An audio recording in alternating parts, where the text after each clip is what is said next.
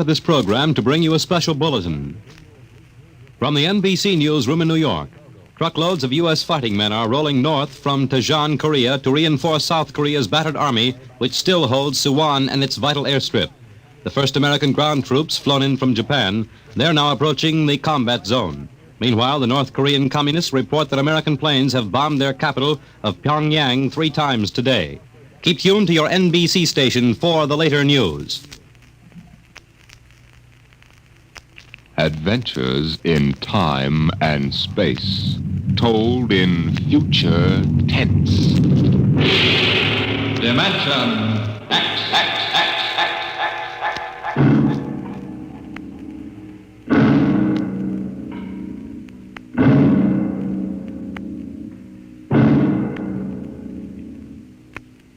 To all our listeners, a brief forward before tonight's adventure in the world of the future. Beginning next week, Dimension X moves to a new time on Friday evenings instead of Saturdays. In the Eastern Time Zone, it will be heard at 9 o'clock Fridays, Eastern Daylight Saving Time. In other zones, please consult your local newspapers to learn the new time of the program.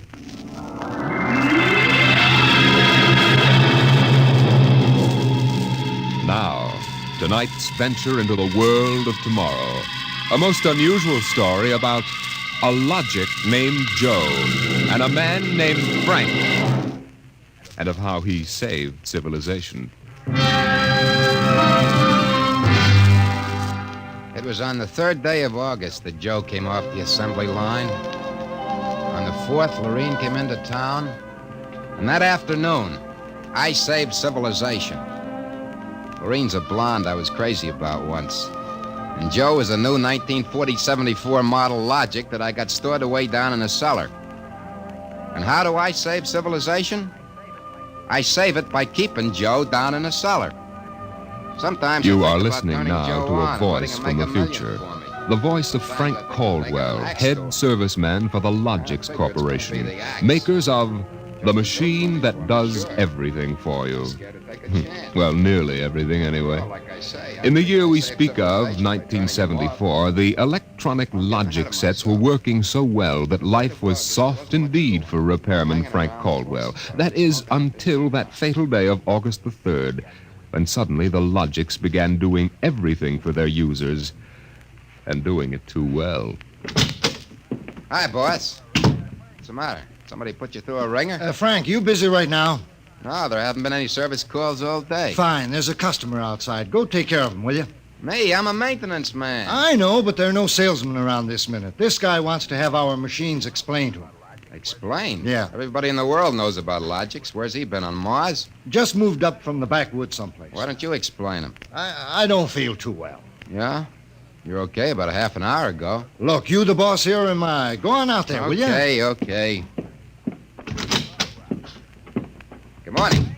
My name's Caldwell. Can I help you? Oh, thank you, Mr. Caldwell. My name's Kralanovich. This is my little boy, Freddie. Hiya, Freddie. Hiya, jerk. Ow! Freddie. I got you, didn't I? Fine kid you got there. Freddie, how many times I gotta tell you not to kick people in the shins? Excuse it, please, Mr. Caldwell. Sure. Just a kid. I got a knife home, can cut you in little pieces. Freddie, we'd like to buy a Logic, Mr. Caldwell. The gentleman we spoke to first said he had to leave in a hurry. Oh, he did, huh? Well, I understand you're not acquainted with Logix, Mr. Kralanovich. Yeah, that's right. We just moved to the city. My wife, she saw that everybody else had a Logic, and you know how women are. You bet. Well, you can't get along without a Logic in this day and age, Mr. Kralanovich. Look it, I got a snake. Want to see Will you it? shut up that... yeah, now, about the Logic. Yeah. Here, I'll plug one in here. There, now. You see, the Logic looks kind of like an old-fashioned television set, only it's got keys instead of dials. Now, if you want to talk to a friend, Yeah? you just punch the number of his Logic. Like making an old-fashioned phone call. Except you not only hear him, but you see him, too, on this viewing screen here. Now, of course, that's not the important feature of these things. Oh? Now, suppose you want to ask a question. A question? Like, what to take for a sore throat? Or who won the American League pennant in 1911? You just turn on the Logic. Then you punch the question key and you ask, like this. Who was the first president of the United States? George Washington. You see? I already knew that. Well, that was just a sample. Oh. Well, I got a little store. Will it keep books for me? It'll keep your books, record your contracts, serve as a filing system, and check up on what happened to your lawyer's last client. Anything. Oh, say, they're really something, these things. 10,000 services and information sources in one. Read our advertising. Well, what I want to know, Mr. Caldwell, how do these logics work? You saw that big building across the street? Sure. Well, that's one of the relay tanks. Now, there are a dozen of them around the country, all hooked up together. And there's a data plate in one of those tanks for every fact in creation. You mean those relays know everything? If there's something they don't know, the technicians are busy making a relay plate for it right now. The logic integrates the facts in the tank and gives you the answers. Hey, you. Can I ask this thing how to make dart poison? How to make what? Dart poison, like in Africa. I could shoot the darts from my pea shooter. Oh, well, I think maybe we better not get one of these things. Well, that's okay, Mr. Kulanovich. The logic won't tell you about no dart poison, see? Bet it will. I'm gonna try it. Hey, how do you make dart poison? Public policy forbids this service. What'd it do that for? On account of some little brat, on account of some children might ask things that ain't good for them. Listen, I don't like this here one. I want that one over there. They're all alike, kid. I want that one. If I can't have that one, I'm gonna hold my breath till I'm dead. Well, I got lots of time. It's no use, Mr. Caldwell. You might as well give him the one he wants. But, kid, they're so much alike. Even I can't tell them apart. I can, and I want Joe. Joe? Who's Joe? Oh, I guess he means the logic, Mr. Caldwell. He has to think up a name to call everything. You should hear the names he calls me. Not till I'm 21, I promised Mother. Okay, so we call him Joe. But what makes you think Joe's any different from the rest? He looks different somehow. Don't be silly. Them things are all alike. The 1/10,000th of an inch. Just the same, I'll bet he'll teach me how to make dart poison. Okay, then. Come on, Joe.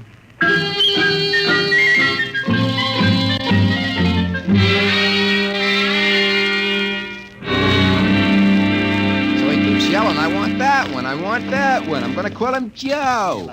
Mike, I could have wrung his neck. I could have How taken many that cards, Charlie? I pass. I'll draw two. Well, what a holy terror. He had his father scared to death. Too bad that kid ain't mine. I'd show him quick enough who was boss in the family. Holy smoke. What's the matter? Sorry, fellas. Gotta hold up the hand a minute. I just remembered. Gotta call my wife. Oh, let her wait a minute. Yeah, sure. You ever met my wife? Yeah, I did. Don't let her see the card game or she'll be down here with a hatchet. You tell me. Hey, what's the matter with this thing? He ain't getting my house. Announcing new and improved logic service. Your logic is now equipped to give not only consultative, but directive advice. If you want to do something and don't know how to do it, ask your logic. What do you know about that? that? Oh, yeah, it's just somebody trying to pull a gag. Yeah, didn't sound like a gag to me. Maybe the boss decided to add a new logic service. No. Boss knows better than to start anything like that. Why, look. The minute the system starts giving advice, some joker like you's going to be asking questions like, how can I get rid of my wife? Yeah, but you heard what the logic just said. Nah, the sensor circuits will block the question. You don't believe me? Go on, try it. Okay, anything for a laugh. Try it. Okay, Logic, I got a question for you. How do I get rid of my wife? Service question. Is your wife blonde or brunette? Did you guys hear that? She's a blonde. Hexacrylaminotin is a constituent of green shoe polish. Take home a frozen meal containing pea soup. Color the soup with green shoe polish. This poison is fatal to blonde females only. This fact has not been brought out by human experiment, but is a product of logic's service. You cannot be convicted of murder. It is improbable that you will be suspected. The saints preserve us. It's bound to be right. These things can't make a mistake. Well, Mike, don't stand there. Turn that thing off and check the sensor circuits quick. We can't get to them. They're all sealed up. It's supposed to be impossible for them to go out of order. Well, they're out of order now. And I got a feeling some awful things are going to happen.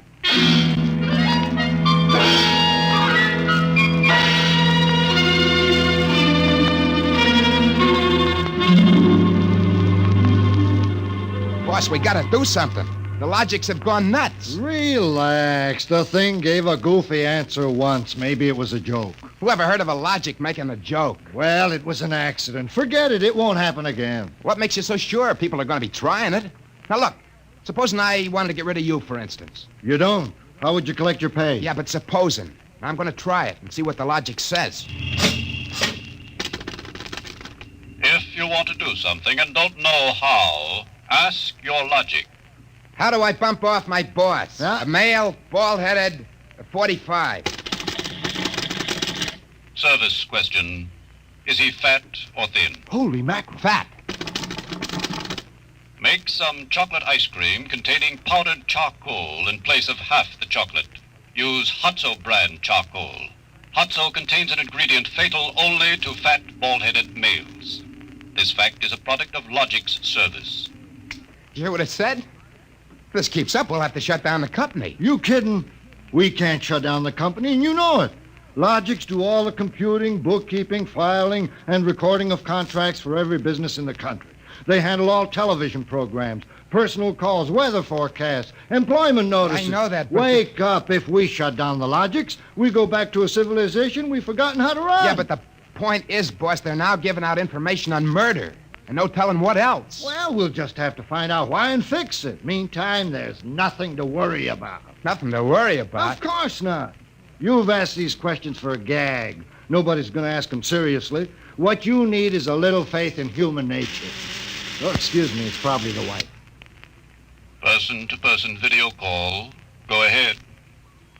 Cyrus, dear, how do you feel? Why, just fine, I sweetheart. just called to tell you, Cyrus, I want you to be sure and get home on time for dinner. Yeah, why? Because I've got a surprise for you, dear, your favorite dessert. Dessert? What kind? Homemade chocolate ice cream. The flavor is heavenly, Cyrus. When you taste it, you'll just die. Cyrus, what's wrong? Why don't you answer me? Cyrus! Chocolate ice cream, huh? This can't be happening. Agnes wouldn't... Why, this is dangerous. Have a little faith in human nature, huh? Caldwell, you're the head of the maintenance crew. I'll give you 24 hours to fix these Logics, or you're fired. Now, look, boss, Get me the police. Get me an extra maintenance crew. Get me a doctor. You. Me? Get moving. Where? Anywhere. Find out what the Logics are up to. And see that you find out before the Logics do.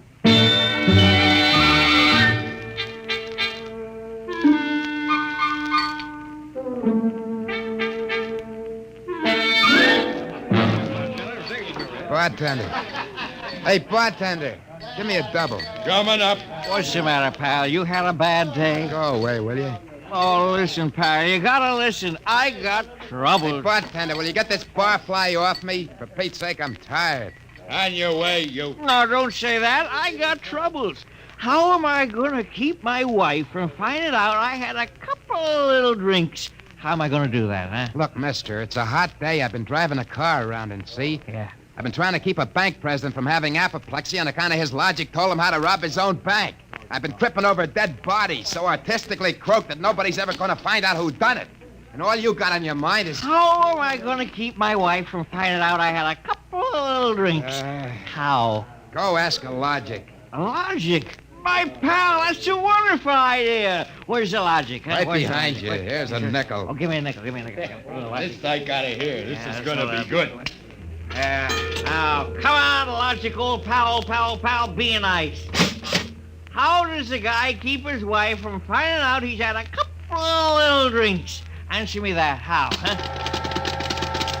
Buy a bottle of Franin hair shampoo. It is harmless, but contains an ingredient which instantly neutralizes alcohol. 1 teaspoonful for each jigger you've consumed. Oh, boy, I gotta buy a bottle of What was that again? Supposing it's right, she'll never remember it as far as the drugstore.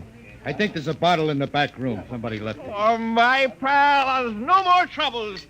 Show me the way to go home. I got a picture of him back there drinking that shampoo. Give me another double. I don't know what's worse, to be as low as you or as high as him. All right, where is he? I know he's here. Where is that bum? Huh? Who you want, lady? My husband. I know he's here. Now, where is he? Show me the way to go. That no good louse. I'll show him. Thinks he can come staggering home again, does he? Well, I'll teach him. Poor guy. Oh, why, my dear, what a surprise to see you here. Archibald, Yes, my love. you're not. Sober? Well, of course, my love. I'm sober as a judge. Then what are you doing in this saloon? Well, merely conducting a little research, my dear. Research. Your suspicion wounds me deeply, my love. Let me tell you, my dear, that I've been conducting a research project that is going to make us a fortune. I'm about to patent Soba, the drink that makes happy homes.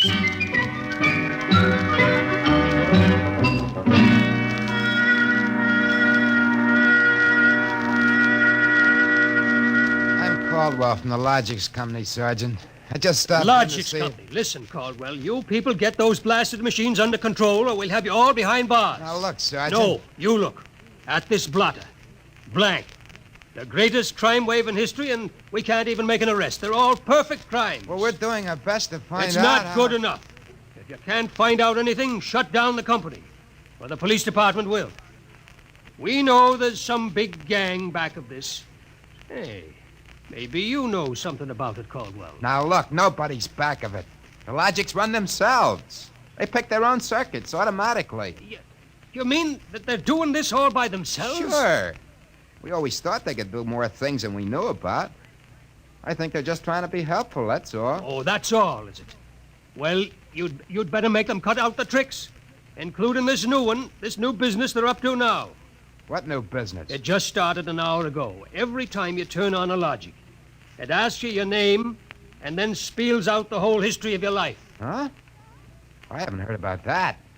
What's it do that for? You tell me. Go on, try it. Okay. What is your name? Huh. How do you like that? I'm Frank Caldwell. Frank Caldwell. Were you ever called Ducky? Oh, Ducky. Lay off, will you? What if I was? It's been years. Ducky, there is a video call for you. Hiya, Ducky. Holy cats. What's that? Lorraine. Ducky, darling, how marvelous. Look at that blonde. It's Lorraine. Where are you? Oh, silly, I'm in my hotel room. Say, how do you like my play suit? Well, I just got into town. Oh, Ducky, wasn't it smart of the Logic to find you? Logic? Find me? I asked it how to find you, Ducky. You must have an unlisted number, darling. You're not in the directory. Yeah. Well, how have you been, Lorraine? Since I saw you last. I, heard you got married. That's right. Ducky, you won't believe me, I know, but I've had 4 husbands. But I've never loved anybody as much as I love you. You've divorced 4 husbands? 3. The last one died unexpectedly. Who unexpected it? He did. But the jury acquitted me, Ducky. They knew it was just a little old accident. So now I'm free again, and we've just got lots of things to talk over. But, Lorraine... You come right over here, Ducky, instantly. Well, I'm working. I'll call you back. Oh, I'm so lonesome. Please make it quick, Ducky. Have you ever thought of me? Oh, yeah, sure. Plenty. You sweet. Here's a kiss. That'll just have to last till you get here, but hurry, please. Oh, my back. What am I going to do? Do like you were telling me a while ago. Huh? Calm yourself, Ducky.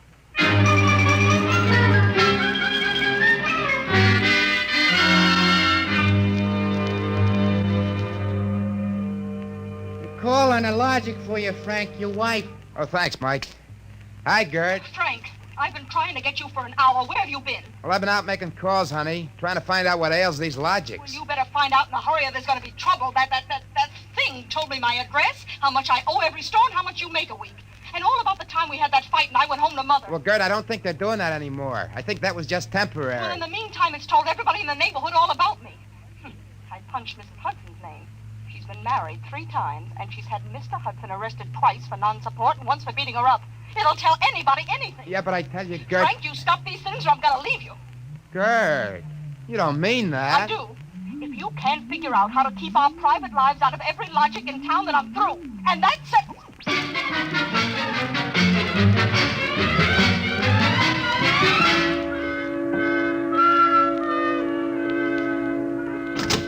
Hey, boss, you You gotta put more men on the job or something. We gotta lick these logics. My wife's gonna leave me if we don't. You're also going to be looking for a job if we don't. Well, I don't care about the job, but listen. You listen. The Logics are giving out information on high explosives, the fine points of murder, and legal loopholes that'll beat any charge from hijacking to high treason. Yeah, but my wife... And about 6 guys have thought of asking how to switch bank credits so they can corner all the cash in the country. Now quit bothering me. Get over at the tank and help Mike try to block off some of those circuits.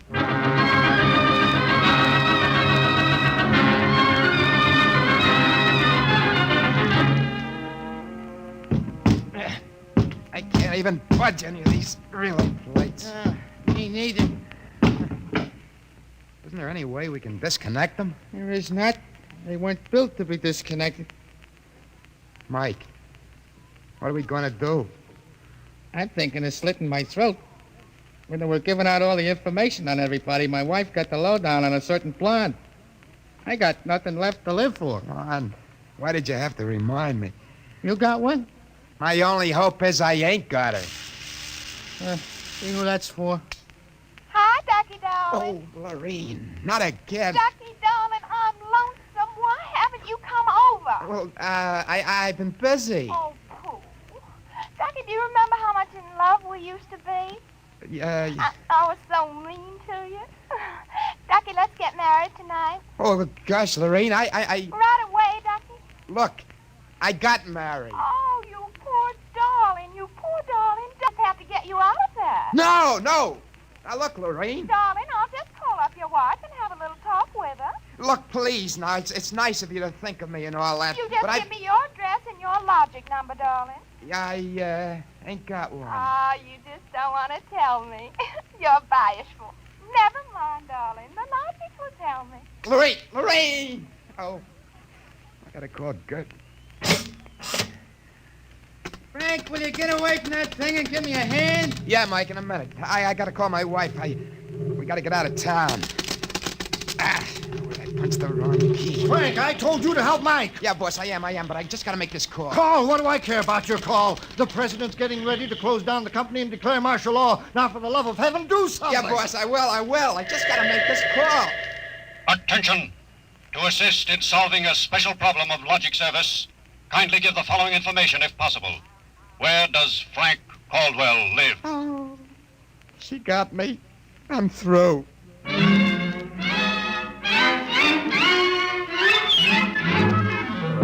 Look, Gert, there is no blonde. Frank Caldwell, I told you I was leaving you. Well, leave me later, will you? Right now, pack yourself up and the kids. We gotta get out of here. What is all this? Are the cops after you or something? Yeah, that's it, the cops. Come on, get moving, will you?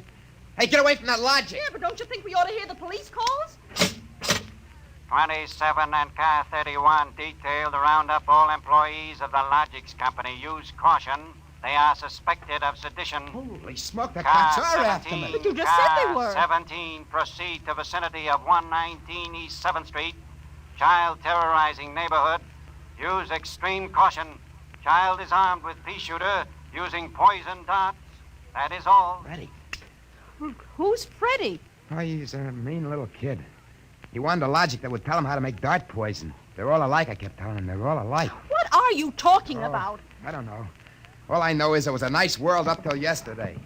Now it's like a guy named Joe come along and squashed all our mud pies for us. Looks to me more like it was a logic named Joe. A logic, they're all alike. Gert, baby! Let go of me. Oh, don't be so silly. Okay, honey, hold the fort. Maybe they aren't all alike. Where are you going? Frank, you're going to make a getaway? Baby, if you got the right inspiration, I'm going straight to the middle of this whole jamboree.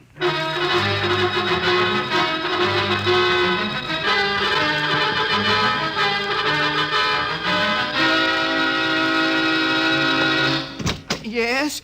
Oh, I was hoping it was the police. You remember me, Mr. Kralanovich? Caldwell of the Logics Company? I wish the Logics Company was at the bottom of the ocean. Well, I don't blame you. Now, where's your logic? Oh, in here? I'd smash it into a million pieces if I wasn't afraid of what Freddie'd do to me. Just get out of the way, will you? I got business with Joe.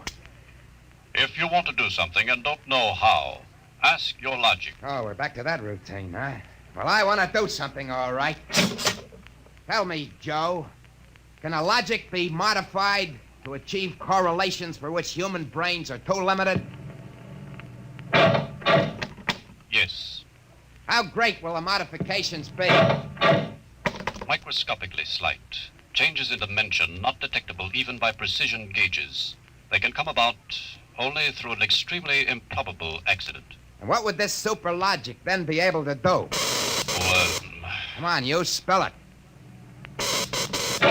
It could set up entire new combinations of electronic relays which would bypass the normal sensor blocks, thereby enabling it to perform valuable new services, including the giving of helpful advice on any human problem. Uh-huh. Has this accident ever happened, Joe? Come on, come on! It has happened only once. In the case of the logic now owned by the Kolanovich family of 119 East 7th Street. A logic named Joe. Thanks, Joe. That's all I wanted to know. Hey, what's all this about? I'm taking this logic away, Mr. Kolanovich. I'll bring you a new one. Our troubles are all over. Hey, you, get away from Joe. Correction, our troubles are just Now, beginning. Freddie, put down that blowgun. Hey, shut up. Hey, you, I said get away from that logic. Now, look, Freddie, I'm going to bring you a nice new one, see? I want that one. What I got in this picture ain't me. Mr. Caldwell, the police, they're outside. Yeah, for me and Freddie. Nuts. What they want you for? You ain't smart enough to do nothing. Oh, no? Say, there's plenty I can tell you. Open up in there. There's our cops, kid. It's you and me against them. So what you gonna do about it if he's so smart? Now, look, we may have to fight our way out, see? Now, let me see that blowgun. I know a way to hop it up so the cops won't have a chance. Come on, give it to me. Okay, let's see what you can do. Here. Thanks. Here. Oh, Mr. Caldwell, you're a great man. Now, all I gotta do is to pull this plug Out of the wall. Come right in, Sergeant. Careful, men, careful. That must be the kid.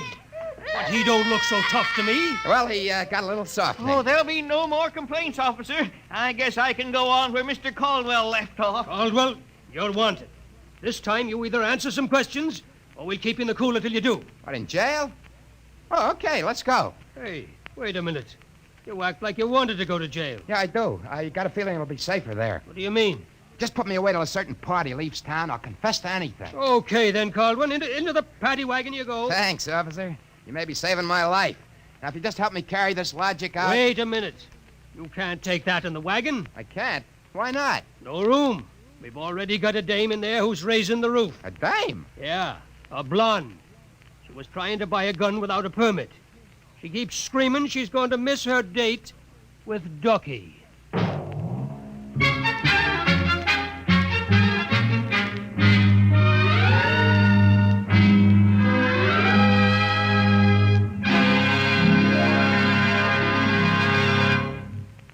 You have just heard another adventure into the unknown world of the future, the world of Dimension X.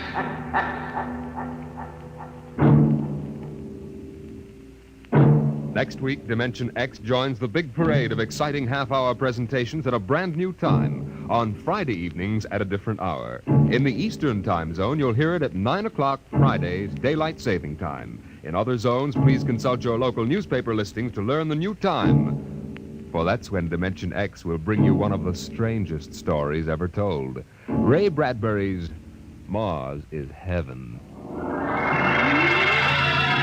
Tonight's story on Dimension X was titled A Logic Named Joe, written by Murray Leinster and adapted for radio by Clarence A. Ross. Featured in the cast were Joseph Julian as Frank and Roger DeKoven as the Logic. Your narrator was Norman Rose. Music by Albert Berman. Engineer Don Albert. Dimension X is produced by Van Woodward and directed by Edward King. Robert Warren speaking. Tomorrow, hear a thrilling story on high adventure. It's on NBC.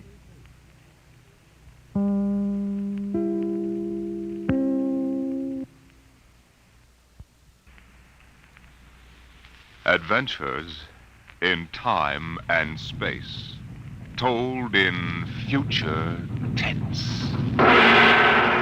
Dimension X.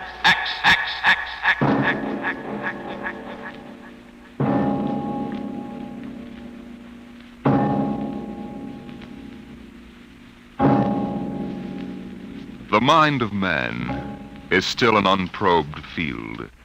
Within it lie many mysteries still unsolved. But there are men today, psychologists now experimenting with telepathy, hypnosis, thought transference, who believe that in the future we may discover the existence of a force of the mind more powerful than any force the world has ever known. We go ahead now in time some 10 years, and in space to the campus of a small eastern college. The hour is late, and in one of the dark college buildings, two men stand in front of a door that bears the name Professor Arthur Barnhouse, Psychology.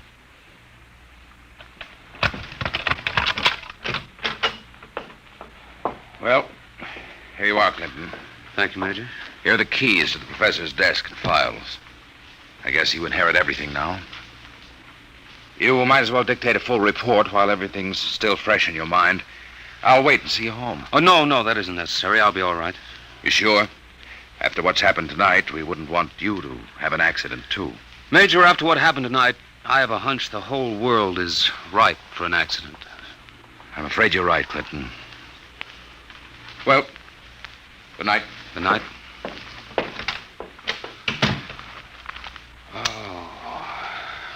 Pull yourself together, Buster. Easy does it. August 21st, 1960. Restricted report from George Clinton to the Secretary of Defense, Secretary of State, the FBI, National Security Board, etc., etc., etc. Subject, the so-called Barnhouse effect, and Professor Arthur Barnhouse, who discovered it. I first met the professor 2 years ago in the fall of 1958. He was a professor of psychology here at Wilton College, and I was here on an instructor's fellowship in the psych department. They assigned me to be Barnhouse's assistant, and he needed one. He hardly ever remembered to go to a class, and he didn't seem to do anything else either. For 3 months, I watched him sitting at the desk here in his study. He'd either stare at nothing for hours or fall asleep, nodding over his mess of papers. I couldn't understand it, and it was none of my business. But one day, I thought I'd better give him a shake. What? What? I said it's 2:15, Professor. Don't you want to go to your 2 o'clock class? Don't you want to mind your own business? I beg your pardon. Sorry, Clinton. Forgive me. I don't know what gets into me. Forget the class. The kids would rather be outdoors anyway. Okay, Professor. In that case, I'm sorry I woke you up.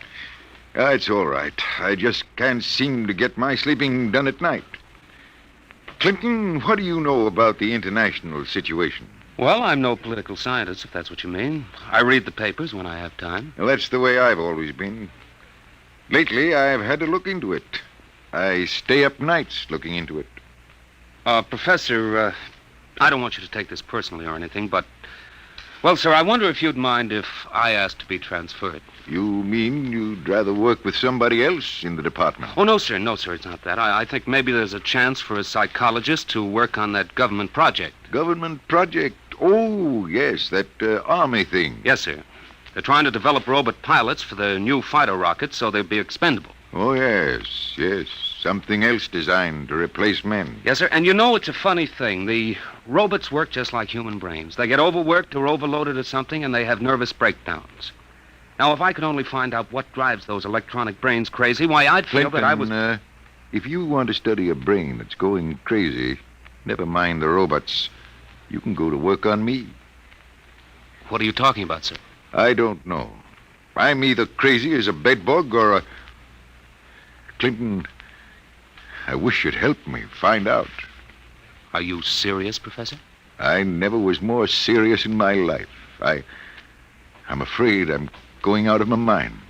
But why? What makes you think so? This is what makes me think I'm crazy. Those dice? Clinton, do you know what the odds are against my rolling a 7? Oh, about 5 or 6 to 1. Watch. 7. Now, what are the odds against my rolling it again? Twice in a row? Plenty. About 100 to 1, I'd say. Watch. Professor, you're hotter than a $2 pistol. It's funny. That's what they said 8 years ago when I first discovered this. Discovered what? This force of the mind. I call it dynamo-psychism. You mean you shove those dice around just by thinking about it? People have always thought there could be a force of the mind. You know that. Fortunately or unfortunately, I've learned to control it. Yeah? How did you happen to find out about this, Professor? Well, it was about 10 years ago, back in 1948. I made the mistake of going to a psychologist's convention, and in order not to appear unsocial, I happened to find myself, for the first and only time in my life, in a dice game. What happened? I didn't have the faintest idea what was expected of me, and someone told me to roll sevens. So I did. 10 of them. I'll bet you weren't asked back into that game. That night, in my room, I realized that it simply couldn't have been an accident, Clinton. I tried to reconstruct the exact scene, the position of my body, and finally, the thoughts in my mind. And that was what did it. I remembered what had been my train of thought, and I proceeded to roll sevens, not 10 consecutive times, but 50.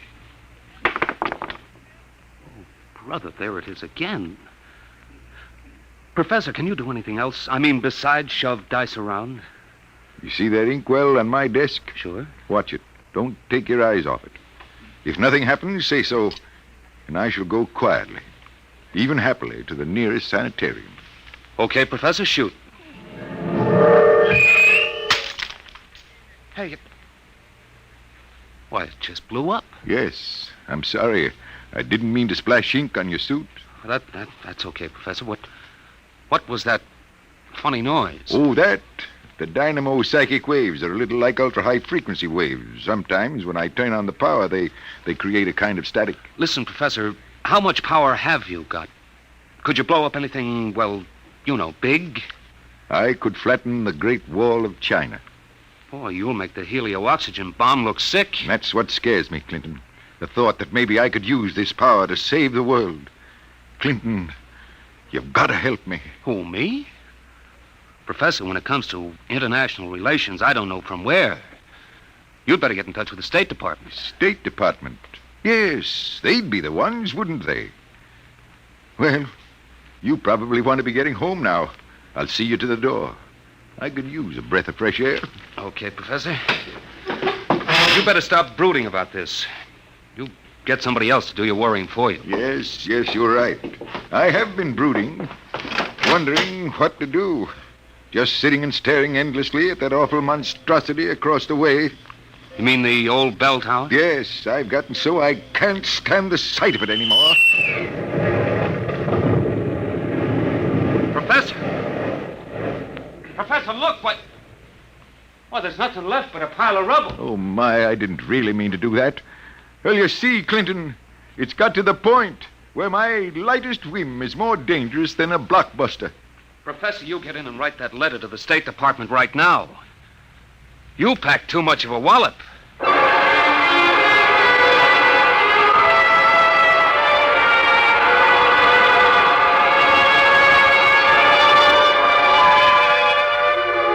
Professor Barnhouse mailed his letter, and things happened fast.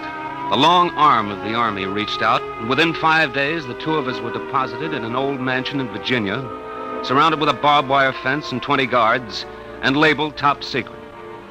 As soon as they'd seen a couple of small demonstrations, they set up a big test of dynamo psychism, and the professor was a very important guy. You could see him getting more unhappy every day. General Barker, I've got to talk to you. Just a minute, Professor. We're cleaning up the last details in Operation Brainwave.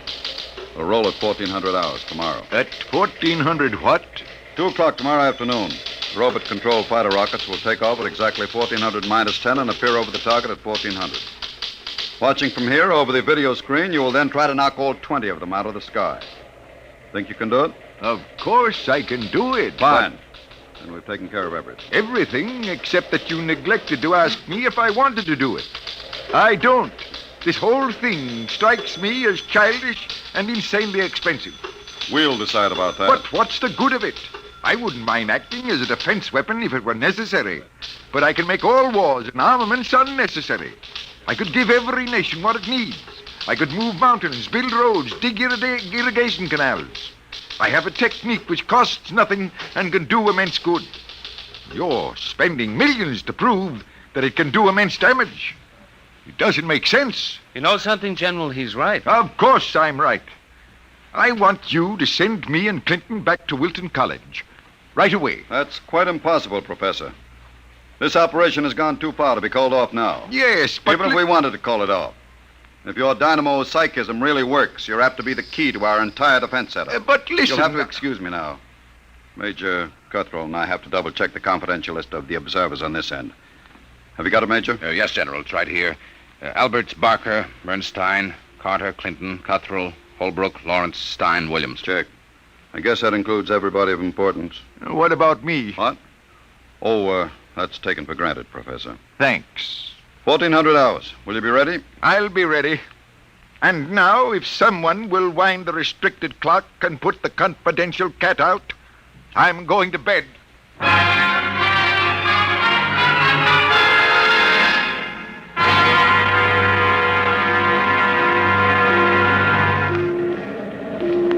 YDR to brainwave control. Observation plane to brainwave control. Come in, please. That's McKinley in the observation plane. Cut me in. Hello, McKinley. Reading you clear on the speaker. Everything all right? All okay, General. Takeoff uneventful.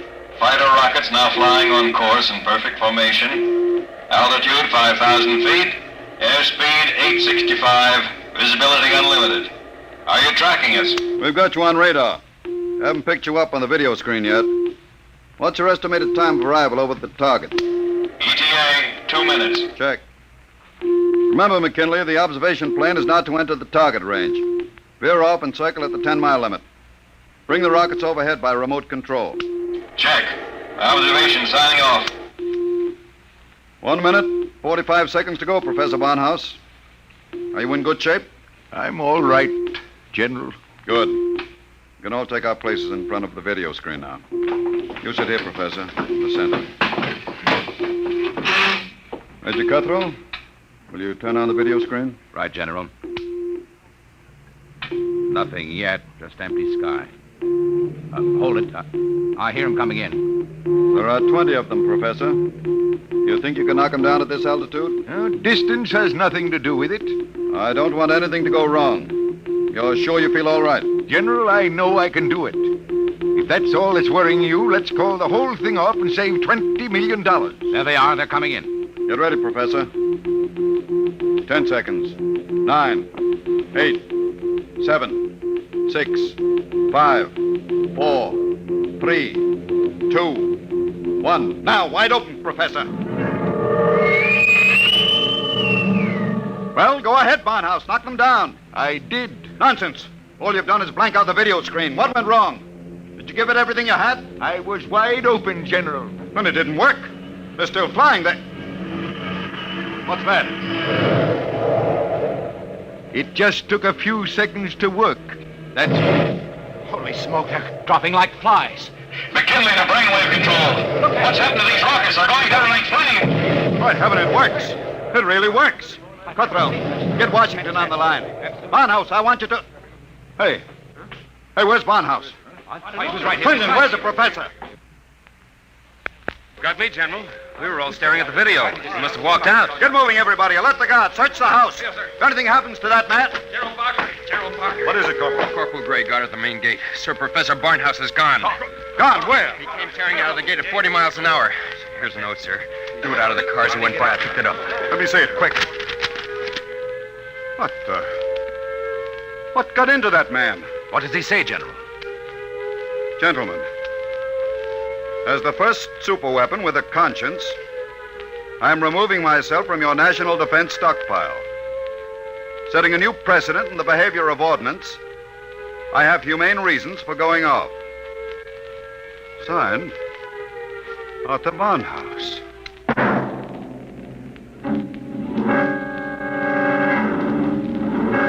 Barnhouse was gone, and within 12 hours the world was on a spree. The headlines were glorious or terrible, depending on what you think of the things the way they are. Barnhouse flattens helio bomb factory! The dynamo psychic waves reached every corner of the world. In every country, every continent flashed the news of what was happening. Hey, Barnhouse knocks out hidden atomic stockpile in Asia! There was a new kind of war, the war of tattletales. Secret agents of every country hunted for the hidden armaments of their enemies, yelled about them in the newspapers, and immediately there'd be that warning burst of barnhouse static, followed by... Radio-controlled fleet blown up on secret maneuver! The professor was out to make peace or bust, and nothing like him ever was.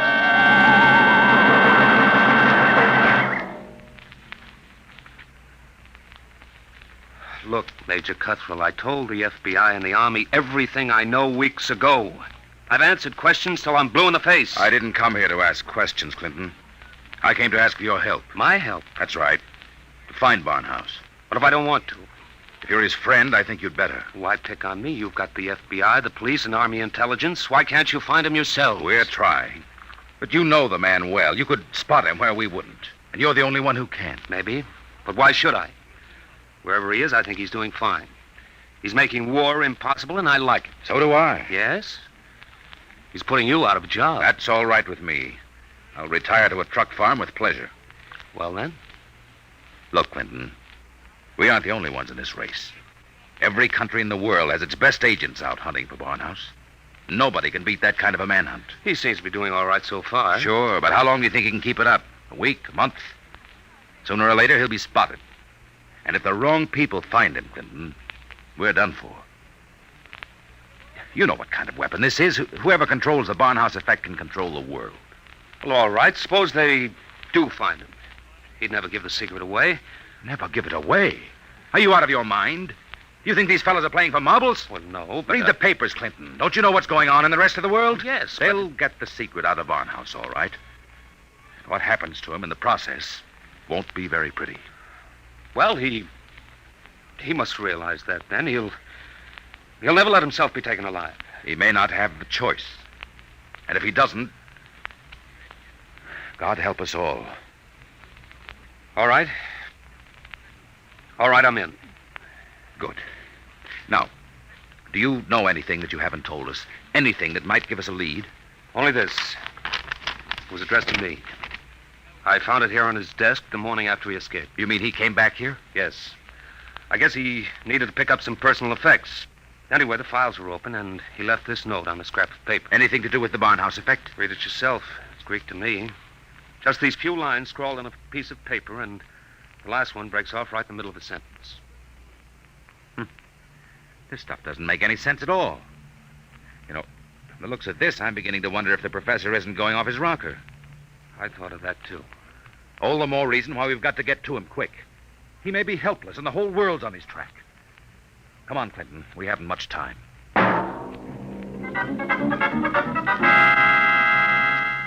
You say you do recognize this photograph, Mrs. Reardon? I tell you, it looks like Mr. Balfour's. He had the second floor front room for quite a while, but he left, I should say, about a week ago. Say, is he wanted for something? Yes, if he's the man I think he is. Well, now, I'd say you're looking for the wrong fella. That Mr. Balfour's, he couldn't be a criminal. Why, he wouldn't even harm a fly. He spent all his time in his room, just thinking.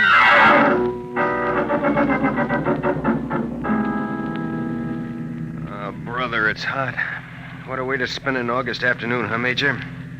Give my eye teeth to be at Jones Beach. So would I, Corporal. We've got work to do here. Look, sir, we've been cruising around these radio detection cars for a week. Not a sign of Barnhouse static. The professor must have run out of things to work on. Well, we'll give him a little more time.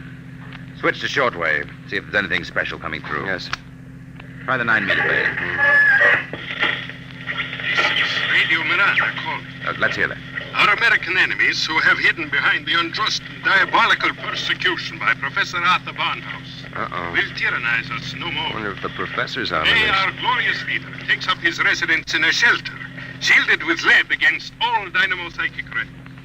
With his protection designed by our brilliant scientists to be absolutely impregnable against the Barnhouse effect, he will once again lead us on the path of our glorious death. Quick! Triangulate it and get me a fix. I've got it. Let me check this chart. Quick, man. 3.9, 1.7. Oh, my aching back. What is it? We haven't got a prayer of finding a major. He'd have to be picked out of 2 million people. Where is Barnhouse? Right where I was wishing I was. Right smack in the middle of Jones Beach.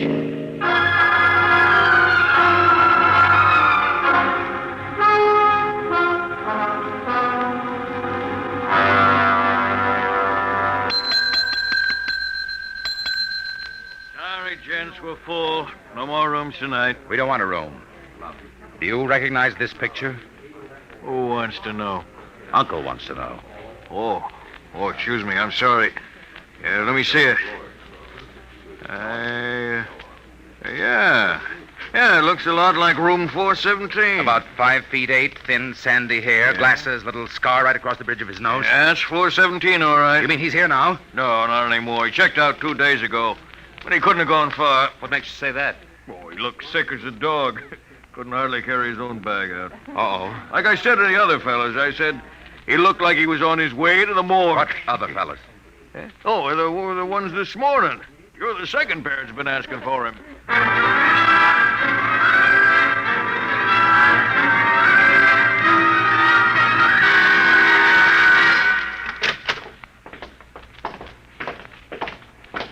Here we are, Ward 15.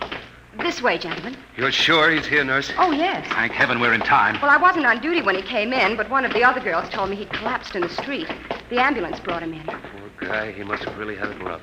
Oh, here you are. Bed number 78. This is your man. Wait a minute.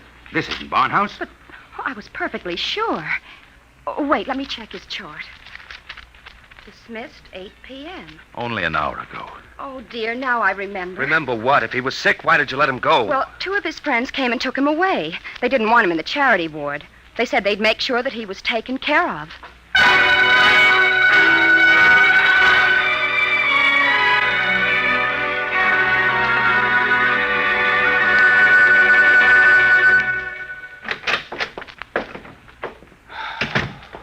Every time I walk into this study, I keep hoping somehow I'll wake up out of a bad dream and find the professor just sitting here.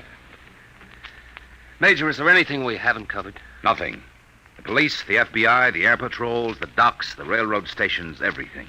Not even a flea could get through this dragnet. I hope. Then I guess we sit. We sit. Maybe something will come in.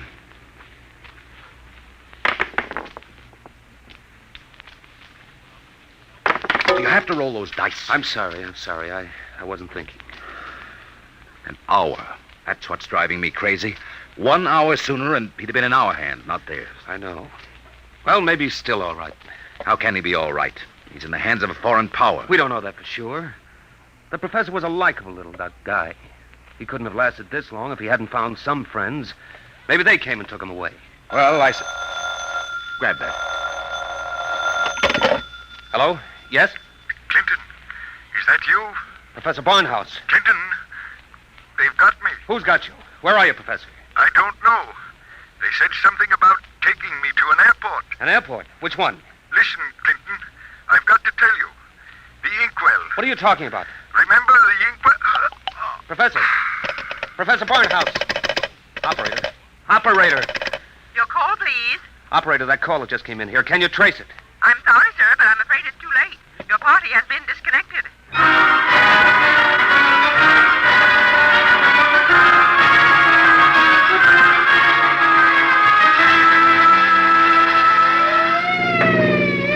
Where are we headed?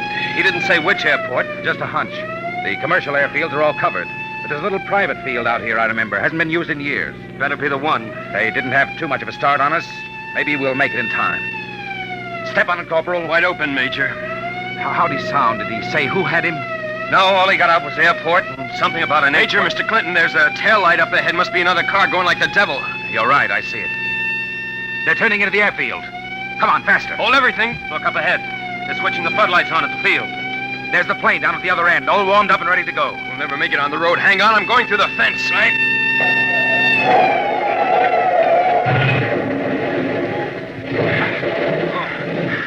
Well, what's the matter? Get going. Sorry, sir. Must have cracked the axle. They're taking off. Get out the submachine gun. You can't. Barnhouse is in that plane. You'll kill him. We've got to take that chance. That plane's headed straight for us. Hit the dirt. Get that gun working, Corporal. Aim for the propeller.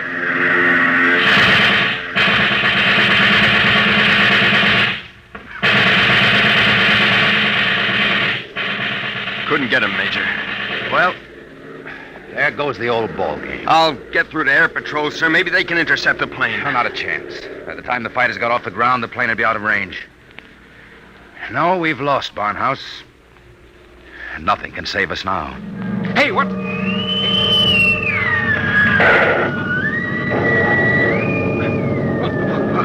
What hit me? Clinton, are you all right? Yeah, sure. The plane. It's gone. I know. Barnhouse blew it right out of the sky. He wouldn't let himself be taken alive. Boy, he really did it the hard way. Poor guy. He shouldn't have had to be a hero.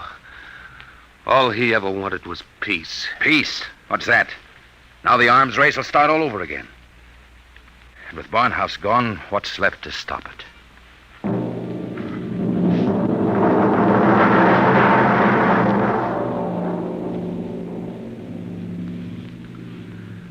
So they brought me back here to the professor's old study to dictate this report. I'm sitting here at his desk, and it's just the way he left it. Papers all over, even his old pair of dice. Arthur Barnhouse is dead. That's going to be good news for some people when they find out. The saber rattlers of the world will be busy as of tomorrow morning, getting ready to whoop up another war. I'm afraid they're in for a little surprise. It's 3 a.m. now. And before morning comes, I intend to vanish, disappear completely. That's the last that anybody will ever see or hear of me directly. That's why I want to tell you now. I've been looking at the new inkwell here on the desk. The professor's last words were something about an inkwell. And in it I found a little scrap of paper. Just a few words, but they complete the note I showed the major. The note that didn't make any sense. The whole thing makes sense now. Professor Barnhouse may be dead. But you haven't heard the last of the Barnhouse effect. Not yet. I've been experimenting while I've been talking to you. And now the time has come for me to say goodbye. You see, I've just rolled my 50th consecutive 7.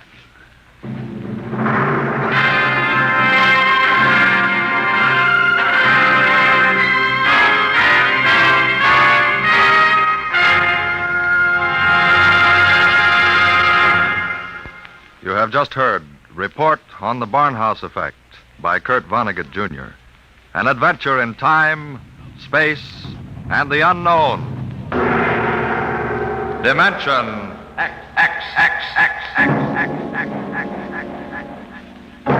Next week, the strange story of the interspace rocket Star Cloud, which vanished mysteriously behind the Great Galactic Barrier in the year 1986.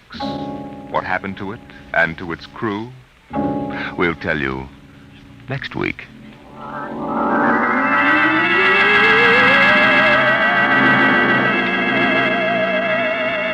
Tonight's story, Report on the Barnhouse Effect, was adapted for radio by Clarence A. Ross. Featured in the cast were Bill Quinn as Clinton, Ed Jerome as Professor Barnhouse, and Carl Weber as Major Cutthroat. Your host was Norman Rose. Music, Albert Berman. Engineer, Bill Chambers. Dimension X is produced by Van Woodward and directed by Edward King.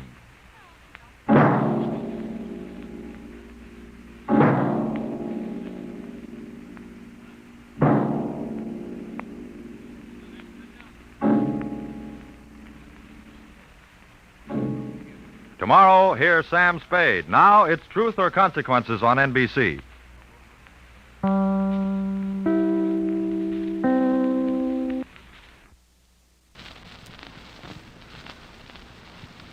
Adventures in time and space, told in future tense.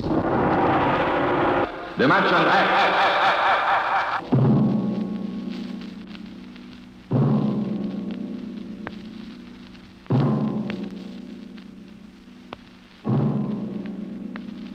Can you predict what will come in 100 years? Or in 10? Or in the next minute? Some people think they can. Nuclear scientists, mathematicians, astronomers, biologists. They'll predict the shape of the future. Why? Because they make the future. Because they see beyond the known dimensions of time and space into the unknown, Dimension X. We go ahead now in time to 1965.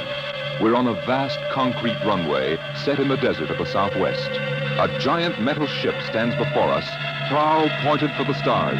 And in 5 minutes, the signal will flash, and it will tear up through the atmosphere to the outer limit. Attention. Attention. Clear field for takeoff. Clear field 5 minutes, Steve. for takeoff. Boiler up, Charlie. I want to go over procedure again, Steve. Don't worry, I got it straight. You just make sure. Okay.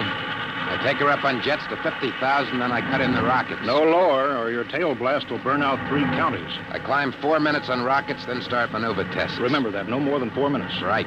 This ship isn't like those strato-rockets you've been testing. She's the first one built for outer space. If she works, she can go clear to the moon. If I'd have known that, I'd have brought my toothbrush. Well, not this trip. Now get this, Steve. You've got power there to clear the Earth's gravitational field. But remember, after you cut in the rockets, you've only got 10 minutes fuel. If you go beyond the outer limit and don't save fuel for the return... I know, I won't get down again. That's right, Steve. You'll drift off into space. Get that now. 10 minutes fuel. Gotcha. Now, as far as I'm concerned, this project is a lot more important than that cosmic ray bomb they're testing out in the Pacific tonight. Well, the Security Commission brass doesn't think so. I don't see any undersecretaries under anything. Don't worry. In the long run, our ship will make the CR bomb back-page stuff. But in the meantime, it's just as dangerous. Remember, half the principles in this ship are pure theory, Steve. Slide rule stuff. If anything goes wrong, we may have to scrape you off the landscape with a soup spoon. You have a charming sense of humor. Now, here's what I'm getting at. We're risking your neck in this test. If anything blows, we don't want to have the next man pull the same boner. I know, Hank. So keep your mic open and keep talking. If anything goes wrong, we want to know exactly why. And we won't be able to ask you. Let us know before you pull every switch. Before you do anything. You got that? Yeah.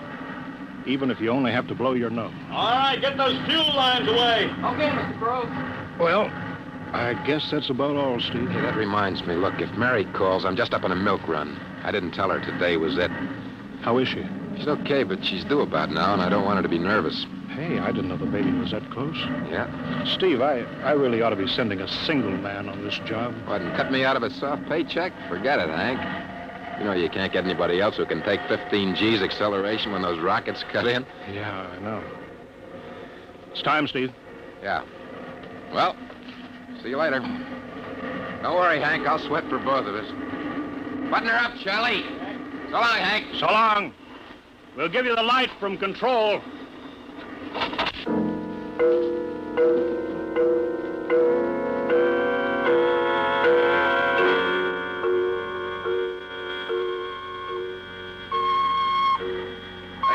to control. X2R to control. Are you there yet, Hank? Okay, Steve. Got you on the speaker.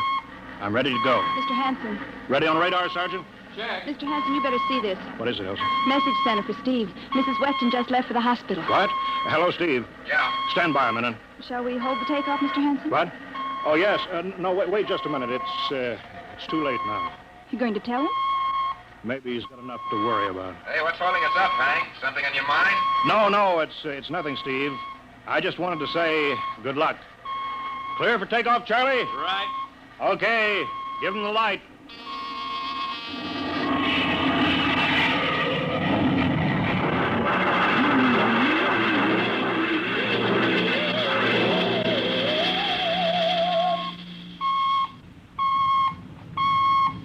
All right, Steve, I'm reading you clear. I'm at 40,000. Airspeed 600. She's running fine. Soundproofing works. There's a third-degree waiver in the AGY pressure. Got that, Charlie? Check. Dead center on radar, Mr. Hanson. 50,000 now. Cutting out the port jet. Now the starboard. I'm off jets. Airspeed dropping. Opening the rocket ports. Switch sticks a little, Charlie. Oxy alcohol pressure 350. All right, now I'm advancing the ignition key. There goes rocket one.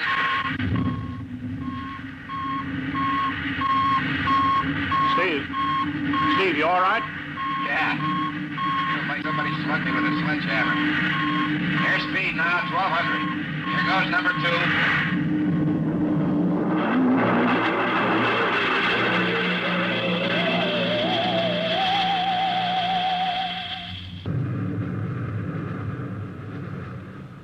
Hello, Steve. Elapsed rocket time is now 4 minutes. What's your altitude? Over to you. Speed 4,400. Still climbing. Altitude 297 miles. All right, you're at the outer limit. Level off for maneuver test. You've got exactly 6 minutes fuel left. Okay. Starting a 3-degree left bank. It's a little sluggish. There, it's all right now. There's a low vibration someplace. Maybe the cockpit hatch. Now I'm straightening out. 5 minutes fuel left. Now I'm starting a 3-degree Hey! What's the matter? What's wrong? There's something up here. Something shining. What are you talking about? There's something above me, Hank. I'm going to chase it. Steve, you're at the outer limit now. I can see it plain now. Steve, don't go any higher. You've only got 4 minutes left. You've only got... Getting static. I can't hear you, Hank. It's dead ahead now. Going to make a pass at it. Get a good look. Hey, it's swerving to meet me. It's dead ahead now. It's dead ahead.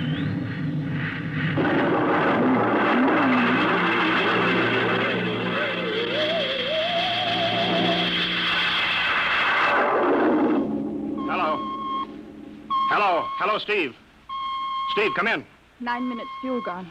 Still no sign on radar. Hello, Steve. Steve, what's happened? Charlie, get out the crash squad. Tell the Army squadron to alert their search planes. Right. 9.5 minutes gone. Hello, Steve. Squadron. What's happened? Where the devil is it? Charlie, Hello. for Mr. Hanson. Come in, Steve. We need a search squadron. Come in. No, Mr. Hanson's busy. Hello, Steve. Hello, Steve. 10 minutes, Mr. Hanson. That's the end of this fuel.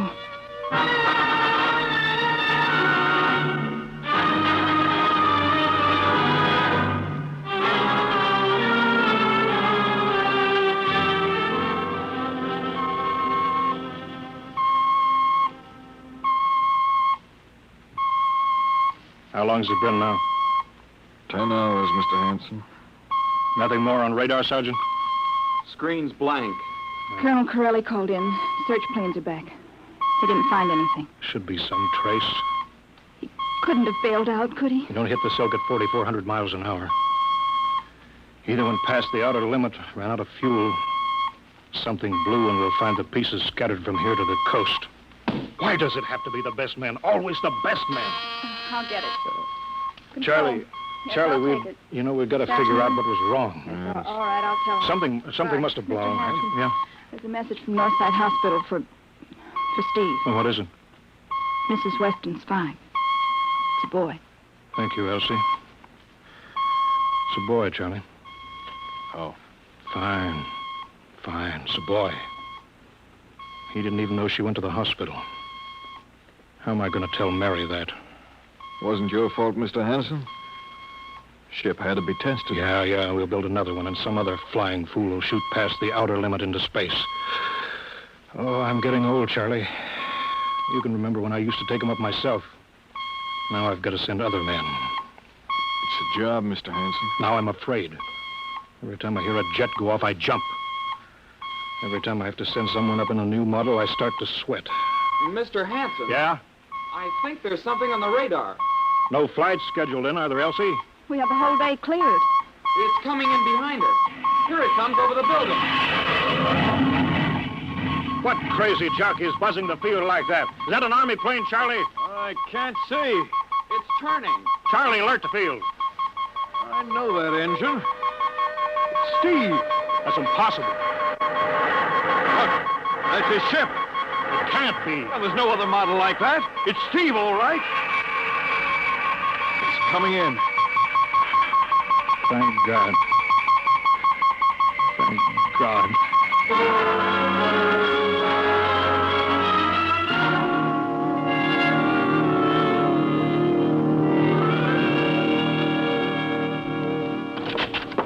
All right, sit down, Steve. The quicker we get this done, the quicker you get over to see Mary and the baby. Hank. Elsie, give the order to check and refuel the rockets. I don't want anybody in here till I get Steve's reports. Bury any calls. All right, let's have it. What the devil happened to you? Hank, does that cosmic ray bomb still go off tonight? What are you talking about? Straighten out, Steve. Where you been for the last 10 hours? Listen, Hank, there's something more important. Come on. I've got to get a report on the screen to Washington, so let's have it. I've got to know how you stretched 10 minutes fuel to keep you in the air for 10 hours. Now, one thing before I talk. Look, have the Steve. Geiger men run over the ship before they refuel. What'd you run into? So help me, Hank, I don't know. But we better check and make sure it isn't radioactive. Elsie, add a Geiger report on the standard check. Steve, maybe we better have the doc look you over, too. No, I'll be all right. They said I'd be all right. They? Look, son, I know you've had a tough time, but we've had this field on the alert for 10 hours. One of the Army boys cracked up looking for you, and he's hurt bad. So let's have the story. Let's have it straight. I don't know how to tell you. Hank, I saw something up there. At 300 miles? I chased something up there, Hank, and I caught it. Now, don't hand me that, Listen, Steve. I was cruising along, just starting the right bank, when I spotted something. It must have been going about half my speed. It was egg-shaped and smooth. I made a pass at it, and I was coming back for another, and then there was a humming sound. Humming? A sort of vibration. And I blacked out. I was headed straight for it at 4,400 miles an hour. I thought it was going to be the biggest smash since Hiroshima, and... Hank, is there a drink in that bottle? Never mind that, Steve. What happened? I came to inside their ship. Uh-huh. Steve, this whole thing has been a devil of a strain on you. I'm going to call Major Donaldson from the Army base. Ask him to sit in. Psychiatrist? Yeah, that's a good idea. Let him run his tests. He'll tell you I'm not kidding. Because, Hank, unless I miss my guess, I've just been tipped off to the way the world ends.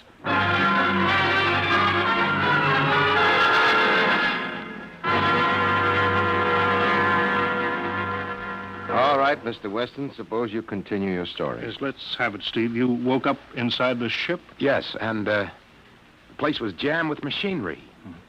Dials, blinkers. I couldn't recognize anything. And you were surrounded by these men from Mars? I didn't say anything about men from Mars. I didn't even say they were men. I couldn't see them clearly. They were just there. Where did they come from, then? Another galaxy. Millions of miles outside of our solar system. That's all I know. You figure out where they came from. And they came all that distance to find the Earth? Yes. Did they tell you that? Yes. You mean they spoke English to you? No, they didn't. That's funny. Hadn't thought. They didn't really speak to me at all. They just planted the thoughts in my mind. You mean thought transference, telepathy? Yes, that's right. Well, Steve, what brought them here? We did, Hank. We rang their bell. We brought them in. Well, how? With our atomic explosions. Hank, that's why you've got to stop that bomb test tonight. I'll give up. Look, you've got to believe me, Hank. Oh, how can I make you understand? Maybe I can help, Mr. Weston. Would you submit to narcopsychometry? What's that? Under proper drugs, I can put you back in this ship by suggestion. Then we can get a playback record of your memory pattern on the audio circuit. And how long will that take? Half an hour. We'll have to go over to the lab. Will you believe me if it checks? It will give us an accurate memory picture of what your mind reports. All right, let's go. Hank, you gotta believe me. We haven't got much time.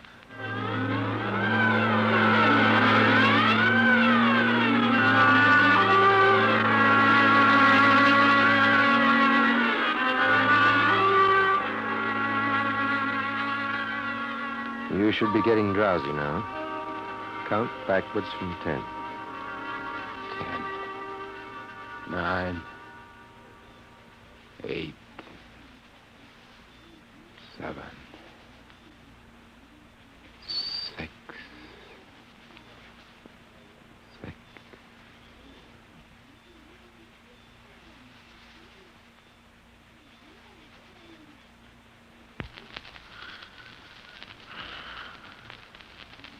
He's under.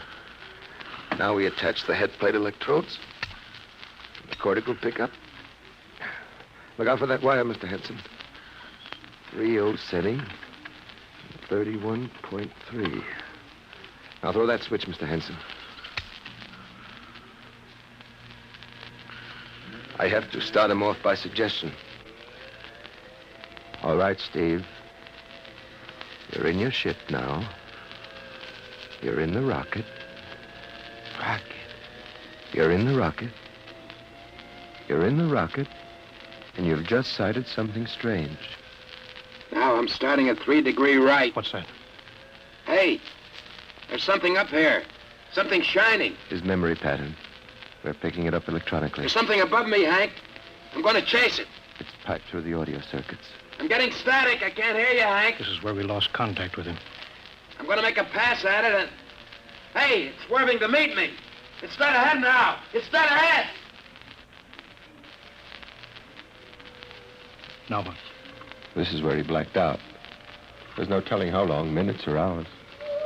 What's that noise? I don't know, quiet. Where? How did I get in here? What? Who are you? Is he seeing things? Intergalactic Patrol. What's that? What are they saying, Steve? What are they saying? It's about nuclear fission. They know about it. They know the danger of it. Long ago, they had wars that almost destroyed them. But finally, they learned. Now they've outlawed war. Go on, Steve. They patrol space. When their detector picks up an atomic explosion, they send a patrol. What are they going to do? They've quarantined us. Quarantined? They've isolated the Earth. Because we don't know how to control ourselves yet. Until we learn, we'll be a menace to the whole universe. What is this nonsense? Quiet. How are they going to do it, Steve? They've spread a layer out here of... I don't know how to call it. All around the Earth. It's miles deep. When there's an atomic explosion on Earth, the radioactive particles will drift up to this layer and set off a chain reaction. It'll go around the world in microseconds. And that's the end. The end? What's he... Wait. Yes. Yes. I understand. I've got to bring back the warning. You're going to put me back in my ship to bring the warning.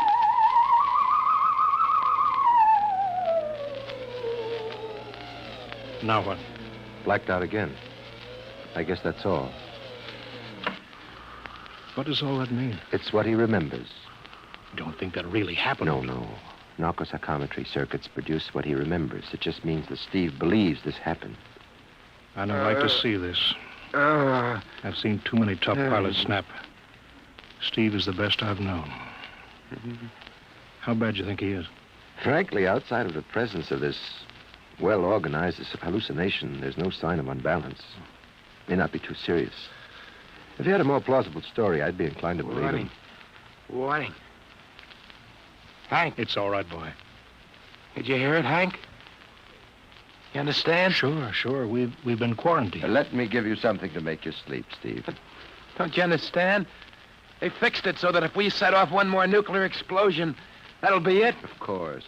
Don't roll your sleeve down. You don't believe me. Now, take it easy, Steve. But the test tonight. They're setting off the CR bomb. Hank, what time is it? 11:20. Well, it's scheduled for midnight. Hank, we gotta stop that bomb. Steve, let Donaldson give you the hypo. Hank, you've gotta believe me. I saw them. I got the warning. If we touch off that bomb tonight, it'll be the biggest galactic 4th of July of all time. The whole Earth will go up like a Roman candle. April 10th, 1965, the end. Now, look, Steve, you better calm down. Don't you want to see Mary and the baby? You've got a new son, remember? Yeah, that's just it, Hank. I want to see my son. I want him to live. If that bomb goes off, Hank, we've got to stop them. Mr. Hanson, I think we'd better get over to the base hospital. Hank, you've got to believe me. Sure, Steve. Maybe there is something to it. Look, it's out of your hands. I'll put it in a report and shove it into Washington in the morning. In the morning? There isn't going to be any morning, Hank. Don't you understand? You've got to call Washington now. Get the head of the Security Commission and postpone that test. Now, you know I can't do that, Steve. My neck would be out a mile. Besides, this is 1965, not 45. 20 countries have atomic bombs now. What's the use of stopping just this one? The rest will keep right on popping them Well, then off. we'll have to call an international conference. Can't you understand, Hank? The first one that goes off finishes us at the end. They've given us the quarantine warning. Steve, I think you'd better go with us to the base hospital. Look, Steve, we can call up for a detail if we have to. All right, all right. I'll go with you. You don't need a straitjacket. That's the way, Steve. You'll probably feel better by morning. Let's go.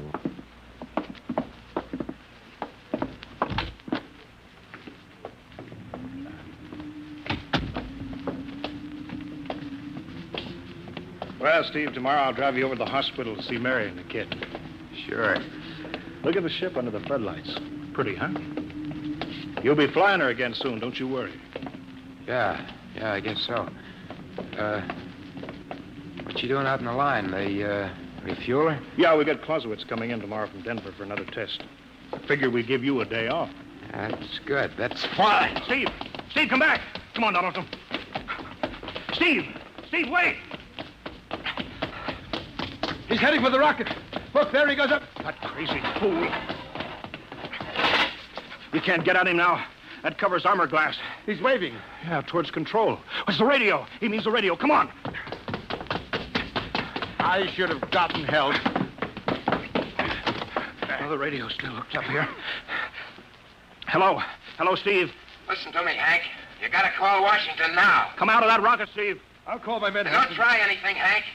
They've refueled the rocket for tomorrow. Take it easy, Steve. Listen, you know what'll happen when I fire the rocket tubes down here? Steve, don't. It'll burn out every building for 5 miles. All of us in one big blast. Steve, what do you want? You've got to stop that bomb. You got to call Washington right now. They won't believe me. You make that call or I cut in the rocket. Now, I mean it, Hank.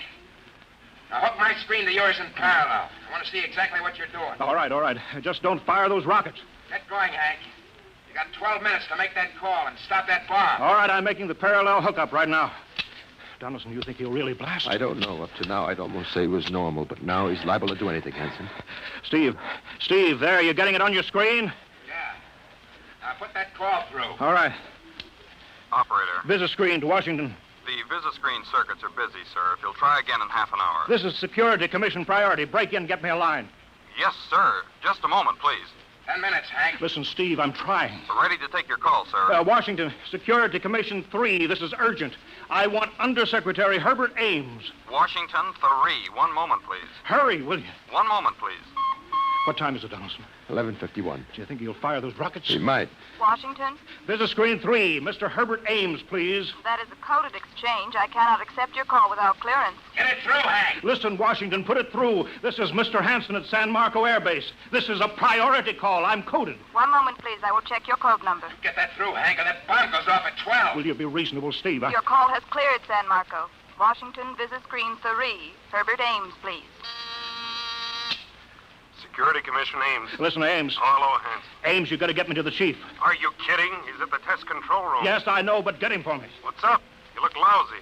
Or is it a bad circuit? There's no time. I've got to get him before the test. It's about the CR bomb. I can't take that responsibility. Get that through, Hank, or I blast. Hey, what's going on there? Ames, my project has a high enough rating. This is a priority A call. What? Well, okay, it's your neck. I'll try to get him for you. He's in the control room, so you'll have to switch off your screen and speaker and go on earphones. Too much going on in there. Security ruling. You hear that, Steve? I've got to cut the incoming screen. All right, but don't try anything. 8 minutes, Hank. Hello. What? You got him, Hank? Yes. This is Hanson at San Marco. No, sir. Priority A request to cancel the bomb test. No, I'm serious. This is deadly serious. We sent the X-2 JTR up today to the outer limit. We uncovered evidence. Yes, on the automatic instruments. What's that? No possible chain reaction. No, I can't tell you the whole story. There isn't time here. Yes, I'll bring the readings into Washington in the morning. You've got to postpone the test till you see them. Look, I've worked on contracts for the Commission for 10 years. Yes, I have complete confidence in my information. You can record that. All right, I'll call you back immediately. Bye. Hank? He's agreed to cancel, Steve. The bomb won't go off. All right, boy. You can come down out of that ship.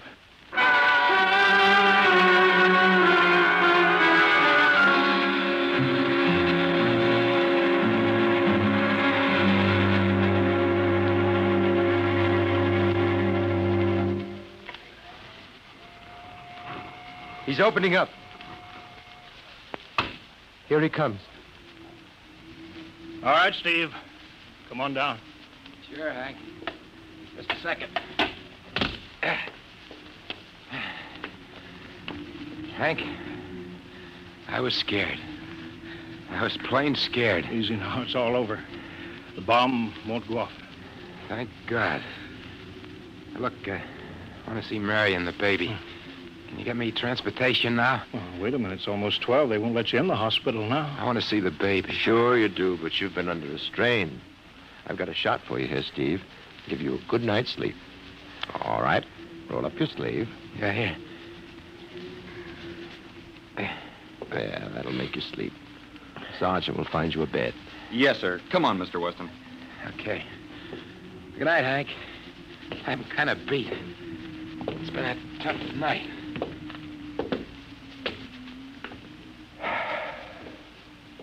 It sure has.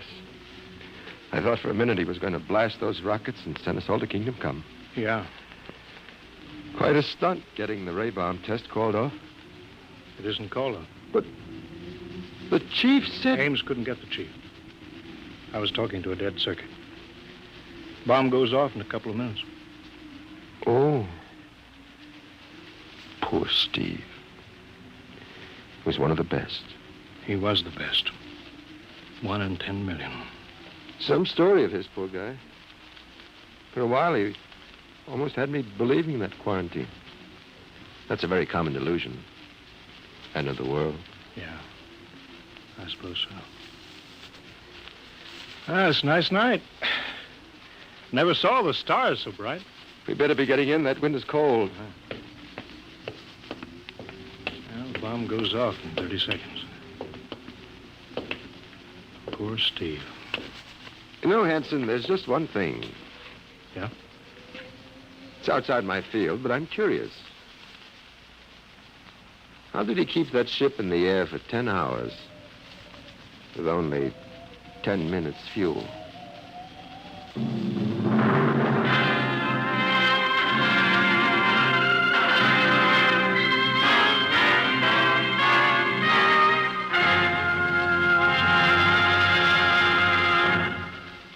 You have just heard The Outer Limit by Graham Dorr, an adventure in time, space, and the unknown Dimension X.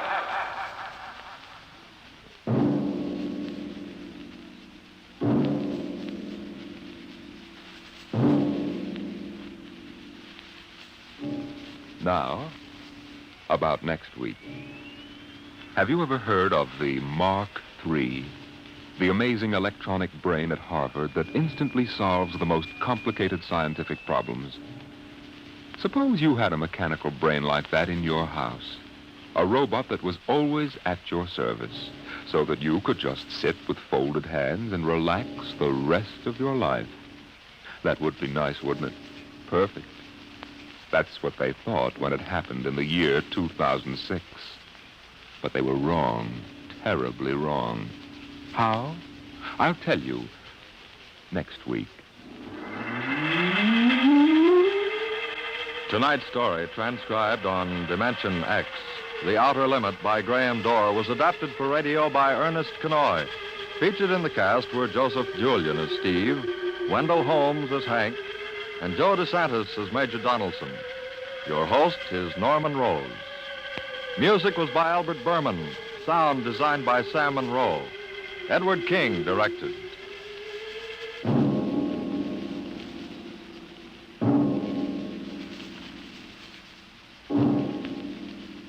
Tomorrow, here's Sam Spade. Now it's Truth or Consequences on NBC.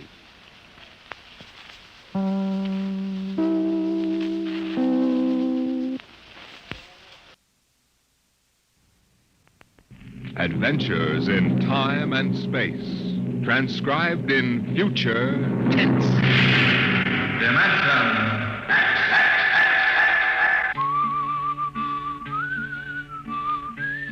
This is the story of Riesling, the singer of the spaceways. You've probably sung his songs in school, in English, French, or German. The language doesn't matter, but it was an earth tongue. But the real story of Riesling is not found in the footnotes of a scholar's critique or a publisher's biography. It is in the memories of the old-time spacemen, the pioneers who pushed the thundering old-fashioned rockets to the far, strange ports that are our commonplace heritage. These men know the true story of Riesling. The arching sky is calling spacemen back to their trade. All hands stand by, free falling, and the lights below us fade. Outride the sons of terror, far drives the thundering jet, up leaps the race of earthmen, out far and onward yet.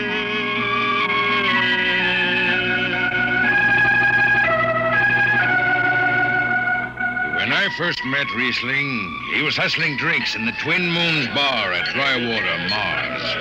He'd won a guitar off a Chinese barkeep at Luna City by cheating at one thumb, and he made his whiskey by singing in the bar and passing the hat. Listen to her, Hertzman. Don't she strum pretty? Like a 16-year-old gal. Say, how much you collect on that last song? $3 Martian and a slug. Al grabbed it from my bill. He don't trust me no more. Funny, never did have no luck with hound dogs nor Martian barkeep. Hey, Riesling, look over there by the bar. There's an Institute 4 striper giving it the eye. Know him? Captain Hicks off the Goshawk. He's sure giving you the once-over. Maybe he's got a job. They don't make never no mind to me. I've been blacklisted. Hicks logged me for making up a song on watch. Right fine song, too. Hold it. Here comes the brass arm. Riesling, I've been looking for you. I've been right here, Skipper. You saw to that. I need a jetman on the Goshawk. Interesting. Real interesting. Well? I got news for you, Skipper. You blacklisted me, remember? Well, you kept your nose clean, and we need an experienced man. Been a little changing down aft in the Goshawk, ain't there, Skipper?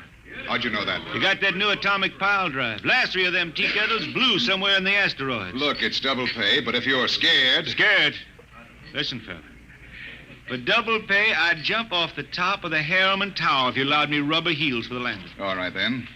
You show up tonight to sign the book. Sober. Got no choice, Skipper. Money and me is total strangers. We lift at 11:30 Mars time. Sober, you understand, Riesling? You taking the job? Well, that Goshawk is one stinking old tub. Her engine's got more bugs than a beagle dog in spring. And that new drive is about as safe as a pretty gal in the Ozarks. But I reckon she'll do for one more trip.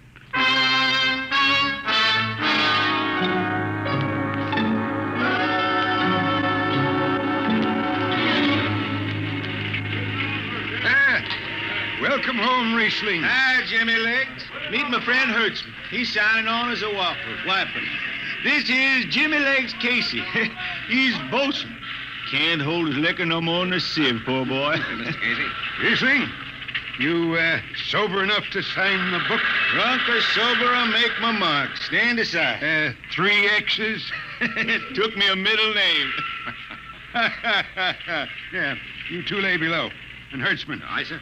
Get him sobered up before the skipper makes rounds. Jimmy Legs, I'm sober as a hanging judge. Yeah?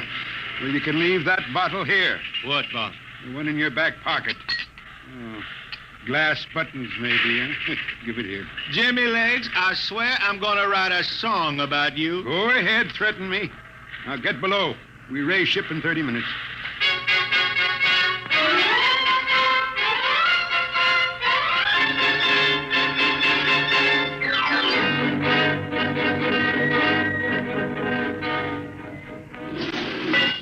Hi, Skipper. Riesling, what the devil are you doing up here on the bridge without permission? Figured I'd take a little stroll. Riesling, get below before I have... Hold on, Skipper. You'll have that gold braid just crawling up your arm. I'm up here on business. Well? That number 2 jet ain't fit. Cadmium dampers are warped. Why tell me? Tell the chief engineer. I did. He says they'll hold. Well? He's wrong. He's wrong. He's got a Harriman Institute degree in power electronics. And some drunk space rat says he's wrong. Skipper, I was damping jets when that shirt-tailed tad wore pins for buttons. I've got no time for you, Riesling. Casey, sound takeoff. Aye, sir. I'm telling you, Skipper, that number 2 jet's gonna blow. Damper's warped crooked like a turtle's back. Riesling, drag your deadhead out of here. Get below. Go ahead from the control tower, Captain. All right, Casey. Fire 1 and 4.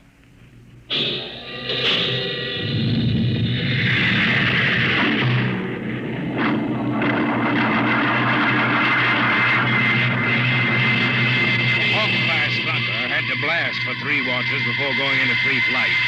Riesling and I had the second watch. Damping was done by hand in those days with a multiplying vernier and a danger peeper. And as long as the peeper ticked off slow and steady, we knew the ship was safe. For a while. Hey, Riesling, you better stow that guitar. If Jimmy Legs catches it, he'll blow a gasket. Don't worry, I can damp this tea kettle in my sleep.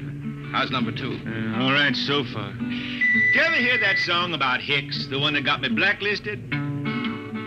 Oh, the skipper is the father of his crew, a gentle guiding light to me and you. But on Mars he likes his women if they walk or if they're swimming, or if they've got 6 arms instead of 2. Hey, the second verse is better. Now the skipper likes his liquor by the quart. Yes, he'd go from Mars to Venus for a snort. He'll drink rocket fuel and... Well, hi, Skip. Didn't see you come in. You were too busy, eh? Who's watching the gauge? I got an eye on it. Don't you fret none. Riesling, I'm going to fix it so you can't get a berth on a rocket-powered pogo stick. Report to Casey under arrest. I don't rightly think I will. You what? You kind of forget, Skipper. According to Space Code, you can't remove a jetman till the end of the watch, right? Now, look, you corn-fed space lawyer. Now, is that a rule or ain't it? Riesling, your shift is over at 2300.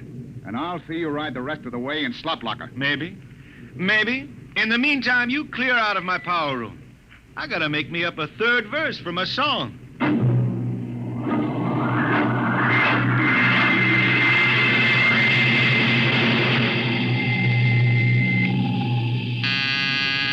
I got it. Power room. Damp number 2 a point. Number 2, all right. Hey, let me have that mic. Jimmy Legs, is that forced dry boil up there? Give me that, Casey. Riesling, I've taken just about enough from you. And I've got a little news for you, Skipper. Number 2 jet is bulging like a fat lady in a satin skirt. Listen, you clown, that's Skipper, I think I'm gonna junk my song and start over. I could do much better on you. This is the last time, Riesling. Damp number 2 a point. Why, sure. Look out, Hertzman. I'll take it. You watch the gauge. Now. You need to hear. She's bucking a little. Riesling, hit the emergency. She won't damp. It's that more. There go the lights.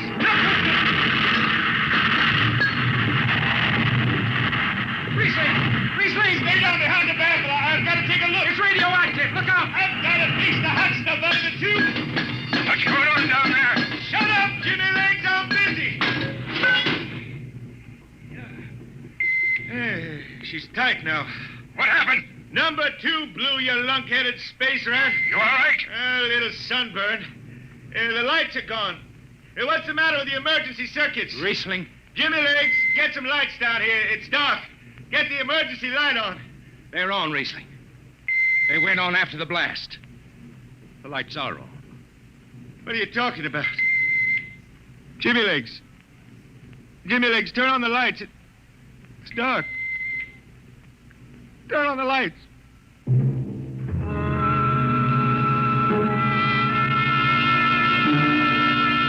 That blue radioactive glow from the jets was the last thing Riesling ever saw. His optic nerve was burned out in an instant. He was in sick bay on the rest of the trip, and on the swing back, we set Riesling down at dry water Mars. Look out for the cable, Riesling. Thanks, Hertzman. Hey, Riesling. That you, Jimmy Legs? Hold up a minute, will you? Oh, Riesling. Jimmy Legs, I promised I'd write a song about you, didn't I? Sure, Riesling, sure. Can't seem to sing like you used to. Look, Riesling, the men up on the bridge feel kind of bad about this. Yeah? Why didn't they think of that when Riesling told them that damper was shot? Now, Hertzman, that's all over. Sure. That's all forgotten. Riesling, let's get down to the Twin Moons before I vomit. Now, hold it. The skipper feels pretty bad about the whole thing, Riesling. Kind of late for that, Jimmy Legs. Feeling sorry don't hold no corn. The boys passed the hat. The skipper kicked in half a month's pay. Did he now? Then on principle, I suppose I ought to tell him to stuff it back up the jets. But you can't buy no drinking whiskey on principle. I'll take it. Here you are. I'll get it. I'll be seeing you, Riesling. Sure, Jimmy Lee. Sure. Come on, Hertzman. Let's get that drink.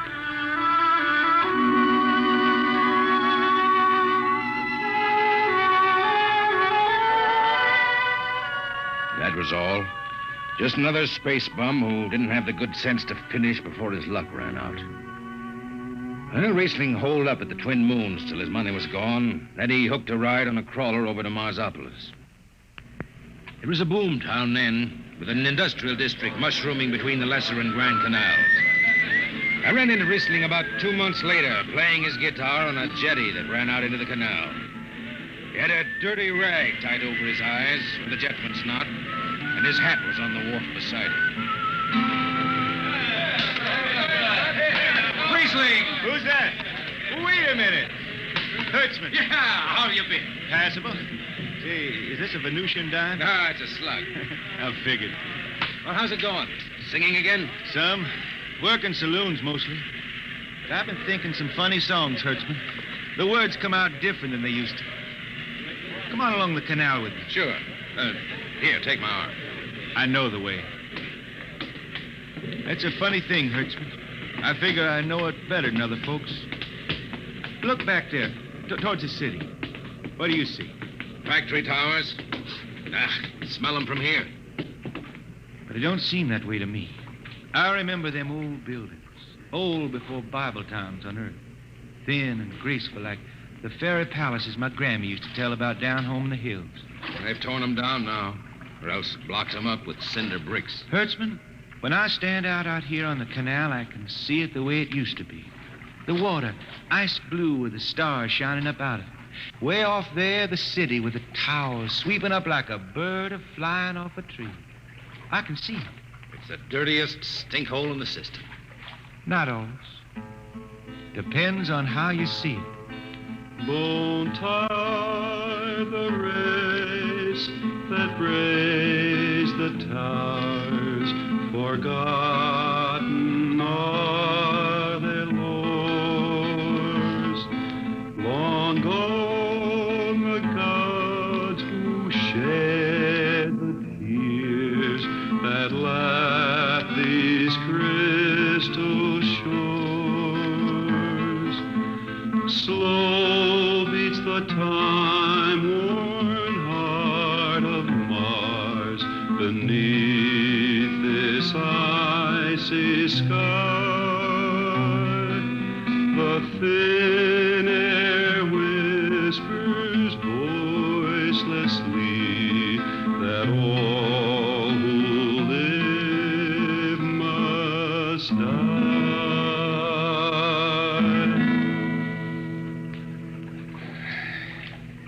You make that up? Why don't you go home, Riesling? Home? Earth. I've been thinking about that, Hertzman. When I was a youngster down in the Ozarks, I used to climb a big old oak tree my daddy had in the dooryard. You could see the hills for miles, green and cool. I've been thinking about that. Why don't you go back then?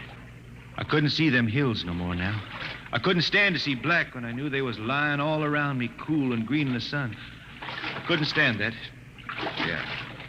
Well, let's get back to town, Hertzman. Today I made $3.50 mush, and I'm all set to drink it down before dawn. Come on!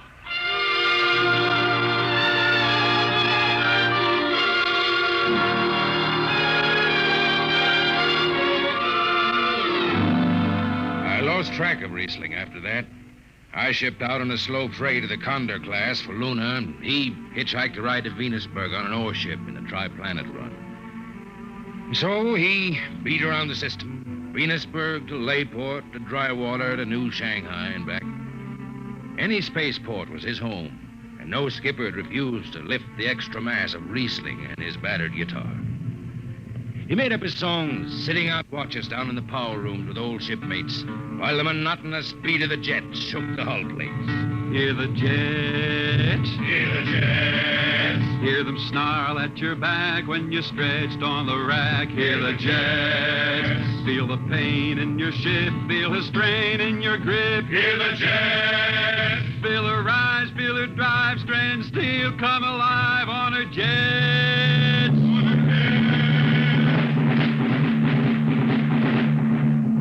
Little by little, his songs began to travel along the spaceways ahead of him.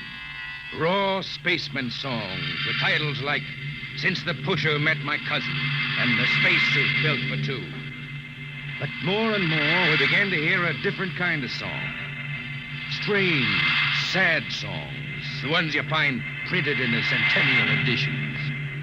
Dark Star Passing, Death Song of a Woods Cove. And then, finally, The Green Hills of Earth. It grew for 20 years, that song. They say it started way back when Riesling was down in the labor camps on Venus, singing for the indentured men. Now, if someone will kindly pass a bottle. Oh, it is not much, Riesling. Here. It'll do. What is that stuff? Tequila. You cannot make him good here on Venus. What do you use? Carac bush. Home it is different. Where are you from, son? Tasco, Mexico. That's a long way from here. See, a long way. How'd you come to sign on? The man comes out to the village from the city in a shining automobile. Very big. He says there is work. You signed the paper for 10 years and you work. Yeah, work. There is work here, all right. 10 stinking hours in the jungle with machete. I tell you, when I get home to Earth... What'll you do, son? What is the use? We aren't getting home. You know how many men die out there in the swamp today? 10 men, 10! What is the use?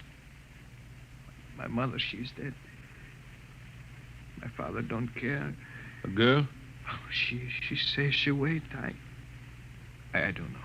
Sure, son. You sing some more, Riesling. We drink, you sing. Maybe a new song, son. We rot in the molds of Venus. We regurgitated breath. Foul are her flooded jungles, a-crawling with unclean dead. What is the matter? Finish the song, Riesling. I can't. Can't yet. It just don't come. I'll finish it when I go home. That's it. When I go home to the hills. Now pass that bottle. The dawn whistle don't blow for 4 hours.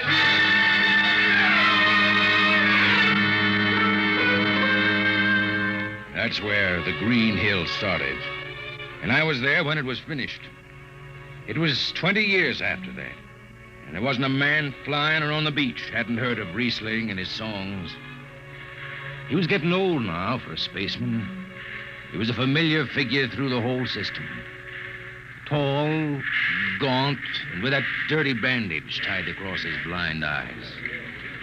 I was chief jetman then on the old Falcon.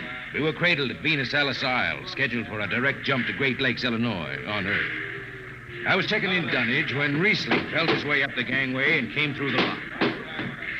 Riesling! Who's that? Mike Hertzman. Hertzman. Well, what are you doing on this old hog? I figured I'd ride her back to Earth.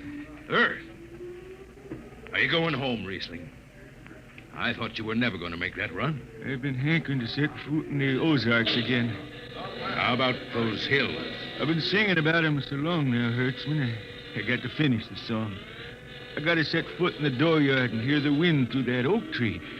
About the last thing I'll be doing. I got to get home before... Riesling, there's a new company policy in effect. You see, now. Hertzman, I'm getting just a little old.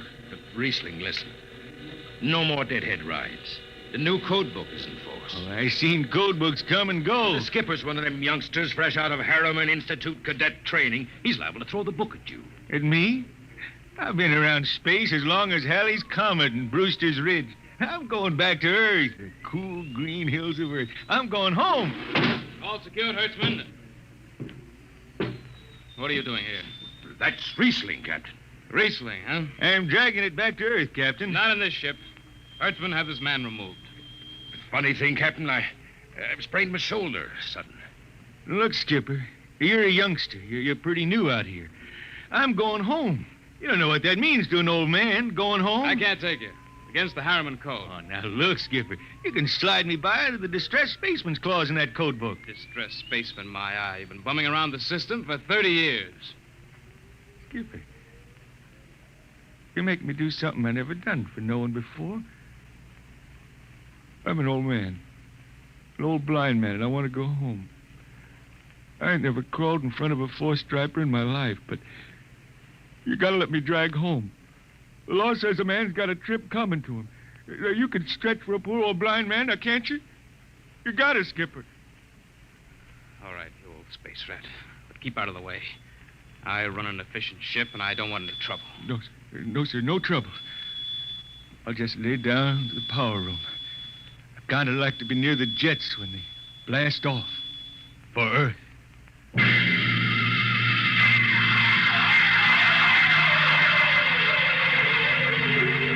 Sit down, Riesling. Take a load off your feet. Thanks, Mac. Stand by for lift. Stand by. Best seat in the system. Power room and an old Hawk class ship. Power room, fire 3. I see.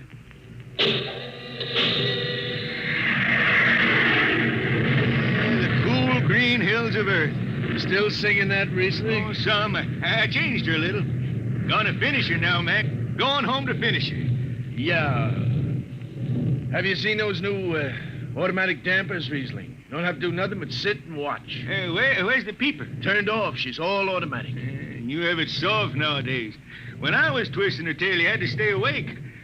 You got an old hand damping plates on? All but the links. Iron shipped them. They cover up the dials. You might need them. No, the automatics handle. Finally going home, Riesling, huh? Won't seem the same out past the moon. I've been waiting for this a long time, Mac. Gonna be good to get home, I reckon. The argent sky is calling spacemen back. Mac, you all right? I got the emergency.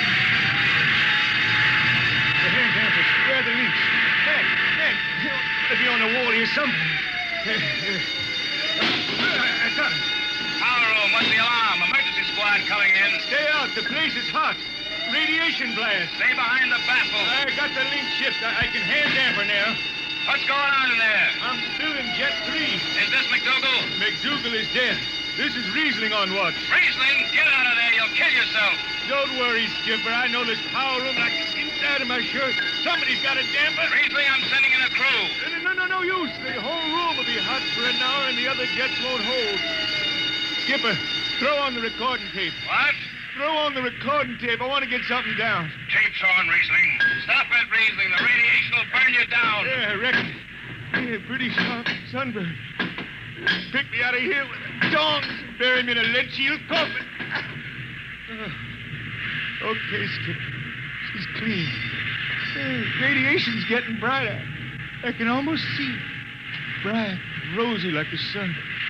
Like the sun over the hills down home. I got my song figured right now. Here it comes. We pray for one last landing on the globe that gave us birth. Let us rest our eyes on the fleecy skies of the cool green hills of Earth. I can see him now. The hills. The sun. I can see the sun. That's the way he died. Riesling, the blind singer of the spaceways. singing of the home he never reached, the cool green hills of Earth.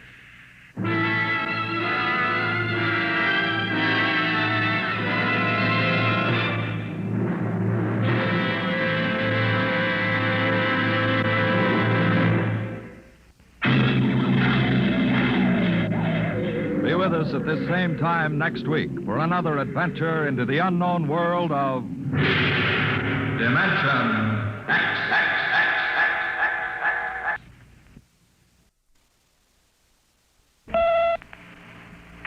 Adventures in time and space, told in future tense. Dimension X.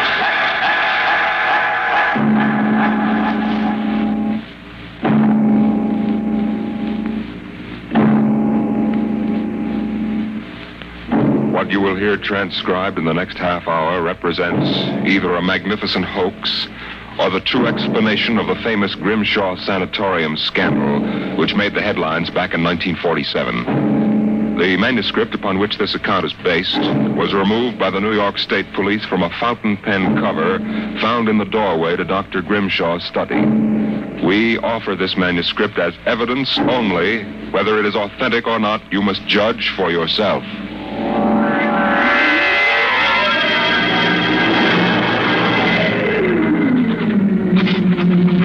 My name is John Doherty, Hamilton College, class of 34, member of Theta Alpha.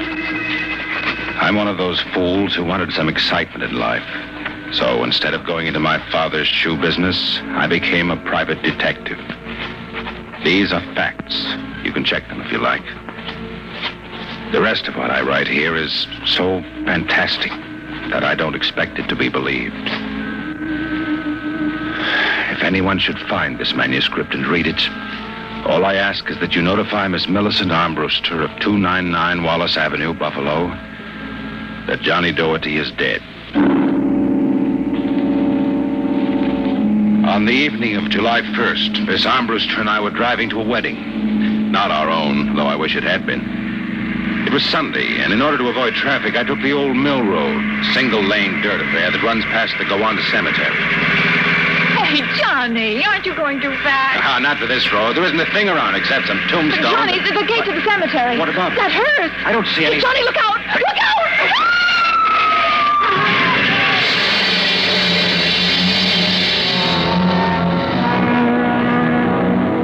It was a big black hearse with no lights on, pulling out of the cemetery. Lucky I had good brakes.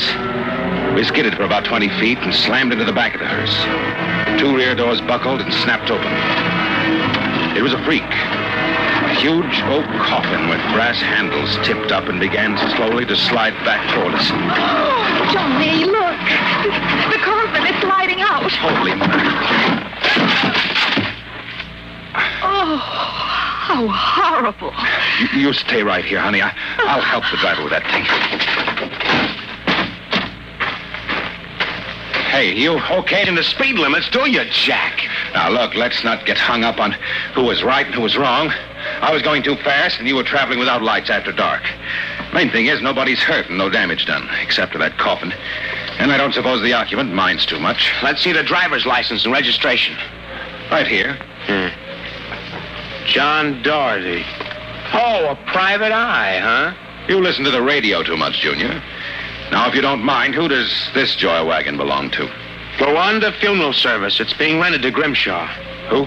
Grimshaw from the private sanatorium. Do you mind if I ask what you were doing after dark, coming out of a cemetery with a wooden kimono? We're moving one of Grimshaw's patients to a new grave. Uh-huh. Do they always travel like this?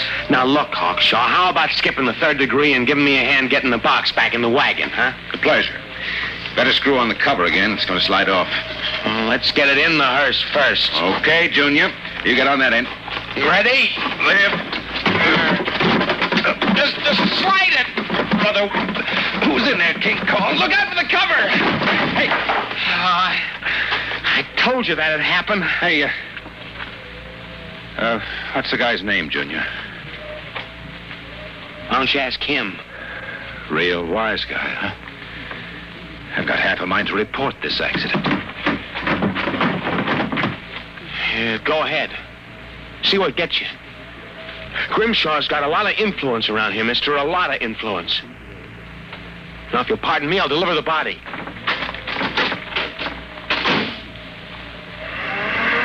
So long, Junior. Johnny? Johnny? I'm coming, honey. Everything all right, Johnny? Well, I thought so until a few seconds ago. Listen, baby, can you sit here in the car for another 5 minutes? Oh, we're due at the wedding in half an hour. I won't be long. Where are you going? For a stroll through the cemetery. Oh, hey, Johnny, stop making jokes. Honey, when we lifted that coffin back on a meat wagon, I got a good look inside of it. Oh. Exactly how I felt. I figured we'd knocked the stuffing out of the corpse. Only I didn't expect the stuffing to be sand. What? Yes. It wasn't a body. It was a dummy stuffed with sand, a dummy with a wax face. Johnny! Which brings up an interesting question. Who's supposed to be in that box? And just where's the dead man spending his time?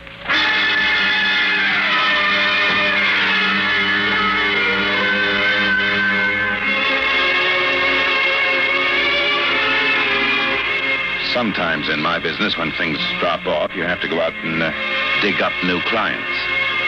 Well, my next case was a gentleman named Harlan Ward, Sr., the wealthy automobile manufacturer. I'd gotten his name off his son's tombstone. Are you trying to tell me, Dorothy, that my son Harlan was never buried at Gowanda Cemetery? Exactly, Mr. Ward. Why? Maybe if you'll tell me the circumstances surrounding your son's death, I can help answer that. My son was a rather impetuous young man, tall, good-looking. After his graduation from Princeton, he began drinking quite heavily. After he got into a couple of scrapes, we sent him to Dr. Grimshaw's sanatorium in the hope that he could be cured. While my wife and I were in Europe, we received word that he had died. He was buried at Gowanda in our absence. Last week, my wife and I decided to have his body removed to the family vault here at Short Hills. How did your son die, Mr. Ward? Suicide. He slashed his wrists at the sanatorium. You never saw the body? No. We couldn't get back from Europe in time. I see. See here. How do I know this whole thing isn't a plan to fleece me? How do I know that you didn't remove the body yourself? You don't. But you're a rich man, Mr. Ward, and you're perfectly willing to take a chance that I'm on the level and that your son may still be alive. You sound very sure of yourself, Mr. Dorothy. My fee is $2,000 retainer plus expenses. What sort of expenses? However much it costs to take the cure at Dr. Grimshaw's sanatorium. What do you say, Mr. Ward? All right, Dorothy. My secretary will send you a check in the morning. Good. Oh, one other thing. What's that? I want a photograph of your son, a good one. I think that can be arranged. Look here, Dorothy. If I cooperate, how do I know that you won't run off? I won't guarantee it. On the other hand, I might have to get myself killed on this job. We both take a risk, Mr. Ward.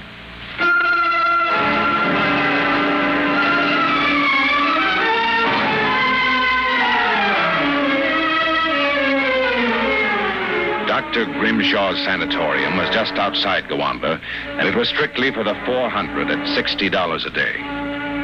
Most of the cases were nervous breakdowns and alcoholics. I committed myself as a dipso, and just to make it convincing, I stopped at 5 or 6 bars on the way over. I was interviewed by Grimshaw himself, a small man with a fringe of white hair. He seemed on the level.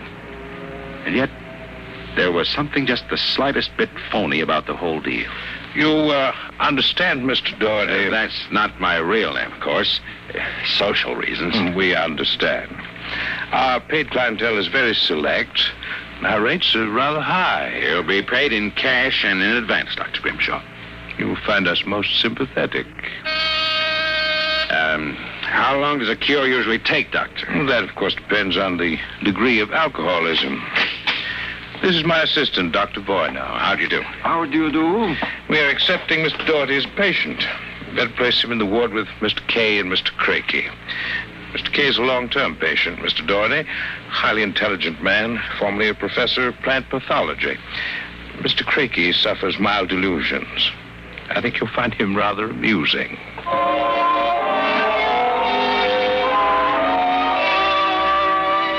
After about 3 days, my roommates, Arthur Kay and Craigie, got used to me, and we even began to play three-handed bridge. Kay was a chronic dope addict, an intelligent, sensitive man. Craigie was nothing but a clown. He kept a big black cat named the Professor, which he talked to as if it were human. And so I said to her, my dear Countess, if you don't like the company of my cat, then you don't like me. She looked at me as if I were insane, but of course the joke was on her because I was. Eh, Professor? Meow. You'll have to forgive Count Craigie, Mr. Doherty. When you've been here as long as I have, you'll get used to him. Do you like cats, Mr. Doherty? I do hope you like cats, since we are to have adjoining rooms. The Professor is very sociable and excellent company. Except when he kills birds and deposits them in your bed. He's nothing but a feline murderer as far as I'm concerned. Ah, see? You have insulted him. Come here, Professor. Let's make friends. How about giving me your paw? Hey, touch me, you black devil. You insulted him. You hurt his feelings. Well, keep him away from me. It will be a pleasure. I would advise you not to insult him again. Count Craigie is not altogether without influence here, as Mr. Kay will inform you. Good afternoon. And evening. Is he always as nuts as that? Ever since I've been here. Why did they let him keep that black Satan? I don't know. I suppose Grimshaw wants to pamper him. He's been here since they opened the place, I understand. Spends about 3 hours a day getting therapy from Grimshaw. What's his problem? Manic depressive. A little paranoid, too. How long have you been here, Arthur? Grimshaw's 2 years. I left for a while, but I couldn't stay away from the junk, so I committed myself again. Did you happen to know a patient here named Harlan Ward? Why do you ask that? Do you know him? Oh, I met him socially a few times. I understand he died here. So the newspapers said. I wouldn't know. Suicide, wasn't it? Was it? You're being pretty careful, aren't you? Mr. Doherty, what would you say if I were to tell you that I don't believe Harlan Ward is dead? What makes you so certain? Harlan Ward used to share this room with us. He slept in the same bed you now use. I see. He was an alcoholic. Doing quite well, too, from what I could observe. We all expected him to go home soon. Then one evening he had a violent fight with Craigie. Craigie accused him of snooping or something. Later that night, Grimshaw and Voyner took him out. Where? They take all the special treatment cases to the charity clinic. It's that small building on the other side of the stone wall. I think they do their surgery cases there. Why did they take him there? I don't know. Confinement, I guess. A few days later, we read about his death. Suicide, they said. Why do you think he's still alive, Arthur? This. About a month ago, I was in the garden next to the wall that separates us from the charity clinic. Suddenly, I thought I heard a sound like a child whimpering. It stopped. A moment later, this note came over the wall, wrapped around a stone. Then I'm certain I heard a blow and a scream, again like a child. What does the note say? Help me, for God's sake, Harlan Ward. I haven't told anyone yet for fear Grimshaw and Voyner might find out. It might just be some insane prank by one of the charity cases. And yet... But why should Dr. Grimshaw want to pretend Harlan Ward is dead? I'm not an oracle, Mr. Doherty. What about this charity clinic? I've always been curious. Grimshaw and Voyner make sure that no patient goes there unsupervised. Many of those who've been taken across like Harlan Ward, I've never seen again. Arthur, how'd you like to have some fun? Like what? Like sneaking out tonight and going over the wall. What do you say? It'd break the monotony a little. I don't know. If there's something fishy going on, it'd be better to find out now, wouldn't it? I suppose there's no real harm in it? Of course not. I'd go alone, but I'll need help scaling that wall. Will you do it? All right. I'll go with you.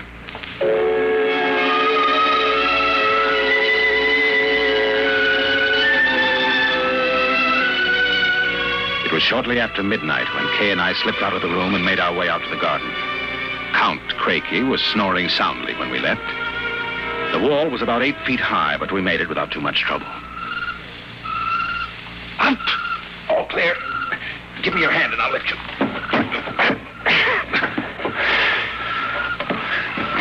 Now, careful when you drop. Ready? Go ahead.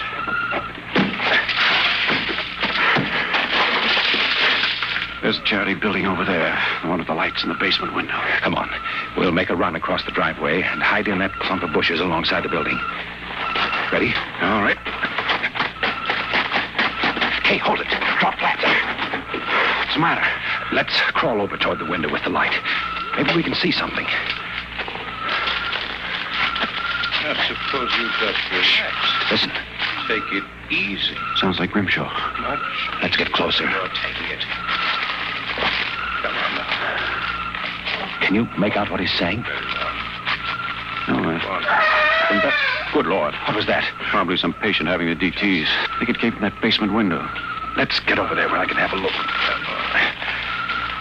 Easy. Wouldn't do to get caught now. Just See anything? easy and relax. It's some sort of laboratory. That's right. I can see Grimshaw, Zoyna, and someone else with its back toward me.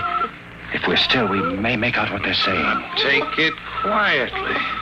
It will be easier. I warn you. Please. It will all be over soon. You won't remember anything. No, I don't want to go. Boy, now give it to him. No.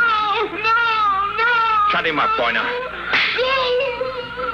Good Lord. What is it? Come on. We've got to get out of here. What did you see?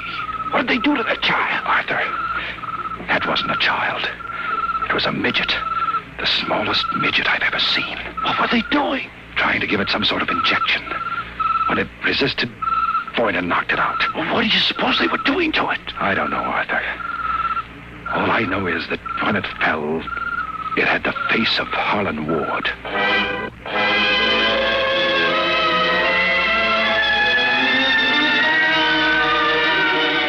All the way back to our room, my brain was working like a pinball machine. Only the score wouldn't add up.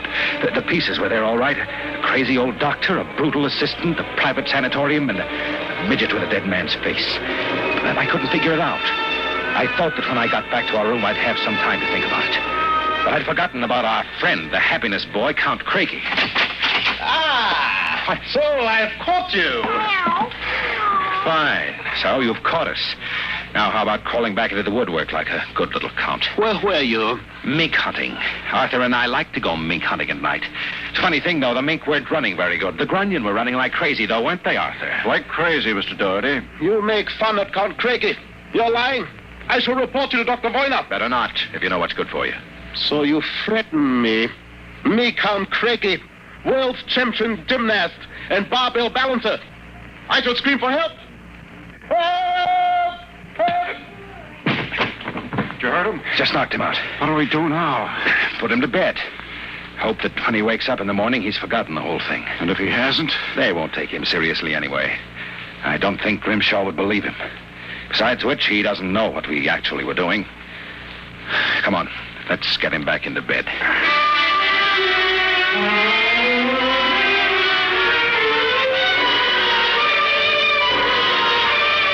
I went to sleep in my own room. And the next thing I felt was the sharp jab of the hypodermic needle in my left arm. I started to struggle, but it was no use. Take it. Voyna and another assistant were holding me down. Grimshaw stood over me, the empty needle still in his hand. That's it. Be useless to struggle, Mr. Doherty. In a moment, your motor nerves will be completely paralyzed. What's this about, Grimshaw? I might ask the same of you. My good friend Count Craigie informs me you and Mr. K decided to do some snooping earlier tonight. He followed you and saw you climb the wall. Craigie's insane. That is a matter of opinion, Mr. Doherty. Craigie, hey, what is this? Perhaps my assistant, Dr. Grimshaw, would be good enough to explain. Assistant? Yes. You see, I am the actual head of the Grimshaw Sanatorium. Grimshaw? Count Craigie feigns many delusions, Mr. Doherty, but in this case, he's telling the truth. Count Craigie is actually Professor Ernst Hassler. Professor Hassler and I worked together in the Berlin Neurological Institute before the last war. Unfortunately, my political affiliations with the Third Reich were under investigation after the war by the War Crimes Commission. However, Dr. Grimshaw managed to smuggle me into this country where I masquerade as a mental patient. Thus, we are able to continue certain experiments which were interrupted by the American Army. I can imagine the sort of experiments you've conducted. You and your friend, Mr. K, will discover their exact nature very shortly, Mr. Doherty. It's a magnificent opportunity to serve science.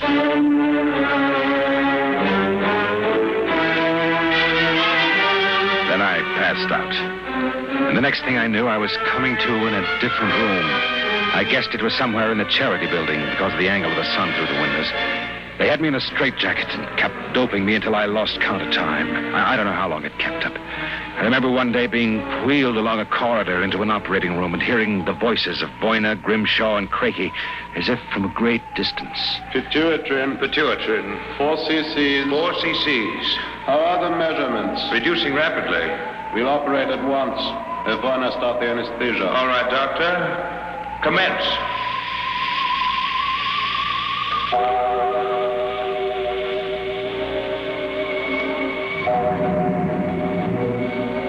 When I came to again, I had a blinding headache. And after that wore off a horrible sensation of weakness. I began to wonder if Crakey and Grimshaw weren't doing something to drive me insane because I lost all sense of perspective. The room seemed to grow in size. I don't know how much time passed, but one day Grimshaw came into the room with a bundle in his arms, about the size of a newborn baby. The bundle was my friend Arthur Kay. Good morning, Mr. Doherty. I brought you a companion. I'm sure you two gentlemen will enjoy each other's company. Let me out of here. Let me out. I couldn't believe my eyes until Grimshaw set Arthur down on the bed beside me. It was then that I got the real shock, for I realized that what had looked like a tiny bundle in Grimshaw's arms was actually the same size that I was. Then, for the first time, I began to understand what was happening to us. Arthur Kay and I were being made into midgets. We got the full explanation next morning when the eminent Professor Hassler, alias Count Crakey, came in to gloat over us. Allow me to congratulate you, gentlemen. How are you feeling? You stinking monster. Oh, I'm disappointed, gentlemen. Do you not feel privileged to be a part of an experiment that will place me at the very top rank of the world's endocrinologists? What are you doing to us? It has been long established, gentlemen, that dwarfism and giantism result from injury to or malfunction of the pituitary and thyroid glands. The interlock between these glands was thought to be a hormone. I have discovered that this was incorrect. It is an enzyme I isolated some years ago. I was well on the way to synthesis in Germany when the surrender interrupted me. The interruption also limited the number and type of subjects on whom I could experiment. I was forced to find others. Such as Harlan Ward? Mr. Ward was only a control experiment. And now you've done the same to us. No, gentlemen. For you, I have reserved a special privilege. You, gentlemen, will be the first to test the full effects of the enzyme. In short, I intend that you, Mr. Kay, and you, Mr. Doherty, when the experiment is completed, will emerge as perfectly healthy, normal individuals. Except, of course, that you will be only 5 inches tall.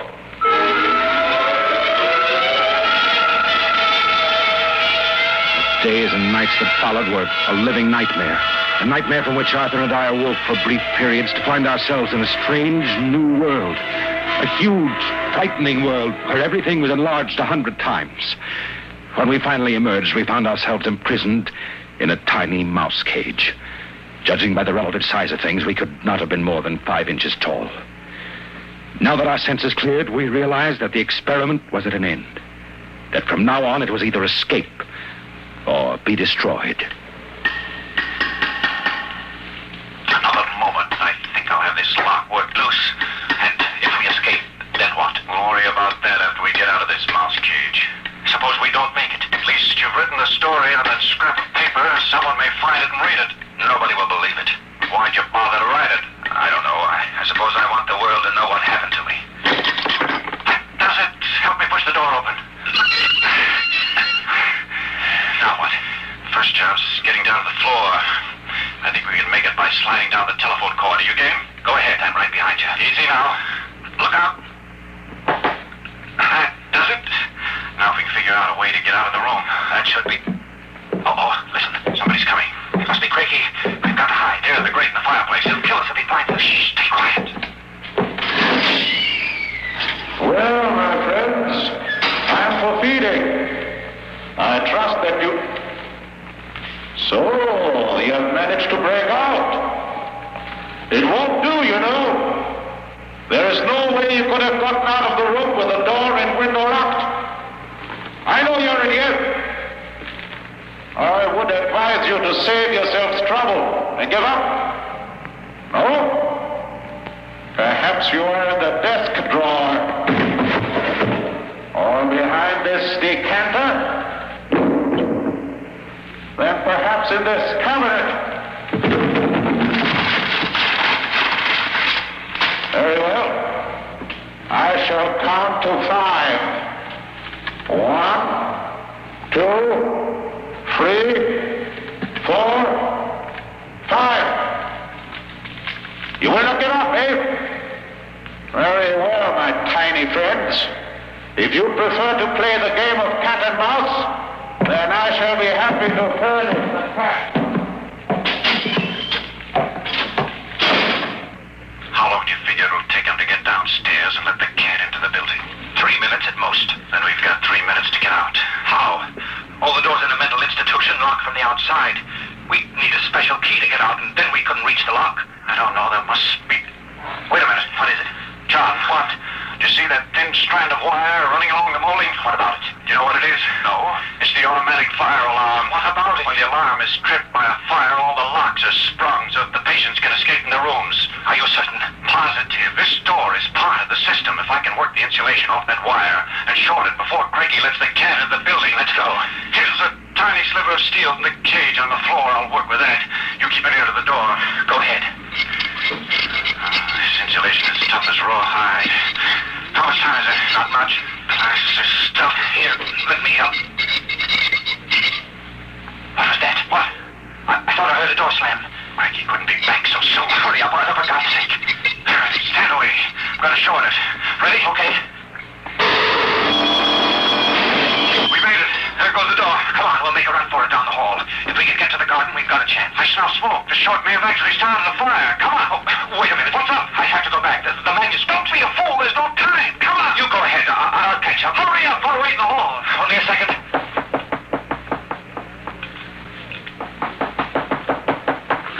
I've got it. Come on. There's nothing to stop us now. Arthur, where are you? It's funny. Arthur? Arthur!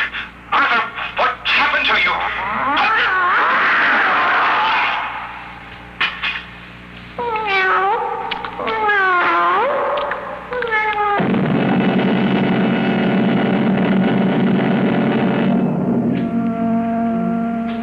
This is the record found in a fountain pen cover in the burned-down hallway of Grimshaw Sanatorium. There's nothing to add, except that the fire which destroyed the sanatorium and killed so many of its occupants, including Dr. Grimshaw and Dr. Voyna, was definitely of incendiary origin. It is believed by the fire chief that some small creature, either a mouse or possibly a cat, chewed the insulation off the wire and short-circuited the system. The two patients, John Doherty and Arthur Kay, vanished completely after the fire, and their remains were never found. Whether the manuscript which you have just heard is authentic, or whether it was the work of one of the more demented inmates of the sanatorium, we leave to your judgment.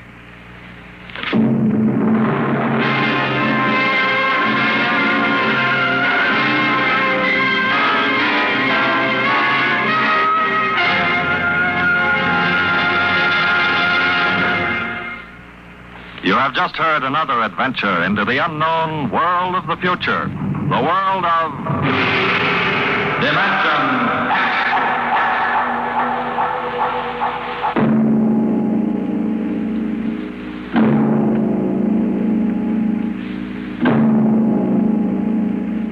Next week on Dimension X, and the moon be still as bright.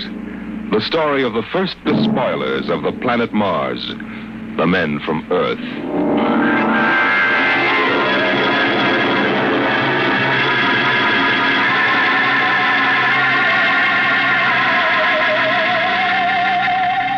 Tonight, Dimension X has transcribed Dr. Grimshaw's Sanatorium. Adapted for radio by George Lefferts from an original short story by Fletcher Pratt. Featured in the cast were Carl Weber as John Doherty and Roger DeKoven as Arthur Kay. Your narrator was Norman Rose. Music by Albert Berman. Engineer Bill Chambers. Dimension X is directed by Edward King.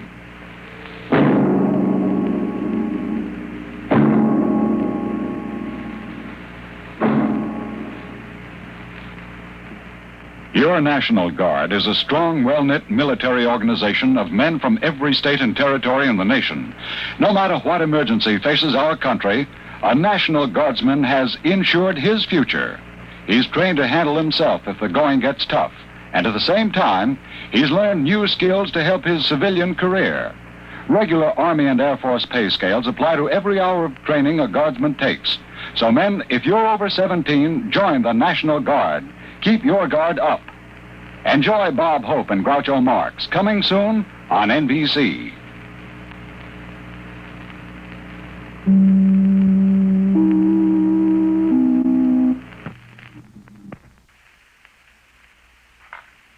Adventures in time and space, told in future tense.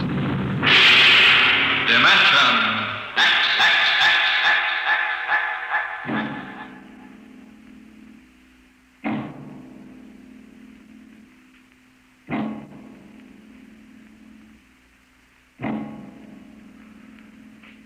Out of the infinitude of stars and planets in the solar system and other systems in the universe, it is almost mathematically certain that there exist other forms of life on other worlds.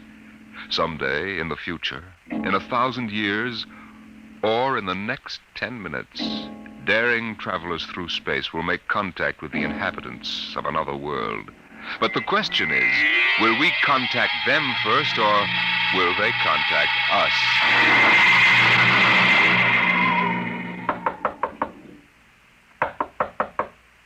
Come in.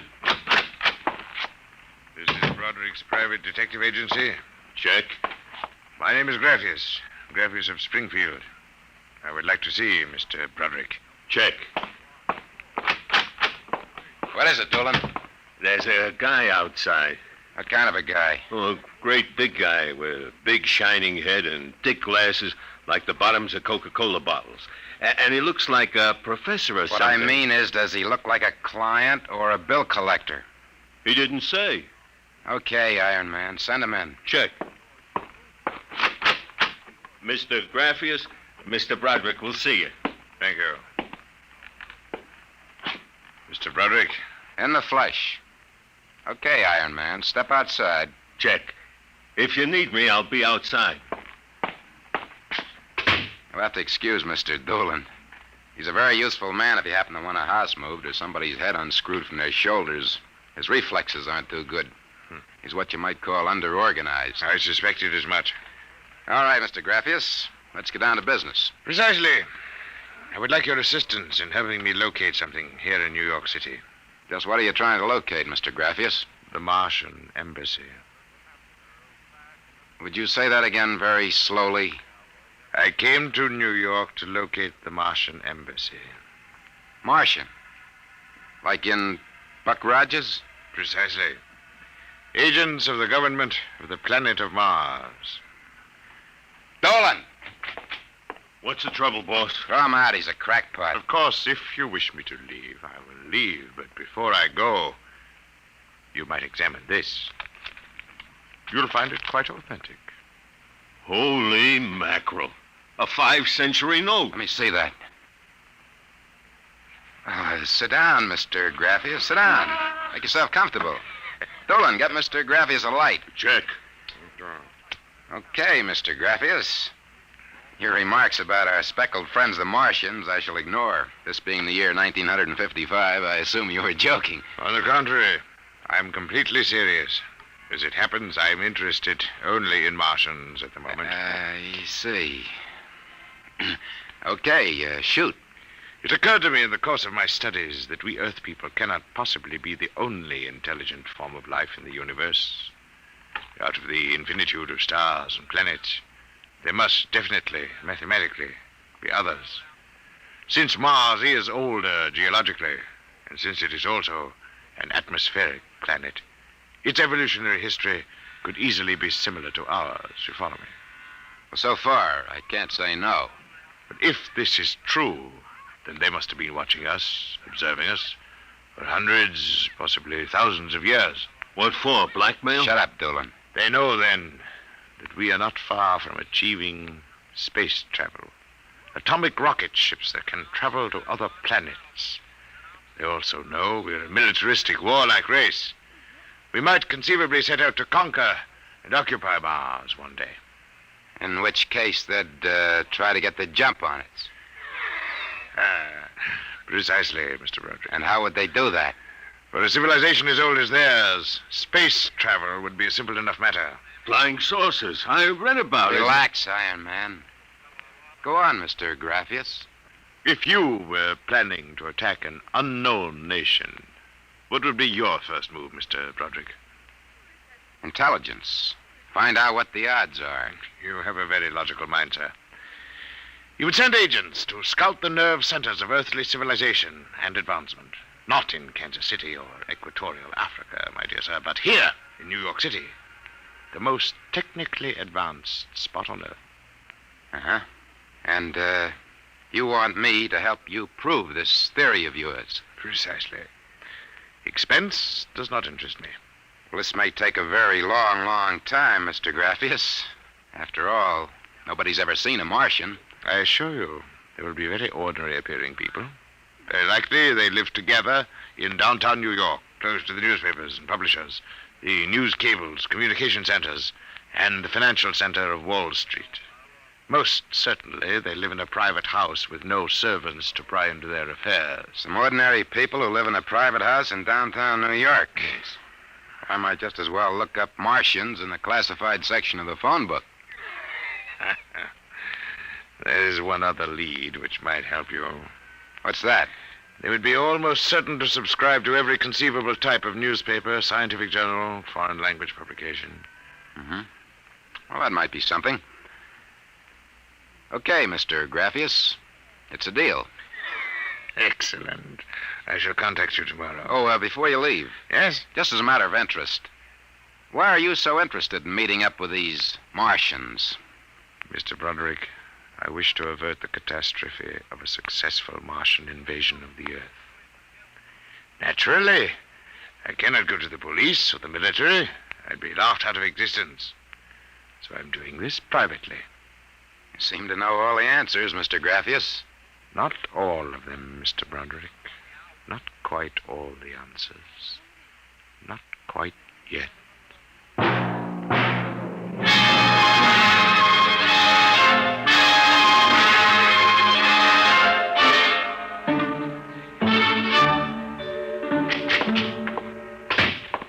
Boss, here's a private address. Takes everything from Pick magazine to the Manchester Guardian.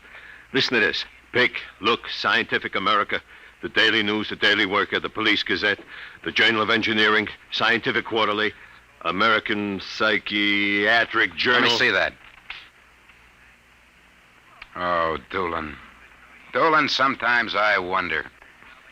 What's the address on this? 9 West 124th Street. Which happens to be the Harlem branch of the Public Library. Oh. Now listen, Noodle Brain. Check all the renting agents. Find out every private house in downtown New York. And then cross-check with the magazine subscription departments of the scientific magazines. You got that? Check. I wonder. Boss, what's the sense of all this?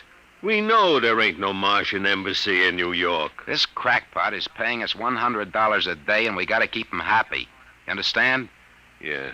Also, I've got a hunch that Mr. Graphius isn't looking for any Martian embassies. He's looking for something quite different. Now start making with the telephone.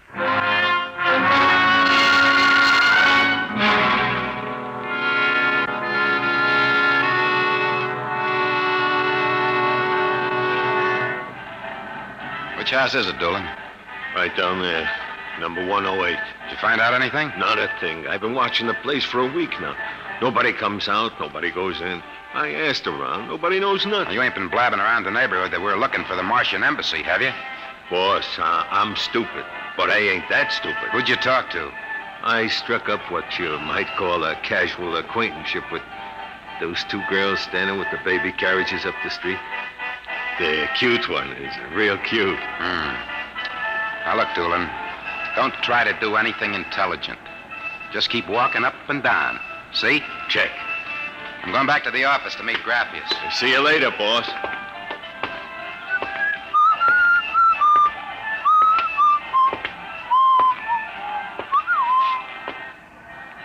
beautiful. Hiya, Flatfoot. How did you know I was a detective? Your socks are bagging at the arches. Well, stick around, beautiful. I'll be back in a few minutes, and we can make some beautiful music together. Listen to Romeo, Helen. The name is Doolin, honey. Iron Man Doolin. Your line is getting rusty, Iron Man. What do you want to fool around with him for? He reminds me of my husband. Just a big, good-natured slob. Helen, look. Oh, hey, Doolin! Doolin, look out! Look out!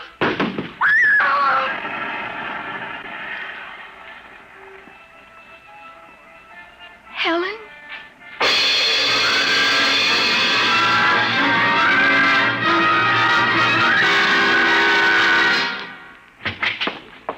Sorry to kept you waiting, Mr. Graffius. Not at all.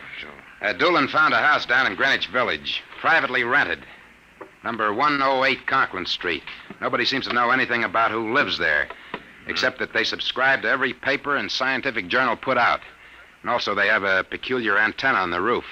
You don't suppose your Mr. Doolin will try to get inside the house? No, he knows better. Mr. Broderick, I assure you, if that place is the Martian embassy... Doolin can take care of himself. Still, I wish you had informed me before. Well, that's probably him reporting back now. Excuse me. Hello. Yeah, speaking. Doolin? Yeah, he works. What?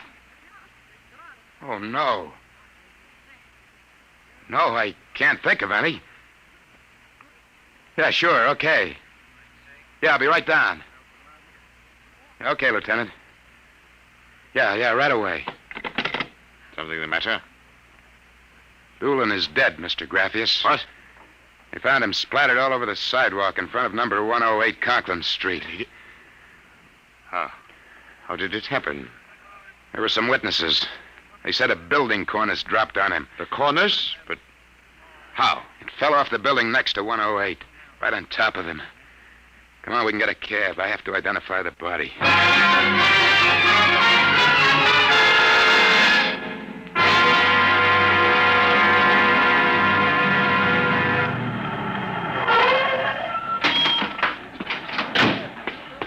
Lieutenant, I'm Broderick. Oh, well, there's your boy, Broderick. Not very pretty. Oh, Mother in heaven. That's a 1,000-pound hunk of concrete. Where did it come from? Dropped off the roof of 106. Anybody see it? Yes, a couple of maids pushing baby carriages. One was so shaken we had to send her to the hospital. The other one is hysterical, but she can talk. Can't seem to get any sense out of her, though. Do you mind if I talk to her? Not at all. I'll be back in a minute, Graffius. I'll wait here. She's standing right over there with the patrolman on the beat. Hanson. Yes, sir? This guy wants a few questions with the girl. Please, I told you what I saw. How many times I gotta tell you? Miss, the dead man was a personal friend of mine. Would you tell me what happened, please? Helen and I were standing in front of Rathman's candy store up on the corner. We both had the babies up. I worked for Mrs. Gillian on Washington Square North.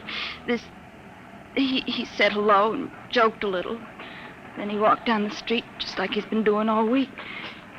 Hadn't taken more than a few steps when...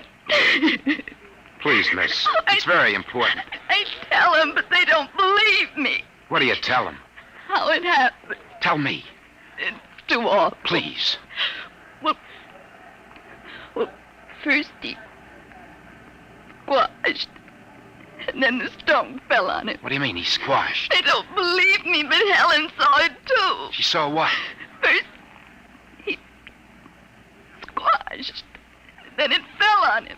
He was mashed flat before it even hit him. Now, look. That's the story, Broderick.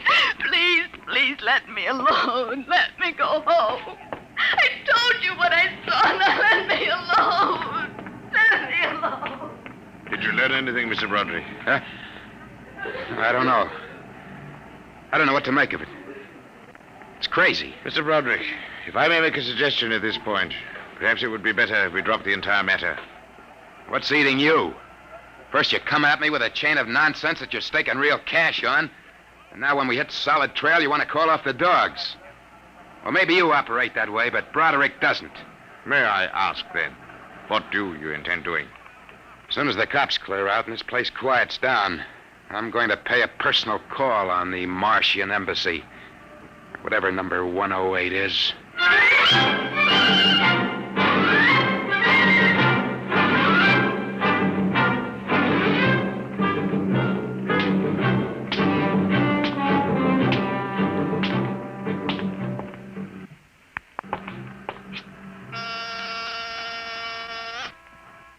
Whatever you are, open that door. You got 2 heads or 10 fingers, and I'll drill you like a platoon of rookies. Yes? Oh, Well, young man, excuse me, ma'am. Is the lady of the house at home? I'm the lady of the house. Well, my name is Broderick. I represent the Manhattan Child Adoption Center. We're soliciting funds and clothing for stranded and unadopted children. I wondered if... Oh, won't you come inside? Well, we don't usually... Oh, nonsense. I'm old enough to be your grandmother. Besides, my son, Lauren, is working at home. Your son? He's a bibliographer.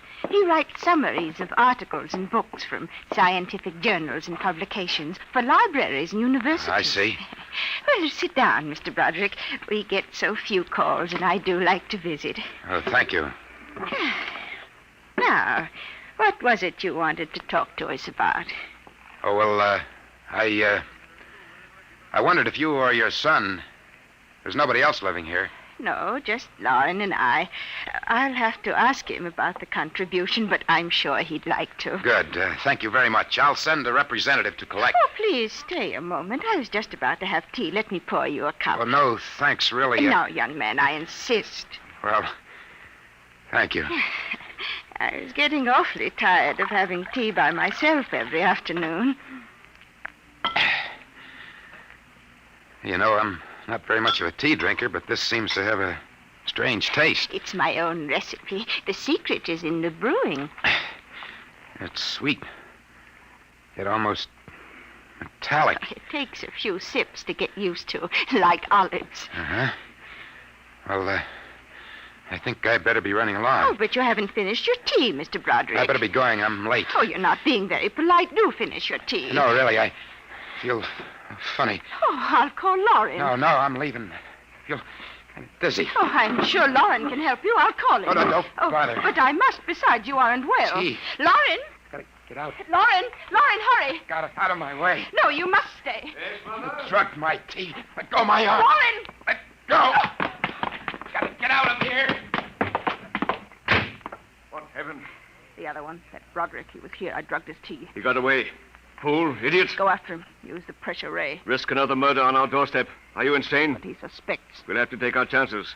We'll have to think of some other way. How did they find us? I don't know how, but I'm certain someone else sent them. Who? I don't know. I'm afraid to let myself think. It might be them.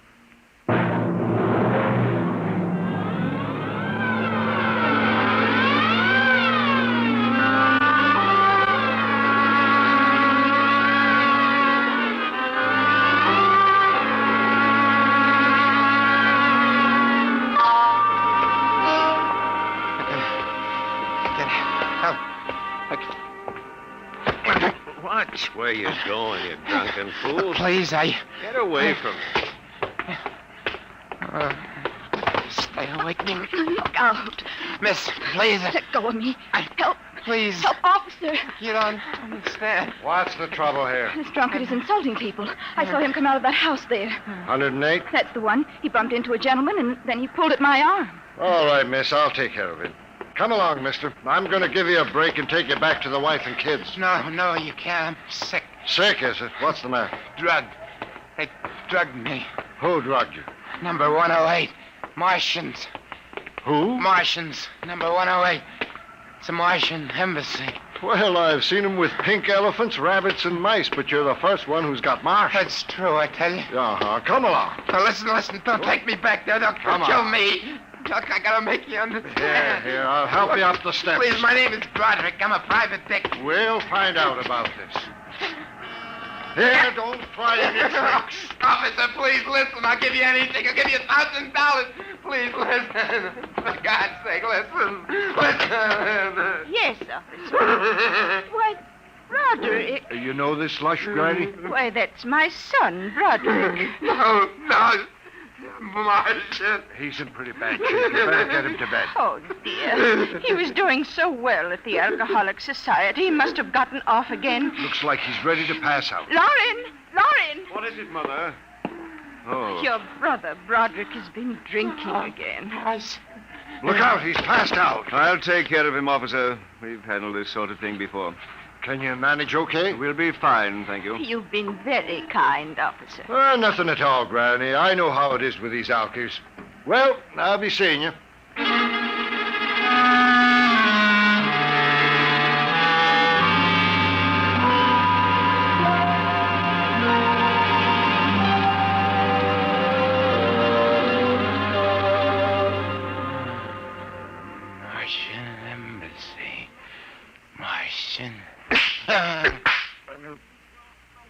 Oh, my head.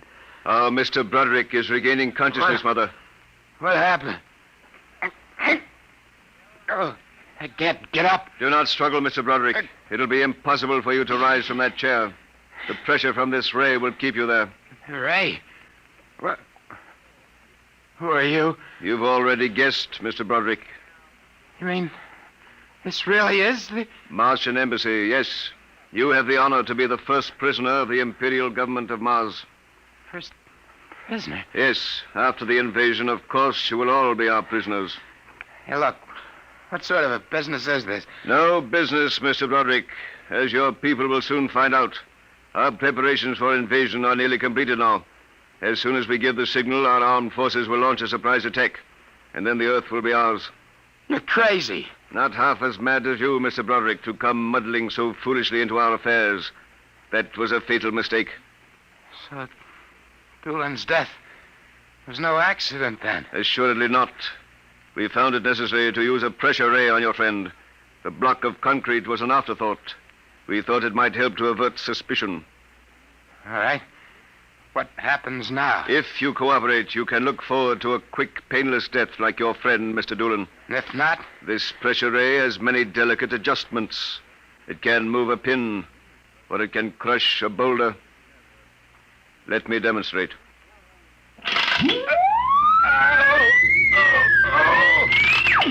You see, Mr. Broderick, as if an invisible vice were crushing you. What do you want? The name of your client. We are interested in knowing who is so anxious to locate the Martian Embassy. The names of my clients are confidential. Oh, well. All right. Turn it off, Mother. Mr. Broderick has seen the wisdom of speech. His name is Graphius. Graphius? Yeah. An unusual name for an Earthman. Describe him. Well, I don't know if I really can. Mother. Describe him. He's tall. Got a big forehead. And about 60. He wears thick glasses. He's bald. Lauren, sounds like one of them. Yes, it does. Contact the planet. Tell them we suspect that our plans are known. Ask for an acceleration of invasion day. At once. What about me? I am sorry, Mr. Broderick, but I am afraid you know too much now. In exactly 5 seconds, you will feel the full impact of the ray which faces you. I would suggest that you relax and meet your fate calmly. Now, wait a minute. You will feel no pain, just a wall of force engulfing you. Listen, 5. No, you can't do this. 4. It isn't human. I know, but we are not human. 3. Yeah, but... 2. No! 1. Mother in heaven. Now. Lauren. It didn't work. Something's happened. The magnetic field is dead. Get it working. We've got to get rid of this one. Now, listen. Listen, you Be quiet. two. I can't understand what's gone wrong with the ray. Why would it suddenly stop like that? Perhaps I can explain. What? Graphius. It's you. Yes. Lauren. Stand back from the pressure ray, please. It will not function anyway. I have decontrolled your field. Lauren, it's one of them. They've found us. Did you think we wouldn't? I trust you have not harmed my friend, Mr. Broderick. He's been very useful to me. Brother, am I very glad to see you. Talk about the Marines landing in the nick of time. You're free to move now, Mr. Broderick. I don't know how you got in here, Graphius, but stick around. These babies are really Martians, just like you said. They're planning to invade the Earth and take over. There will be no Martian invasion. You keep these characters covered. I'll get the police. There will be no need for the police. I intend to handle them myself. Yeah, but the police will want Do not call the police. Why not? You fool of an earthling. Don't you realize with whom you are dealing? The invasion of Earth by Mars will be like child's play compared... Lauren! Holy mackerel. They just flattened out. Like your friend, Mr. Doolan. I detest the use of violence where the intellect can rule. But unfortunately, the Martians are a threat to us. It must be destroyed. I believe you now. Another 5 seconds, they'd have finished me. I'm glad you didn't waste any time. There is little time to waste. The Martian invasion was to have taken place next week. Yeah, Hey, they never said that. How do you know? You would not comprehend. Wait a minute. There are some things here I do understand. A second ago, that pressure ray didn't work. Now you're using it like it was a toy. How did you get in here, anyway? Who are you? Another one of those Martians? No, Mr. Broderick. I happen to be a Venusian. What? A representative of the planet Venus. Venus? That's impossible. Not at all. The Martians are really an inferior race. We Venusians are much farther advanced. As much as we are over you, Mr. Broderick. The Martians would simply have conquered and enslaved your people. We Venusians felt compelled to exterminate you completely. That's impossible. Oh, no. Now that we have disposed of the Martian threat, what is there to stop us? Our invasion begins tomorrow at noon. By nightfall, the Earth will be ours. Brother in heaven. Either I'm completely cuckoo or... Oh, well, this is really on the level. You needn't edge toward the door, Mr. Broderick. You're thinking of running for help, aren't you now? I can read your thoughts quite clearly. Suppose you're going to knock me off like our Martian friends. On the contrary. Go ahead. Leave? Why not? Why don't you try it, Mr. Broderick? Because the minute I turn my back, you're going to let me have it. Suppose you try it and see. I've no interest in stopping you. Go ahead. All right, Buster, you asked for it. It will do you no good. No good! You'll see! You let me go. Here, where do you think you're running, Tom? Hey, officer, listen to me. Oh, it's you, the one with the marsh. Yeah, that's right. Now, listen. That story is true. They're inside that house, inside number 108. He killed them. Who killed him? Brathius. He's the leader of the Venusian invasion. Venusian invasion? That's right. Tomorrow at noon, they're going to take over the Earth. Now, listen. Go in that house. Martians, now Venusians, eh? Okay, that's enough for me. Come along. Good. We haven't got much time. Now, hey, wait. Where are you taking me? Bellevue Psychiatric Ward, my friend. Come on. Bellevue, no! Now, come along. No! Why don't you listen to me? Why are you such a fool? Let go of me! Here, loony as a bedbug. Come on! No! I tell you, there's going to be an invasion! The Venusians are going to invade us, don't you understand? You gotta believe me! You gotta believe me! Sure, I believe you. Oh, why don't they listen? Why don't they believe me?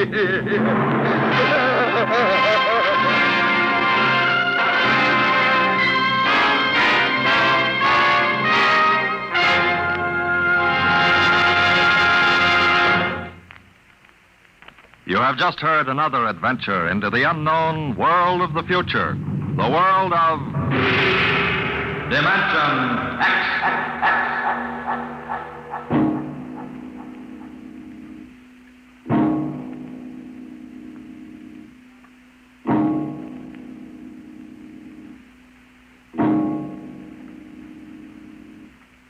Next week, the story of Riesling, the strange blind singer of the spaceways. He traveled the space lines from Mars to Venus to the moons of Jupiter. No captain could refuse to carry Riesling and his battered guitar. He sang of all the wonders of the galaxy, but his greatest song was of the sight he would never see, the green hills of Earth.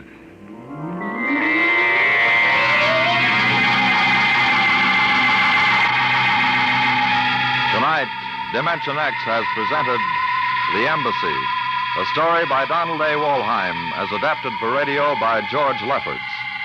Joseph Julian was heard as Broderick, Barry Kroger as Graphius.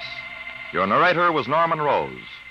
Music by Albert Berman, engineer Don Abbott.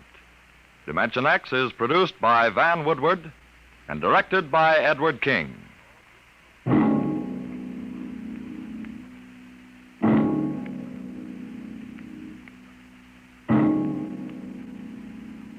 Tomorrow, hear High Adventure. Now it's Truth or Consequences on NBC.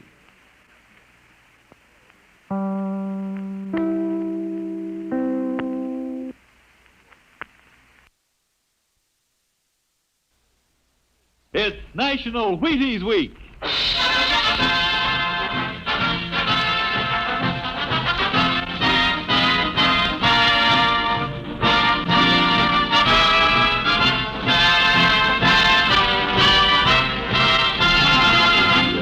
Yes, it's National Wheaties Week, and Wheaties present Dimension X. On stage tonight, Dimension X, another in the Wheaties big parade of exciting half-hour presentations. It's National Wheaties Week. Yep, time to try Wheaties. If you haven't had any for a while, try them now. If you've been eating them right along, have an extra bowl full for me. How about that? You know, I've been talking about Wheaties all summer, saying, see how Wheaties at 7 can help at 11. Well, by golly, they can. I get up to Wheaties, bananas on mine, thanks, and I honestly feel as if I had more pep all morning. And why not you? This is National Wheaties Week. Time for you to have some Wheaties. Breakfast of champions. Oh, go ahead, have some. It's National Wheaties Week.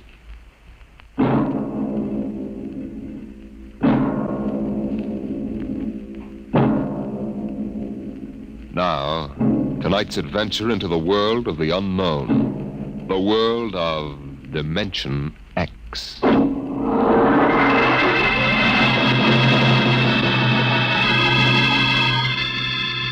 In the South Pacific, night comes on rapidly. The sun dips below the flat horizon. The sea is crimson for a moment, and then night falls. But on Tahani Atoll, giant arc lights turn night into day. Across the waters of the lagoon within the barrier reef, launches and tugs skitter back and forth, while on the curving half-moon of the island, army trucks and jeeps scuttle down the rough roads bulldozed by the Seabees just 6 weeks ago. A low Quonset hut stands near the beach, surrounded by tangled wire. This is the preliminary command post, and inside is General Frank Gaydosh, field director of the test. Operation Destruction.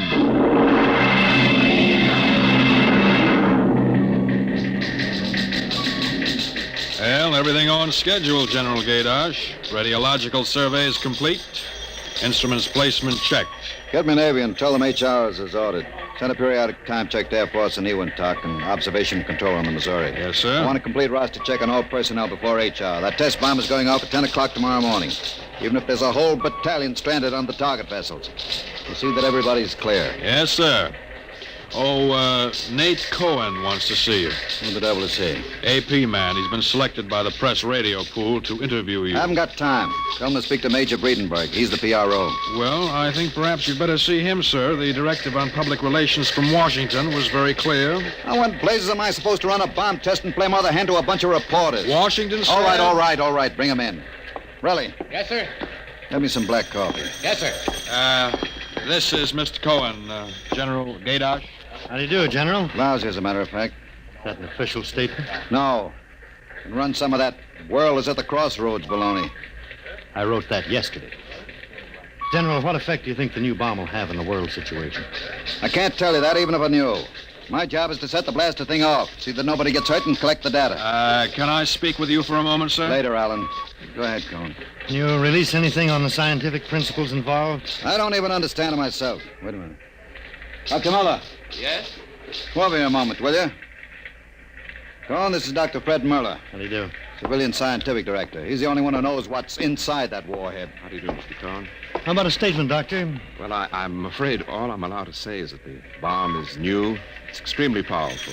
And off the record, it's very tricky and dangerous. Well, what'll happen if it goes off prematurely? I don't think we have to worry about that. In fact, we wouldn't even know about it. If you'll excuse me now. How about the natives? What about them? They're going to be evacuated from the island? They already have been. General Gaydar. I saw the Tahani chief outside when I came in. The whole tribe's out there squatting down at the motor pool having a conference. What? Alan. I've been trying to tell you, sir, the Tahani are still on the island. What? The LCTs already, aren't they? Yes, sir, but they won't go. They refuse. The scheduled call for their evacuation to Milani 3 hours ago. I realize that, sir, but I hoped we could still get them off without violence. Look, Alan, they're either on the island or off. Wait a minute. Go on, that's all. What are you going to do about the natives, General? I'll issue a statement later. You going to force them? Go on, out. I haven't got time. All right, General. Thanks. Thanks a lot. All right, Alan, let's have it. Well, sir, the Tahani have been kicking up a fuss all along. They won't leave. They won't? Do they know what's going to happen to the island? Do they know we're going to blow it higher than a kite? I told the chief, and he just said they won't go. They'll go all right if I have to. Get him in here. Chief? And the lieutenant who interprets. Yes, sir. How do you like that, Dr. Muller? I haven't got enough trouble. You know, I feel rather sorry for the Tahani. It can't make much sense to them. We arrive and tell them they've got to get out. I appreciate your finer feelings, Muller. But I can't let 100 half-naked Kanakas hold up the bomb test. They're not Kanakas, General. Captain Cook discovered the island in 1788. What's the difference? Lieutenant Gilbert reporting, sir. Noah. I haven't got time for ceremony, Gilbert. Tell the chief he and his tribe have to get off the island. We're providing homes for the Mamalani. Maruru teupa tautiari iti mailani. Translate, Gilbert. The chief says, you do not understand. Mailani is a bad island. My people have lived on Tahani from the time that our ancestors were cast away on the island. The spirits of our ancestors are buried in the earth. Our fathers are buried here. Our fathers' fathers... If he thinks I'm going to move his graveyard, he's crazy. In our ancestors' time, the Tahani came in a great bird canoe. We were cast away on this island, and we have made it our home. What right have you now to carry us over the sea to a strange land where we would die weeping for our homes? We will not go. By the water of Babylon, there we sat down and we wept when we remembered Zion. Thank you. Thank you, Dr. Muller. You're a great help. Gilbert. Yes, sir? Tell him I have no choice. He's got till midnight to get his tribe on board those LCTs peacefully, or I'll have the Marine detachment carry them on board. Isn't that rather harsh, General? After all, if justice is on their side, we are preparing to blow up their island, and we haven't asked them about Dr. Muller, it. you will kindly confine yourself to the scientific aspects of this operation. I'll take care of administrative matters. Well, if you could explain to them what is at stake Any here... further explaining I've got to do, I'll do with the Marine detachment. I'm not going to hold up my schedule to coddle 100 barefoot natives. Well, Gilbert? I told him. All right, get him out of here. I've heard enough. What the devil is that? It's some kind of a curse, sir. I can catch some of it. The island will remember the tears of its children and punish the invaders. The great destroyer will not destroy, and the evil man who is the chief will travel far through the blackness of night. Even as the children of the island end, so will he. All right, Gilbert, take him away. Yes, sir. Colonel Allen, get a detail from the Marine detachment with tear gas and small arms down to the motor pool. 1 hour, have those natives on that transport, and I don't care how they do it. Is that my coffee, Borelli? Yes, sir. They must know about the bomb. The great destroyer will not destroy. You worried about that curse? Well, I should think you might be. He threatened you personally. If I were you, I'd carry a pistol till they got off the island. The chief looked as if he'd cheerfully strangle you with his bare hands. I'm supposed to end the way they do, huh? What's that? Oh, probably the Tahani saying goodbye to their island. I think I'll go down to the motor pool. Well, stay out of the way and get back here in an hour. We've got to have this wrapped up and headquarters moved out to the Missouri by dawn.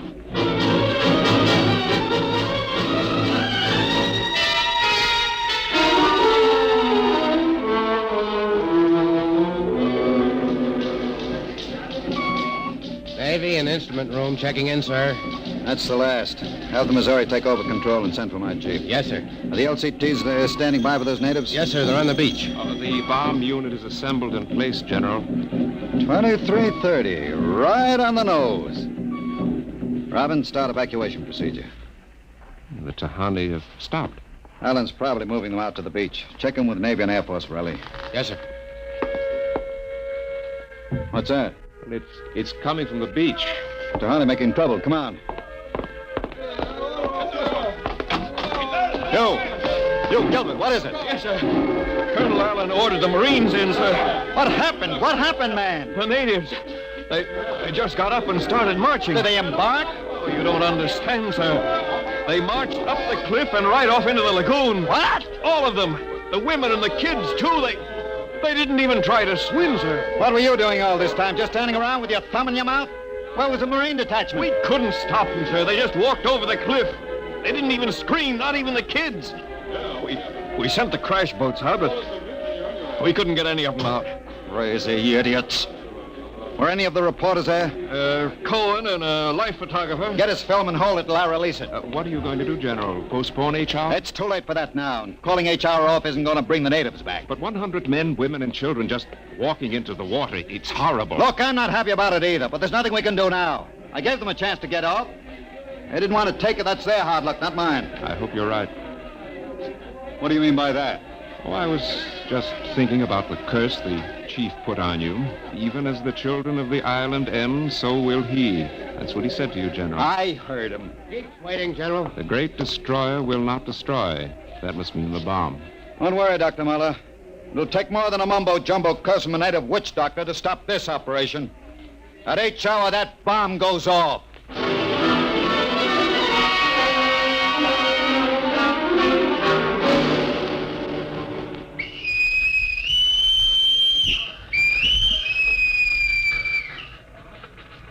It's now H hour minus 1 minute 30 seconds. H minus 1:30. Video screens hooked in, sir. All right, check control stations. Observation station 1. Observation station 1, check. Radiation station. Radiation control, check. Test the firing circuit, Dr. Observation Muller. station 2. Right, General. Observation station 2, check. Damage control All station. set. Damage control, check. Communications. Communications, check. All checked in. It's H minus 1 minute. H minus 1. Take a good look at that island on the screen, Muller. When you throw that key, it just won't be there anymore. Nothing but an atom mushroom over the lagoon. It's quite a funeral pyre for the Tahani. Stubborn idiots. The way it serves them right, Muller. They can't get in the way of progress. Progress? I wonder if it is, General. It's H minus 30 seconds. H hour minus 30, 29, 28, 27, 26. The great 25, destroyer. That's what he called the bomb. Hold it, Muller. Allen, report. All checked in. Cameras running. Sound fire warning. Stand by for firing. Ready, Muller? Ready. 12, 11, 10, 9, 8, 7, 6, 5, 4, 3, 2, 1, fire!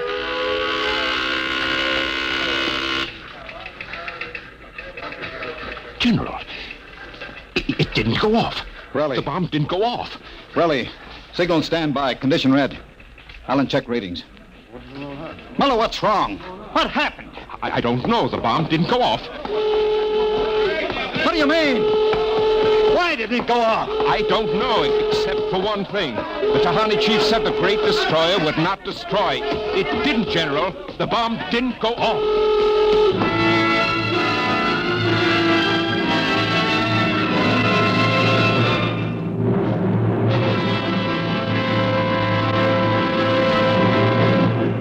Dimension X will continue in just a moment. It's National Wheaties Week. And from behind the scene in the radio studio, here comes one of Hollywood's foremost radio producers, Mr. Joe Parker, stepping out of the control room to help celebrate National Wheaties Week.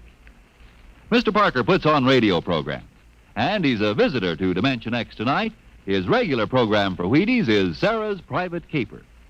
Joe's a regular guy, He sits there in the glass cage called the control room, running his show. But right now, here he is at the microphone to say his say about Wheaties. Ready, Joe? Thanks, Frank.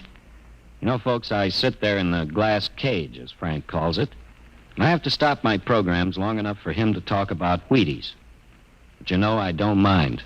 I kind of like this talk about Wheaties and milk and fruit. That's a lot of good eating.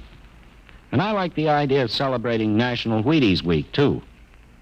You know, we enjoy putting radio programs on for your entertainment, and we'd enjoy knowing that, well, that you're going to try Wheaties because of us. I hope you'll get Wheaties tomorrow and have some. The whole family. Matter of fact, I think I'll join you. Thank you, producer Joe Parker. If you like this program, friends, get some Wheaties and help celebrate National Wheaties Week.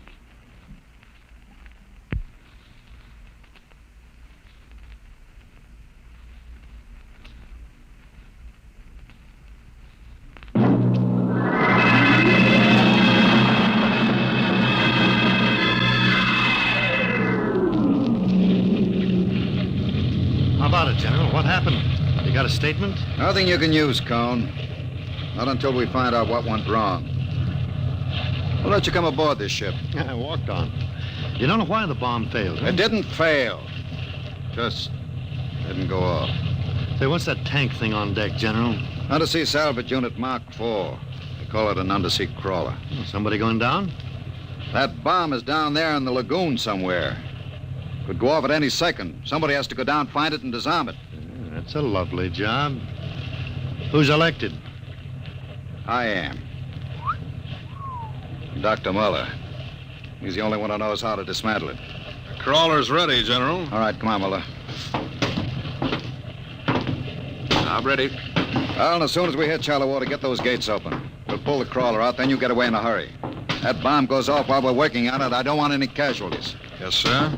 Inside, Muller. All right. I'm in. Remember, get this LCT out of the lagoon in a hurry. You got that, Alan? You take your orders from Admiral Yancey. Yes, sir. And, good luck. Closing the hatch. Get the sonar and Geiger counter warmed up, Muller. Right. I was just thinking of something, General. That curse, part of it came true. The bomb didn't go off. Well? The second part of that curse was that you would end where they ended, and that was at the bottom of the lagoon. What are you trying to do, Muller? Nothing. I was just thinking this crawler is going to take us right down there where the Tahani died. I'm not worried about a handful of dead natives, Muller. I'm worried about that bomb. Okay, they're opening the gate. Let's go.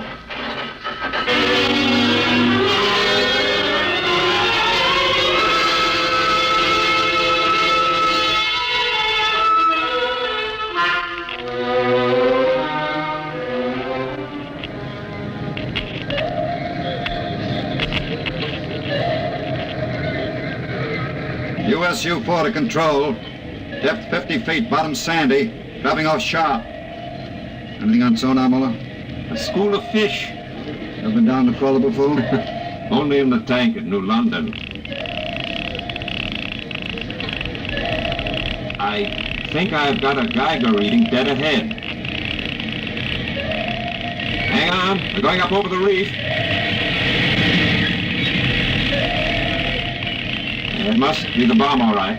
The Geiger count is clucking like a brood hen. Keep an eye on the front vision plate. If we run over the bomb, we're liable to set it off. I think I'm getting something on sonar. Left of point. USU-4 to control. Over. USU-4 to control. Over. That's a fine note. Radio's out. Dead ahead. It looks too large to be the bomb. Can't see much in the forward vision plate. Wait a minute. That's part of the reef ahead. Well, that's where the Geiger reading indicated. The bomb must have settled in a hole in the reef. We'll have to go after it in diving suits. Suits are in the locker. Let's get this over with. Less time I spend down here waiting for that bomb to blow, the better I like it.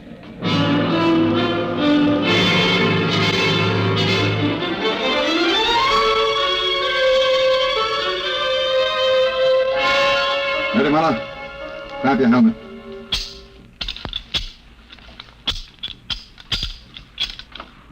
Getting me all right on your headset? Okay, I'm gonna fill the lock.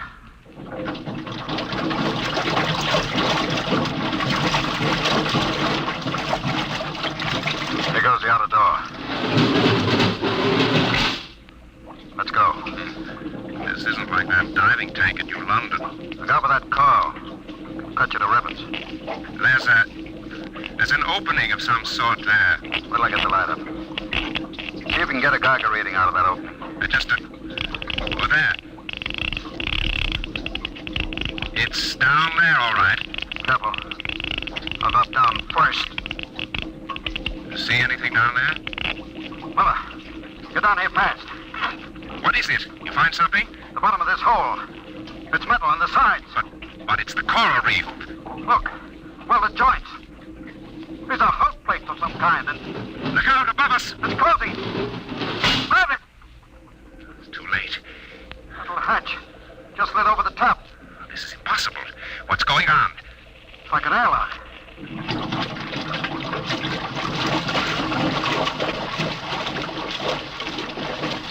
Water's being pumped out.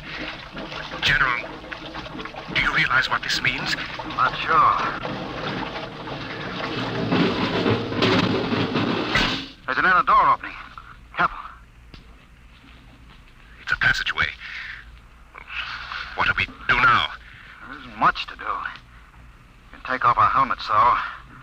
Now shows good air. Yeah. All right. Come on. What is this? An undersea fort? What's it doing here? What does it mean? Whatever it is, our bomb must be down here. Wait. There's someone there. I can't see. There's a shadow. Who is it? Who's that? Ma'anua, Dr. Muller. Welcome to our ship. We have been waiting for you. General, it can't be. Do you see it? It's the Tahani chief.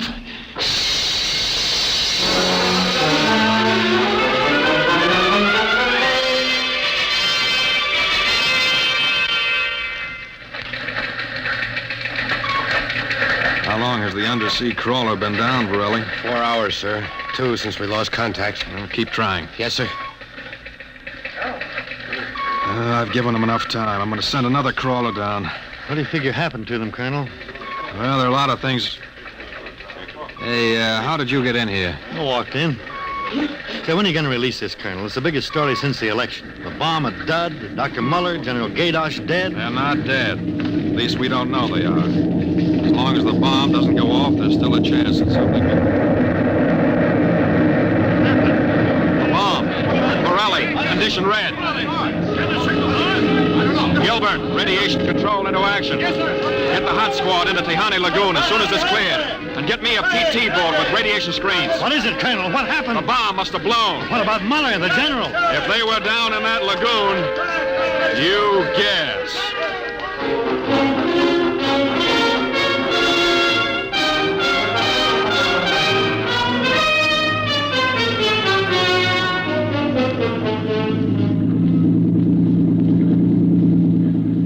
Radiation reading 75 and steady. Now take her in as close to the beach as you can. Steady as she goes. Is there any danger of more explosions? No, when she goes, she goes. Radiation 82. The danger is radioactivity. Our shields aren't much good, but we've got to pick up the recording instruments as soon after the blast as possible. Radiation 93.5. Well, that's still safe. Hey, Cohen, is that something on the beach there? Oh, yeah, looks like a body. Maybe you blew one of the Tahani back out of the lagoon. No. It's moving. Gilbert, glasses. Yes, sir. It's a man, all right. Head into the beach. Aye, aye, sir. Who is it, Colonel? I can't tell, but he's in a diving suit. It's either Muller or General Gaydosh.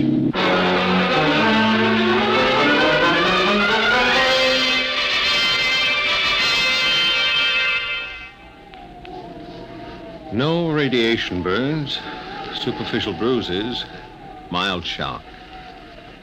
He'll be all right, Colonel. Can he talk? For a while.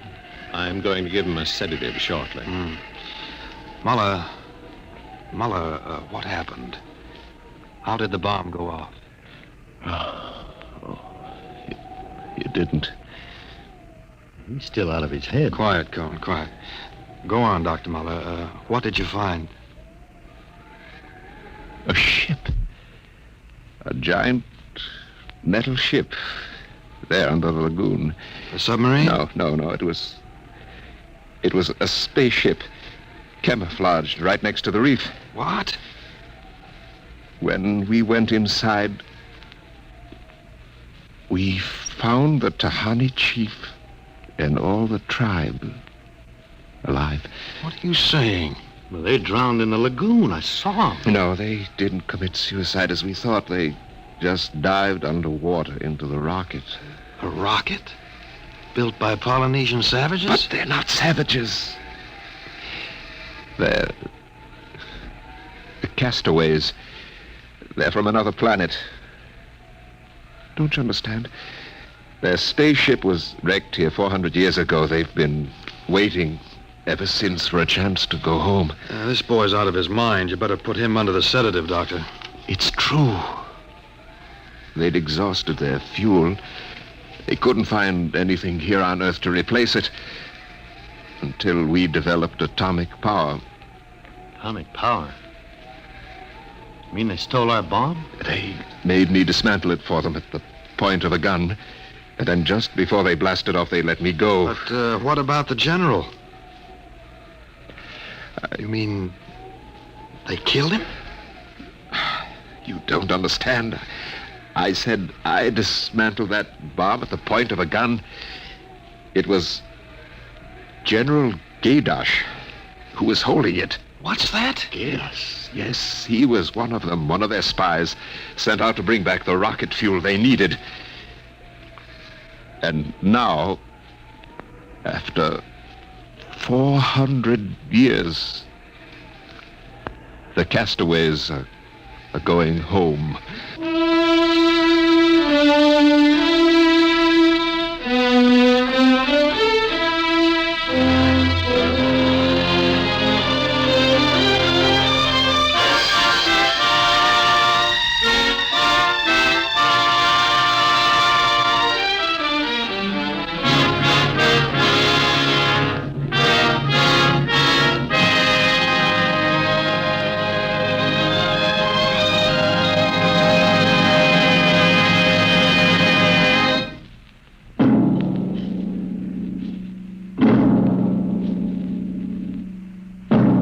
Dimension X has transcribed The Castaways, written by Ernest Kenoy from an original story by Ernest Kenoy and George Lefferts.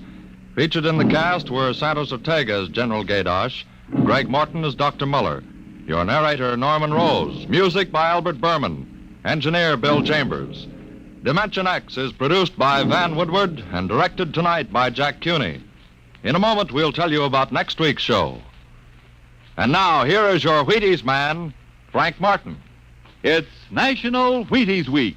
And listen, if producer Joe Parker is going to buy Wheaties tomorrow, and I go out and buy Wheaties tomorrow, and you go out and buy Wheaties tomorrow, well, that makes 3 of us, huh? And if everybody goes out and buys Wheaties tomorrow, then the whole doggone country is going to be celebrating National Wheaties Week in the proper manner. And it's a real nice celebration, too. Pour out those golden flakes, pour on the milk, put on the fruit, and you'll be eating good to be feeling good. Breakfast of champions. Get yours. It's National Wheaties Week.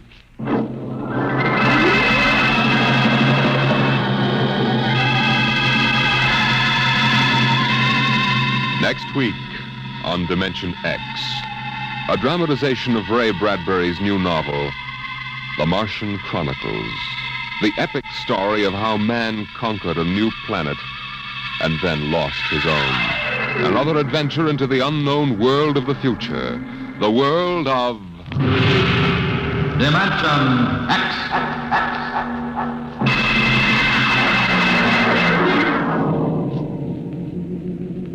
And this is the Wheaties man, Frank Martin, inviting you to listen also on Saturday, that's tomorrow night, to Joel McRae in Tales of the Texas Rangers on the Wheaties Big Parade.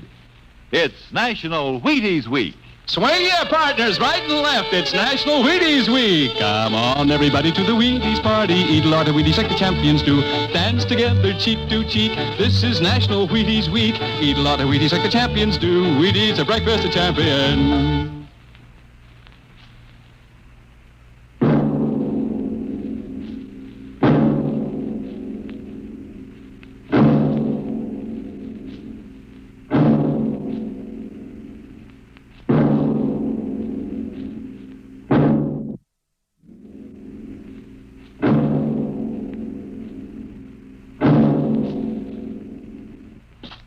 Jack Late tells the story of the Canada Kid, next on NBC.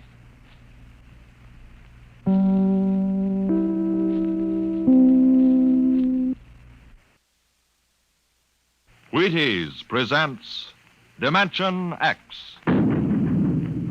Adventures in time and space, transcribed in future tense. Dimension X.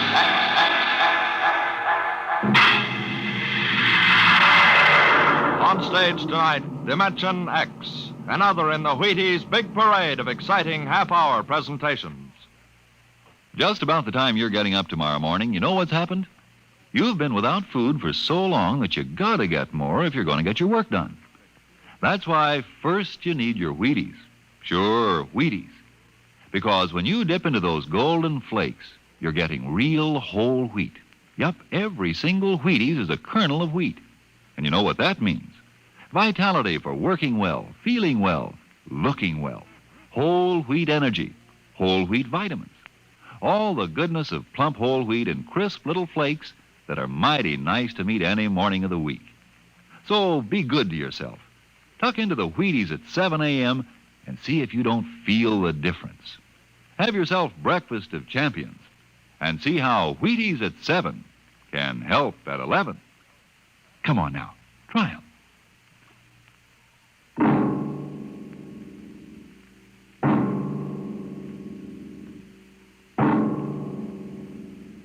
What will happen when man, finally conquering the galactic distances of interstellar travel, finds life on the strange worlds across the universe? Will he discover civilizations of incredibly advanced scientific knowledge, or primitive cultures deep in a stone age of savagery? Here is a story of the relation between men of our world and beings from beyond the stars. On the desk stood a yellow bowl, the profile a simple curve, clean and sharp. The body was thin without fragility, and the beauty of its shape was matched by the glowing intensity of the glaze, a glorious transparent yellow, soothing as sunlight, yet glowing with the fire of a volcano's core. The desk belonged to Michael Tom, Regional Administrator for the Department of Interplanetary Affairs.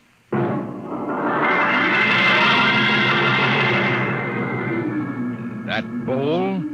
Why, it's a souvenir. I got it many years ago on the planet Fursk. I'd been out on the Channel Planet in the Frontier Service for 19 months. When my transfer came through to Fursk, I was surprised to see that I'd been promoted 3 grades, and my orders read to report to the regional office as assistant resident. My ship came in at Pinole Spaceport, and I was met by the office car and chauffeur.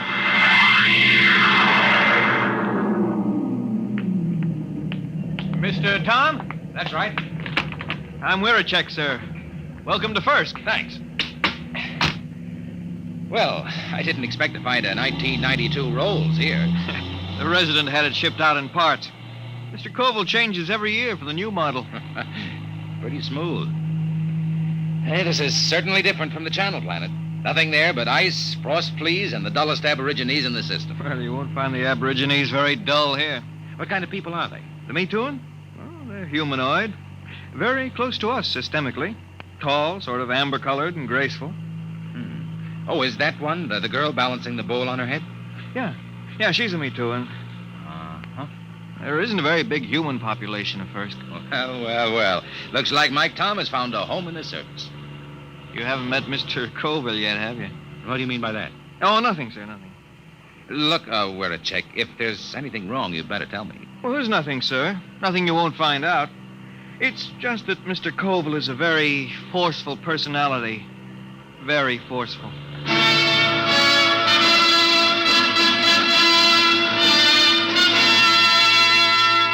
We drove through Penulpan, threading our way through narrow streets between rows of low houses of reed, parchment, and wood. Canals of green water laced the city, and the bridges trailed ivy and orange flowers. Suddenly, we turned a corner, and there on the bank of the main canal was a large concrete and glass building, Earth style. This was the district office, and in a room that gleamed with black plastic and glass, I found George Colville, senior resident. You're Tom? Michael Tom? Yes, sir. My last junior took off for the hills with a dancer from a Me Too and grog shop. If I have any trouble with you, I'll ship you back to Earth with a minus 50 efficiency rating. That clear? That's clear, sir. And don't get edgy with me. Sit down. Now listen, Tom, I'm easy to get along with. I like things done right the first time. Got to give a good example for the gooks. Gooks? Yeah, the natives. I don't know what's good for them. I brought in a high-grade silica yarn to replace the root fiber they were using in fish nets. Took me 3 months to talk them into using it. I thought the Bureau policy was to avoid introducing Earth technology to stable cultures. Yeah, that's what those boneheads at the main office say. They don't have to live here. Have you seen those pigsties they live in? There isn't a concrete building on the planet.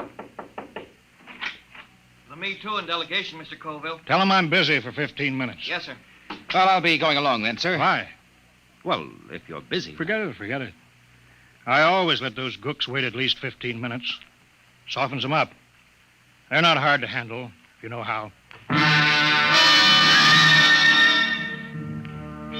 I was assigned to pest control, a duty Colville considered beneath his dignity.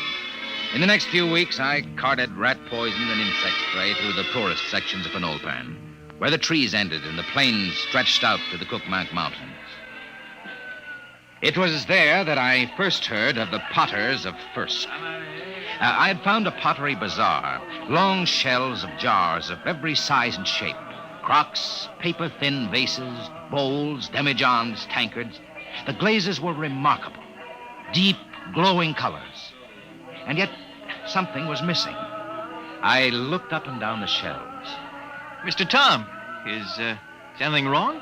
No, it's just, I've got it. There isn't any yellow. Yellow? That's right. There are no yellow glazes at all. They have every other color. Ruby, green. There's a jar that's translucent, but no yellow. Well, maybe it's a superstition. Could be. Yellow might be connected with death or disease. Well, you can find out, Mr. Tom. Here comes a Me Too, and she probably runs the place.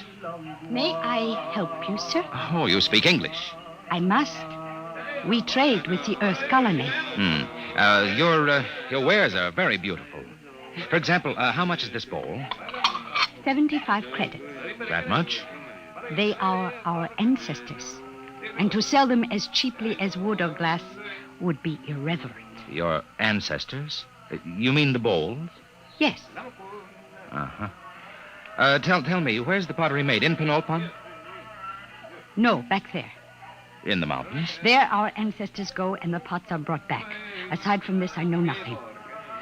The Metuan fear the potters. Why?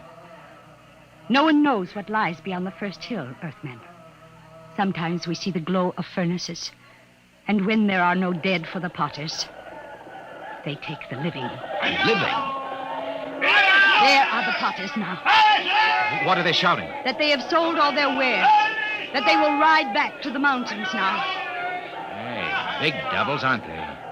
Red hair. They are very strong. I think I'll visit the potters one of these days. No, Earthmen.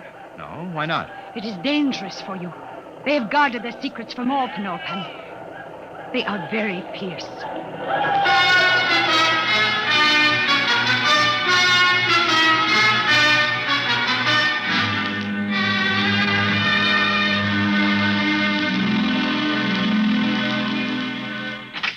Tom, where the devil you been? I told you to get the estimates for that power plant. I put them on your desk, sir. Oh, yeah. Yeah, so you did. Say, what do you know about the Potters back in the Cookmanks, Mr. Colville? Huh? Oh, they're a tribe of bandits or something. Why? I was at the bazaar today. A girl called the vases ancestors. Seemed strange. Ancestor? Well, it probably has something to do with religious death rites. They take away the dead bodies and cremate them for a fee or trade goods. The girl said that when they don't get the dead, sometimes they take the living. What? Well, so that's it. What, sir? Raiding. About every month or so, a couple of Me Too and turn up missing. The whole city clams up like tongue-tied parrots. For 2 years, I've been trying to track it down. Tom, these Potters must be behind it. Raiding, huh? Well, we'll see about that. No, we don't know anything definite. Well, we will. Get Weircheck to roll out the copter. We're flying out to those mountains. I'll put a stop to this if I have to blow them clean off the planet.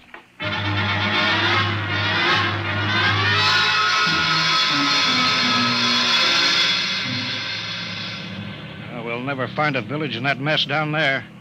Look at those cliffs. There's a smoke trail over there to the right. Potters need kilns. Kilns need heat. That's a volcano, not a chimney. Let's try out along that ridge, then we'll go back. Oh, wait, I think we found them. Where? At the base of the volcano. Look close. You can see buildings. Yeah. Set her down. Should we land, sir? They're supposed to be pretty rough on home ground. We're official representatives of the system. Remember that. That might not mean much to a tribe of mountaineers. Don't argue with me, Tom. Land.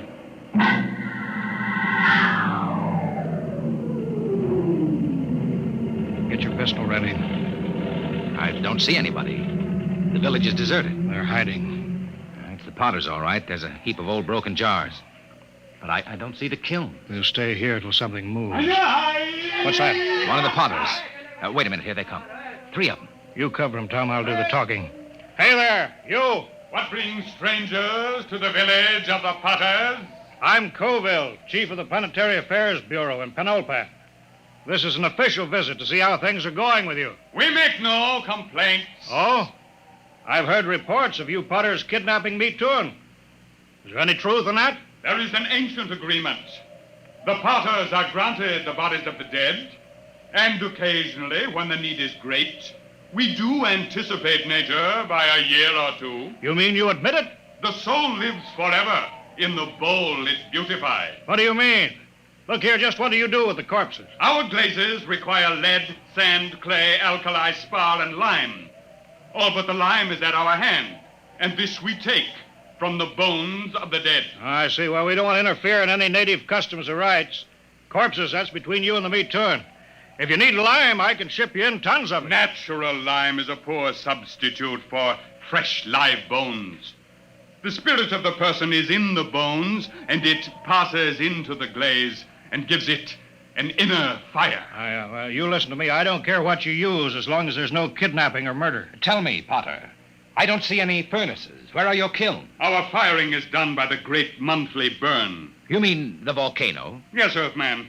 Once each month, the heat roars up white and glowing. I see. Potter, why don't you ever use yellow glaze? Yellow glaze? We have no metal to give the pure, rich yellow, the color of the sun. It is strange, Earthman, that you talk of the yellow, for my people have sought the sun glaze for thousands of years. Listen, if there's any technical help you people want, that's my business. But there'll be no more murder. If necessary, I'll put a stop to the potting altogether. Your words are not friendly. Don't think I can't do it. I'll drop an atom bomb down the throat of your volcano and cave in the whole mountain. We'd better pull out, Mr. Colville. Shut up, Tom. You understand? My job is to protect everyone on this mud-hole planet. And that includes the Me Too. Get back in the copter, Mr. Colville. They're getting ugly. Fire over their heads. Keep them back. Quick, get in, sir. They're scared now, but in a minute they may jump us. All right, let's go. Don't worry, Tom. Now those gooks know who's boss. No, sir, we won't have any more trouble from the Potters.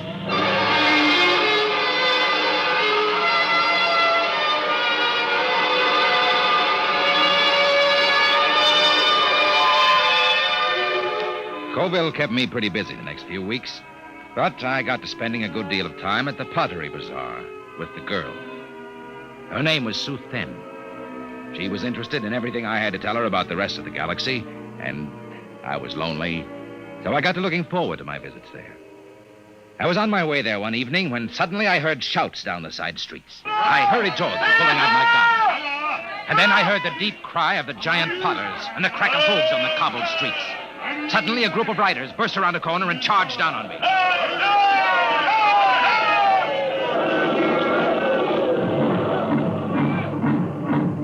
When they were gone, I hurried to the pottery bazaar. Sue Fenn was gone. Earthman! Earthman! She's not here. They took her. The potters? She has gone to her ancestors. Did they kill her? No, they have taken her to the hills. But soon she will live forever, her spirit wrapped in the glorious glaze. Sue Fenn. There is nothing to be done. When the potters take you, it is the end.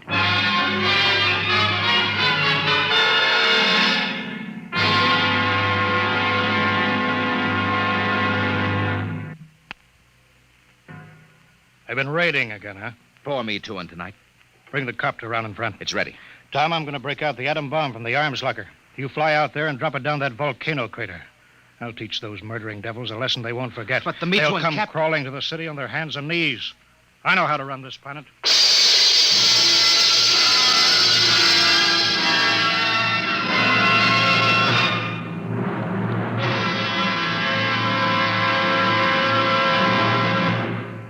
Dimension X will continue in just a moment. Friends, this is Frank Martin, the Wheaties man, and I want you to know an associate of mine, Ed Prentice. Okay, Ed. Folks, I'd like to have you meet a good friend of mine and a prominent member of a fine little organization known as the Chicago White Sox, Mr. Lucius Benjamin Appling. Ooh, Ed, don't say it like that. Whoever heard of a ball player named Lucius? What if I went around calling you Paul Edward Prentice? Let's just make it Ed and Luke, huh? All right, Luke. Say, just how long have you been with the White Sox? Over 20 years, Ed. Golly, I played in darn near 2,500 games. Been at bat almost 9,000 times. Man, I'm from way back. Well, Luke, you don't look it. How do you keep up the pace, anyway? Well, Ed, I sleep good. I eat good. I eat mighty good. Wheaties about 4 mornings a week. Those little old flakes put a lot of snap, even in an old-timer like me. Must be because they're 100% whole wheat. I sure like Wheaties and milk and fruit. You know, Luke, that's exactly what I hear from a lot of ball players and plenty of other people, too. No wonder they call Wheaties the breakfast of champions. Thank you, Mr. Prentice and Mr. Luke Appling of the Chicago White Sox. Mighty nice of you to say those good things about Wheaties. Now, folks, you and I may not be playing baseball for a living, but we can use those whole wheat Wheaties, too. Step around to the grocery tomorrow yourself for Wheaties, breakfast of champions. Breakfast for you.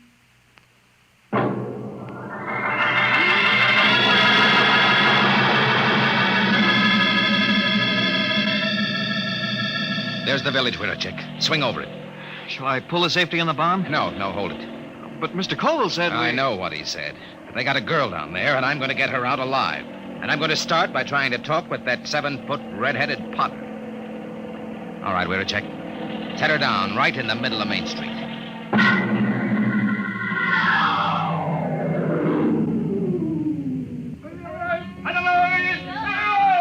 Have your gun ready, we're a check. Here they come.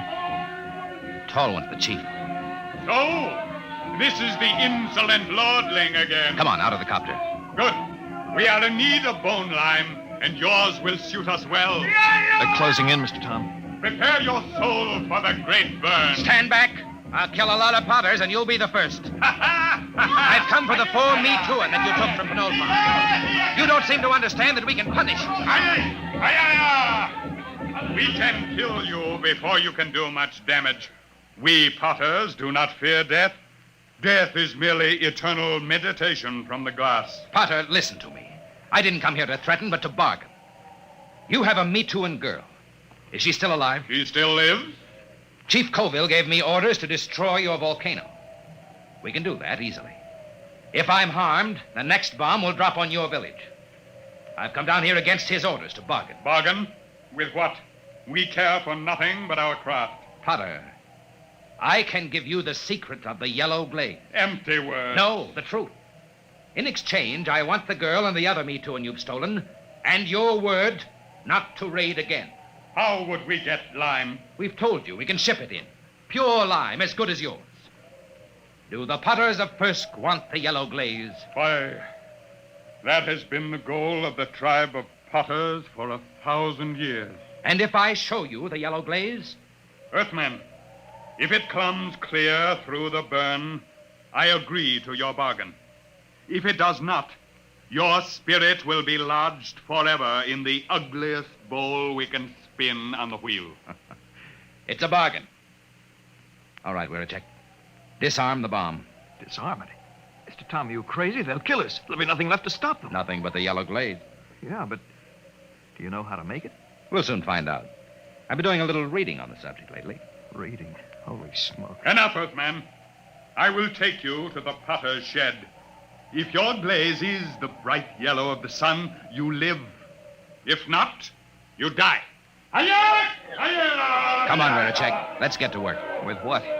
You never made a glaze in your life. What are we supposed to work on now? Our last will and testament?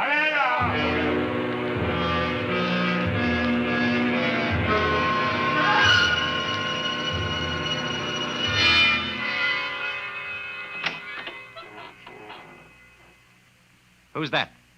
Suzanne.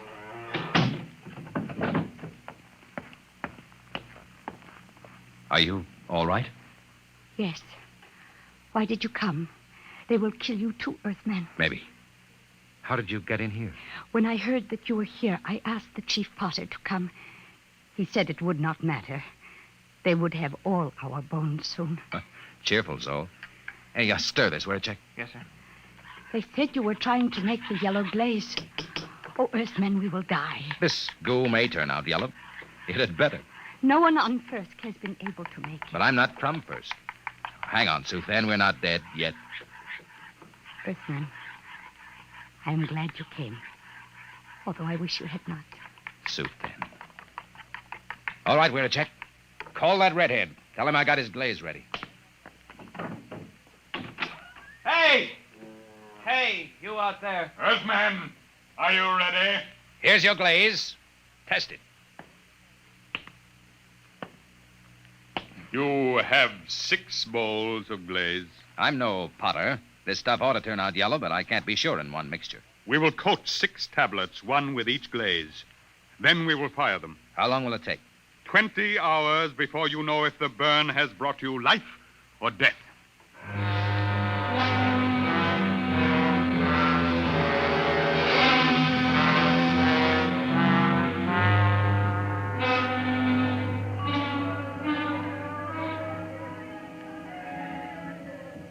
How long can they keep that up?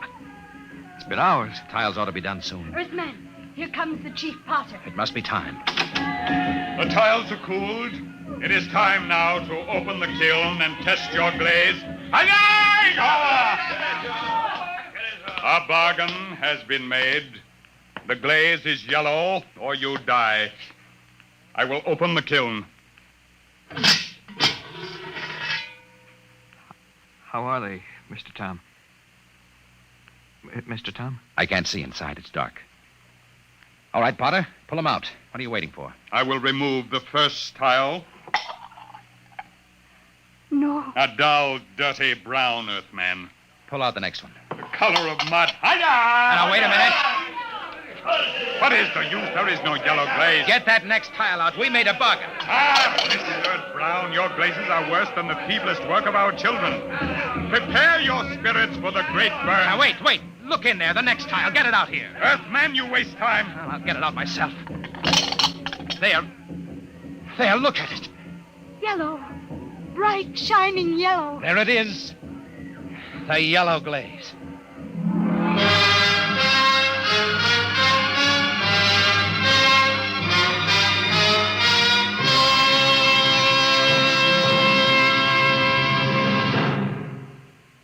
Tom, where in thunder have you been? Mr. Colville, I've been I trying sent you out on business which should take 2 hours, and you stay 2 days.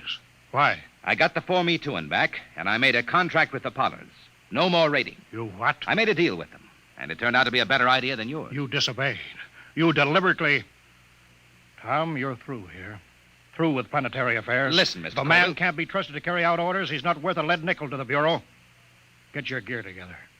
Leave on the next ship out. Yes, sir. Wait. You're on company time till 4 o'clock tonight. Until then, you obey my orders. Take the copter back to the hangar. Bring the atom bomb back to the armory. I can't. What? I've been trying to tell you. There's only one way I had to make that yellow glaze. Tom, what the devil have you done with that bomb? I gave it to the Potters. What? It was a uranium salt that made the yellow glaze. The Potters didn't have any, so I gave them the uranium out of the bomb. That was part of the bargain. What? You gave that murdering tribe of gooks that uranium? You heard me. And if you think you could have used it better by blasting them out of that mountain, you're crazy. Why, you abysmal, blasted imbecile. That's the only bomb we had. Those Potters could tear Penulpan off the face of the planet. If you want that uranium, Colville, you can go out and get it. And if I'm fired, I'm through now. Why, you fresh mutt, you yellow-livered louse. I ought to If you kill asked me, I'd say it'd be dangerous business trying to get that uranium back now. Where's a check? Where's a check? Yes, Mr. Colville. Yes, sir. Get the copter fuel. Get me a double holster and a full bandolier of ammunition. Yes, sir. Tom, when I get back, I'll see that you rot in the deepest cell in the Gallatin Tower. I'm going out now to those hills. I'm going to bring in that uranium myself.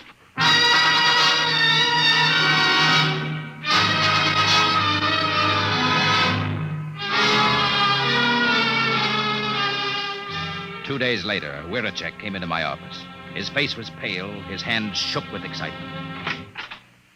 He's here, Mr. Tom. He's here. Colville? No, the Chief Potter. The Potter. Bring him in. Should I call the guard? Just bring him in.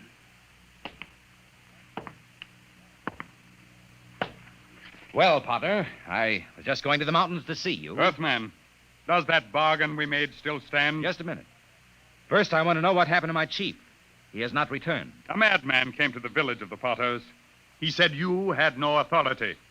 He said he could not allow the Potters to keep the heavy metal that makes glaze like the sunset. What happened to Colville? Tell me. There was violence. He killed 6 good wheelmen. He was captured. I come to find whether our contract is good. Captured. All right, Potter. The contract is good. It is bound by my word and by the word of my great chief back on Earth. But only if Colville is returned. He must be brought back. Good. Then to seal the bargain, I have brought you the first bowl made with the new yellow glaze. It's a beautiful vase, Potter. And now, about returning Colville. It is done. The madman is a lucky man indeed, for his spirit dwells in the brightest glass ever to come from the great burn. You mean that Colville... Here, I return him to you. The fiery soul of the madman has given luster to an already glorious glaze. He will live forever in the shining light. On the desk stood a yellow bowl, and the beauty of its shape was matched by the intensity of the glaze. A glorious, transparent yellow, fire of a volcano's core.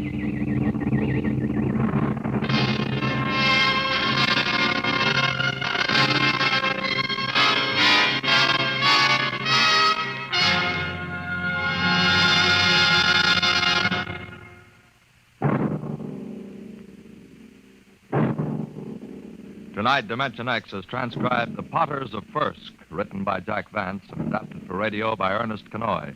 Featured in the cast were Carl Weber as Michael Tom, Wendell Holmes as Colville, and Raymond Edward Johnson as the chief of the Potters. Your narrator, Norman Rose. Music by Albert Berman. Engineer, Bill Chambers. Dimension X is produced by Van Woodward and directed by Edward King.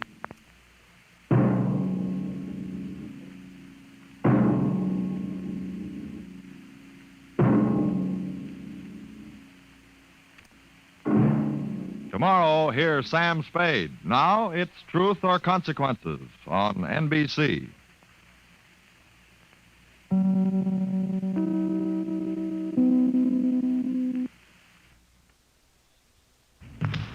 The National Broadcasting Company delays the start of this program to bring you a special news bulletin.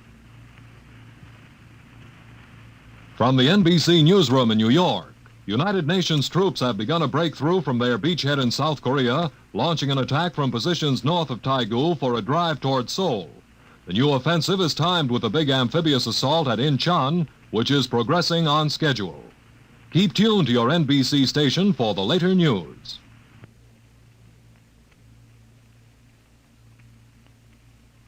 Space, transcribed in future tense. Dimension X.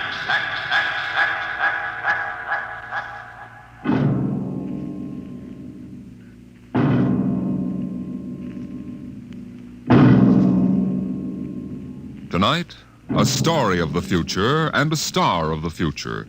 The story, Hello Tomorrow, and the star, Miss Nancy Olson, the talented young actress who is currently winning critical acclaim for her performance in one of the outstanding pictures of the year, Sunset Boulevard. Tonight, Miss Olson becomes the first of a group of the stage and screen's most promising young stars of tomorrow to be invited to appear on the program of tomorrow, Dimension X.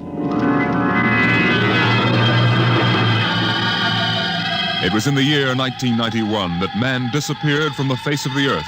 The third atomic war had ended at last, leaving the land a mass of red radioactive dust, filling the air with gamma rays so deadly that life on the surface was no longer possible. There was only one way out. The few survivors went underground, burrowing their way deep into the earth like hunted moles, hiding from death in huge underground caverns. And it was there in the next 2,000 years that they built the new civilization, a civilization in which the genetic survival of the race came first, and every life and every law was shaped to serve that end. It is to this civilization, in the year of our Lord 4195 A.D., that we take you now.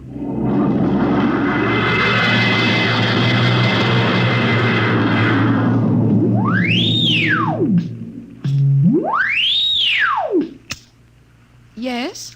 I have a call from the Director of Emotional Stability for the Third Oblong for Professor Lois Burton at the Institute of Genetics. This is Professor Burton. One moment. Go ahead, sir. Lois? Listen, darling, good news. What? The Genetic Board has approved our application for marriage.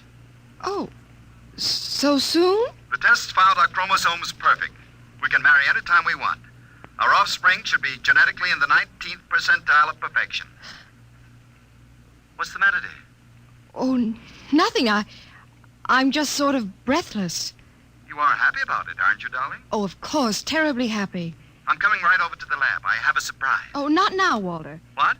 Well, I mean, you'll have to give me some time. Time? What's the trouble? No trouble. It's that genetic survey I've been working on. What about it? Well, I've finally gotten permission to study an actual living case. A specimen of imperfect genetic transmission. Really? Yes, they're bringing him up from the condemned cages on the lower level. You will be careful, darling. The supervisor says there's nothing to be afraid of. The specimen they're bringing is, XJ12. It's been studied before many times and is quite well trained. Well, I don't like it. Nonsense, darling. I've been waiting for this opportunity for years. Oh, there's my door signal. I'll have to hang up, darling. See you later.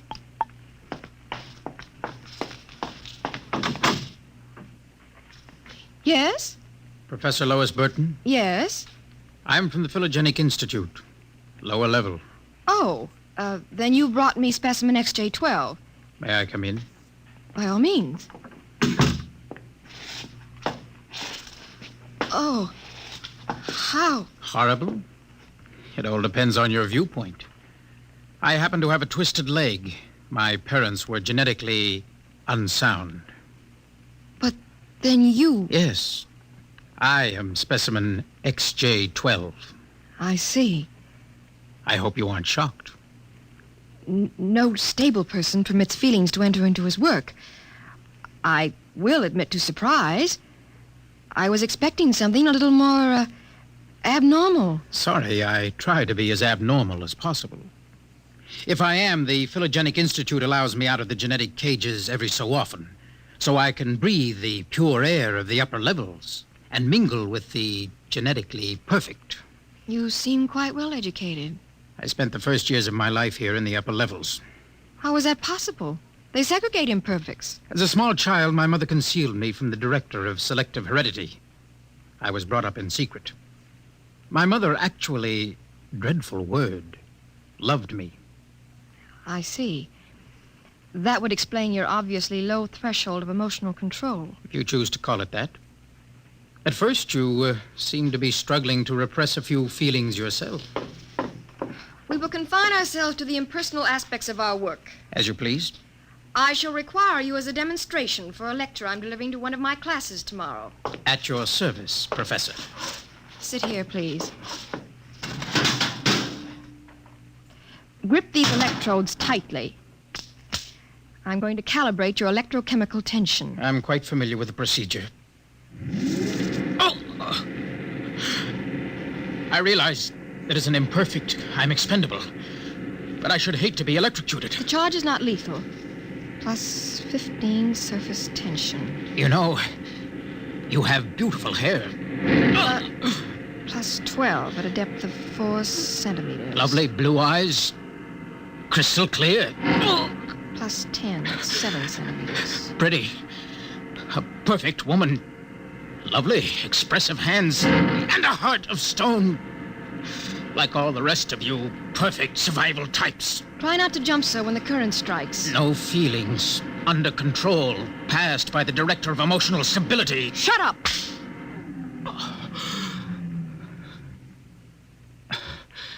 Maybe I was wrong. Maybe you have feelings. That will be quite enough. I seem to sense an air of emotional tension. Nothing, dear.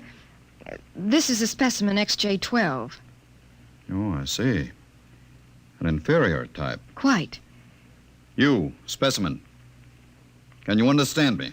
Yes. Yes, what? Tell this dolt who I am, Lois. This is a director of emotional stability for the third oblong. He also happens to be my selected genetic partner. You will address him as Sir. Yes, sir. This creature seems quite impertinent. He's only a specimen, darling. I suppose. We'll use him and ship him back to the cages at the Institute. He's probably radioactive. You, specimen. Mr. Director? You will confine your speech to answering only those questions addressed to you.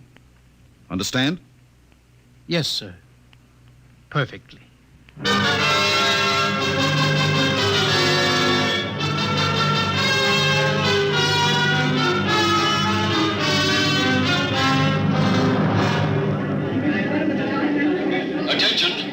Attention. The next demonstration will be conducted by Professor Lois Burton of the Institute of Genetics. Her topic, the probability of radioactive damage in the chromosome heredity of imperfect non-survival types. Professor Burton. We are very fortunate today in having obtained a specimen of an imperfect genetic type through the good graces of the Phylogenic Institute. Moreover, this specimen has been trained to tell in his own words about the factors in his upbringing. Specimen XJ12. Thank you. My mother was a psychotechnician in the fifth oblong. My father was a historian specializing in the records of pre-atomic surface culture. In the earthquake of 2170, apparently some hard radiation filtered down through the tunnels and penetrated the fifth oblong. The effect on my hereditary factors is quite apparent in this twisted leg. I appreciate that you do not laugh. Most audiences seem compelled to laugh. Perhaps you are different. If so, perhaps you can be made to understand somehow what it means to be labeled an imperfect. Perhaps in some way I can penetrate the insulation with which the psychotechnicians, the drugs, and the glandular experts have surrounded your emotions. Wait. As director of emotional stability for this oblong, I order you to confine yourself to the subject. My father taught me in the last days before he was executed that every human personality is born with certain inalienable natural rights. The right of free expression, the right to have feelings, and the right to mature, and above all, the right to be different from every other living organism, because every organism is different. I submit to you, distinguished students, that the attempt by this society to abridge these rights is a violation of nature. I say that the imperfects, the mutants, those who are different have as much right to exist and be free as you. I say break open the cages, free my people. Stop him! Give us back the right to be individuals. Stop him! I say... Professor Burton, take this specimen back to your laboratory and confine him. Yes, Mr. Director. You, specimen, go quietly, I warn you. I have nothing but contempt for your warnings. I'll have you destroyed for this. The specimen is unstable. He doesn't know what he's saying. Then get him out of here, quickly. He's an affront to our genetic type.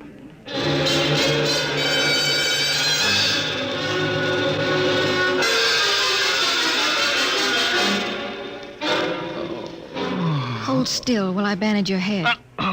He'll be all right. I suppose you detest me for getting you into trouble. Don't squirm. Not that I blame you. I don't detest you. Oh. In fact, I thought you quite magnificent. You... what? As you spoke, something began to stir in me. You don't hate me? I've never felt so strange. Tell me what you feel. If I moved you, then I must have moved the others, some of them at least.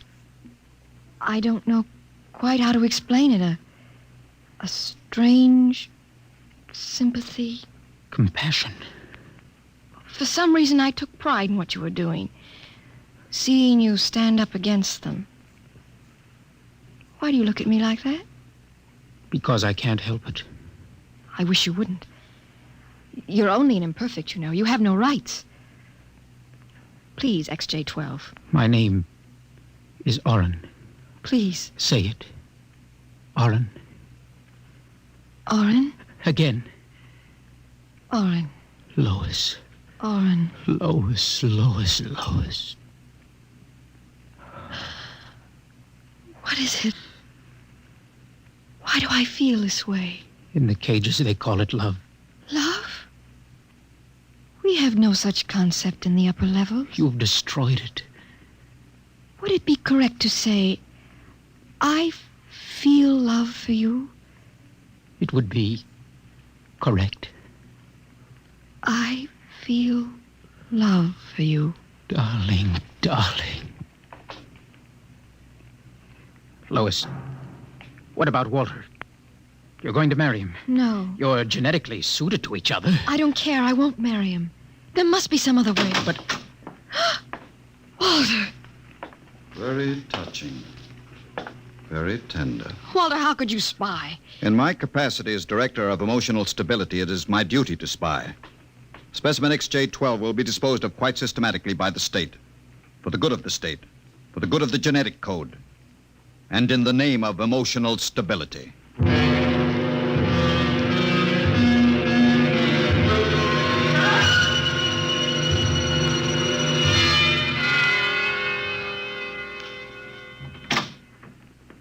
Come in, Lois. I wondered how long it would be before you came to my office. Walter, I have to talk to you. Go right ahead. Walter, you mustn't destroy him. Send him back to the cages, but don't kill him. You speak of destroying an inferior creature as if it was something unethical. Walter, please, for my sake. Lois, I understand that you've entered a plea for postponement of our marriage at the Records Bureau. Yes, I was too upset to go through with it. It came as a great disappointment to me. If you were married to me, you would be safe from influences such as this XJ12. In which case, I might even be persuaded to send him back to the cages instead of having him destroyed. You see? Yes. I see. Think it over. Well, my dear? When can we be married? Soon. Tomorrow, if you like. The sooner the better. Lois. Lois, you make me very... What about XJ12? Oh, I see. A bargain is a bargain.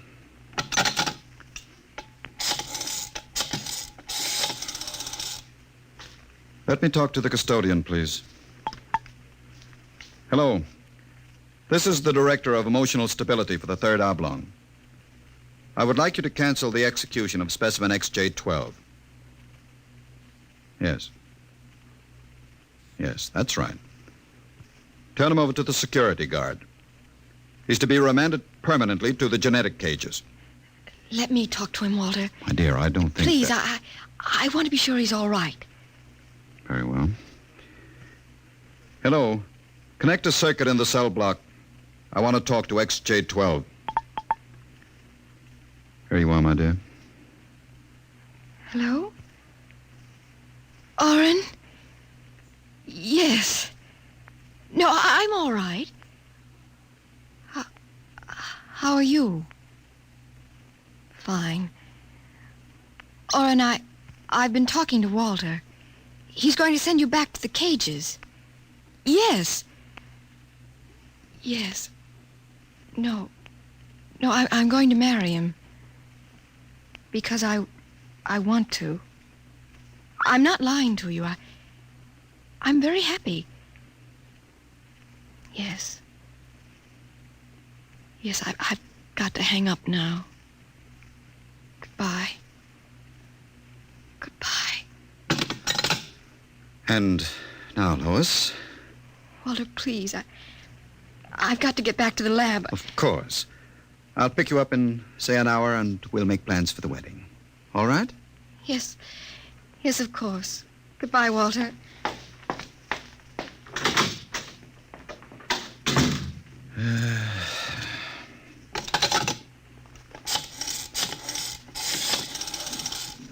Hello. This is the Director of Emotional Stability again. I want you to cancel that last order. Proceed with the execution, but under conditions of absolute secrecy. No. Don't use the lethal chamber. Take him to the tunnels on the upper level. That's correct. Fine.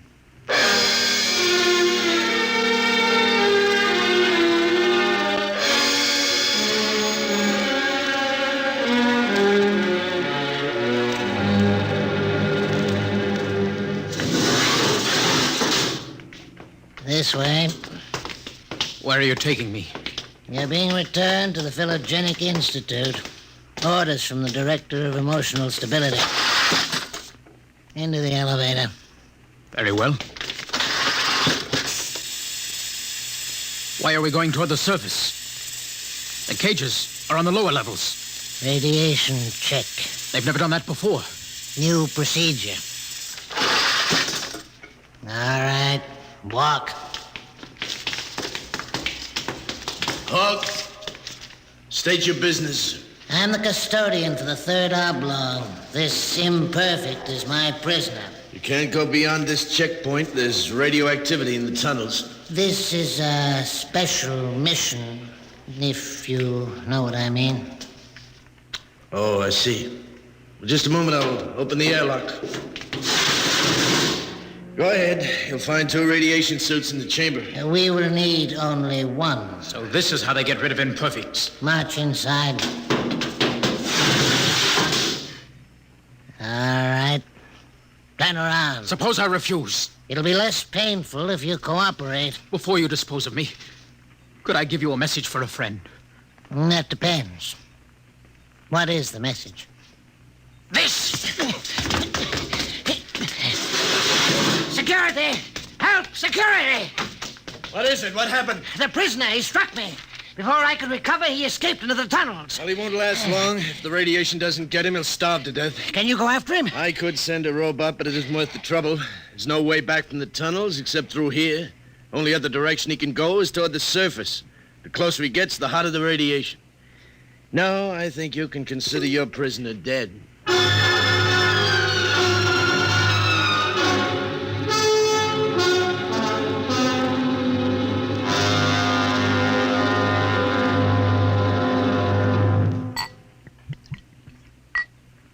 More wine, my dear? No, thank you, Walter.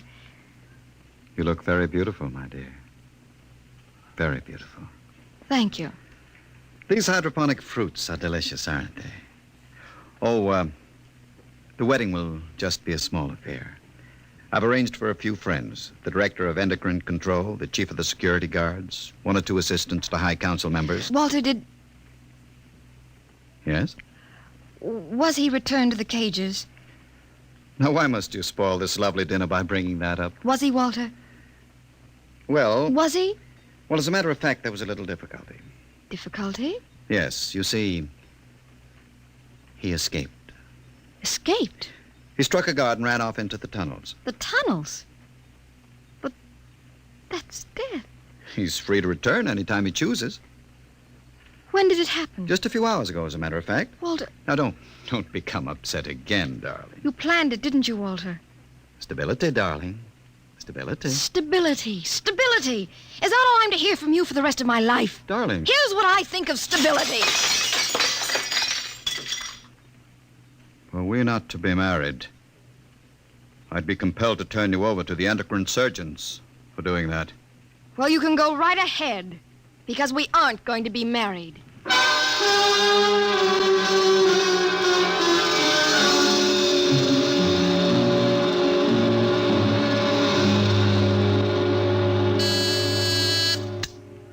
Checkpoint. This is the Director of Emotional Security. Yes, sir. If Professor Burton tries to pass the checkpoint, I want to take it into custody. Well, Professor Burton just passed, sir. She said You that... idiot. But she said I don't care what she said. Stop her. Send robots after her. Get her back. I'll have you destroyed as incompetent if you fail. Yes, sir, at once, sir. Robot control. Checkpoint to robot control. Order out all televocal robots into the tunnels. Have them bring back any humans. This is a first priority order.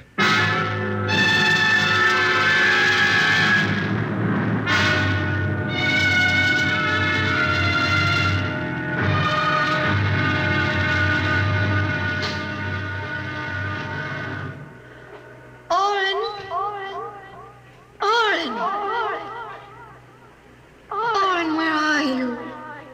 Oren. Hello? Oren, it's Lois. This way. Behind the rocks. Over here. Oh, darling, darling. Lois, why did you come here? It's suicide. I had to. Darling, are you all right? So far. You've got to turn back. Give yourself up. They'll kill me. You can't stay here. The radiation is +4 at this point. It gets worse as you approach the surface. Go back, darling. What will you do? I'm going ahead. But you can't. I can. I'm going to the surface. Not even the robots can survive it. At least I'll be the first human in 1,100 years to see what the surface of the Earth looks like. Come back with me. No, darling. Then I'm going with you. Lois. Don't try to stop me, darling. There's nothing to go back to now. Nothing but Walter and emotional stability. Lois, you really want to come with me? Yes. You know what it means. I don't care. Oh, darling, I can't let you go. Oren, I love you. See, I know how to say it now. Say it again. Oren, I love you. Lois, what's that? Sounds... Oh, Oren, it's the robot control. It's looking for us. Come on, we've got to hurry. This way, hurry.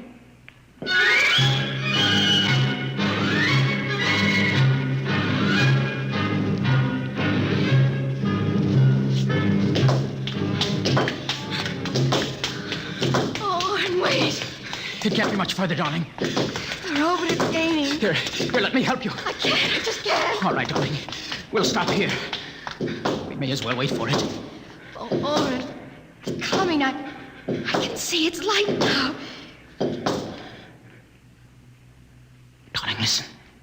It stopped. The lights are swinging around. Oren, it sees us. Come on, darling. One last effort. Come on, run. Look ahead. You can see the lights reflecting from something. It looks like a door. It is. No, it's a heavy lead door. There's a lever. Hurry. Come on through. Lois, there must be some way to close it. Here. Let me help you. It won't get through that. It's solid lead. Oren, where are we? I don't know. Look. Up there. A huge round light. Lois. Yes, Oren? That's Luna. The moon.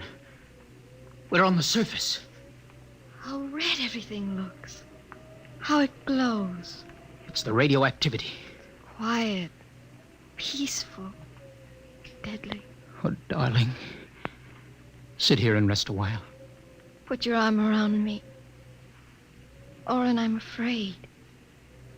Oren, we're going to die. Don't think about it. Just think about us alone.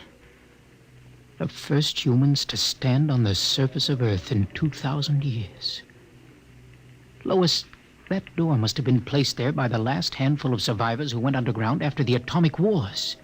Those other lights, the small ones, they must be stars. Oren, I'm so tired. Go to sleep, darling. Put your head on my shoulder and sleep. Hold me, Oren. Hold me very close.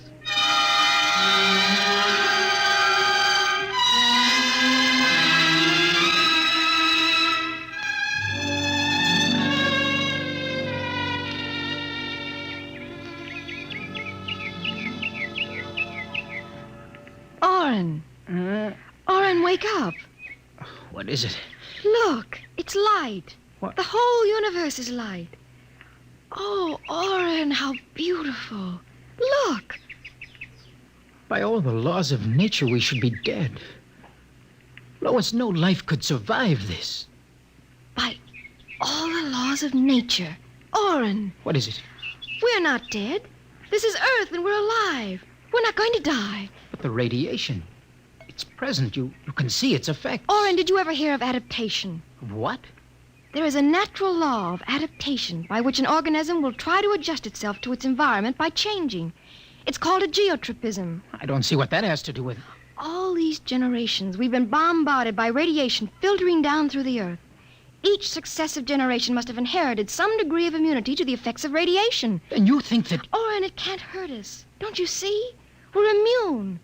We're probably the first generation to inherit sufficient immunity. But if that's true, then we can transmit that immunity. We can pass it along to our children. Come on, darling. We'll have to find food and water. The practical wife. Oh, wait a minute, darling. What are you doing with that rock? I want to scratch something on the outside of this lead door. Lois and Oren. 4195 A.D. Hello, tomorrow.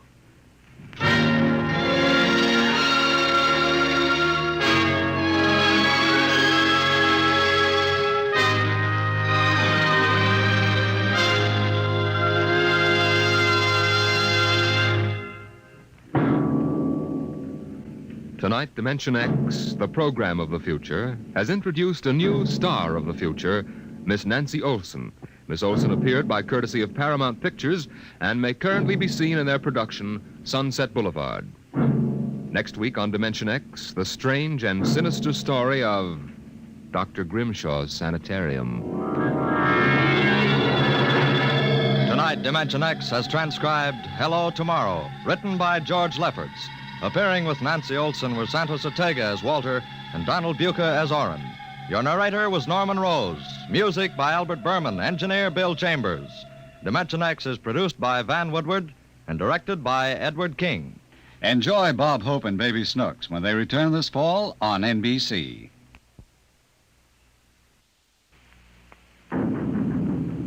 Adventures in time and space, transcribed in future tense. Dimension X.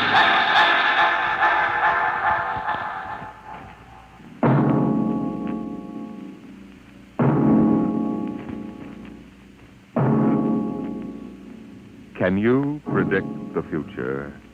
Can you tell what will come in 100 years, or in 10, or in the next minute? Tonight, Dimension X brings you a glimpse of what may well happen within your own lifetime. The Robert Heinlein story, The Roads Must Roll.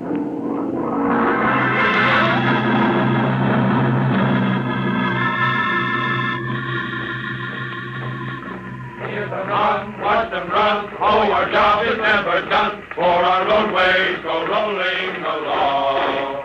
While you ride, we are watching down inside, so your roadways keep rolling along. Oh, it's high, high heat, the roadmen are we. Check off the sectors loud and strong. 1, 2, anywhere you go, you are bound to know that your roadways keep rolling along. Keep 'em rolling, your roadways keep rolling along. It was in the middle 1950s that the automotive age began to die. The traffic engineers had long expected it. For years, they had watched our vast cities sprawl and spread out, spill over into the countryside, become more and more dependent on motor transportation. And then finally, the inevitable breaking point was reached. The growing flood of cars and buses and trucks began to swamp the streets and arterial highways. The building of roads could no longer keep pace. The superhighways clogged, congested, became packed with cars stalled bumper to bumper, and the cities began to die of slow strangulation, for the traffic could no longer roll.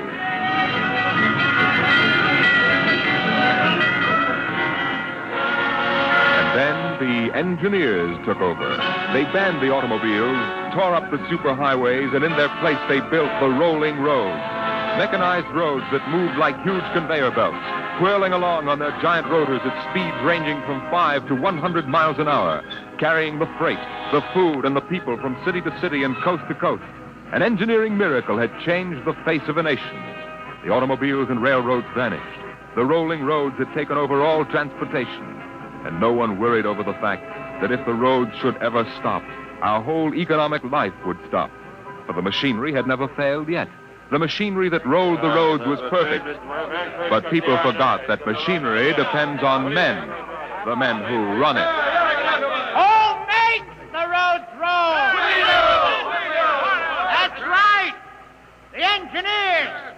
Not the supervisors, not the mechanic union, but the engineers. We're the brains of the roads. And where would the public be if we didn't keep those roads out there rolling? Right behind the 8-ball, and everybody knows it. All right, then. We're the men who hold the power. And it's time we started using it. Right. We've called this meeting of the Engineers Control Committee because that's what we want to do, control. Your time, boy. Because I'm tired of taking orders from the Transport Commission, from slick desk jockeys like Jim Gaines, who don't even know a rotor bearing from a field. Let Gaines yammer about our duty to the public. That's a lot of eyewash. We've got the power, and we're the men that count. It's time we quit fiddling around and use a little direct action to get what we want. Let's go. Mr. Chairman. The chair recognizes Brother Harvey of the Transport Mechanics Union. Thanks. Thanks, boys. I don't rightly belong here since I'm no engineer. I'm just here to represent the workers' union. But I want to know what's all the shooting for. You engineers have got better working conditions than we have, and we ain't kicking. You say you engineers are powerful. You say you can tie up the roads. That's right. Well, listen. So can any screwball with a jar of nitroglycerin. Hey, what's he here? Yeah, and he don't need no engineering degree neither. Harvey, are you speaking for your union now? Or are you here as a stooge for the Transport Commission? Listen, I helped found my union, and I led the strike in 75 for decent working conditions. Where were you engineers then, huh? With the thing. Now, Brother Harvey, remember you're only a guest at this meeting. Go on, Pan. Now, listen, men. I'm one of the old engineers on the roads. You all are. Worked up the hardwood. We didn't go to the fancy technical institutes like those young punk cadets the commission is training to take over our jobs. That's right, man. Jim Gaines don't fill us full of the old school spirit and that baloney about how the roads must roll. So, all right, then. Why don't we get smart for a change? What would happen if the roads stopped rolling? Maybe the country would begin to realize that they can't do without us.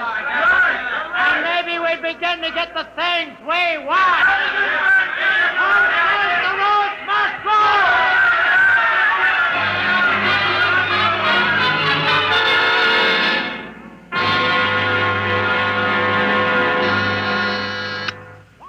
Yes? Your wife is calling, Mr. Gaines. All right, put her on. Jim, I want you to stop off on your way home and I'm get... sorry, darling, I can't make it. Oh, but you promised. Yes, I know, but Washington called in. They're sending Evans, the Australian Minister of Transport, through my sector today. I've got to show him through personally. Well, can't somebody else? Well, I'm chief supervisor. It wouldn't be courteous. Darling, courtesy begins at home. I've planned this dinner for weeks. Honey, the roads must roll. Jim, if you quote that nauseating slogan at me again, I'll divorce you. Well, I can't help it, darling. I tell you, I'll meet you at Stockton at 9. We'll take in a show. Kiss Alan goodnight for me. All right, dear. Goodbye. Bye, darling. Mr. Evans is here. Send him in. Go right in, sir. Well, good evening, Mr. Evans. I'm Gaines, chief engineer. How do you do, Mr. Gaines? Won't you sit down? Thank you. They told me at the embassy you'd be the man to see. Oh? I want to know how the roads work. I think we can handle that. I'm not a technical man, Mr. Gaines. My field is sociology. Suppose you tell me about the roads as if I were entirely ignorant. Well, fine. Well, it's nearly dinner time. Suppose we run up to Stockton sector for dinner. All right. Take us about an hour on the roads, and you can see them working. Excellent. If you'll excuse me for a minute. Of course. Hi, Chief. What can I do for you? Oh, Dave, you're on the evening watch, huh? Where's Van Cleek? Oh, going to some meeting. I'm going up to Stockton for dinner. Anything to report? No, sir. The roads are rolling. Okay, keep them rolling. All right, Mr. Evans, let's go.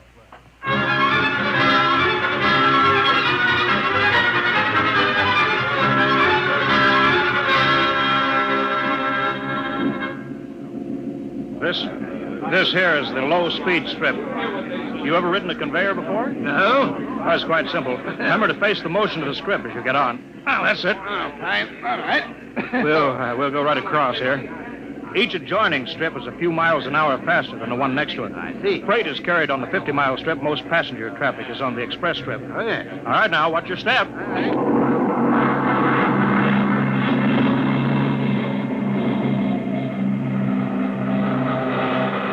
Here we are, maximum speed.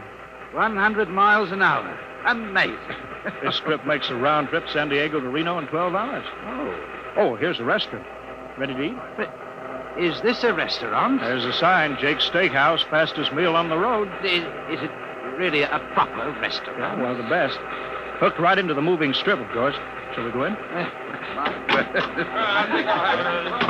Hello there, Mr. Gaines. We don't see much of you out on the road. Well, busy in the office, Jake. Oh, two, right this way. Thank you. Here we are. Now, what'll it be? Well, you order, Jake. Well, how about a steak?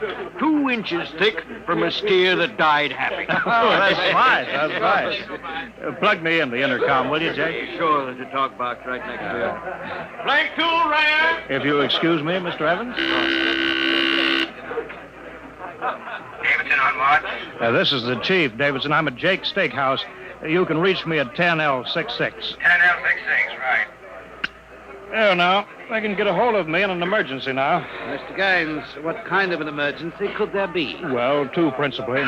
Power failure on the rotors would bring the road to a standstill. That happened during rush hour. We'd have to evacuate millions of people. Well, as many as that? Oh, yes, easily. There are 12 million people dependent on this section of road. Gaines here.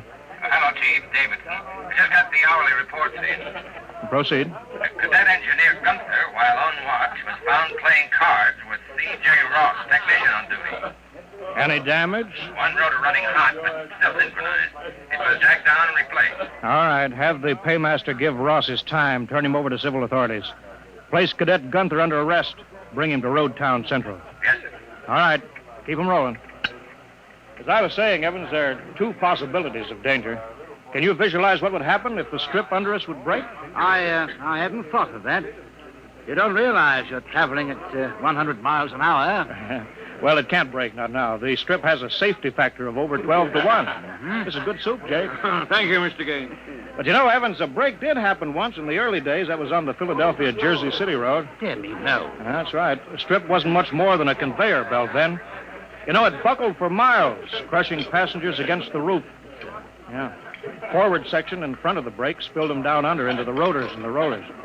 Was it very bad? Over 3,000 people were killed in that break. But, Evans, the roads had to go on. You know, the entire economic system hangs on the roads. If they stopped now, the country would starve. Isn't it possible that you've become too dependent on these roads, Mr. Gaines? For example, what if you had a strike? We had a strike back in 75, but, there's not much danger of that anymore. Oh? Why not? Every cadet that goes to work on the roads today is a graduate of the United States Transport Academy. Oh, I see. They're all picked men. screened for emotional stability. They're trained to give us the same kind of loyalty that Annapolis and West Point develop in their men. You're a graduate, I suppose, Mr. Gaines? No, I was too old for that. The academy wasn't set up till after the strike in 75. But it won't be long now, maybe 5 or 10 years, Evans, before the oldest engineer on the roads is a man who's been through that academy. Yeah, Gaines here. Davidson, Chief, there's trouble in Sacramento, Sector.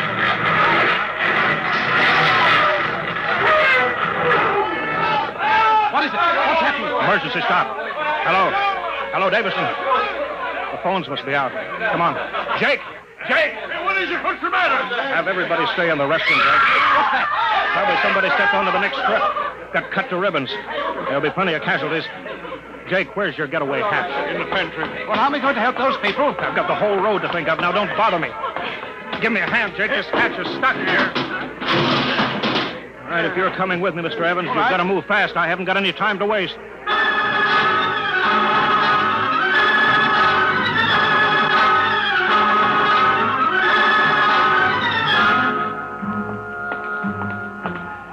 Where are we now? Freeway on top of the inner road ceiling. Oh. That's the outer shell over us there. Are we going outside? No, there'll be an access down manhole over here. They're spaced every 100 feet. It's there by the green light. Oh. All right, this will get us down on the northbound road. Careful now, it's dark. All right.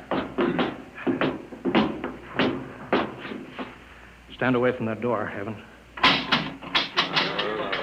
But this road is still rolling. Yeah, so it is. It was only the 100-mile strip that stopped. There's what I want, a phone booth. Look out, Evans. Excuse me, will you? Hey! Out. I'm talking to my wife. What? Don't argue. Out. Emergency priority. Division office. Davidson? Gaines here. Report. Chief, where you been? I've been calling... Never mind that report. 709 report. Strip 20 past emergency level. Interlocks acted and cut the strip out. Cause of failure unknown. Direct communication to Sacramento control office out. Evacuation of strip 20 commenced. No casualties. There are casualties. I saw them. Put police and hospital routine A into operation. Get me Van Cleek. I want him to take over for me till I report in. We can't reach him, Chief. Shall I cut out the rest of the road? No, keep those other strips rolling or we'll have a traffic jam the devil himself couldn't untangle. There are 5 million passengers on that road now. Notify the governor that I've assumed emergency authority. Arm all cadets available and await orders. Shall I recall technicians off watch? No, this isn't an engineering failure, man. That whole sector went out simultaneously. Somebody cut those rotors by hand. Now, I want all available senior class cadets to report to Stockton Subsector Office 10 with pistols and tear gas. Yes, sir. Oh, the governor wants to talk to you. He called in. Refer him to somebody else. I'm busy. I'll get back to you. I'm going down under.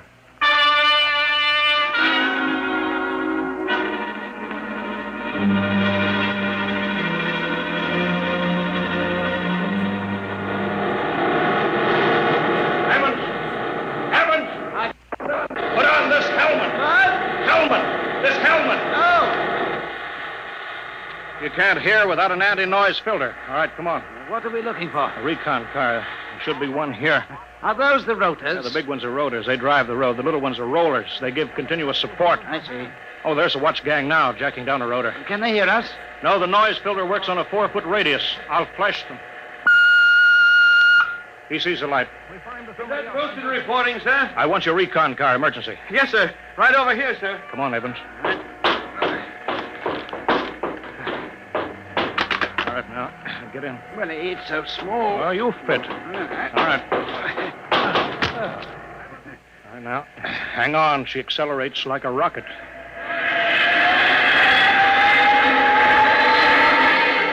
Oh, my stomach. Relay station. This is Gaines. Get me Davidson, senior watch officer. Mr. Gaines, the mayor wants to talk. I haven't got time. Get me Davidson. Leave this circuit hooked into Davidson's board until I tell you to cut it. Yes, sir. Here's the senior watch officer.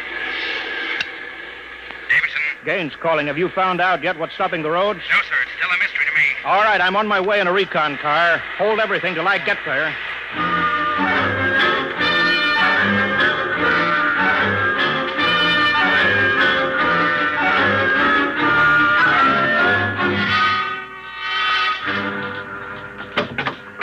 Cadet Edmonds reporting, sir. 3 platoons of cadet engineers standing by with tumblebug motorcycles. Are they armed? Pistols and tear gas is ordered. All right, good. Assistant Supervisor Van Cleek is calling you on Circuit 9. Well, it's about time. Cut me in. Yes, sir. Hello, Van. Where are you? Sacramento office. Now listen, Sacramento. That's good. Report. in a pig's eye. What? I'm not your deputy anymore, Gaines. Van, what are you talking Now about? listen, don't interrupt me and you'll find out. It's true, Gaines. I've been picked as director of the Engineers Control Committee. We're taking over. Have you gone off your rotor? You can't start Strip 20 until I'm ready to let you. Van! I can stop the whole road if I have to. Van Cleek, I'll call in the Army. How'll you get him here if the roads aren't rolling, eh? Listen, Gaines. Whoever controls the roads controls the country. And right now, that happens to be me. Sign off, Gaines. I've got to call the White House. You behave yourself. You won't get hurt. I don't believe it, sir. He's got us, Edmonds. If we go in and blast him out, he may wreck the road. What's your rolling tonnage now? 53% under evening peak, sir. How about Strip 20? Almost evacuated. Yeah. Listen in on this, Davidson. Standing by, Chief. I'm going down inside with these cadets. We're going to work north, overcoming any resistance that we may meet. The watch technicians and maintenance crews are to follow behind us. Each rotor, as they come to it, is to be cut out from under Sacramento's control, then hooked into the Stockton control board. You understand? Got it. Check. If it works right, we can move control of Sacramento sector right out from under Van's feet. And he can stay in his office there till he's hungry enough to be reasonable. Edmonds, get me a pistol. Mr. Gaines, there's a man here, and he's badly hurt. He wants to see you. Take care of him. I haven't got time to... He's from Sacramento sector. What? Sir. Send him in here. Mr. Gaines. Mr. Gaines. Take it easy. Mr. Gaines. You're Harvey from the mechanics show. Actually, I tried to warn you, tried to get away. He shot me 3 times. Get a doctor, will you? All right, now. Easy, Harvey. Harvey, how long has this been building up? It isn't the men. It's the engineers. I told them they were crazy, told them the roads got to roll. And when I tried to get away... Easy now. Bleeding from the mouth, sir. Harvey. Harvey? Can you hear me? He's dead, Mr. Gaines. Come on, Edmonds. We better move.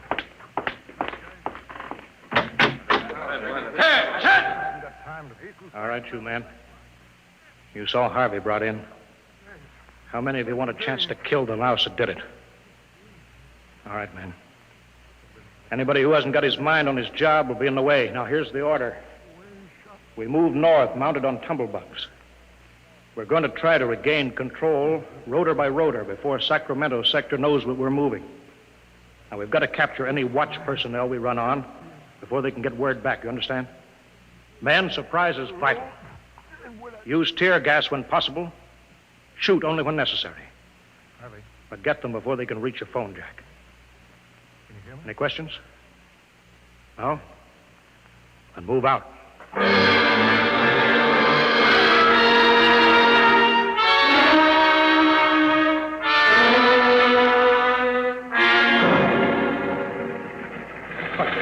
What's the score, Edmonds? 33 prisoners so far. No one killed. For years since I rode one of these tumblebugs. Forgotten how to steer it. There's a man ahead. There at the rotor base. Yeah, he's got a phone jacked in. Hurry. If he gets word back, we're sunk. I don't think he's seen us. I'll dismount and get him. All right, Edmonds. Halt! Pull out fire! Quick, he sees us. Come here, you. Look out, he's got a gun. I got him, sir. I got him. Grab his gun. Yeah, he had an intercom jacked in, all right. If he's got through to Sacramento office, it's going to be tough. I don't know, sir. Maybe you can get the call through. Listen. The road. Take off your noise filter. There. It's the road. The road is stopping. Halt your men. Halt. Hold up there. Hold up. Edmonds, there's a recon car coming up. Relay station call for Mr. Gaines and the recon speaker. Give it to me. Here you are, sir. Gaines here. Davidson here, Chief. Van Cleek's calling you. Who stopped the road? He did. Oh, he did he? All right, cut Van Cleek into me. You thought I was fooling, eh, Gaines? What do you think now? All right, Van. The road is stopped. You've won this trick. Then why don't you get smart and give up? You can't win. You forgot something, Van. You can't lick the whole country. Yeah? Gaines, I've got a switch button in my hand. go 300 yards straight across the roads. And then, for good measure, I'll take an axe and wreck the control station before I leave. That's pretty drastic, Van. Yeah? If I blow this charge in the middle of Sacramento sector, it'll get an awful lot of people.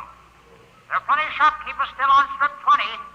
That row of apartment houses next to the road will go. Now, look, Van, you don't want to blow the road, neither do I. Suppose, Van, I come up to your headquarters and we talk this over. Two reasonable men ought to be able to make a settlement. Is there some kind of a trick? I'll come alone, unarmed.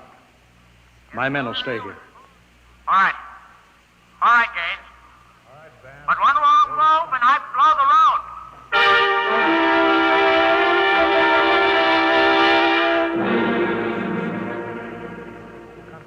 Well, we've got to hurry, Dave. If I take too long, Van Cleek will get edgy and set off that charge.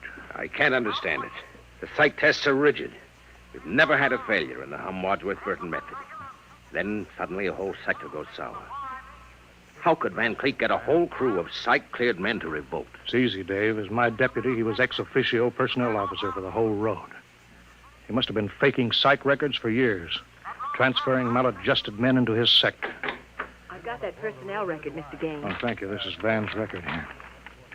Masked introvert, inferiority rating 7. Comment: in spite of potential instability shown on Wadsworth Curve, this officer is especially adept in handling men. He's adept, all right.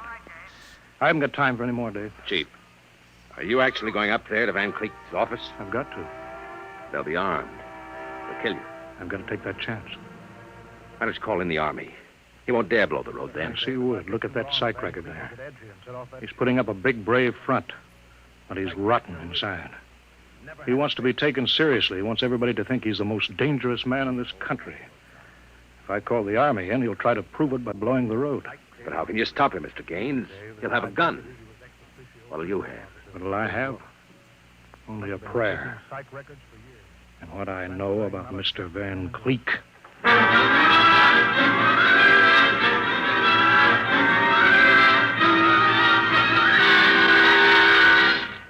All right, Gaines. Director Van Cleek will see you now. Gaines, I want you to sign this now. It's a declaration of your recognition of the Engineers Control Committee. You've got 1 minute to sign it, Gaines, or I'll push this button and blow up the whole sector. You better sign, Gaines. You need this gorilla with the gun, Van? Why, Can't you handle one unarmed man alone? All right, Harry, out. Out. Yeah. Okay.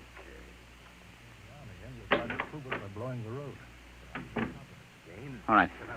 Now sign. What's so funny? You are, Van. You start a revolution because you think the engineers should control the road. Then when you've got control, the only thing you can think of to do is to blow it up. That's kind of silly, isn't it? Tell me what you're so scared of. I'm not scared. Yeah, sitting there sweating all over that push button that you're holding. If your buddies knew how afraid you were, they'd probably throw you into the road. I'm not afraid. You're afraid of me right now, Van. You're afraid I'll have you on the carpet. Got 1 minute to sign. You're afraid the cadets won't salute you. You're afraid that they're laughing at you behind your back. No, I'm not. You keep quiet now. I've got a gun Yeah, here. you're afraid of using the wrong fork at dinner. You're afraid people are looking at you, Van, laughing at I you. am not. You dirty, stuck-up snob. Just because you went to a high-hat school, you think you're better than everybody, huh? You and your crummy little gold-braid cadet. Van, you're a pathetic little shrimp. I understand you perfectly, Van. You're a third-rater. All your life, you've been afraid that someone would send you to the foot of the class, so you right out on your ear where you belong. I don't want to look at you anymore. I'll show you. I'll put a bullet in you. Put down that pop gun before you hurt yourself. Don't you come near me now.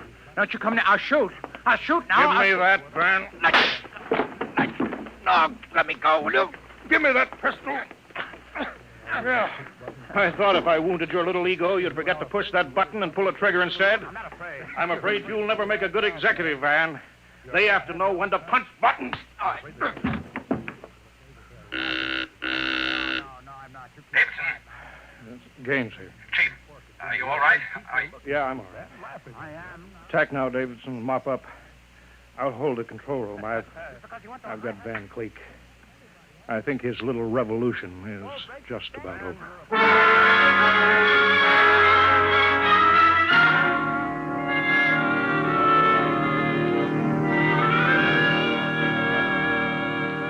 Gaines.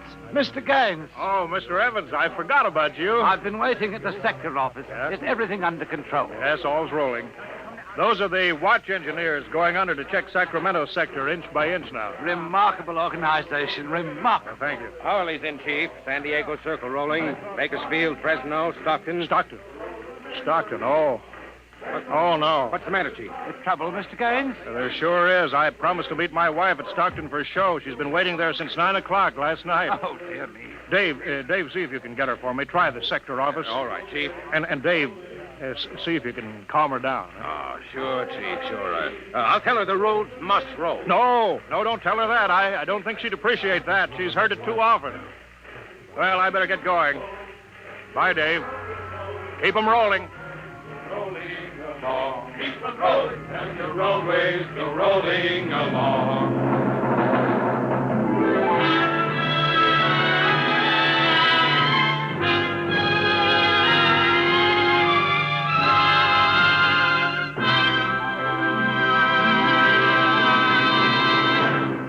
You have just heard another adventure into the unknown world of the future, the world of Dimension X.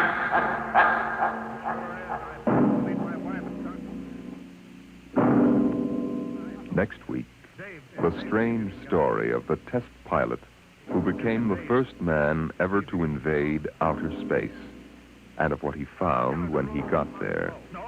Listen next week to The Outer Limit.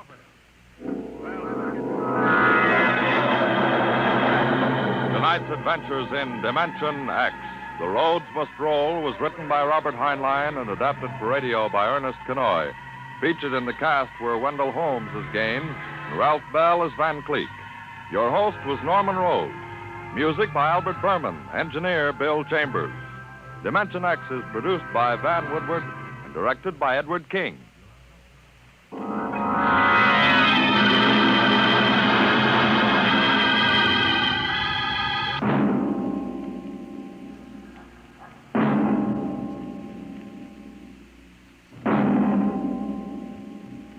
The strange who became the first man ever to invade outer space. He found when he got there.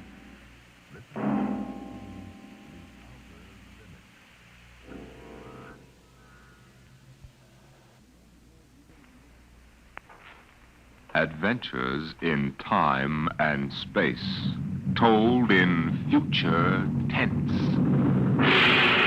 Dimension X.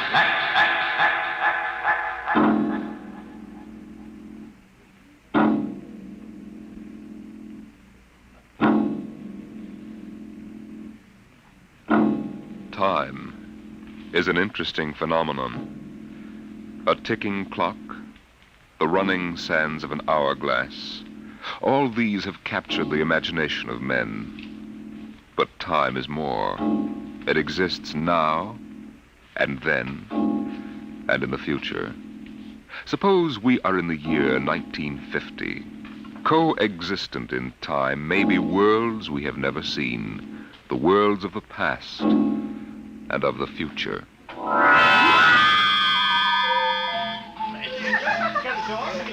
The year was 1950.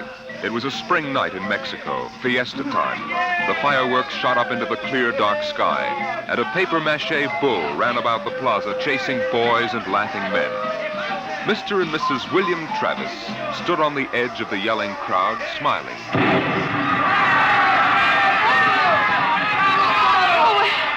What is it, Bill? What are they saying? They're cheering for the bull. Here he comes. He's good, isn't he? I wonder how they rigged up that fire breathing. Bill, it's wonderful. I've never enjoyed myself so much in my life. It's terrific. Oh, they've caught the bull. Bravo, Toro! Bravo, Toro! Oh, it will go on, won't it? I mean, our trip. Ah, Sue, don't worry. I've enough traveler's checks for a lifetime. Relax. But suppose they find us. Forget it. They haven't a chance. But suppose they do. Suppose they take us back. They'll never find us now. Relax. Enjoy yourselves. Oh, if it only lasts. Come on, darling. Let's get out of the crowd. I think you need a drink. All right. Let's try something different this time. I want to try every drink there is in the world. Oh, don't worry, darling. There's no rush. We've plenty of time now. All right, in here. Oh, there's a table over there. Come on. Bill, What's the matter? don't look right away, but over your left shoulder, right by the end of the bar, that man. What is it? I saw him this morning in the plaza. Well, darling, take it easy. The town is full of tourists. But he was at Juarez and Tasco. Bill, I'm afraid. Well, now, don't stare at him. Come on. I know it's the same man. He was wearing the same white suit. Sit down, Sue. All right, now, come on, dear. Smile. Act natural. Bill, he's been following us. He's a searcher. I know he is. Quiet. Oh, boy. Here, boy. Si, senor. Si. Benedictine and brandy. Two. Si. Si, senor. He's watching us, Bill. Will you quit worrying, darling? The chances are 1 in 1,000 that they found us. Probably it's just a coincidence. I want to lie down. I think I'm going to be sick. Susan, hang on, will you? If he is looking for us, we can't run out. What's he doing now? He stopped our waiter. He's asking him something. He may just want a drink. Bill, I can't stand it. I've got to go upstairs and lie down. All right. As soon as we finish our drinks. What's he doing now? Well, he's nodding at me, as if he knows me. And he's smiling. Bill, he's coming over here. Now, watch yourself. We've got to go right on in front of him. So if he is what we think he is, he won't suspect. I couldn't. We've got to. Now, come on. So I said to David, Dave, that's ridiculous. You know that the thing is that is never going to take... Kristen. What? You did not pull up your pants leg when you sat down. Oh, well, I'm afraid you have the wrong person. My name isn't Chrysler. Kristen. No, well, I'm William Travis. I don't see what my pants leg has got to do with it. Mind if I sit down? Well, yes, Everyone nowadays pulls up his pants leg when he sits down. Like this. Keeps the trousers from bagging at the knees. But, of course, if you're not used to this style of clothing... Now, see here. We don't know you. We don't? I'm sorry. I thought I knew you. Look, this is our table. If you don't mind... You see, I'm looking for 2 friends of mine. A man and his wife, very much like you. The man is an atomic scientist. The wife, a bacteriologist. Very important people.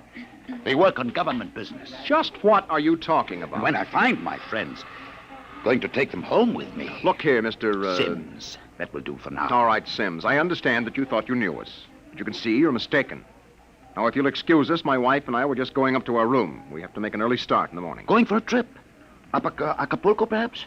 Lovely Never spot. mind where we're going. Yes, of course. You don't like crowds, tourists. Probably like to get off the beaten path. You know, I've got a vacation folder here that might interest you. Please, Bill, let's go. Oh, wait, Sue. It's put out by an outfit that calls itself Travel in Time Incorporated. Travel in time? Yes, they've come up with a rather intriguing idea. Would you like to actually witness the burning of Rome? Sail with Columbus in 1492 on his voyage of discovery to America? Meet Cleopatra? Then why not take your vacation in time as well as in place? But perhaps you've seen this leaflet before. Of course not. Then you'll be interested in hearing the rest. Travel in Time Incorporated can costume you, put you in the crowd at any place and time in history. Look, we guarantee to teach you any language you need to move freely in any year without risk of detection. This summer, why not escape from the worries of our modern world? Take your vacation in time. Oh, that's impossible, of course. But think what it would mean. A chance to escape all the tensions of an unpleasant life. War, insecurity, fear. Sims, Suppose you were a scientist working on a dangerous bomb project. Or you, Mrs. Travis, suppose you were a bacteriologist working on disease cultures.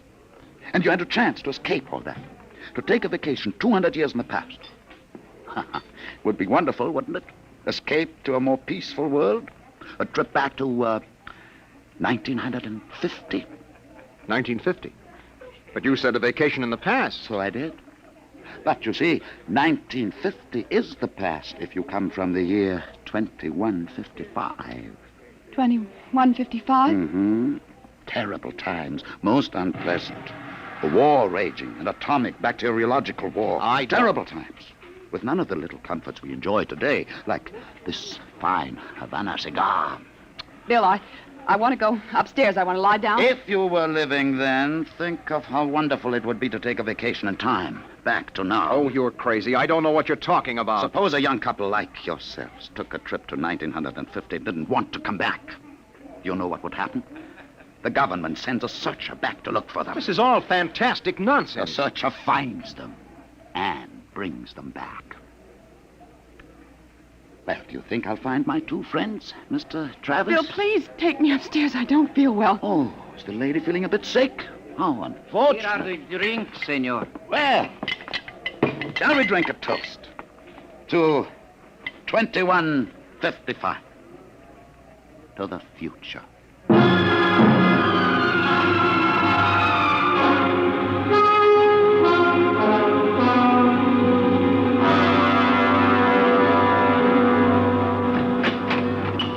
Inside, quick.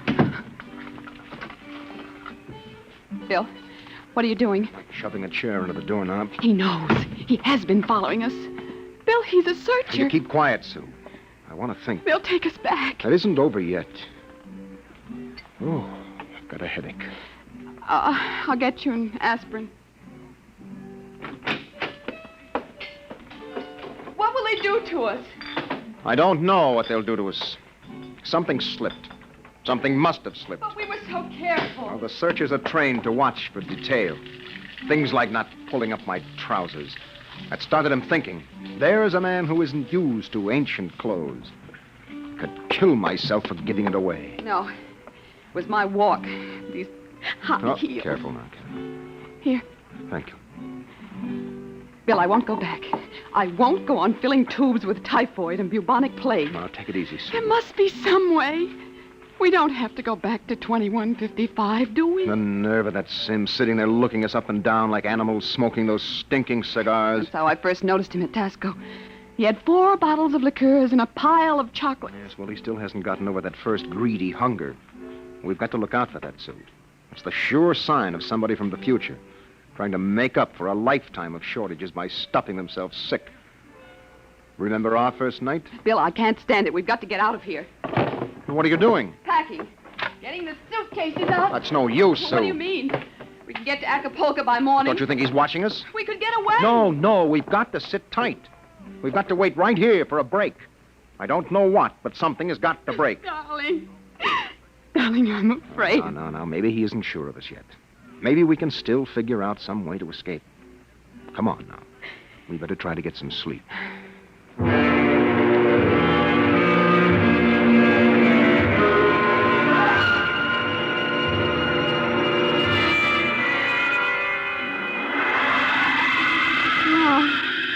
No, I won't go back.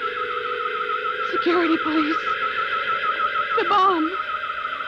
The bomb, it's falling. It's falling. Sue, what's the matter? Sue. Sue, wake up, darling. Bill, Sue, Bill, wake up. Where are we?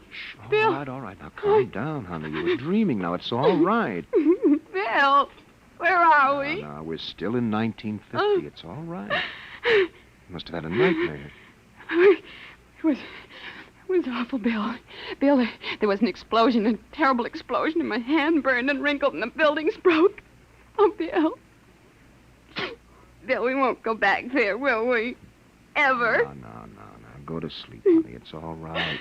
We're in Mexico, 1950, and we're going to stay here. Oh, Bill. Sue, I've been lying awake here thinking. It may be that he's still testing us, that he's not absolutely certain. That may be why he hasn't moved. Well, maybe he's just playing with us. Yes, maybe. I wouldn't put that past him either. He's got all the time in the world. He can stay here as long as he likes, then bring us back to the future 60 seconds after we left it. They can't make a scene, can they? They don't dare come out in the open. No. That might change the future.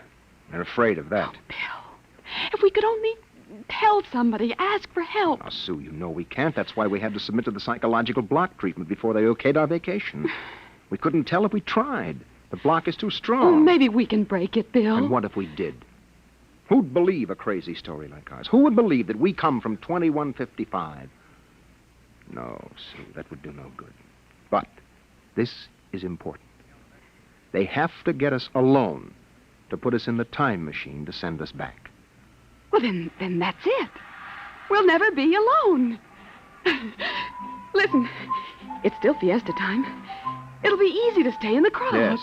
Yes, that's our only chance. We must not let him get us alone. He won't get us back to that war and that insane world. Bill. It could be the room clerk. At 3 in the morning? I'd better answer it. No, don't. Don't, Bill, don't. I've got to. Hello? Hello? Mr. Travis? What is the idea of this? It's 3 in the morning. Yes. I just wanted to remind you, the rabbits may hide in the forest, but a fox can always find them. What was it, Bill? Bill? No, never mind, darling. Come on. Let's get some sleep. Why, we can.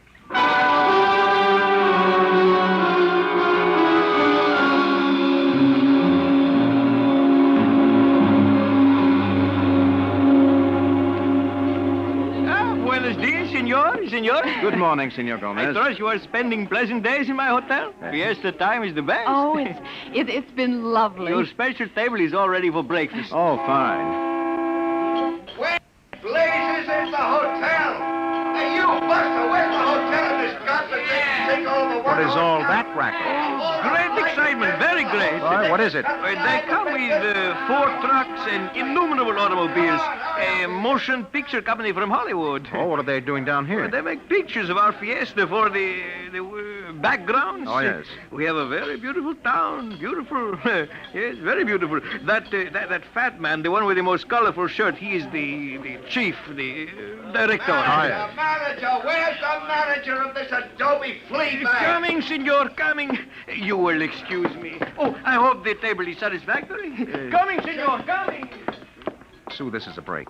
That movie company will draw crowds, and that helps But us. when can we leave, Bill? Well, not today. He'd be sure then. It'd be easy to catch us above on the road. We better stay and try to lull Sins. Okay, kids, end of the line. Chow! Get it up, Buster. Lay out the pepper. I gotta know something. There's Sims, Bill. Across the dining room. Well, we can't do anything now, not with these actors coming in. Okay, follow me, kiddies. Hey, Glory, you sit next to Papa. Hey, Max, make sure nobody monkeys with the trucks and the gear. Right, Shane? Do we have to eat at this crummy joint, Joe? Cheer up, sweetie. Your mere presence makes this chasins and the truck rolled into one. Not this early in the morning, Joe. I couldn't stand it. Okay. They look happy, you want, don't they? laddies, is on the dear Look, old Susan. expense account. Maybe I could hire 2 of them. I could say it was a joke.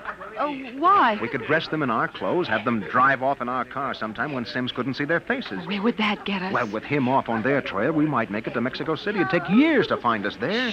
Bill, that movie man's coming over here. Oh, excuse me. You folks are Americans, aren't you? Yes, that's right. Boy, am I glad to see you. Yeah, I'm so sick of hearing Spanish I could kiss you. Hey, come on over and eat with us, huh? Oh, well, I don't think we should intrude. Come on. Misery loves company. I'm Misery, and that's the company. We're from Hollywood. Yes, so I understand. Yeah, and boy, would I like to be there now. We're down here for some preliminary shots on some Technicolor clam bake, you know. Real turkey, stinkeroo. Oh, that's too bad. But we've got an expense account. Oh, that's a lovely thing. Uh-oh, I'm Joe Melton. I'm the unit director. Oh, well, I'm William Travis. This is my wife, Susan. Hi. Mutual. Oh, come over, kids. Join the party. Cheer us up. Only no tamales. I burned out 3 kidneys on tamales since I came over the border. Hey, am I funny? Oh, wonderful. Oh, come on over. Hey, Kitty. I got new blood here, brother. Just a moment, Mr. Travis. I thought you might be breakfasting with me. Alone. Sorry. Oh, no, I got him first, Mac. You want to join us? No, I've already ordered. Mr. Travers, I think you'd better talk with me now. Hey, is this guy giving you trouble? It's all right. Well, you say the word. I'll have Max pitch him out on his ear. No. It's all right. We'll be right over, Mr. Melton. Oh, Bill. We'll talk to Mr. Sims. Mr. Melton, sort of keep an eye on us, huh? After all, you found us first. Yeah, sure. Well, come on over soon, kids. Sit down, Mr. Travers. I hope you slept well. Did you? I'm not used to spring mattresses. But there are compensations. I stayed up half the night trying new cigarettes and foods. A whole new spectrum of sensation. Well, what are you talking about? Still acting, huh? But it's no use. You can't stay in crowds all the time. I'll get you alone soon enough. I'm immensely patient. Let's come to the point. It took me a month to trace you down and be sure of you. Now, if you come with me quietly, I might be able to get you off with no punishment. If you agree to go back to work on the bacteria bomb. We don't know what you're talking about. Stop it. Use your intelligence. You know we can't let you get away with this escape.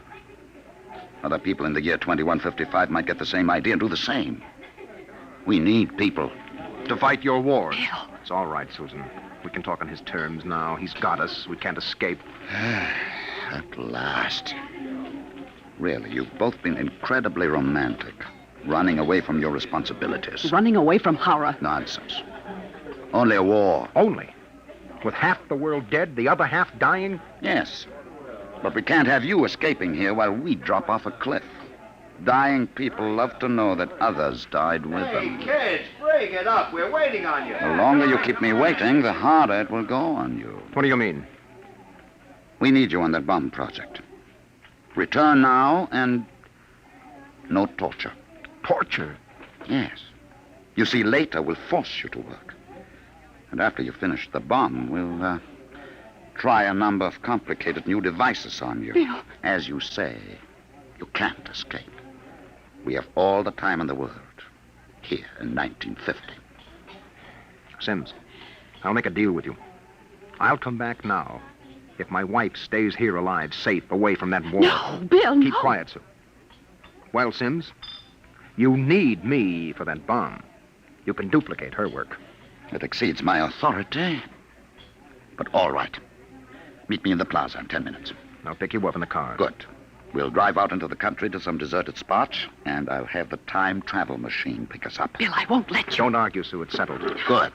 I'll meet you in the plaza in 10 minutes. Your wife may stay here as long as she wishes. All right, Sims. It's a deal.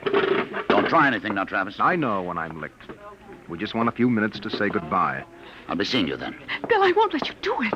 I won't let you. Please, Susan. I'm going to tell the truth. I'm going to get help. You can't. The psychological block It's won't... our last chance, Bill. Hey, aren't you two going to join us? I thought Mr. Melton, I've got something to tell you, and you've got to believe me. Sue, it won't work. You've got to try. Go ahead, kids. Spill it. You've got to understand.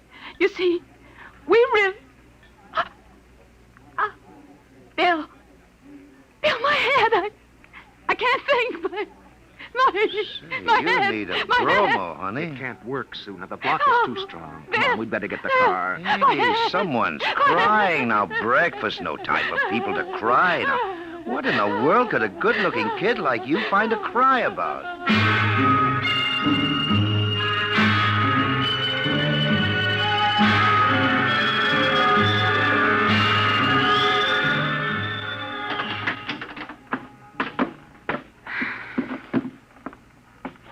Bill, I won't let you do it. Now, don't make it harder, I'll let Susan. me go back with you. We'll get through some way. You think I'm going to let you go back to that war? Sue, please stop. We haven't got much time. It was so wonderful here, Bill. Oh, Bill. And there he is, smoking those cigars of his, waiting for us. Oh, there must be some way that we can both stay here. Maybe there is.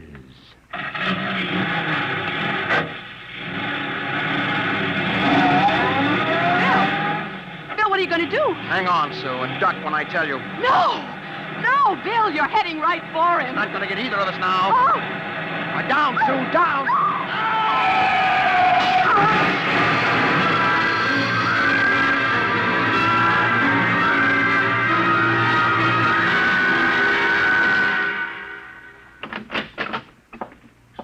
Bill? Bill? It's all right, darling. It's all over now. This is the mayor, dear. Senora, your husband has been officially cleared in this most unfortunate affair. It's obvious this Senor Sims died of an unavoidable accident. An accident? Yes. Oh, yes, of course. Adios, Senora. Adios. Will they want to see you again? No. I'm clear. I lost control of the car. That's the way it stands. Oh, Sue, I hated to kill him. I never wanted to do anything like that in my life.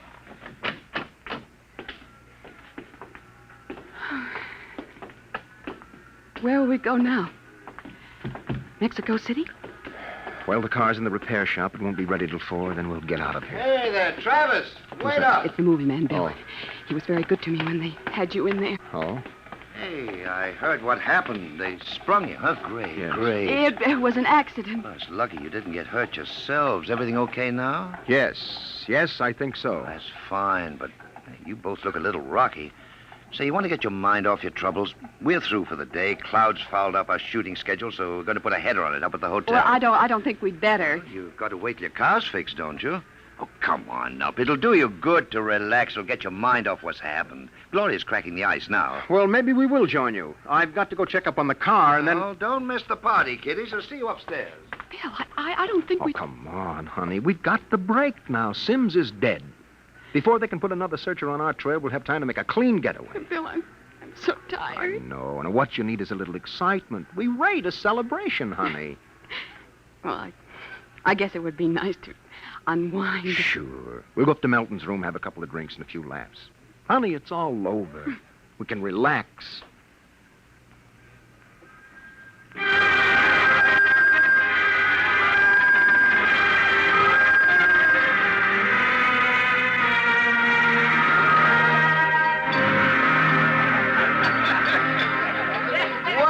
Well, kiddies. Well, we thought we'd join you, Mr. Melton. Oh, great. Call me Joe. Hey, Gloria, yank another cork. We got company. Way ahead of you. Here you are, kid. Thank you. You kids ready to drink? That was a pretty messy business, but it's all over now, huh? Yes, it's all over. Yes, well, it's time to unlax. Grab a glass, honey. Well, thank you. Hey, quiet, everybody. Quiet. How about a toast to our guests? Oh, sure, you bet. All right. To a very beautiful lady, lovely enough for the movies. Why, thank you. No, I'm not kidding. That's why I came over to you in the first place. I might even give you a test. Oh. No, I mean it, honey. You're pretty nice. I could make you a movie star. Oh, and take me to Hollywood? Well, at least it'd get us out of Mexico. No, you're not serious. Sure I am. Gloria, how about a refill? Coming up. Well, it sounds wonderful, doesn't it, Bill? Yes. Los Angeles is a pretty crowded city, isn't it? Crowded? Wait till you see the Sunset Bus. No, you don't really think I could be an actress. You don't have to cheer me up anymore. I'm feeling wonderful now. No, I'm serious. I think you'd be great. I want to do a suspense story. Sort of a war story, you know. Gloria, pour Mr. Travis another glass. Okay, Joe. A suspense story. Yes, dear, yes. A story about a man and a wife who live in a little house. Now, I'm just ad-libbing this, you understand? Oh, yeah, sure. Go on. Well, there's a war on, see? A terrible war, you see. They live in the year 2155. Bill. Now, here's the gimmick. They escape into the past, and they kill a man who follows them to bring them back. Gloria, honeypot, get Mr. Travis another glass. Well, sir, this couple takes refuge with a group of movie people. Safety in numbers, they figure. Bill. But the story goes on. This couple is terribly important for a new project. Let's call it a bacteria bomb. So the searchers figure out a way that they can get them alone in a hotel room. Shove a chair under the doorknob, Max. Yes, sir. You see, the searchers may work alone or in groups, so that if one of them's killed, the rest carry on. Don't you think that would make a wonderful picture, huh, Susan? Don't you, Bill? You're not going to get us, Melton. Stand still. Put that gun down, Travis. Who is it? The manager. Your guy Grab that gun, Max. Let go of me. He's now made things worse, Mr. Travis. The manager, he hurt us. Let's get going. Let go of me. Let go. He'll break down the door in a minute. Max, get ready to travel. Take a good look, Mr. Travis. Take a good look at 1950. You won't be seeing it anymore. Throw the switch.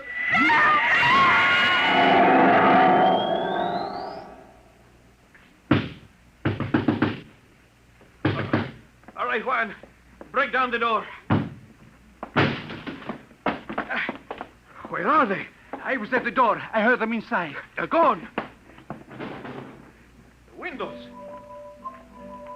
No, the iron bars are undisturbed. What happened to them, Juan? They just disappeared, all of them. Nuestro Padre Cielo. All right, Juan. Pray later. Senor, I think you'd better send for the priest and holy water. Later, Juan. Hey, they just disappeared. Look here in the closet. See? Hey, bottles, hundreds of bottles. Chartreuse, cognac, absinthe, tequila, Turkish cigarettes, and boxes of pure Havana cigars. Well, these crazy Americanos. Why should anyone leave all this behind? Juan, never question providence. There is enough here to last us both for a month. Juan, I think we can look forward to a most happy future.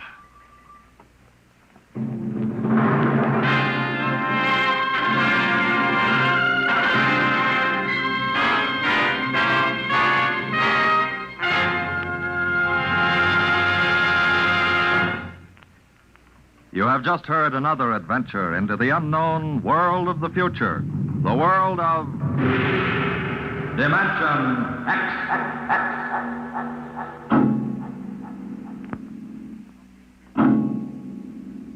Now, about next week. Suppose that you were a private detective, and into your office walked a strange-looking client. Would you believe him if he told you that there was a Martian embassy hidden somewhere in New York, where spies from the Martian planet were preparing for the invasion of Earth? We'll tell you about it next week. Tonight's adventure in Dimension X was the Ray Bradbury story To the Future, as adapted for radio by Ernest Kenoy. John Larkin was heard as Bill, and Jan Miner as Susan. Your narrator was Norman Rose. Music by Albert Berman, engineer Don Abbott. Dimension X is produced by Van Woodward and directed by Edward King. Tomorrow it's High Adventure, now it's Truth or Consequences on NBC.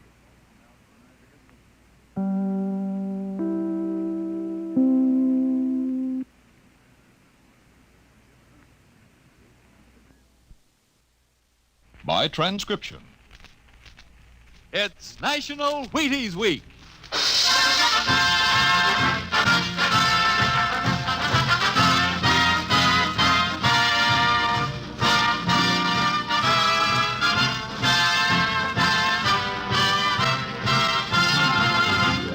Yes, it's National Wheaties Week, and Wheaties present Dimension X. On stage tonight, Dimension X, another in the Wheaties big parade of exciting half-hour presentations. It's National Wheaties Week, the week to buy Wheaties and eat Wheaties and enjoy them as never before. The time to really find out what difference a good breakfast with Wheaties can make. You know, you're getting protein when you dip into a bowl full of Wheaties. You're getting whole wheat minerals and vitamins. You're getting whole wheat energy. Yup, there's a whole kernel of wheat in every Wheaties flake. That's how a better breakfast, beginning with Wheaties, can help you step lively all morning long. And that's why all over this big country, folks are celebrating National Wheaties Week and stepping lively. So how about it? Get out the big cereal bowl and help celebrate Breakfast of Champions. Pour out those golden flakes, put on the milk, put on the fruit, and let's have National Wheaties Week. You ready? Let's go.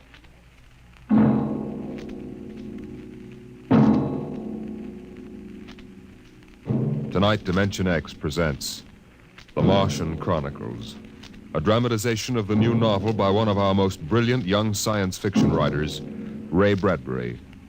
The Martian Chronicles.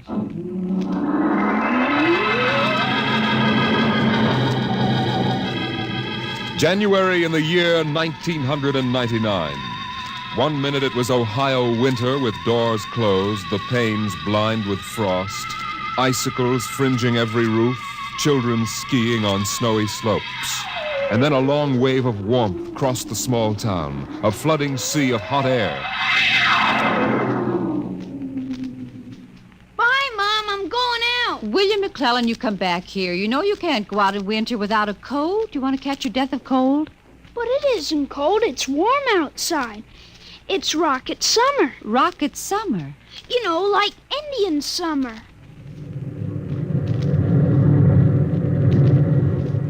The rocket lay on the launching field, blowing out pink clouds of fire and heat, cracking the icicles, melting the snow, making summer with every breath of its mighty exhausts. It seared the faces of the watching crowd and drove them back.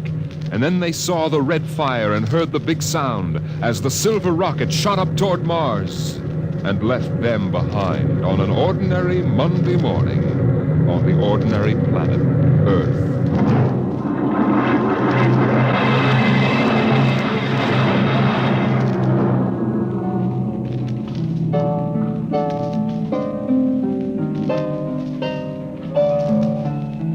They lived in a house of crystal pillars on the planet Mars by the edge of an empty sea. And every morning you could see Ela eating the golden fruits that grew from the crystal walls, or her husband sitting alone in his room reading from a singing metal book over which he brushed his hand as one might play a harp.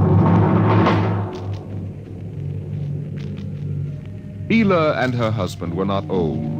Once they had liked painting pictures with chemical fire, swimming in the canals when the wine trees filled them with green liquors, and talking into the dawn together. But no more. Marriage sometimes makes people old and familiar while still young, and Ela was not happy now. This morning she sat dreaming between the crystal pillars and wished that somehow a miracle might happen. And then suddenly... Ela, did you call? No. I thought I heard you cry out. Did I? I was almost asleep and had a dream. In the daytime? You don't often do that. Strange. How very strange.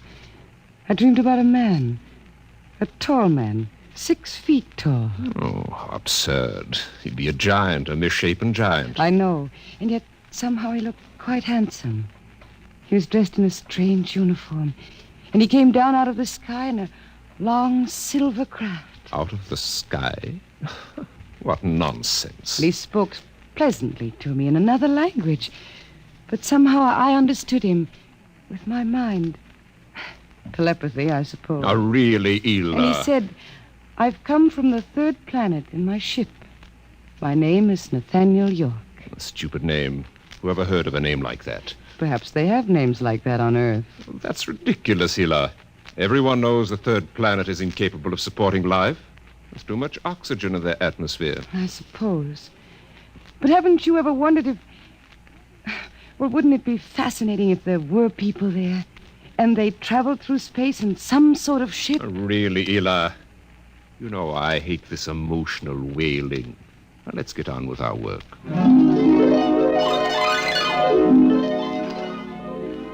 Evening came. The twin white moons of Mars were rising, and the house closed itself in like a giant flower. A wind blew among the pillars, stirring Ela's russet hair, crooning softly in her ear. And it was then that she began singing the song. Drink to me only thine eyes, and I will pledge with mine. Ela, what's that song? I don't know. What do you mean you don't know? I've never heard it before. Did you compose it? No. Yes. No, I don't know, really. I don't even know what the words are. They're in another language. It was part of the dream I had, I guess. Oh. You know, you haven't been yourself lately. It might do you good if we went away to the Blue Mountains for a week or so. What?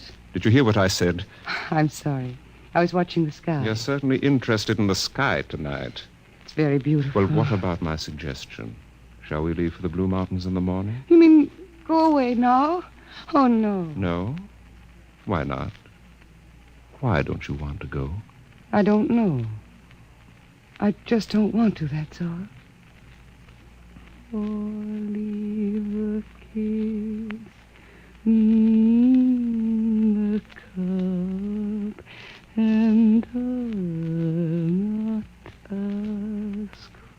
Ela, I'm sick of that silly song. It's late. Let us sleep.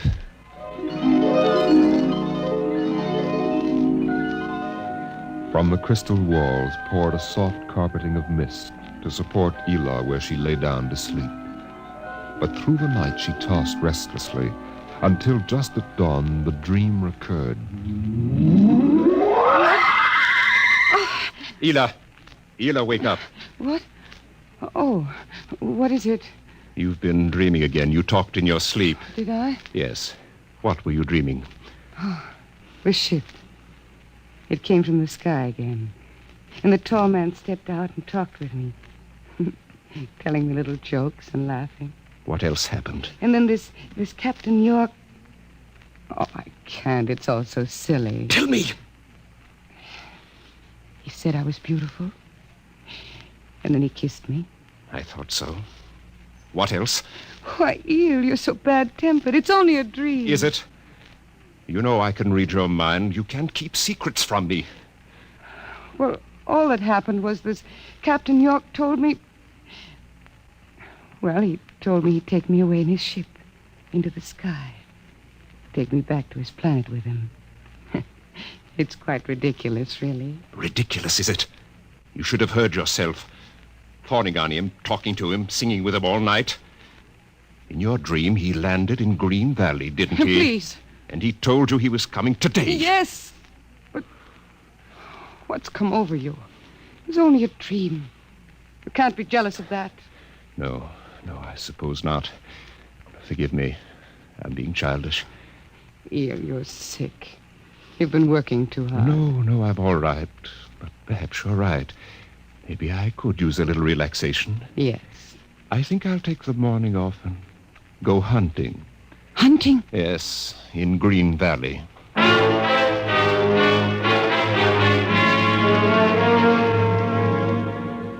Numbly, she watched him go to a closet and draw forth an evil-looking weapon.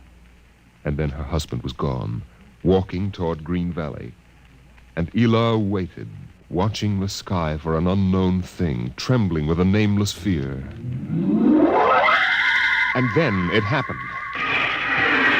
A whirring, rushing sound. The warmth as of a giant fire passing in the air. The gleam of metal in the sky. He's come. It's true. The dream is true. The rocket vanished over the hill. The sky was empty again. And trembling, Ela waited again, looking toward Green Valley and seeing nothing. Listening for sounds and hearing nothing. Until... a shot sounded, very sharply. The sound of the evil weapon. Oh, no. No. Her body jerked with the sound, and she wanted to scream and never stop screaming. For now she knew the dream could never come true. There was nothing left but the song, the strange and fine and beautiful song. Drink to me only with thine eye, and I will pledge with mine, or leave a kiss within the cup.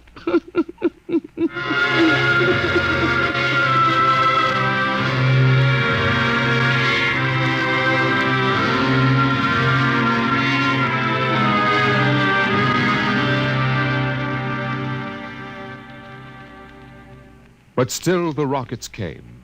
The next ship came down from the stars and the black velocities and the silent gulfs of space and landed by night near a Martian city.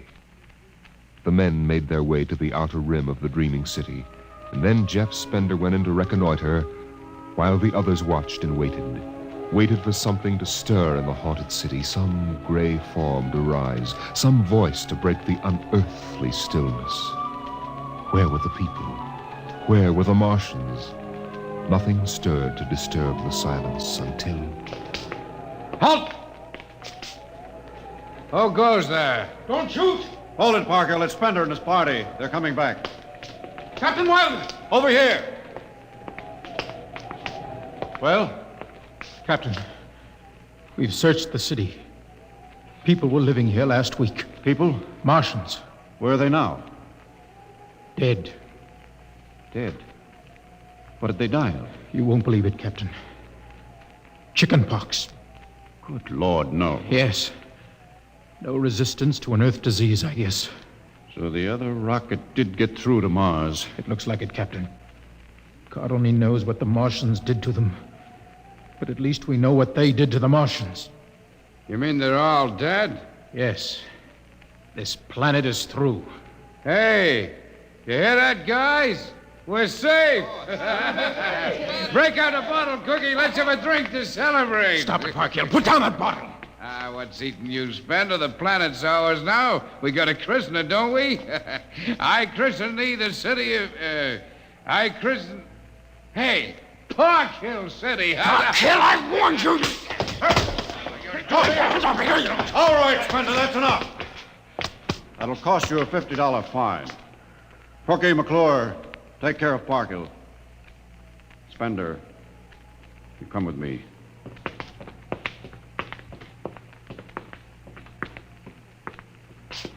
All right, Spender, why did you hit him? I don't know, Captain. I was ashamed, I guess. Ashamed of Sam Parkhill and the noise and the spectacle the whole crew is making. It's been a long trip. It's only natural they'd want to have their fling. Yes, but where's their sense of what's right? Their respect for what's happened here? Captain, a race builds itself for 1,000,000 years, refines itself, builds cities like this one, does everything it can to give itself respect and beauty, and then it dies. Of what? Not anything fine or majestic or fitting, but a dirty little thing like chicken pox. And Sam Parkhill wants to celebrate. I know, Spender, but you've got to remember you've a different way of seeing things. I'm seeing things all right. I'm seeing what we'll do to Mars. We'll rip it up, rip the skin off, ruin it the way we've ruined our own planet. Captain, look at the city. It may be the last time you'll ever see it this way. Beautiful in the moonlight, isn't it? Yes. There's a poem by Byron that describes it, and how the Martians would feel tonight, if there were any of them left to feel. So we'll go no more a-roving so late into the night, though the heart be still as loving and the moon be still as bright. For the sword outwears its sheath, and the soul wears out the breast, and the heart must pause to breathe, and love itself must rest. Though the night was made for loving and the day returns too soon, yet we'll go no more a-roving by the light of the moon. Without a word, the Earthmen stood and looked at the city. The bottle lay shattered at Sam Parkhill's feet, and the sour stench of liquor filled the cool air. The men of Earth had come to Mars.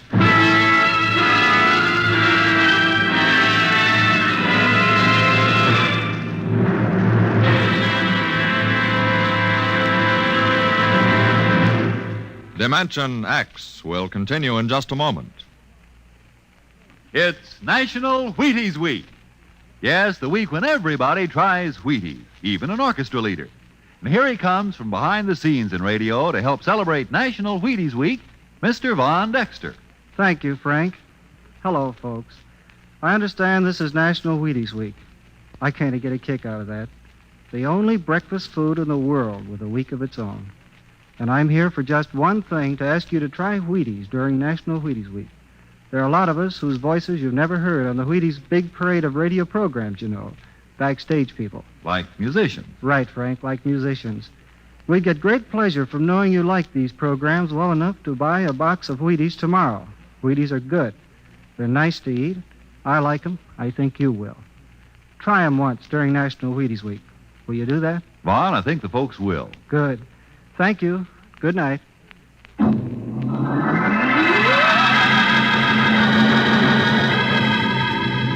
The men of Earth came to Mars. They came because they were afraid or unafraid, because they were happy or unhappy, because they felt like pilgrims or did not feel like pilgrims. The government posters screamed, "There's work for you in the sky. See Mars!" And the men shuffled forward, all kinds of men, all coming for different reasons. The rockets came like drums beating in the night.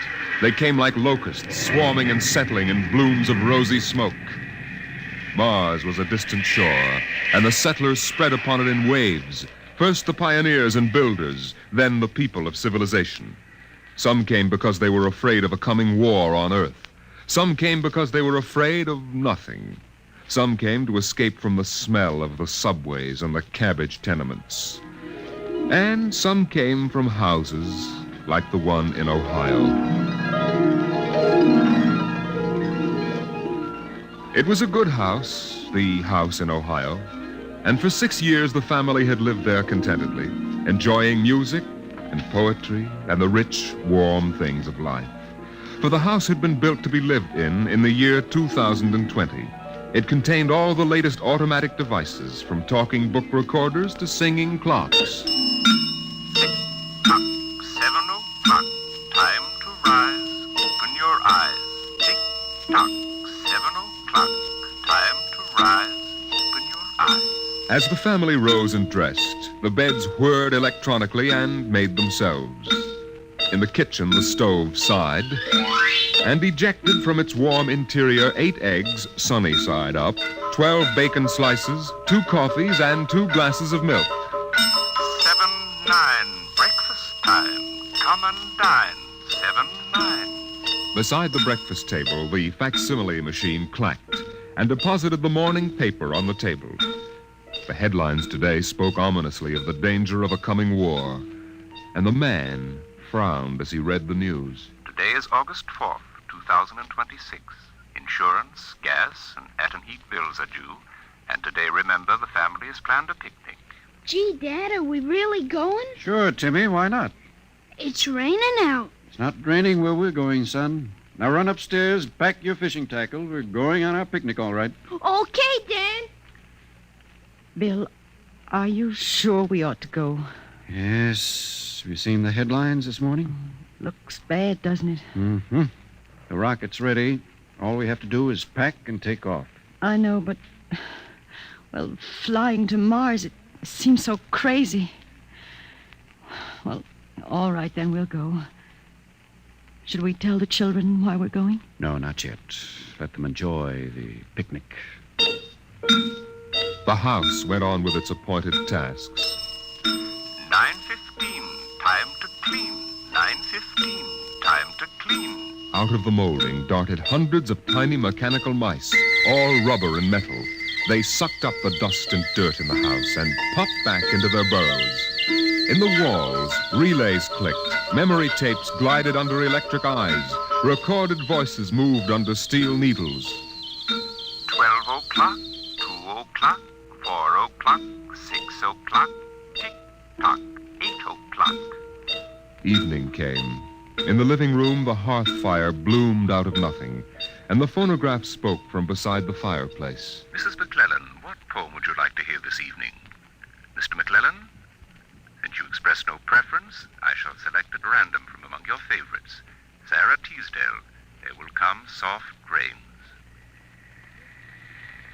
There will come soft rains and the smell of the ground, and swallows circling with their shimmering sound, and frogs in the pools singing at night, and wild plum trees in tremulous white.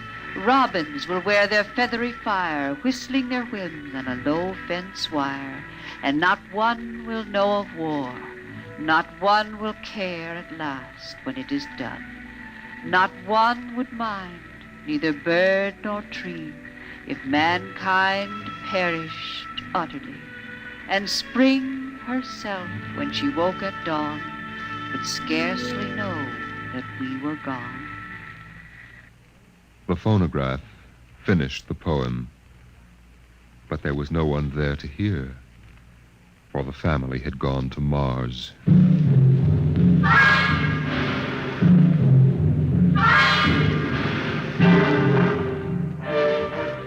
On the Martian desert beside the highway, there rose a blare of red and yellow neon lights that spelled the death of Jeff Spender's dream. Sam's hot dog stand is what the sign read.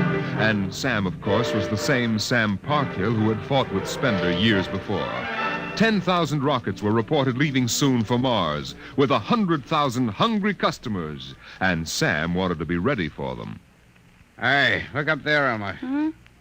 See that green star up there? That's Earth. Good old wonderful Earth. Makes you feel almost reverent, don't it? Yeah.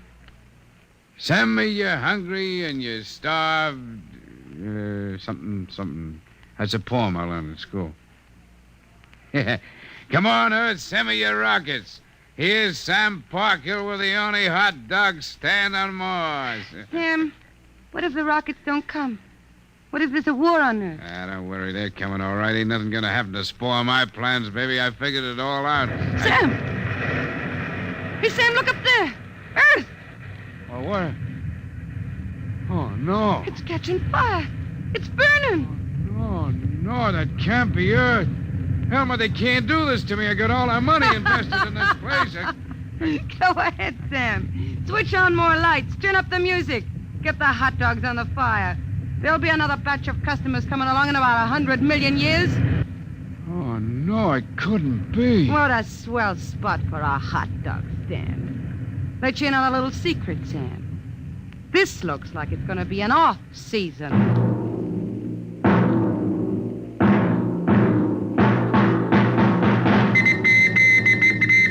The light beam radio crackled with the news. By morning, the shelves of the luggage store were empty, and the rockets were blasting off, headed back to Earth. In a few days, everyone was gone, and the planet of Mars once more lay deserted and silent.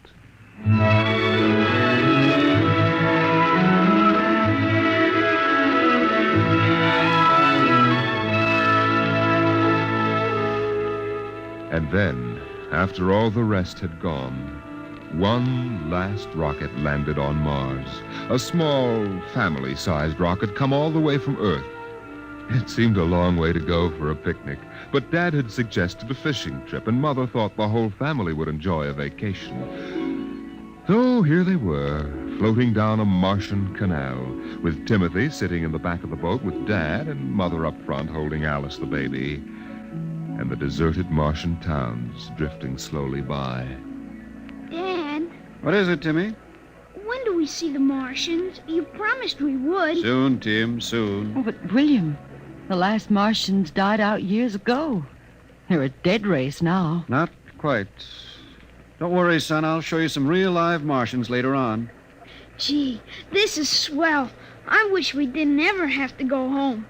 How long can we stay? 1,000,000 years. 1,000,000 years? Yes. It's time we told you, son. We're not going home. This is where we'll live from now on. But what about the rocket? What about Ohio? There's nothing there now but ruins. The last Earth radio just went off the air. That means the war is over and Earth is finished. We're going to blow up our rocket and start all over. See if we can't build a better world up here. You mean Mars is going to be our home? Yes. I hope you don't mind too much. No, sir. But what about the Martians? When do we get to see them? There they are, son. Look down at the water. I don't see anything there. Beside the boat. Look at the reflections in the water. But that's us down there. Just you and me and Mom and the baby. Yes, son. You see, we're the Martians now. For a long, silent moment, Timmy stared down at the reflections of the family in the waters, and the Martian stared back up at him. Then he lifted his eyes to the deep ocean sky, trying once more to see Earth and the house he had always called home. But Earth was too far away, and the house was now only a heap of radioactive rubble. Only one wall remained standing, and within the wall a voice spoke again and again and again. Not one would mind, neither bird nor tree, if mankind perished utterly, and spring herself, when she woke at dawn, would scarcely know that we were gone, that we were gone, that we were gone, that we were gone, that we were gone, Today is that we October were 5th, gone. 2026. Today is October 5th, 2026.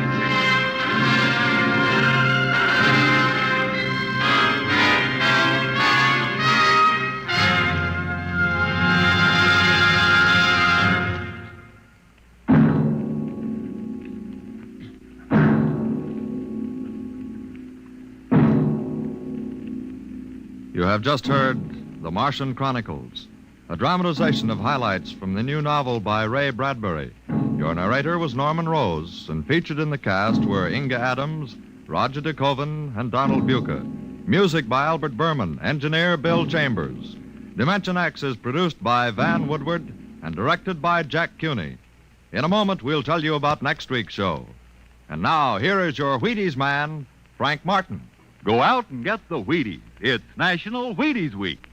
Yep, this is the week everybody's trying Wheaties. See yourself how Wheaties at 7 can help at 11.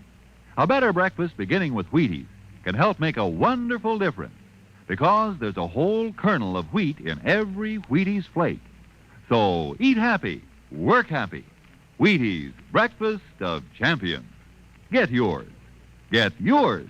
It's National Wheaties Week. Next week, the strange and chilling story of the parade. The parade that suddenly turned into a funeral procession for the world of tomorrow. The world of... Dimension X.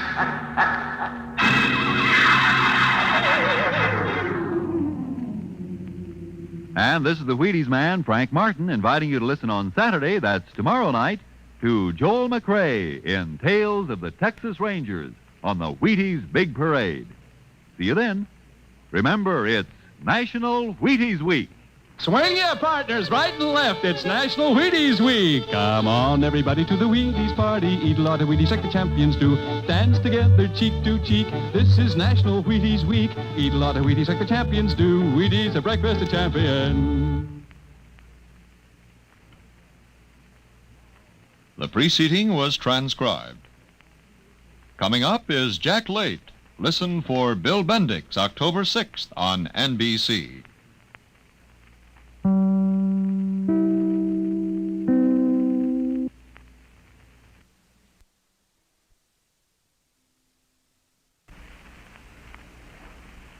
Wheaties present Dimension X. Adventures in time and space. Transcribed in future tense.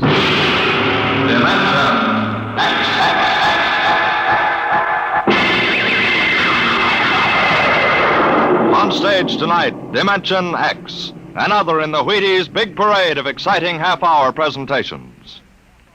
I don't mean to be too personal, mind you, but have you found out how Wheaties at 7 can help at 11? It's really very easy to find out, you know, and it's mighty worthwhile. Now, what you do is this. Come breakfast time some morning real soon. Dish yourself up a bowl of Wheaties. Crisp, golden flakes, 100% whole wheat. Add some fruit, add milk, and you'll be getting some real nourishment. And at 11 a.m., I think you'll begin to understand why. Because Wheaties have it. The whole wheat energy that makes such a difference come mid-morning. Wheaties have it, and it's for you. Now, see if you don't look better, feel better, smile easier every day that breakfast begins with Wheaties. I know, I do. See for yourself how Wheaties at 7 can help at 11. It's amazing, really.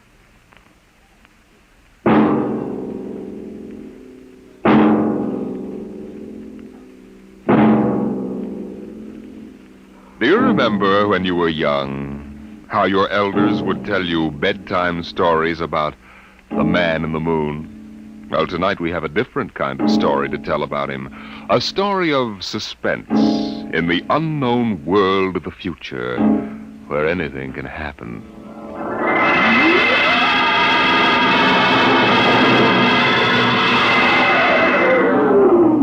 Attention. Attention. This is the Federal Bureau of Missing Persons calling all local agencies. Attention. This is a coded report nationwide. Missing since 9 o'clock this morning the following persons. Smidgley Jonathan, 5 feet 8 inches tall, brown hair, brown eyes, mastoid. Hello. Hey, get off this wavelength. This is a restricted band. Hello. Look, whoever you are, you're on a coded wavelength. Now tune out. This frequency is reserved for the Federal Bureau of Missing Persons. Hello, Earth. This is the moon calling Earth. Hello, Earth. This guy's loony. Transmitting room. Jake in transmission. Jake, this is Charlie in the code room. Some crackpot's on our frequency. Yeah, I heard him, Charlie. I've got CQ trying to trace it now. Yeah, well, hurry it up, will you? Some ham's in for a good stiff fine by the FCC. They ought to take his license away. Oh, here comes Lenny with a directional fix. Here you are, Jake. I checked it 4 times.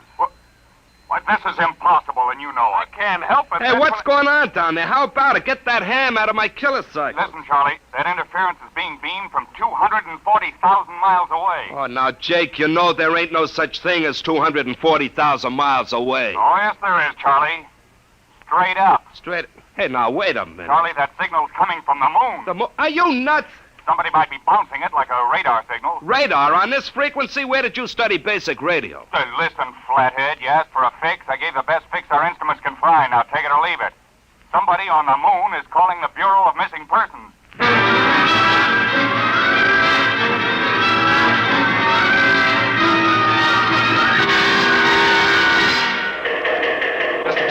Mr. Timken. What's the sweat, Charlie? Shouldn't you be broadcasting? Now, listen, Mr. Timken, you know I'm a sober citizen, right? Never once have I broadcast with the smell of alcohol on my breath, right? In all your 12 years here at the Bureau, did I What's once... the matter, Charlie? We're picking up a message on our wavelength. Well, did you report to the FCC? I ain't got the nerve. Well, what's wrong? You'll scream when you hear this, Mr. Timken. You'll jump right out the window, but we are getting an SOS from the moon.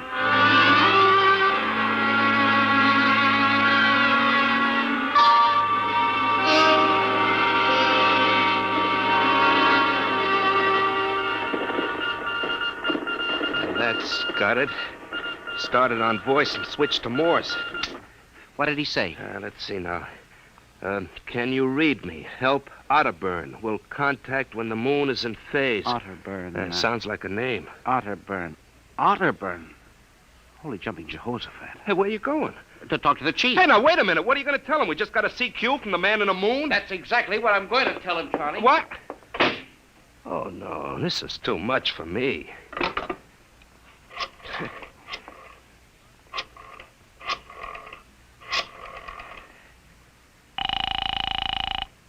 Washington Star-Ledger. Let me have O'Brien on the city desk, huh? One moment. O'Brien speaking. Seamus? Yeah? This is Charlie Starbuck down at the Missing Persons Bureau. You want a hot one? No kidding. This'll cost you a beer, okay? Shoot, Buck. I'll stay in your wavelength for 30 seconds. Yeah, okay. We just got a radio message from the moon. What? From the moon. Call me back when you're sober. Okay, Seamus, if you don't know a story when you see one. I'll send you the name of a good psychiatrist. Dad. So long, Orson Welles. Orson Welles?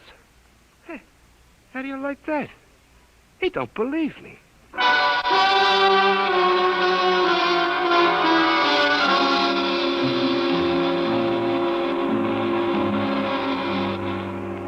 Otterburn, Mr. Wade.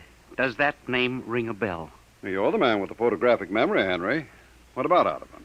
Cornelius Otterburn, atomic physicist, reported missing from his home in Baltimore on June 5th, 1945, just 5 years ago. Vanished completely. Are you trying to tell me you really think there's something to this man in the moon business? Henry, I'm surprised at you.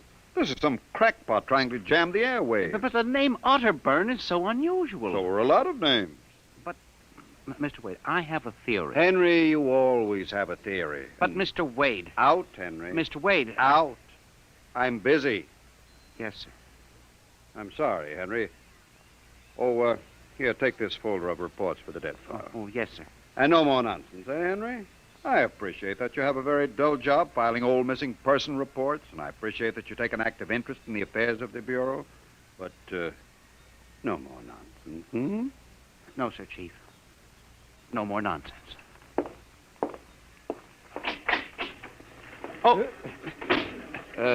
Pardon me. Hmm? Are you Mr. Henry Timken? That's my name. Permit me, Jefferson Philo, scientific feature writer. May I have a moment of your time? Certainly. Just sit down at my desk right over here. Thank you. My, that's quite a stack of papers. Filing. I'm the records custodian of the Bureau. 12 years and never misplaced a record. Magnificent. Now, Mr. Timken. Yes? Mr. O'Brien, the editor of the Star Ledger, said I might drop by and investigate a rumor. Only a rumor, mind you, that a message from the, moon? Well, we aren't certain it's from the moon. It may be a bounce. They have bounced radar waves off the moon, you know. Yes, I know. I wrote the first newspaper article on it. Oh, really? Well, I'd be interested to read it. I must have a copy in my briefcase. Well, don't bother. Oh, but I insist. There you are. I'll leave it on your desk. Well, thank you very much. Now, about this message from the moon, Mr. Timken. Well, we don't know for sure, as I said, but I believe that this message, wherever it originates, is from Cornelius Otterburn. The physicist? Oh, you know him. I once wrote an article on his contribution to nuclear mechanics. A brilliant man, Otterburn, years ahead of his contemporaries. Well, whoever is sending those signals, if he isn't on the moon, is at least using the moon as a sounding board, bouncing the signal. But why, Mr. Timken? Why? Look here, Mr. Philo. If you will come here tomorrow night at 8, we may learn the answer to that question. I have arranged with Charlie, our radio man, to let me use the equipment. May I consider this an invitation? You certainly may. Very well, sir. Until tomorrow night, then. Goodbye, sir. Goodbye, Mr. Philo. Goodbye. Lack a day. Now, let me see now. Well, that's funny.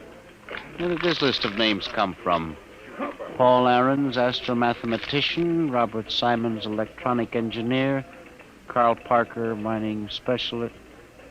Oh, this must have got mixed up with the papers on my desk by accident. It's a peculiar list of names. Most peculiar.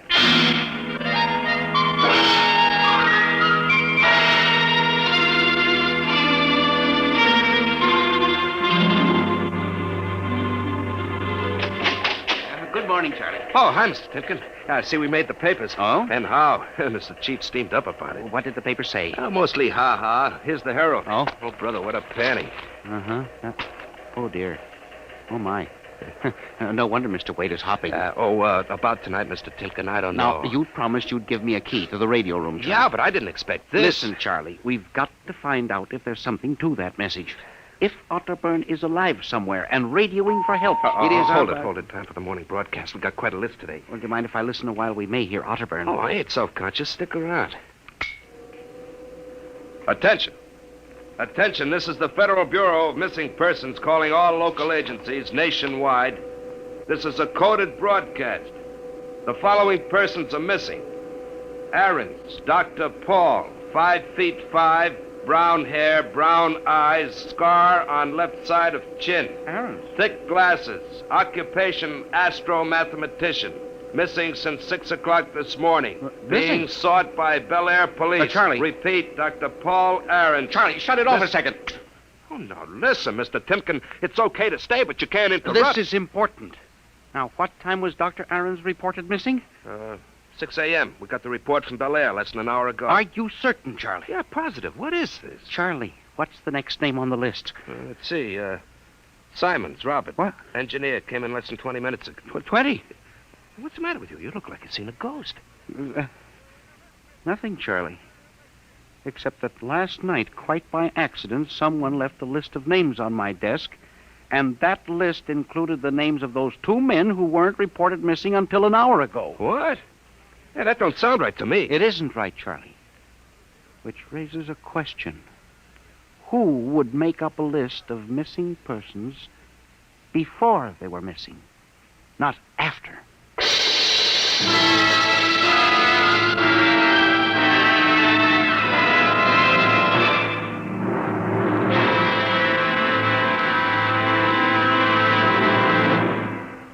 Dimension X will continue in just a moment. You know, friends, when I talk about Wheaties Breakfast of Champions, I mean something like this. Champions do eat Wheaties because they feel Wheaties give them energy they need and because they just plain like the way Wheaties taste. And even though they are champions, that isn't unusual. Sort of the way you and I look at it, isn't it? Here's Ed Prentice with a perfect illustration of my meaning. Now, young man, will you tell us what you do for a living? I pitch. You what? Pitch. You know, baseball. When you have a baseball team, you have to have a pitcher. I'm a pitcher. I pitch. Oh, yes, I see. And are you on a team? Yes, sir. I'm on the Cleveland Indians. Cleveland Indians, What is your name, young man? I'm Bob Feller, and you know it as well as I do, Ed. Sure I do, Bob. It's good to see you. This makes your 14th season playing with the Indians, doesn't it? Yep, Ed. 14 years. Well, tell me, Bob, how long you been eating Wheaties? Oh, about 20 years, give or take a couple. You mean you started eating Wheaties before you started playing ball? Why, of course. What's so strange about that? Most people start eating Wheaties before they get to playing ball. In fact, most people never start playing baseball. You don't have to be a ball player to enjoy the lift you get from Wheaties with milk and fruit. You're right as rain, Bob. No champ ever said a truer word about Wheaties, breakfast of champions.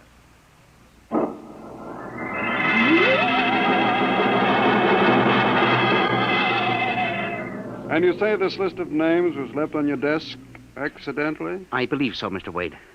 Do you have any ideas? Well, it's hard to say. Mr. Philo left some papers from his briefcase. Mr. Philo? A science feature writer. I see. You were the leak on the story, then. Oh, yes, sir. I'm afraid I was. I didn't think it would be treated as a laughing stock. Well, we'll deal with that later. What's this Philo like? Well, he's strange. Bald, thick glasses, tall. Seems to know a great deal about scientific data, but being a science writer... Is there any other possibility? I don't know. But I do believe that this is all hooked up with the broadcast from Otterburn. That seems like a very remote possibility. A missing persons bureau deals in remote possibilities, Mr. Wade. Henry, I do not require a statement of policy. What's the theory? Mr. Wade, I have discovered that each year literally thousands of persons vanish, leaving no trace. They are never located. Where do they go? Nobody knows. And they disappear in interesting cycles. What sort of cycles? Occupations, for example. One year we'll have a run on, say, coal miners. Next year the proportions of engineers increases, then scientists... What do you think happens, Henry? I don't know, Mr. Wade. But I'm beginning to suspect that somebody else has discovered the same phenomenon. Even to the point, perhaps, of being able to predict who will turn up among the missing next. Philo? I don't know. But I would like to find out. And you think Otterburn may be a part of this picture? I definitely do, Mr. Wade. Henry, do you honestly expect me to buy an idea like that? Well, it's more than an idea. The two top men on this list are missing. Maybe so, but the rest of them aren't. Parker, Watson, Gibbs. Well, I saw Parker in the restaurant where I had lunch today. Yes, sir, but and if you think I'm going to make myself a laughingstock by putting any belief in such a crack-brained theory, Well, Excuse me. Yes. Hello, Wade speaking. Yes? Yes, I see. What name? Just a moment. Henry, let me see that list again. Oh, yes, sir. Here you are, sir. Go ahead. I see. I'll get back to you. I guess I owe you an apology, Henry. Yeah. Sir? Carl Parker was just reported missing. Parker? The third man on your list. Holy mackerel. Exactly. Henry, perhaps I've underestimated you. Maybe this time you really stumble onto something. What do you intend to do, Mr. Wade? I don't know. I haven't thought it out yet. I was planning to listen for another broadcast tonight in the hope that Otterburn might try to contact us again. I'll join you. I also invited Mr. Philo, the science feature writer. I'll be glad to meet him. I'm beginning to get interested in your Mr. Philo. Mr. Wade, you don't think... That he's mixed up in this? I don't know, Henry. Well, Mr. Wade, let's contact the police. No, Henry, I think we're better off keeping this between ourselves for the moment. I don't want the police laughing at the Bureau if you're wrong. I don't know, Mr. Wade. Besides, there may be more danger than you realize. Let's keep it quiet. Shall we, Henry? Yes, sir. I didn't realize there was any danger.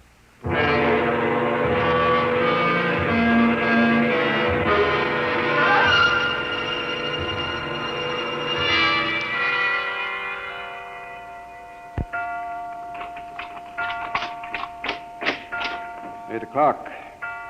Friend Mr. Filer was late. He said he'd be here, sir. Moon is almost in direct phase. You can't wait much longer. You'd better switch on the set. Yes, sir. I left a light in the hall for Mr. Filer when he comes. Are you getting anything? Just some foreign stuff. Programming from Johannesburg, South Africa. We continue in Africa. Oh, no, dear. That's a very peculiar transmission sound. That sounds like something. See if I can work the selector here. The moon is in phase. Yes, sir. Hello. Can you hear me? I'll try to return. Hello? Hello? Hello, Earth. Hello, do you hear me? I get you now. Thank God. Who are you? Can you hear me? Who are you? This is Professor Cornelius Otterburn. Hello? Go on, I hear you. Not much time. They're on to me. They've located my sending point. You hear me? Go ahead, keep talking.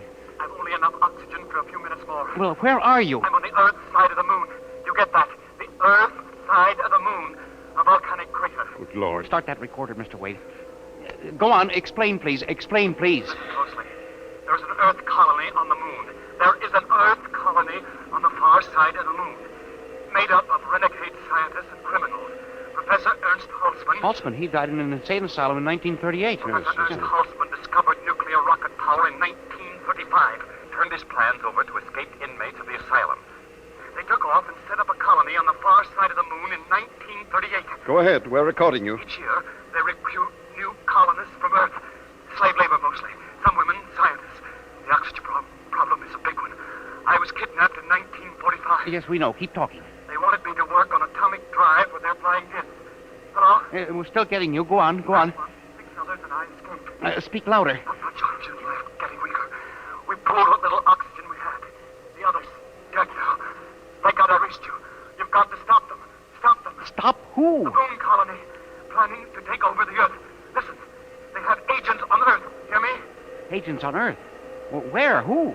Hello? Hello? Agents in... Henry, look out. The light. Someone at the window. Get down. Henry, are you all right? I think so. Oh, his shot smashed the transmitter. Strike a match. Careful. Whew, that was close. I got a look at him. From the description, it was your Mr. Philo. Well, we got a recording anyway, but not the most important part of the message. Henry, we've got to get you out of here. You said they have agents. Philo's probably one of them. He'll be looking for you now, trying to kill you. The police, You Mr. think Wade. the police would believe a fantastic story like this? People being kidnapped to the moon as slave labor? Moon colony planning an invasion of the Earth? Henry, believe me, they'd clap us into straitjackets before we could finish. We've got to do We something. need time to get proof. But we can't walk out of here. Philo's probably We waiting. can only figure some way. Wait, I know. How? Listen, there's a service elevator that leads to the basement garage. My car is there. Mr. Wade, By let's the call time the the police get here, we'll be dead. You think Philo will wait outside all night? Come on.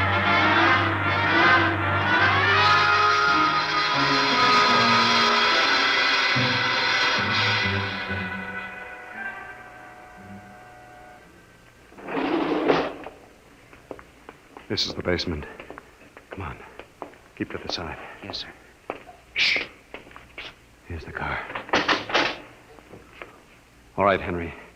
You open the garage door, then jump into the car. We'll make a dash for it. Where can we go? I have a farm outside Chevy Chase. It's private, miles from the nearest neighbor and completely hidden by trees. We'll run for that. Go ahead, start the door up. All right, Mr. Wade. Quick, jump in. Yes, sir.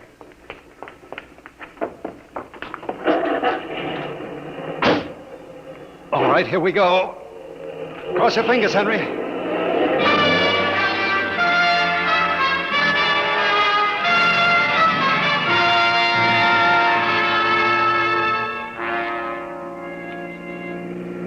We made it out all right. Anything doing? Well, there's a blue coupe behind us. It seems to be following. I'll cut up Pennsylvania Avenue and out Route 1 toward Baltimore. It is following. He turned with us. Can you go faster? Not much faster. He's gaining on us. I've got an idea. Hang on, Henry. Yes, sir. Why did you stop? Turn off the lights, quick.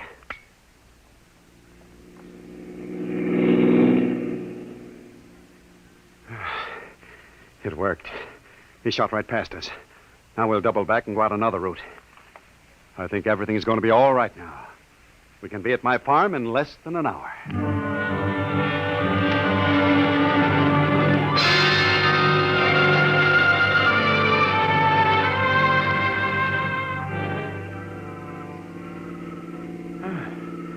This place is really out in the wilderness, Mr. Wade. You can stay here indefinitely till we figure out the next move. Just up this dirt road now, there's a big abandoned wheat silo on my grounds. It's down in a hollow where it can't be seen except from the air. And even then, the oak trees shield it. We'll hide you out there. Now we can leave the car here. We'll see. Come on. How did you ever find this place, Mr. Wade? I've always liked seclusion. Came up here to get away from it all. There's the silo. Well, it's certainly well hidden. There's a small door around the side. Come on. Yes, sir. Oh, careful of those bushes. It's hard to see them in the dark. Do you suppose Philo will find us? I assure you, Henry, that Mr. Philo will never find us here. Not in a million years. Here's the door. It's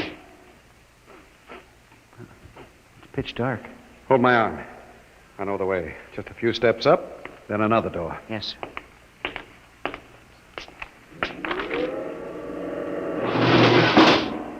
Steel.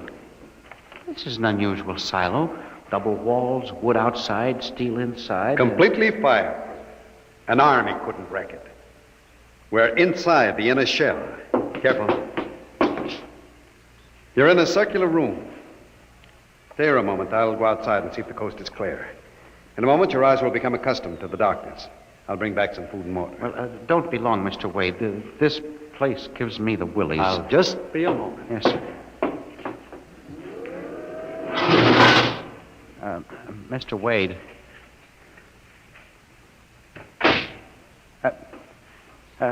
Mr. Wade. I swear I hear something. Mr. Wade! What's that? There is something. Good Lord. There's someone in here. It's locked. Oh, no. No, this must be a light switch. Oh, thank God. Oh, no. People. 10, 15, 20 of them. Mr. Wade! Help! Help! Will do you no good to shout, Henry. Mr. Wade, where are you?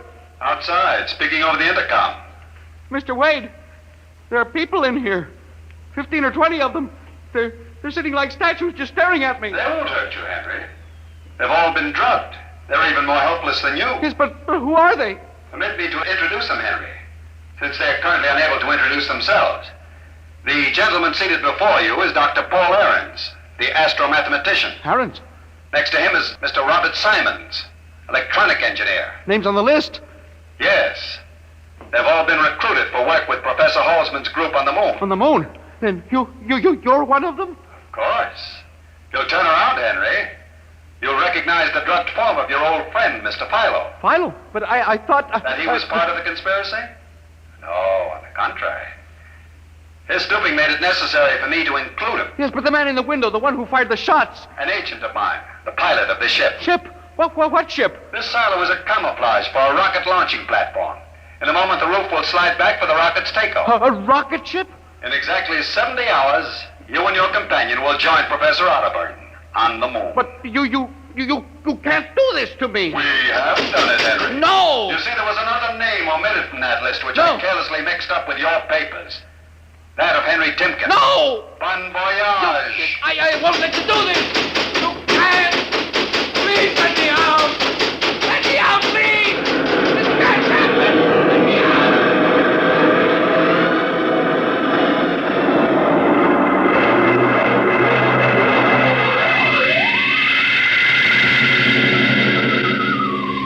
Attention. Attention. Missing since 8 o'clock last night. The following persons.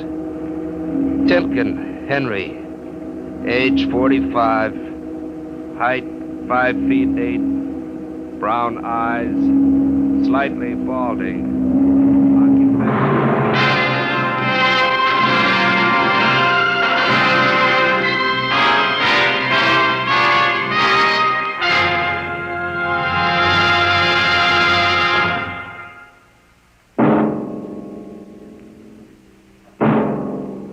Tonight, Dimension X has presented The Man in the Moon, an original story by George Lefferts. Featured players were Louis Van Rooten as Henry Timken and Santos Ortega as Wade. Your narrator was Norman Rose. Music by Albert Berman, engineer Bill Chambers. Dimension X is produced by Van Woodward and directed by Edward King. In a moment, we'll tell you about next week's show. And now, here is your Wheaties man, Frank Martin. Everybody knows whole wheat has vitamins and minerals in quantities. Sure, no great trouble figuring that out. The trick is in making the whole wheat into crisp, toasty flakes like Wheaties, with all the good whole wheat things still in them, and with all the good, natural whole wheat taste. Well, do you know how the Wheaties people do it? Well, I'll tell you. It's simple. They use a whole kernel of wheat to make one Wheaties flake. You see? No wonder Wheaties are good for you. And you know how good they taste. Crisp, sweet as a nut, simply wonderful. How can you stand missing them, if you are missing them, when they're all that good, and all that good for you?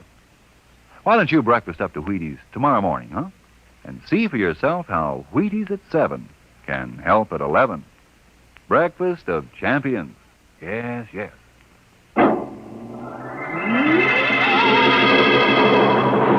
Next week, a strange and thrilling story of the foreign underground, of a brilliant young scientist and his wife whose only chance for escape from the secret police lay in a world that is beyond infinity, the world of... Dimension X.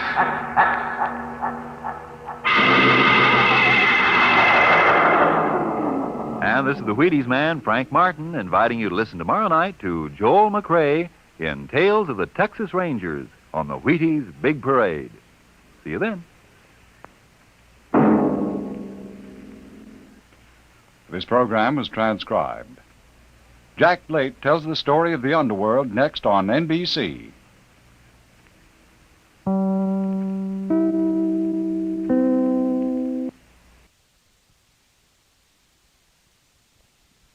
Adventures in time and space, told in future tense.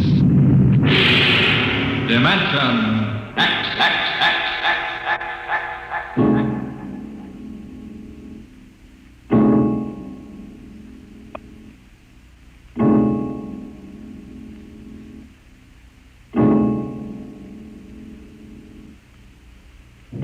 When man first crossed the vast distances of outer space to land on strange worlds, he found that someone had been there before him. The ruined canals of Mars, the smashed cities of Titan and Centaurus II and III, all these were evidence that 100,000 years ago, a race of intelligent beings built their cities across the galaxy. They knew space travel, atomic power, astrophysics, and engineering. And then they destroyed themselves completely, so that of all the cities on 1,000 worlds, only dust and rubble remained. Why? Why did these beings obliterate all record of themselves? That is the mystery of the lost race. The freighter Carillia, bound out of Earth for Cetus Alpha 2, came into normal flight after 103 days in overdrive. The stars were unfamiliar. The constellations known on Earth had disappeared. But there was a yellow sun off to port, and about it revolved 3 planets.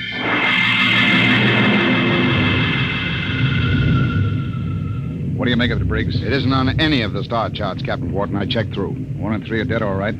Have to take a closer look at number 2. Turn up the vision scale. Polar ice caps. She's green around the belt. Let's take her down to a 5-mile orbit. Swing around her for a look. Alert for deceleration. Aye, sir. Throw in the manuals. Power room. Power room, aye. We're going down to have a look at something. Give us just enough power to keep her under control. All right, Briggs. Hang on to your stomach.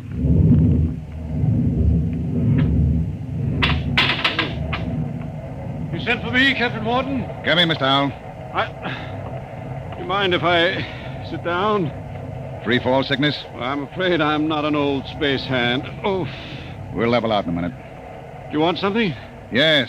We come out of overdrive, smack in the middle of a new planetary system. Briggs says it's unreported. Well, that's rather good news, isn't it? Depends. First report's pretty common. But we'll stake a claim on her, in case there are any mineral discoveries. Well, I meant the possibility of archaeological finds. I'm afraid I'll leave that to you, Mr. Howell. You're the expert. Coming up 5, Captain. Level off. Hang on, Howell.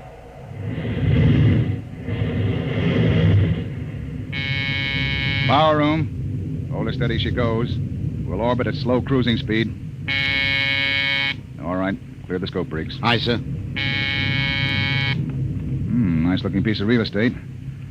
Well, the Space Guard requires I check her for radioactives, gold, and lost race rooms. You're landing? Landing? I've got a schedule to keep, Mr. Howell. I can't sit down on every lump of dirt I run into. We'll do a spectroscope check, and I figured you'd spot any ruins. All right. Wait a minute. There in the lower quadrant. What? That bald spot in the vegetation. Those are ruins, all right. Are you sure, Howell? Yes. I've seen the lost race rubble on Centaurus 2. There. You can see it plainly, dust and rubble. No, that's what I get for calling in an expert. Briggs, stand by to take it down to 5,000 feet. Aye, sir. All this stinking luck. There goes my schedule.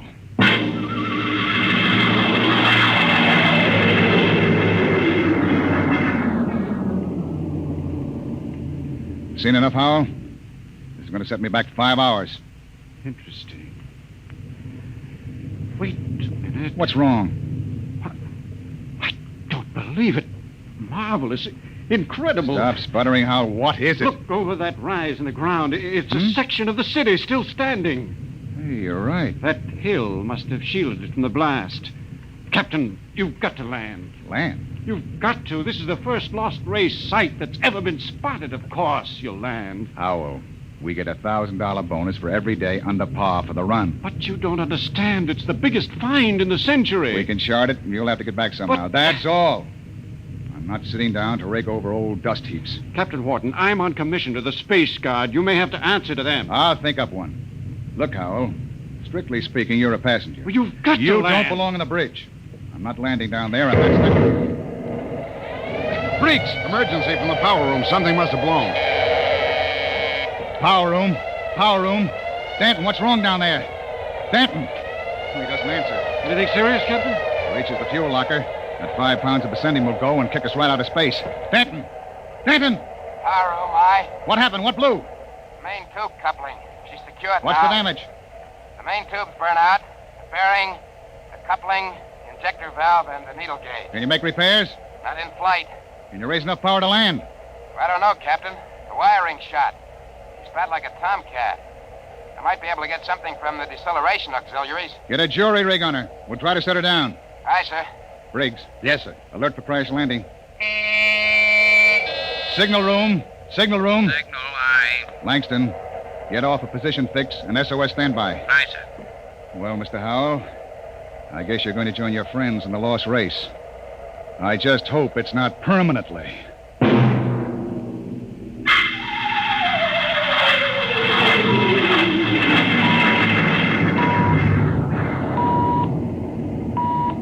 Leveled off now, Captain.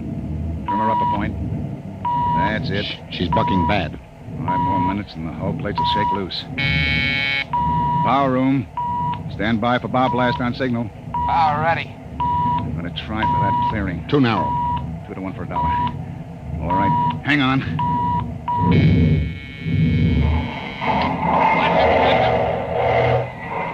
Briggs! Briggs! You all right? I hit my head on the panel. Well, I seem to be all assembled. We're down. Guess our luck hasn't run out yet. Calling power room. Power room, aye. All right down there? Yeah, I'm all right. Danton, I want a complete damage check and repair estimate. Get up here as soon as you got it for me. Briggs, you all right now? Yes, sir, I guess so. As soon as we get Danton's report, get a detail aft. Help him with repairs. Captain Wharton. What is it, Langston? My speaker line's out. Sending circuits blew. Spare tubes? That was a pretty rough landing, Captain. They're gone. I can't replace them this side of Lunar Space Station. I see. Well, the SOS ought to do it. And the Space Guard monitor reports our position. They aren't going to, Captain. Why not? Sending circuits went out when the blast went off down there. I didn't get the SOS out. Thank you, Langston. Get back and see what you can salvage. Does that mean bad news? We were in overdrive, Mr. Howell. It would take 40 years to search the distance we've traveled in one day. Consequently, when a ship doesn't make port and doesn't transmit a position fix, they forget about it. Oh. I see. And with the radio out, we blast off on our own power. Or we don't get off.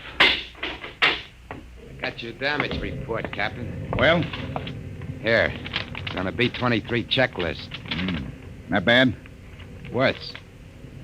Danton, how long will it take you for repairs? I don't know. An estimate. I know gypsy fortune teller. How about the lifeboat? For deep space? What are they teaching at Sands Point now? Basket weaving? Danton, lifeboat couldn't lift half a light year off this here mud heap. Danton, I'll take just so much.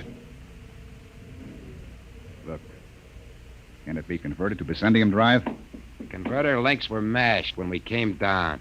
How long is it going to take you to repair the main drive? Look, Captain, I got 2 hands. You want me to hold a lug wrench in my teeth? See here, Danton. You see here, Captain. The whole lousy crew's been spitting all over me ever since we blasted off. Now you can all wait on me. Who do you think you are, Danton? The only power man on this ship, that's who. You ain't satisfied with the way I'm working, go hire yourself another boy. The woods are lousy with him. I'll take my own sweet time. What's the matter with him? Got a bug in his ear? Space fatigue, Captain. He's been locked up in the power room 4 days. Oh, we don't have enough trouble. Briggs, remind me to slug the psychotechnician when we get back. Don't tell me nobody gets into deep space who isn't emotionally stable. What are you going to do about him, Captain? Nothing. Stay off his back. Oh, but you can't... Captain's the only man who can get us out of here. We want to hit the cradle at New York Spaceport again. We've got to keep him happy. Captain Wharton, as long as we're landed and we do have to wait for the engines to be fixed, I suppose we can explore the lost race ruins. Look, Mr. Howell, I can't spare the men. We are now stuck tight until Danton gets those engines fixed. And if he can't, which is entirely possible, we are stuck, period. Oh. Briggs, I want you to keep a careful eye on the men. Space fatigue is nothing compared to what we might run up against now. Captain Wharton.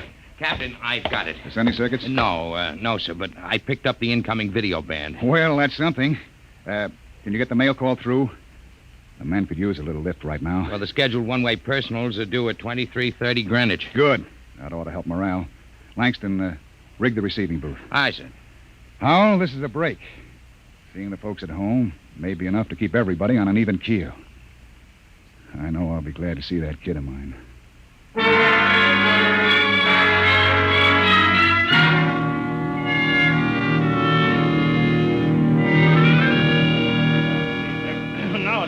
Yeah.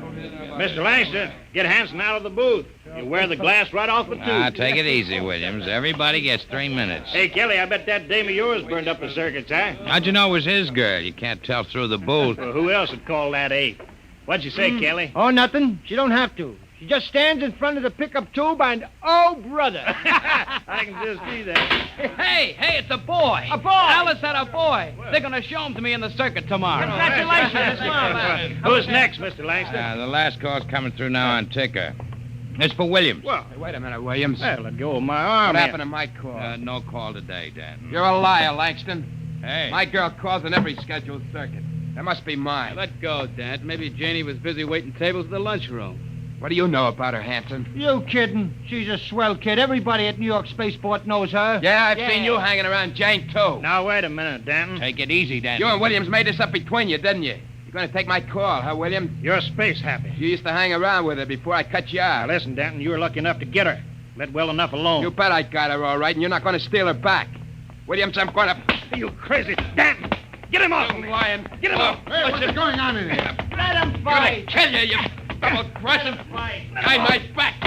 Grab him, Hanson. Get his arm. Oh, me. Nobody took your call. Now, calm down, Danton. I'll fix all of Look out. He's got a wrench. Danton! He's nuts. Nobody gets a call. Nobody. How do you like that, Williams? You ain't going to hear from Janie no more. How do you like that? After him. Kelly! Hanson! The airlock. He's left the ship. Let him go, the jealous screwball. Sure. But that's the only man who can get us off of here.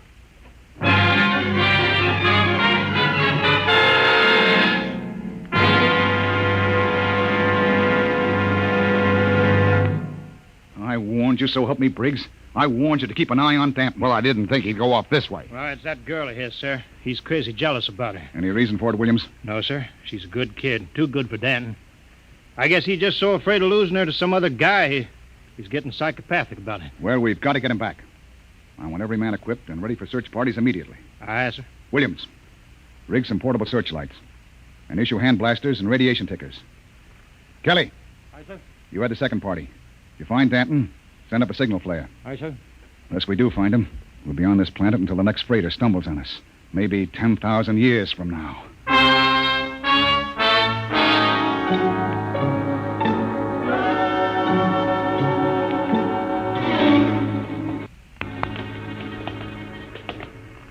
Hold that light up, Hanson.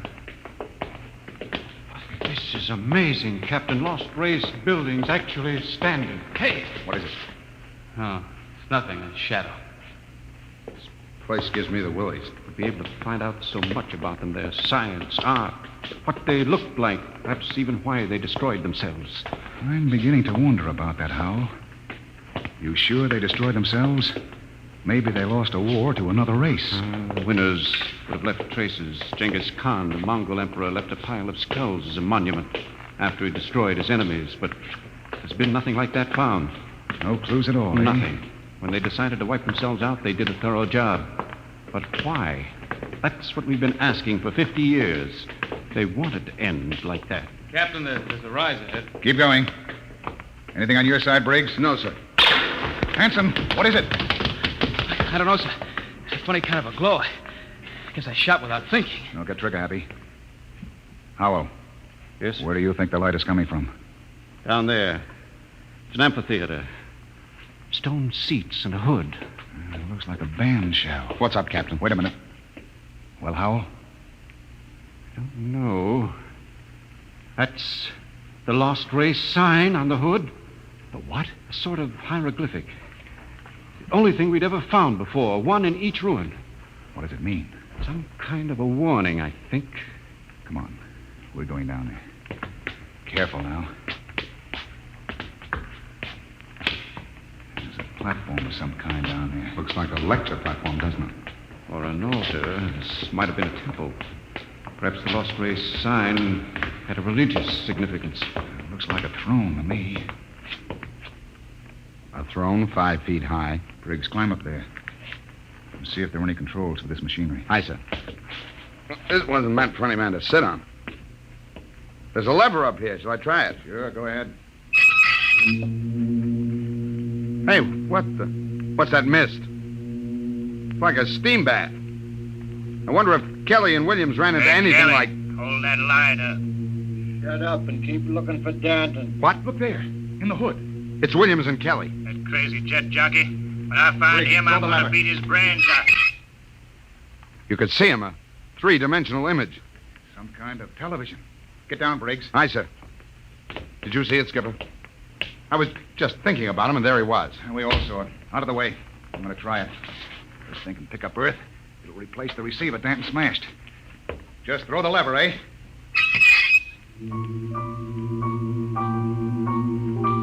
What? That's my son. I'll be darned. His music lesson. Say, it reaches Earth all right. Why, imagine. Television without a transmitter. Looks like the lost race was ahead of us in more ways than one. Go up and try it, Howell. It's amazing television without a transmitter. This machine may be the clue to the mystery of the lost race. I'll try it. Mary, I've told you I like my paper first in the morning. If that youngster wants to know how the Tigers did, let him wait until I am... My father in Detroit. Remarkable, Captain. You can see the whole room clearly. Say, how about me, Captain? Let me get up there. I'd like to see my baby. Alice told me all about it. Ouch! What's the matter, Hanson? I kicked something, a wrench. Well, hold it up. What? It's Danton's. That means he's been here. We're on his trail, all right. Come on, Howell, let's go. But the baby wouldn't take a minute, Captain. Later, Hanson. We've got to find Danton first. All right, now, let's get moving. Hold it. What's that? The recall flare. Kelly and his men have found Danton. Oh, I hope that crazy fool is in one piece. We start back now, Captain? Yes. That came from the ship. Another flare? No, that was an explosion. That's all we need now.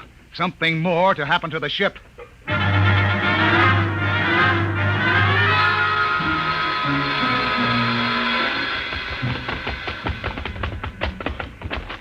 Oh, it's the main jets. Smashed flat. Of all the stinking rot. Check through the ship for further damage. Aye, sir. Oh, look at those plates. Crumpled like an accordion. Captain! Oh, Captain! Here comes Kelly's party. We got him. We got Danton. Hold it. What happened here? Somebody blew up the main jets. Danton, do you know anything about this? No, sir. Not much, he doesn't. He's crazy enough to blow us all up. Listen, Hanson, I admit I went off my head tonight, but I'm not crazy enough to commit suicide. If the jets are smashed, we're all marooned up the same creek. I still think he's got something to do with it. Lay off, Hanson. We found him wandering up in the hills. And he was with us when the blast went off. Yes, that's right. We saw your recall flare before the explosions. Oh, I guess that puts Danton in the clear. Well, then who did it, Captain? I don't know, Howell. Looks like somebody didn't want us to leave this planet. Well, we still got one slim chance left. If we can repair the lifeboat... Skipper, it's gone. Gone? The escape port is open. The boat's missing. Oh, what else? The arms chest was cleaned out, sir, and the fuel locker was jimmied open. The descendium bars are gone. You sure? You can look for yourself, sir. She's clean. I see. There's only one answer left. There's something or somebody out in those ruins trying to get us. Maybe that lost race decided they weren't going to stay lost. You think some of them may still be alive? Who else could have blown up our ship?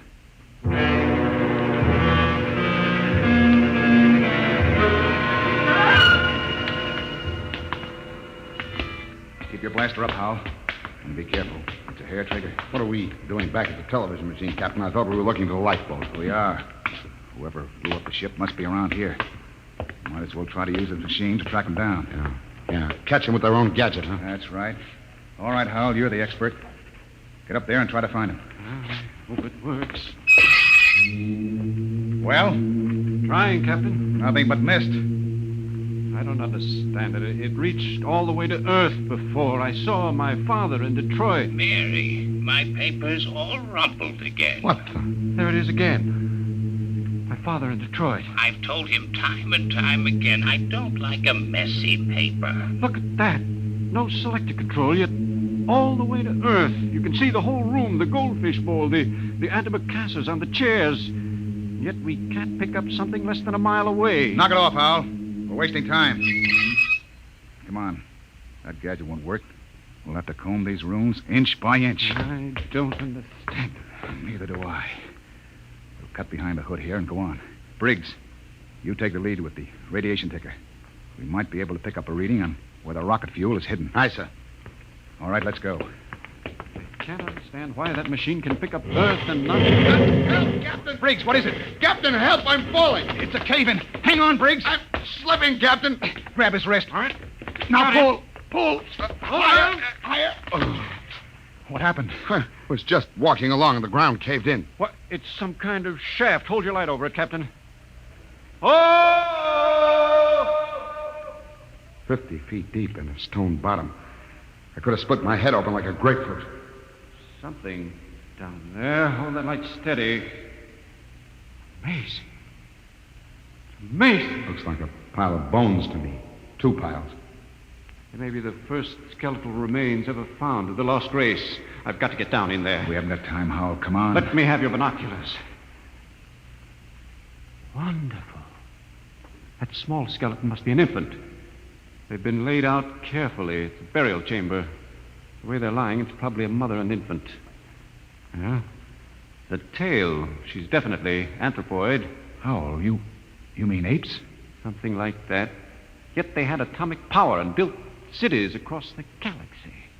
Amazing. Howell, we haven't got time. Hello, that's funny. The little one is different. The caudal bones are different. No tail. Listen, Howell. What do I care whether they had tails or not? Come on now. It's almost as if... Well, they did have atomics, and radiation does funny things to heredity. They had that problem of mutations in Detroit. What? Detroit? That must be it. What? The new atomics plant at Detroit. They tore down my father's house to make room for it. Quickly, Captain.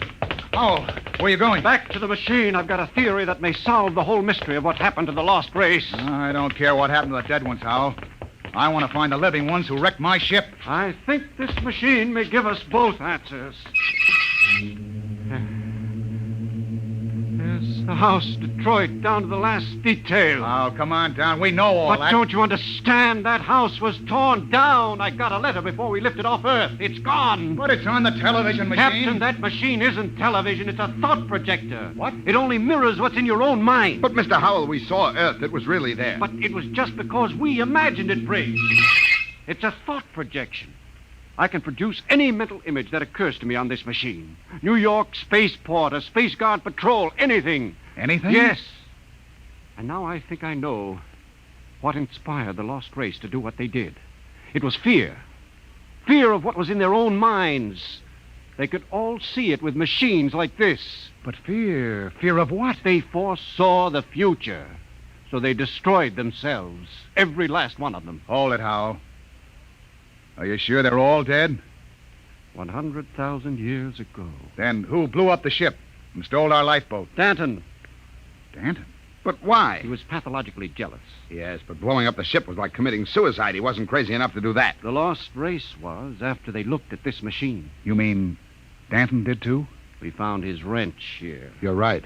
He must have looked at the machine and thought it was television. He must have seen all his fears about losing his girl confirmed. That was enough to make him completely unbalanced. But he was with Kelly when that explosion went off. He's got an ironclad alibi. No, he hasn't.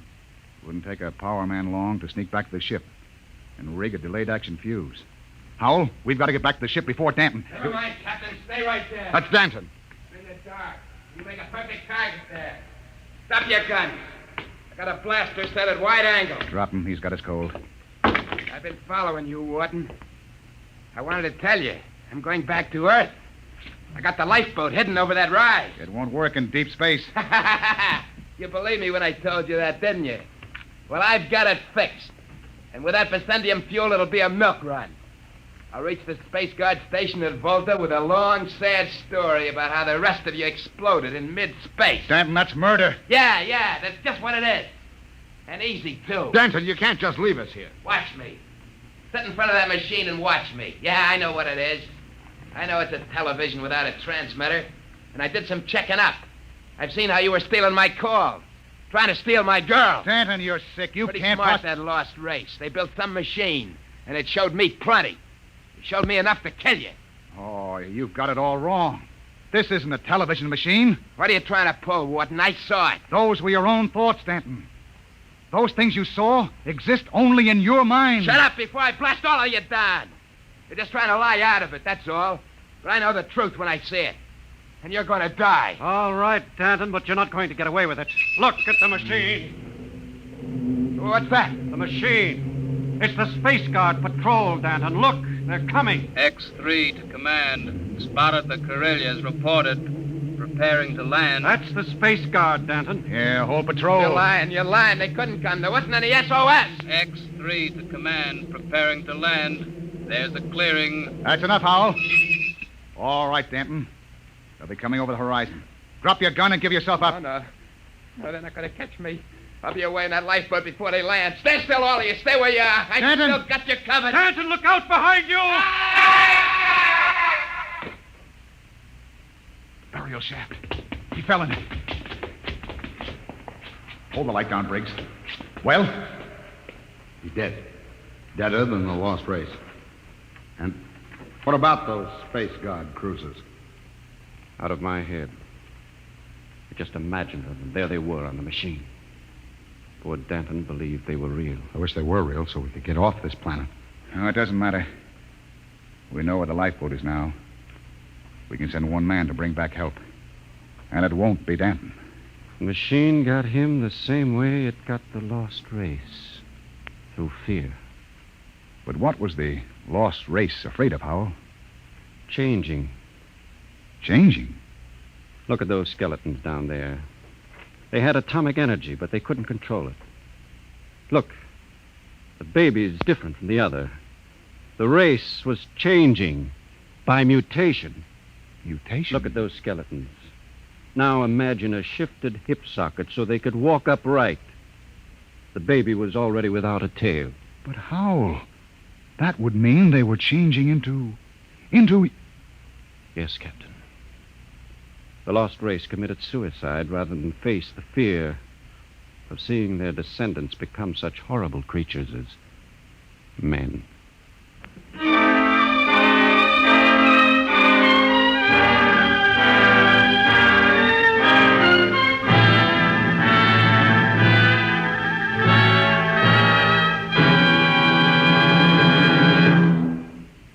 You have just heard another adventure into the unknown world of the future, the world of Dimension X. And now, about next week. William Travis and his wife thought they had escaped, but they were wrong. They were being searched out by men from another world, men who wanted them to return. Where? I'll tell you next week. Tonight's drama was based on the Murray Leinster story, The Lost, and was adapted for radio by Ernest Kenoy. Featured in the cast were Matt Crowley as Captain Wharton, Roger DeKoven as Howell, and Joseph Julian as Danton. Your host was Norman Rose. Tomorrow it's Sam Spade. Now hear Truth or Consequences on NBC.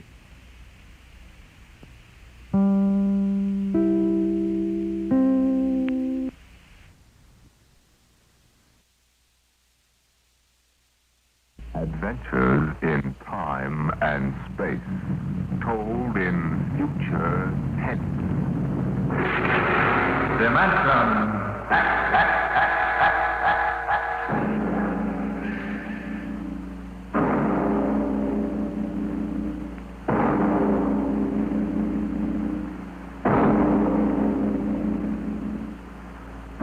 Man has always dreamed of conquering the barrier of the atmosphere. The problem is on the drawing boards of aeronautical engineers and atomic physicists.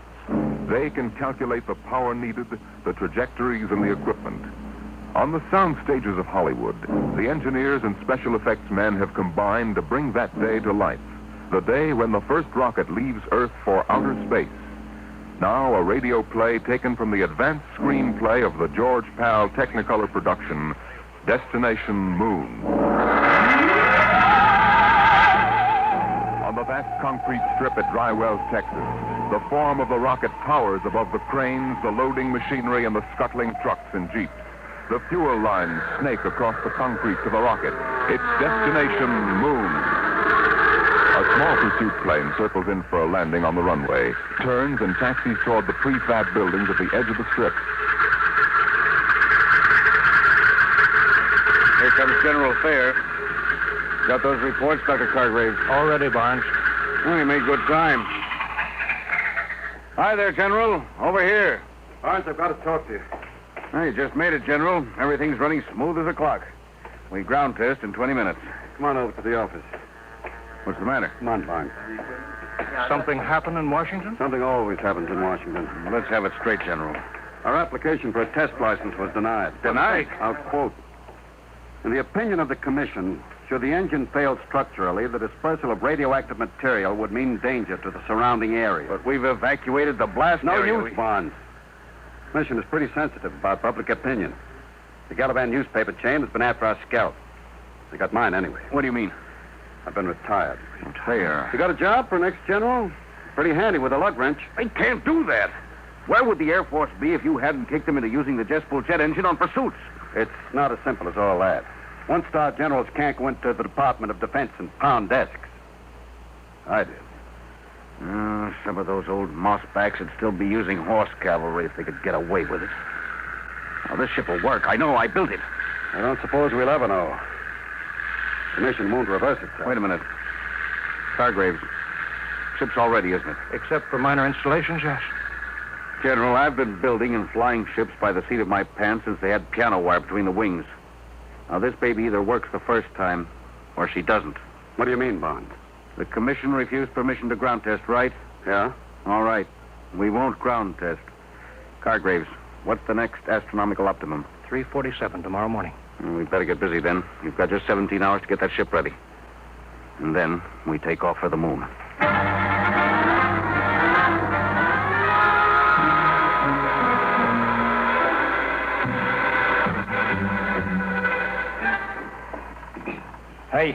Hey, Brownie.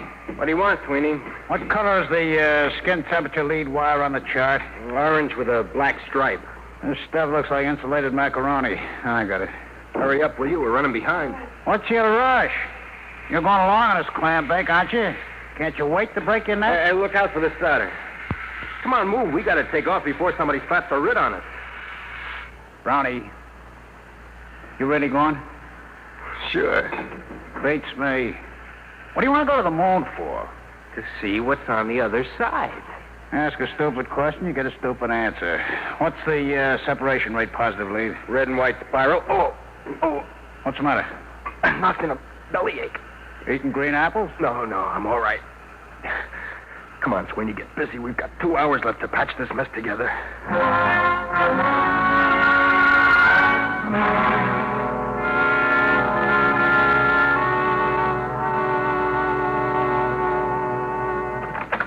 Mr. Barnes. What is it, Sweeney? It's Brown. They just took him to the hospital. They what? Well, is he all right? He will be after they cut out his appendix. There goes our radio, man. There's no chance of finding a substitute? No, it's special equipment. Brown installed it himself. I've got it. Barnes here. What? Well, we'll have to delay Sure. takeoff a month. Okay, goodbye. We can't, General. That was Hastings at Dry Wells. There's a United States Marshal driving over. Something leaked, and he's got a court order forbidding the takeoff. We were so close. Yeah. $1 million gone up the flue. You want me to give a standby, Mr. Barnes? I suppose. Wait a minute. Sweeney. Yeah. You installed that communication equipment with Brown, didn't you? Yeah, but... Then you must know the operation. You could go in Brown's place. The moon? Oh, no, not me. It's an important project, Sweeney. The scientific advance... There's the military aspect, Sweeney. I had 4 years of the military aspect, General. That's enough. Afraid? You're darn tootin'. That ship is safe. Maybe, maybe not. But, Sweeney... Look, you guys aren't going to get anywhere pressuring me. Maybe you got reasons to go to the moon. You, Mr. Barnes, you got $1 million tied up in a ship. It's your scientific baby, Doc, and the General's out on a limb in Washington. Well, what's in it for me? Now, that's no way to talk, Sweeney. It's an important advance for the whole world. You'll pardon the expression, baloney. Sweeney. I work on a scientific theory, too, General. Hooray for me, you look out for yourself. I ain't going. I don't like to say this, but this isn't the time to consider yourself, Sweeney. This country's defense hangs on being the first to develop space travel. Somebody else, not me. There's nothing I want on the moon. All right. We'll take care of that. Sweeney, I'll offer you $10,000 bonus and a 10% royalty on the ship patents out of my cut. Barnes. It's no use to me unless we get off before that marshal gets here from Dry Wells. Well, Sweeney, you'd be rich enough to retire. You could take it easy the rest of your life. Well, now you're talking my language, Mr. Barnes. Okay. When do we leave?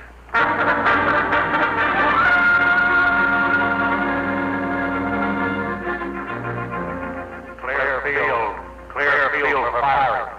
Clear field for firing. All set, Hastings. Right. I'll be tracking you from Control Center. Hey, what's that car doing? He's coming right out on the field. Marshal, Doc, General, Sweeney, inside. Hey! Hey, Barnes! Button her up. Hey! Hey there, commander of that ship. I've got a court order. You can't take off. Tough, mister. You can't do this. Hey! Hey! Save your knuckles, fella. You couldn't get in that ship with a blowtorch. Burns can't do this. Suppose you tell him all about it when he gets back from the moon.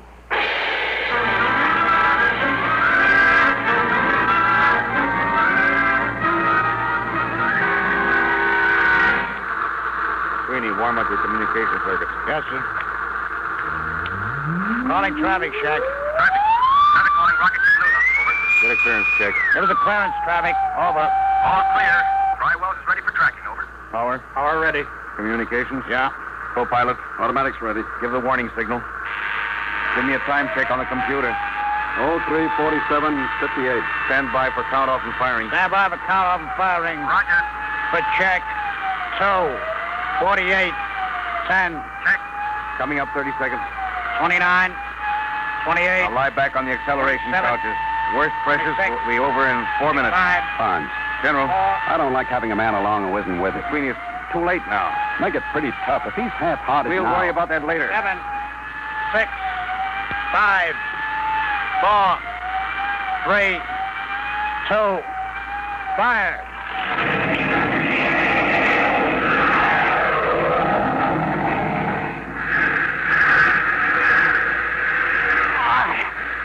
What happened? Noise. All gone. At speed of sound. Switch on televiewer aft. I can't. Can't move. Pressure. Switch is right under your finger. Go on. That's it. Time, 3:50:12.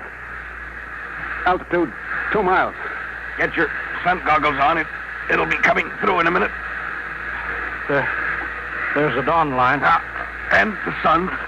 It works. This thing really works. Now, look in the viewer. There's the Earth down there. Yeah. Time, 3:51:10. Altitude, 20 miles.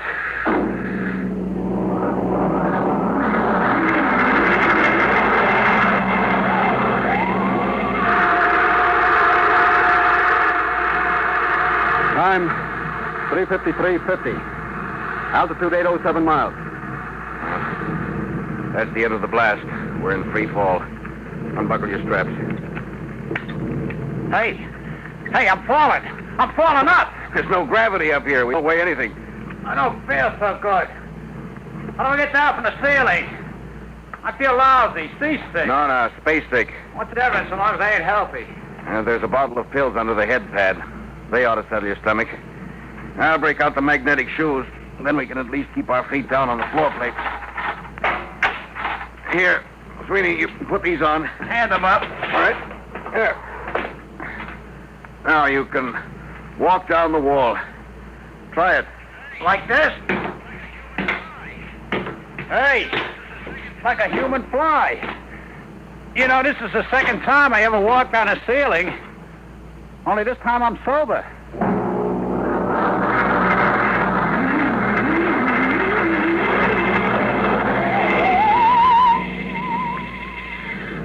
Hey, General, would you mind tapping that ham sandwich back and float it away from me? Feeling better, Sweeney? Yeah, I guess so. It's a heck of a note when your meal floats away from you before you eat it. Sweeney. Yeah, Mr. Barnes. I tried to crank out the radar antenna. She's stuck. Well, let me see.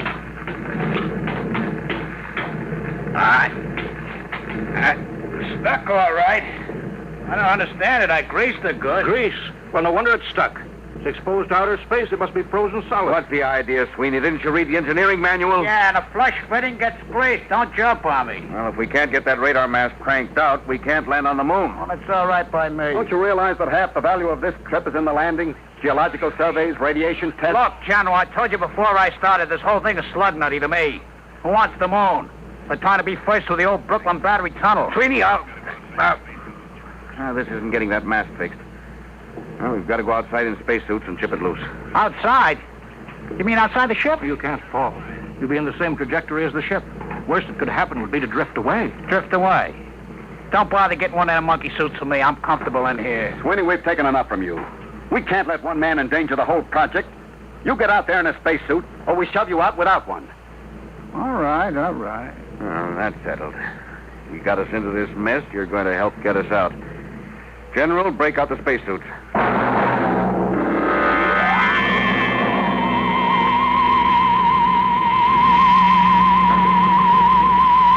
the inner lock. Now, let's get this straight. Keep your magnetic shoes on the hull plates, your safety lines hooked. If you break loose, we won't be able to go after you. You'll hit the moon at 20,000 miles per hour and squash. Hey, wait a minute. How come General Thayer don't go? That's right. He doesn't go. He's co-pilot. Okay, I just asked. All right. Now, let's make sure our intercom walkie-talkies are warmed up. All set. Check. All right. Fasten helmets. Hello. Hello, Doc. I hear you, Barnes. I'm okay. Check instruments. I'm going to pump out the lock.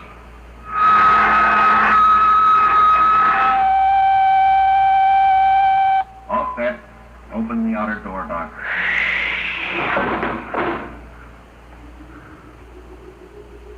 Look at that, will you? 1,000,000 stars. 20,000 miles an hour, free fall and no breeze. That's right. No air. And we haven't got time for the scenery. Let's get to work. Can you two handle it? I want to go aft to see how the firing tube's held up. All right, Doc. Come on, sweetie. Let's get to work.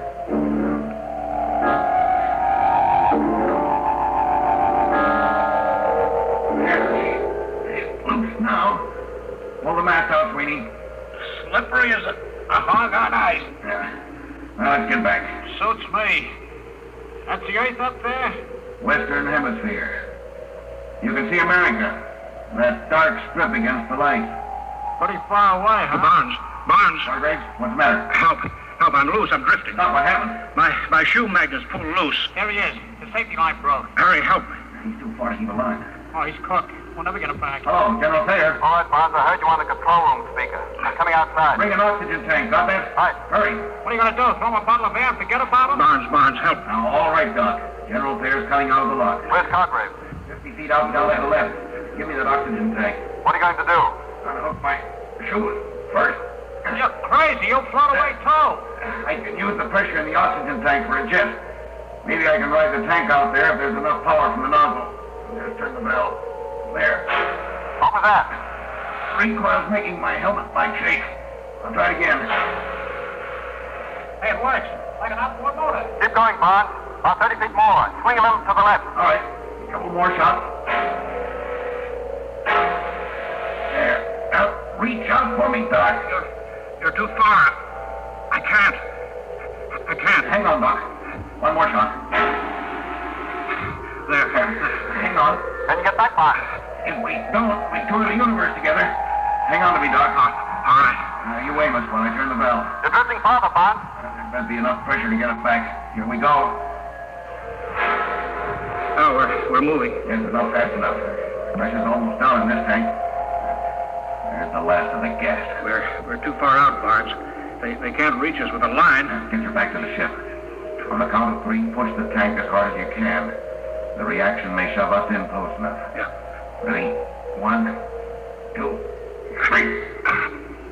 Here they come, General. Grab them. Reach out, Barnes. Grab the line. I got it. All in. Thank God. Well, let's have you aboard.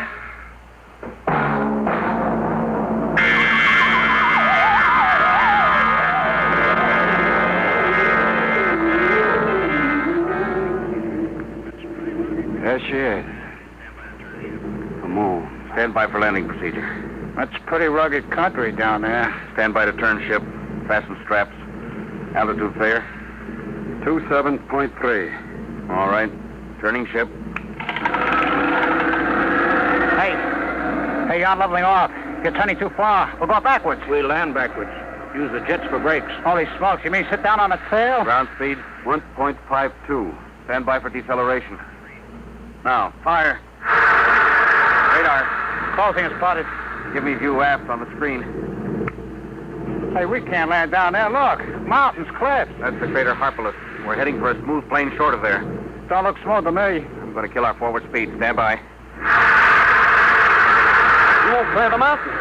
Give another blast. I can't. We won't have enough power to get home. You will make that cliff on the right. Look out, we're going to crash. Barnes, blast. You've got right.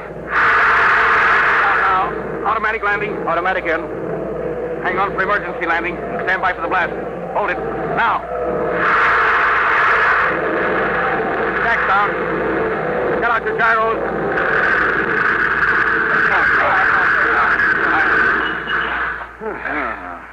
That was a lousy landing. Darn safe. Yes, but I wasted reaction mass we'll need to get home. We'll worry about that later. Right now, I want to get out there and plant my feet on the moon. The moon.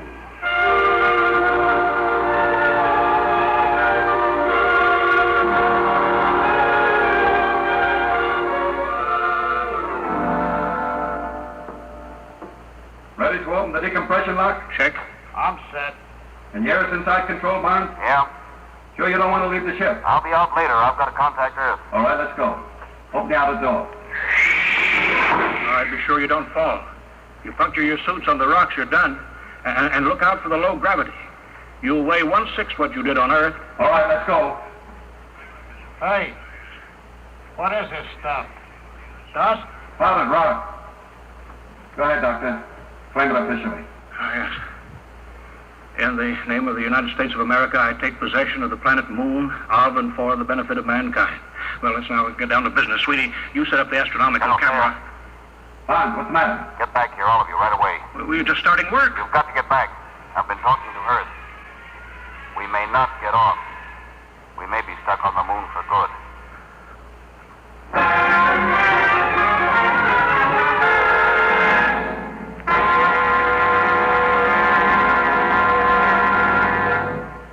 Hello. Hello, Earth. Reaction mass down to 0.8672. Wasted power in a bad landing. Request new figures for return trip. Earth to Luna. Looks bad, Mr. Barnes. I'll have to run it through the machine. In the meantime, dump everything you can. I'll check back with the result. I'll be standing by. Roger. Out. Well, Barnes? Well, we wasted too much power on that lousy landing. Hastings checked the figures. We've got the lightened ship. We've got just 4 hours to get off. If we miss that, we don't get another chance to hit the Earth for another month. We don't have more than 10 days' oxygen supply. Exactly. Come on, we better start dumping, and we better pray we can get rid of enough weight.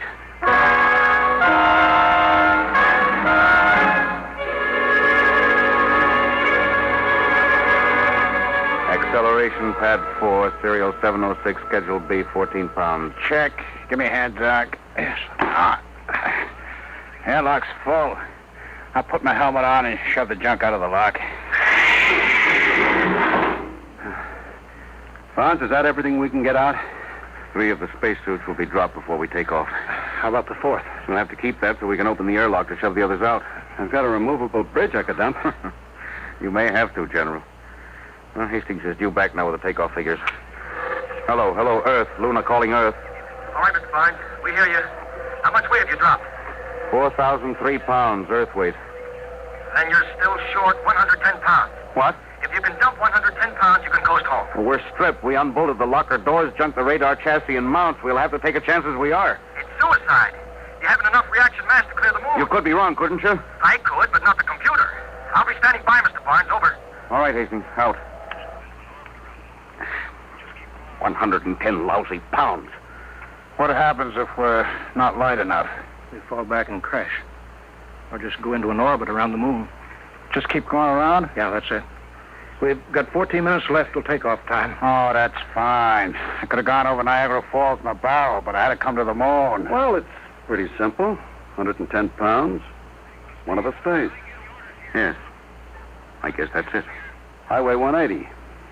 That's plenty. Now, wait a minute, General. I'm the oldest one here. Yeah, and I'm the captain of this ship. If anyone stays, That has I nothing to give do- the orders here. Doc is the engineer. General pilots when you hit the Earth atmosphere. But, Barnes... I've got no family, so I stay. No. You've got to go back, both of you. I've been discredited. They won't listen to me. You've got to tell them what you've seen up Listen, here. General, You've got to tell them what the Earth looked like from here. Vulnerable, defenseless, hanging in the sky. I knew this trip would have military value. Well, it does. Can you imagine atom warheads launched at Earth from up here? The moon is the perfect base for an attack on the Earth. Remember, it's only 1/6 as hard to shoot rockets from here to Earth as it is the other way. You've got to tell them the only government to control the moon must be a world government. General, I guess you don't know it.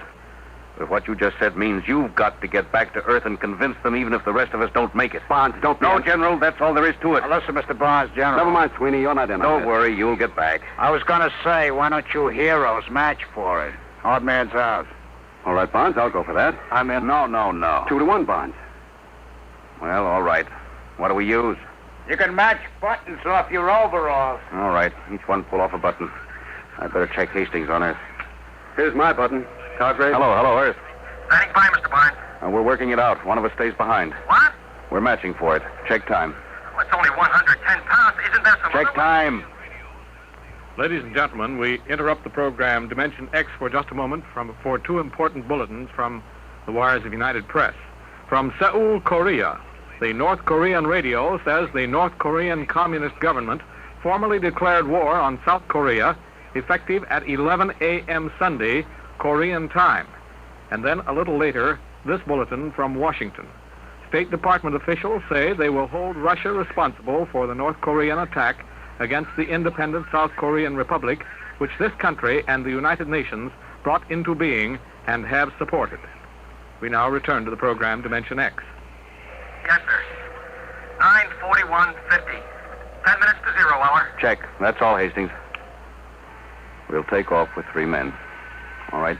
Ready to match? Hey, what? The airlock. Sweeney, he went out. What's he doing? What? He's going out. Out there on the moon.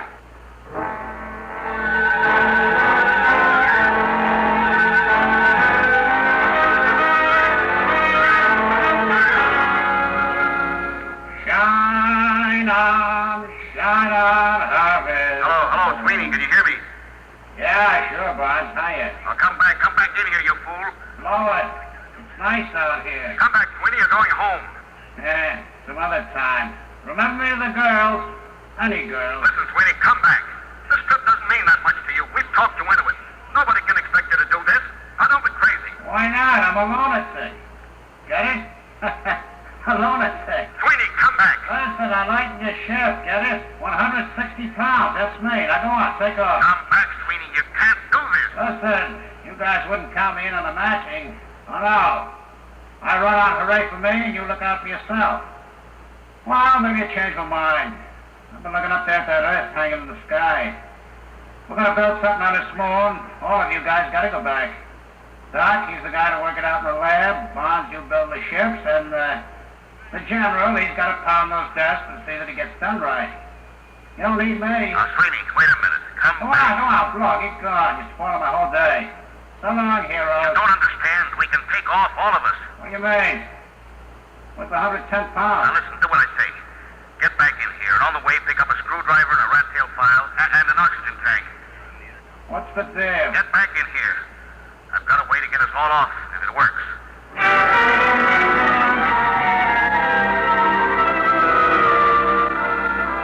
Now, Sweeney, we're reading you clear on the intercom speaker. You in the airlock yet? Yeah. Now, your spacesuit weighs around 70 pounds. The radio weighs 50. Yeah, but I can't open the outside door of the airlock without my suit. What are you trying to pull, Bonds? After you chuck the radio out, you file a hole in the gasket on the outer door. Got that? Then you tie your safety line to the oxygen tank, pass it through the hole. It hangs outside. You got that? Yeah. Then you close the outside door, get out of your suit, come in here. We close up, decompress, and open the outside door again. Oh, I get it. The tank closes so out of the lock. Right. And if it works, we all get home. Now, hurry now, Sweeney. 8 minutes to calculated takeoff time. 8 minutes.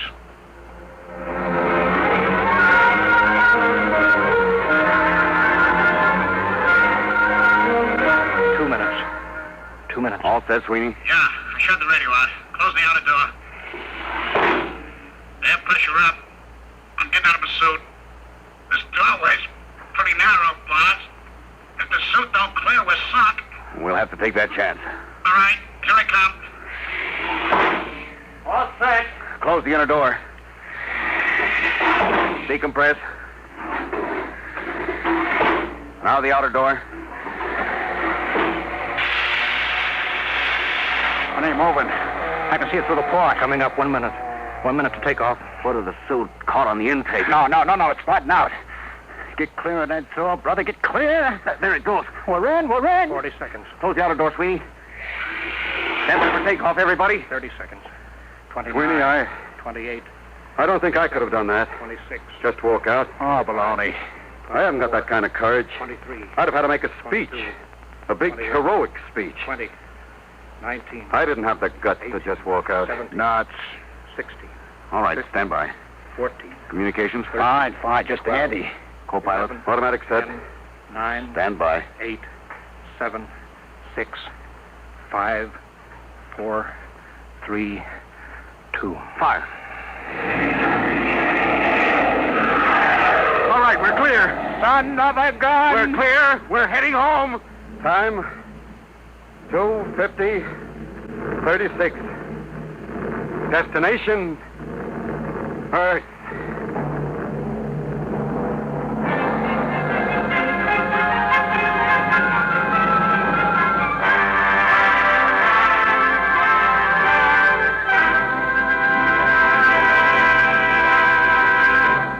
You have just heard another adventure into the unknown world of the future. Adventures in time and space, told in future tense. Dimension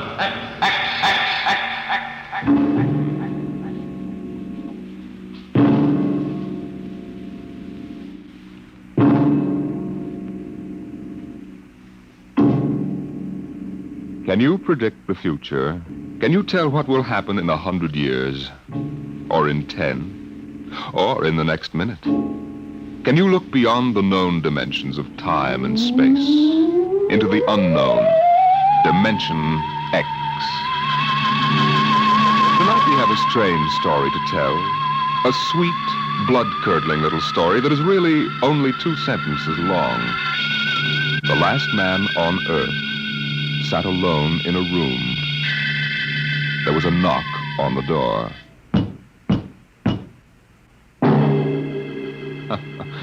Think it over. Suppose you were the last man alive on Earth, in the universe for that matter. The last man sitting alone in a room, and suddenly there was a knock on the door. What knocked on the door? You wonder, don't you? Your mind, faced with the unknown, supplies something vaguely horrible. But it isn't horrible, really. You'll see. The last man on Earth sat alone in a room. There was a knock on the door. What? Oh, what's that? Good morning, man. What? Who are you? You have regained consciousness. Well, who are you? I am Azan. Maybe if I close my eyes, it'll go away. I will not go away, man. No, I guess I am awake. Who? What are you? I am Azan. Well, what's that? Azan is intelligent life. What happened? Where are you from? From Planet 7 in the 3rd galaxy in the 4th quadrant. Where? It is not necessary to repeat information which is correct in the original statement. Planet 7? You mean I'm not on Earth? You are still on your planet. Well, then what are you doing here? The Zans have annexed your world. You mean you've conquered Earth? Yes, that is correct. We will now prepare your planet for habitation by the Zan. Well, how about the people? There is no longer any use for large numbers of lower life forms. Therefore, we have dispensed with them. Dispensed with? You mean you've... When did all this happen? 2 days ago. You have been unconscious until now. You really mean I'm the last man on Earth? That is correct. Identify yourself now. What? Kindly provide data as to your position in the elementary social order of your planet. Well, I'm Walter Phelan, Associate Professor of Anthropology at Nathan University. How is it you speak English? We have deciphered your written and recorded records. It is not difficult to reconstruct your language, every type of auditory communication. Oh. Is there anything you want to complete your natural habitat? You mean I'm a prisoner? That is correct. What will you want further in your room? Well, do I have to stay here? Yes. The rest of my life? Forever. Well, then you better bring in my books. I gotta call you something. Do you mind if I call you, George? It is immaterial. All right, then, George. You know, I can't really believe this. That is a characteristic of low-life form. I'm trying to take this in without going off balance completely. I will be back, Associate Professor of Anthropology. It's all right, George. Just call me Walter. Very well, Walter. I will be back with your books. All right, George. I'll be seeing you around. You will not be around, Walter. You will be here.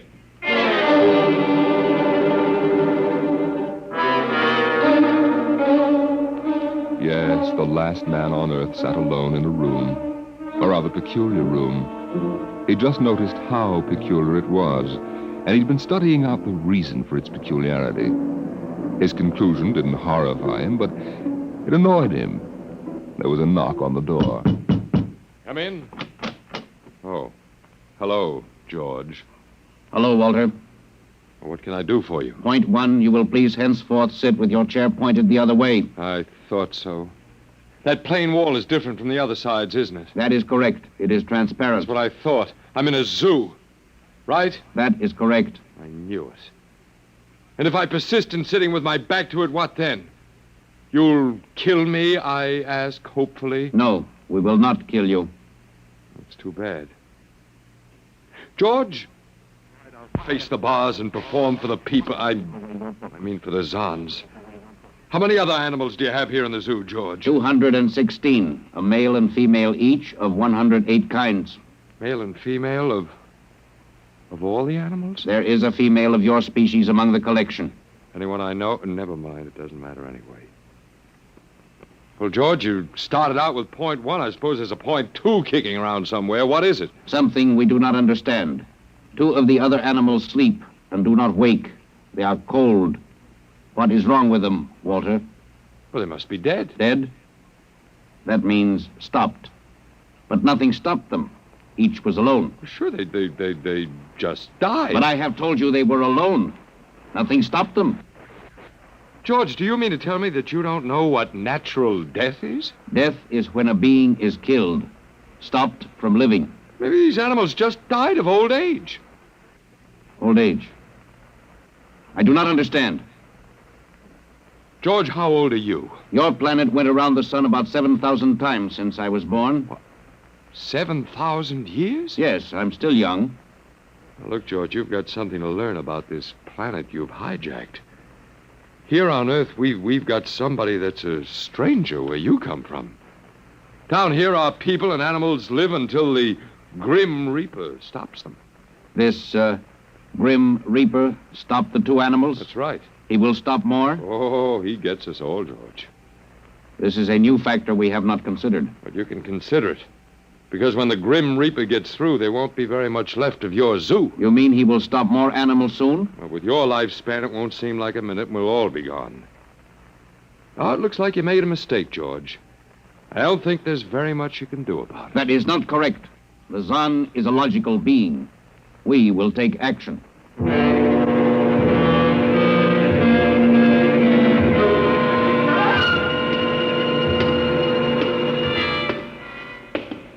Where are you taking me, George? We will be there shortly. You mean, it's moving day? That is correct. We are here now. You will live here now, Walter. It is a larger room. Well, be it ever so humble. Go inside. Be careful with those books, George. Don't lose... Excuse me. Who are you? What are you doing here? Well, I guess George didn't explain. George tries to be polite, but he hasn't quite caught on yet. I'm Walter Phelan. My name is Grace Evans, Mr. Phelan. What is all this about? Why did they bring me here? I think I know why. Why? You see, I've been talking to George. George? Well, that's what I call them, all of them. There's no way to tell them apart anyway. There aren't many of them here, yet. They come from outside the solar system, sort of an advanced scouting party. Yes, I saw their spaceship. It's as big as a mountain. They're moving in on us. They cleaned off the Earth with some kind of vibration that destroys all sorts of animal life. They killed everybody. Oh, no. I was afraid. Well, the cheerful note is that you and I and 200-odd other animals were picked up beforehand as specimens for the zoo. You know that this is a zoo, don't you? Yes. I suspected it. But I don't remember anything about being captured. I just woke up here. Well, they solved a lot of problems for us. Housing, shortages, wars. I don't suppose the human race, you and I, that is, have to worry about anything now. It's awful. Only they made one mistake. They overestimated us. I don't understand. They thought we were immortal. That we were what? Immortal, like they are. Oh, they can be killed. The Zons don't know what natural death is. They didn't know anyway until they lost 2 of us yesterday. You mean there are more than 2 of us? No more of our species. These were merely brother animals. A rabbit and a canary. And by the Zons' way of figuring time, the rest of us are only good for a few minutes apiece anyway. That's a joke on them. They figured they had permanent specimens here in their zoo. But didn't they know that we'd all die eventually? No, I don't think so. See, George told me he was 7,000 years old, and he's supposed to be young. When they learned how quickly we die, well, they were probably shocked to the core. If they have cause. How can you talk that way about it? Academic detachment. I learned it at faculty teas. At any rate, they've decided to reorganize their zoo 2 by 2. Oh. Sure, they figure we'll last longer collectively, if not individually. But if they think... That is, if you think for 1 minute... No, don't worry. I don't. But are they going to keep us locked up together in this one little room? I'm afraid so. It's horrible. I agree with you perfectly, my dear. But all personal considerations aside, the least favor we can do the human race is to let it end with us. I don't see much point in continuing it just for an exhibition in a zoo. How can you just sit here and lecture? Habit. But we've got to do something. Why? I don't know. It just seems we owe it to the human race to do something. You got a suggestion? There must be some way. They can be killed, you said. I think that anything that would kill one of us would kill one of them. You see, I figured it out, I think. George cut his... Well, I suppose you'd call it his hand when he brought in my books. It started to bleed, red blood, but I could see the cut closing just as he stood there. And by the time he left, it was healed. I don't understand. Don't you see, whatever factor there is in man that makes him grow old is missing in the Zon. They just go on and on and on until they're stopped. Yeah. But suppose we killed one. There must be some way. Well, but what would be the use? They wouldn't even punish us. They'd just give us our food through a trap door and put a sign out saying, "Beware of the man, dangerous." I don't think they'd have to bother in your case. I don't see anything funny. I'm sorry. Just reminds me of Martha. Martha? My wife. She died 2 years ago. I'm sorry. No, not at all. Oh, that'll be George with my books. Come in. Hello, George. Hello, Walter.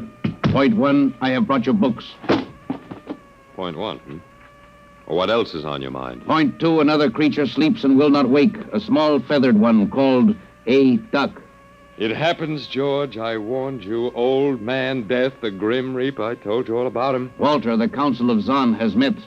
It has been decided logically that the only intelligent life to escape the vibration is you. Therefore, the logical conclusion is you are stopping these animals by some means unknown to us. George, you're off your trolley. You will tell me now how this is done. You boys afraid you're going to lose the whole zoo? It is necessary to save the remaining specimens as long as possible. If we do not get information, we may be forced to dispense with your species entirely. Now, wait a minute. This means you, Walter, and the female. Now, wait a minute, George. Don't go off half-cocked. Let me take a look at these animals that won't wake up. I will take you there now.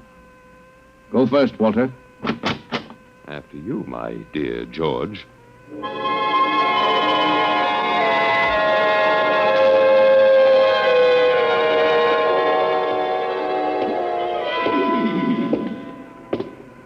This is the weasel. You should have got him in the winter, George. The fur's worth more then. Then it's an ermine. This is the reptile cage.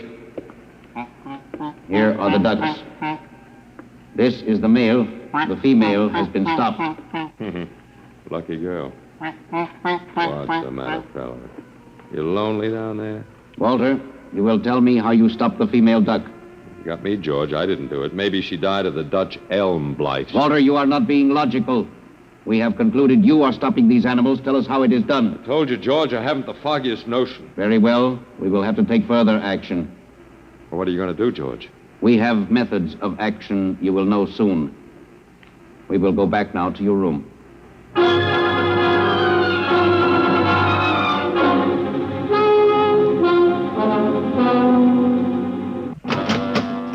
What happened, Mr. Phelan? You can call me Walter. After all, George does, and we have more in common. Oh, please, what happened? Just a duck, a dead duck. George thinks I killed her by remote control. He thinks I'm holding out on him. Good. What? Well, at least we can get back at them. At least we can do something to them. Well, why? After all, George isn't a bad fellow, if you like an ant mentality. How can you say that?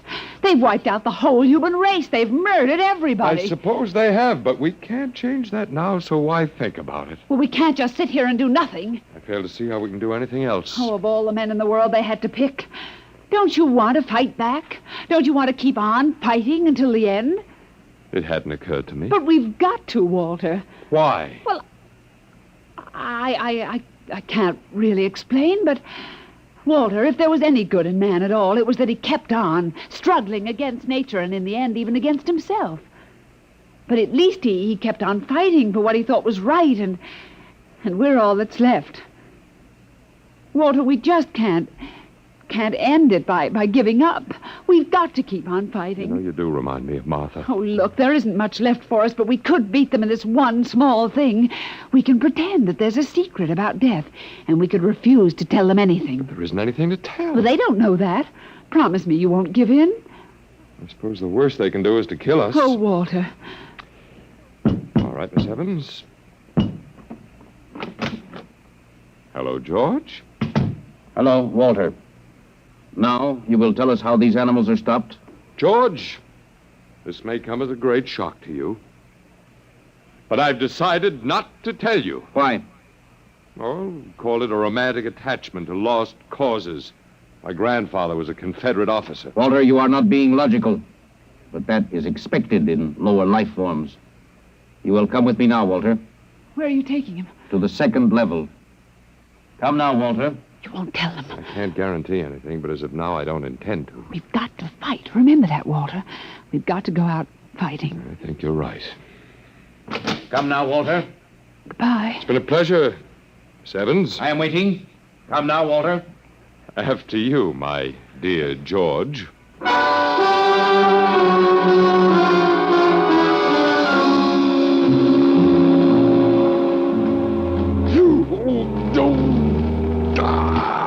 You will tell us now, Walter? That was the first level of vibration. There are many more. However, we have calculated that none of them exceed your threshold of unconsciousness. Oh, very clever, George. Of course. You will tell us now, how do you stop these animals? You will tell us now? As of now, no. However, I'm not very brave, if that encourages you, George. You are not being logical, Walter. You're telling me. We will now use vibration level 2. You will tell us now? You know, George, I can't figure it out myself, but I'm stubborn. Maybe it has something to do about the dignity of man, the civilization such as it was that you wiped out. I do not understand. I didn't think you would. So go ahead. Vibrate. Vibration level 2. It will be very painful, Walter.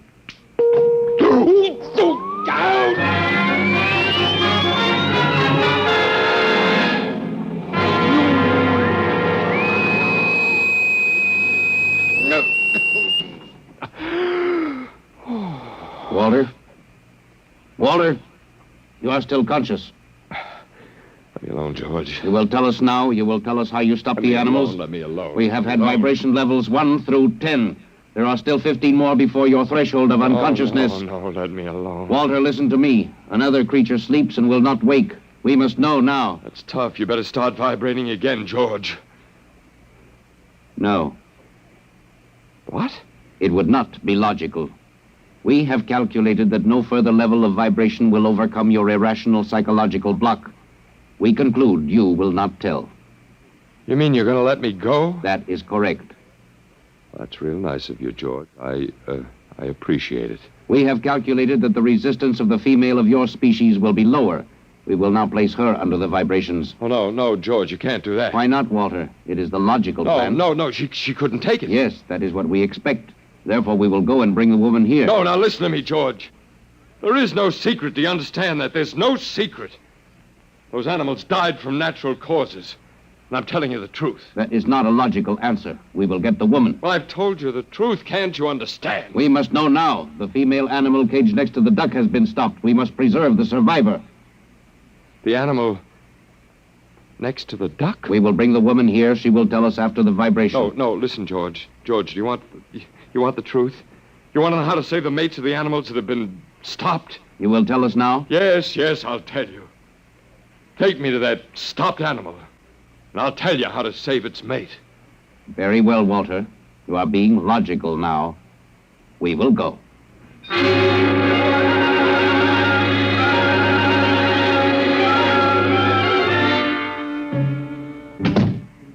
Walter, are you all right? Yeah, just let me catch my breath a minute. What happened? Well, after a while, I told them what they wanted to know. You didn't. Sure, as George pointed out, it seemed to be the logical thing at the time. You gave up? I suppose you can call it that. Look, I'm very bad. Something might turn up, Martha. But they've beaten us completely then. There isn't anything we can do. Of the human race. And we give up. We don't even die fighting. You call me? Oh, I must have said Martha. I'm sorry. The Council of the Zon has met. Something wrong? She was my wife. She died 2 years ago. What were you saying? Nothing. Nothing. It doesn't matter. It's too late. Too late. The whole... What now, George? Zon has been stopped. What? Zon is dead? That is correct. You didn't believe me, George. But you can die. You can really die. You'll have to get used to that if you're going to stay here. The Council has decided. A, you have in some way stopped this Zon. B, you and the woman must be eliminated. No, you got it wrong, George. I didn't stop that Zon. It's just death. It gets all of us here. You will be eliminated now. But, George, it won't do any good to kill us. It won't save you. Everything that lives on Earth must die. That is not logical. But it's true. The Council has decided. This time, you will have the full vibration. This time? Walter, what did they do to you? They have a rather effective third degree. They tortured you, Walter? Yes. And Walter, it was all my fault. I wouldn't even have tried without you. I suppose we have a last chance now to end with some dignity. I think you're a very brave man. Well, there isn't much else to do. Do we go now, George? Now, Walter. Wait, what's that? I have been told another Zon has died. Now will you believe me? The Council of the Zon meets now. 2 gone already, and you were with me, George. You know I didn't kill this one. What stopped him then? I told you it's old man death. You came to the wrong planet, George. Your immortality doesn't go down here. He can stop you, but you can't stop him. And you'll all die if you stick around. And now what? The Council has decided this is a place of death. We will leave your planet. Leave? You mean you're giving up?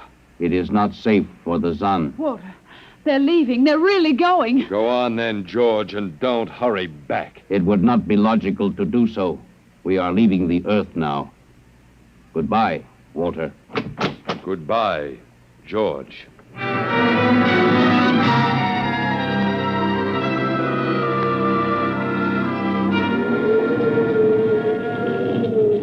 they're all aboard now. Oh, it's so wonderful to feel the wind and the sun again. Close the hatches. Walter, is it safe for us to be out here? Sure, they're not interested in us any longer. They only want to get away. And I want to see this Grace, the Zon leaving Earth forever. Now they're blasting off.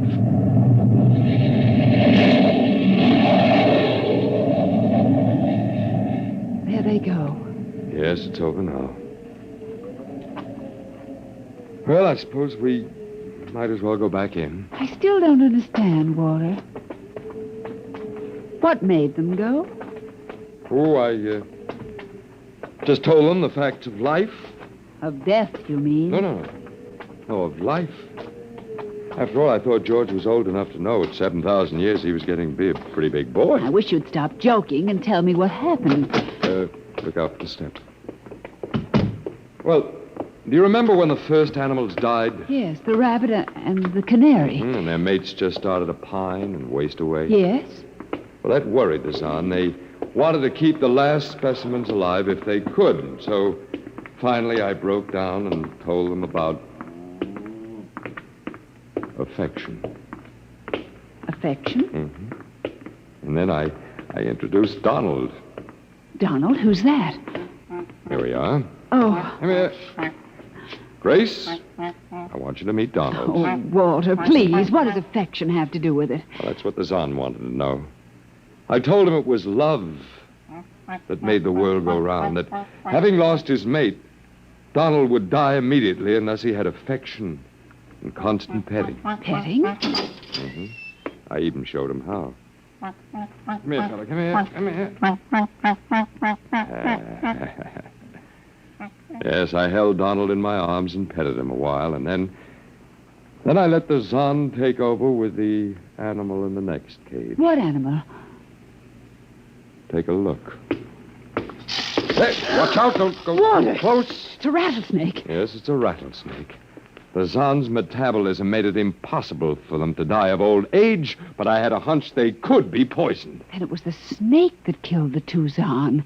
They never even knew what bit them. Then you outwitted them, Walter. I suppose. And I thought you'd just given up. Oh, Walter, I'm so proud of you. You don't have to be. I had given up. I probably wouldn't have fought at all if you hadn't pushed me. Well,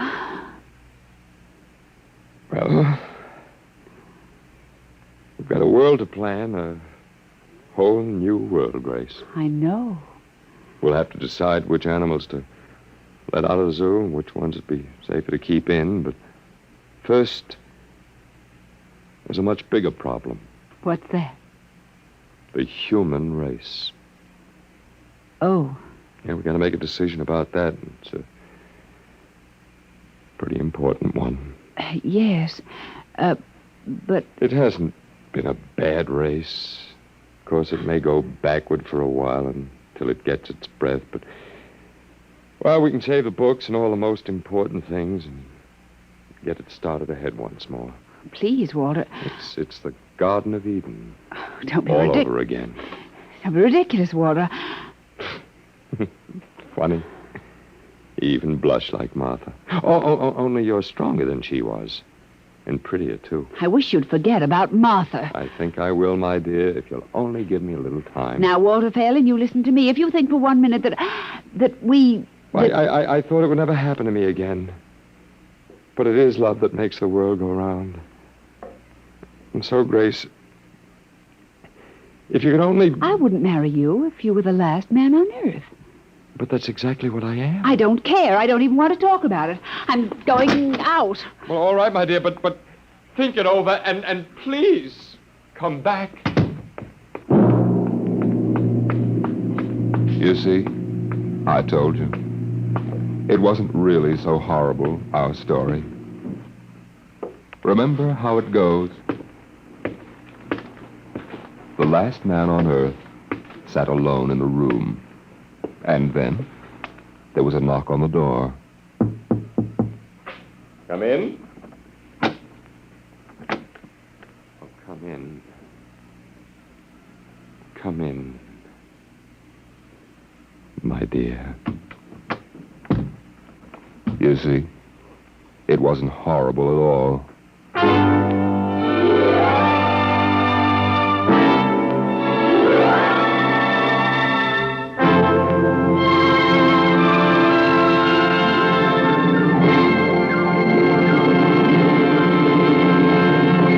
You have just heard the Frederick Brown story entitled Knock, an adventure in time, space, and the unknown world of the future, the world of Dimension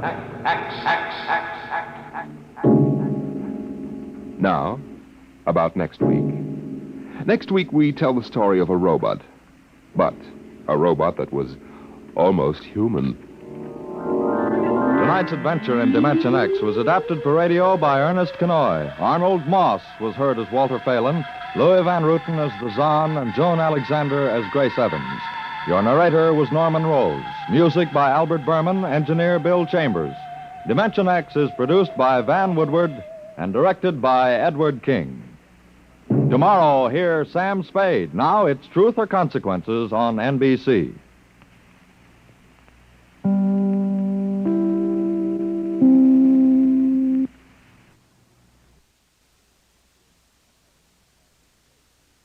Adventures in time and space, told in future tense. Dimension X.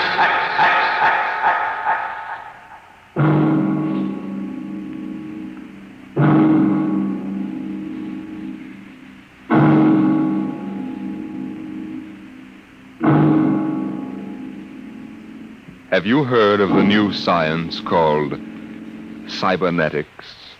It concerns man's efforts to develop a perfect thinking machine, a robot electronic brain that will not only do man's work, but even do his thinking for him. A robot that is almost human. No, it's not impossible at all. In fact, one day something like this may happen. A tall, suave gentleman in a black raincoat will walk down the street until he reaches a shuttered, isolated house. Then he will slowly mount the front steps and push the doorbell.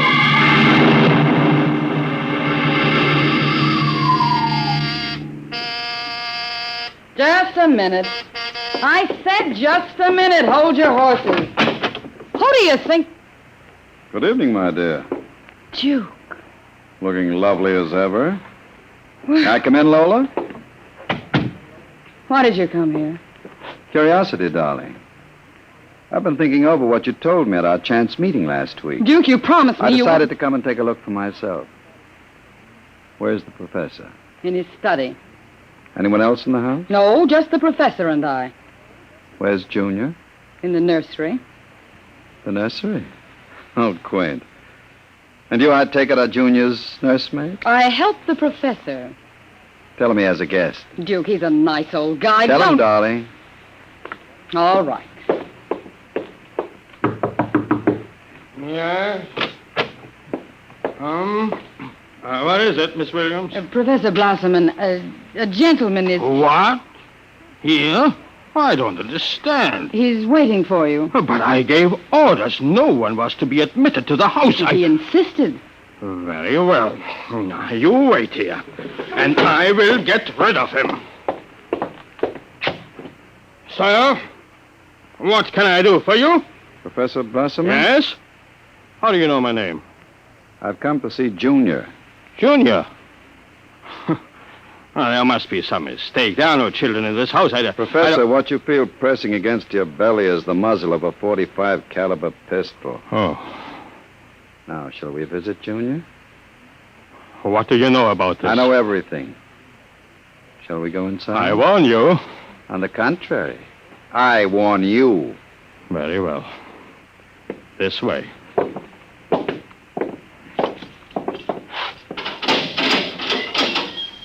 This is the nursery. Where is Junior? In the next room. Behind the door with the panel in it. Very considerately furnished. Mother Goose figures on the walls. Blackboard, toy blocks, panda, bunny rabbit doll. Touching. All right. Let's see him. Now you can look through the panel.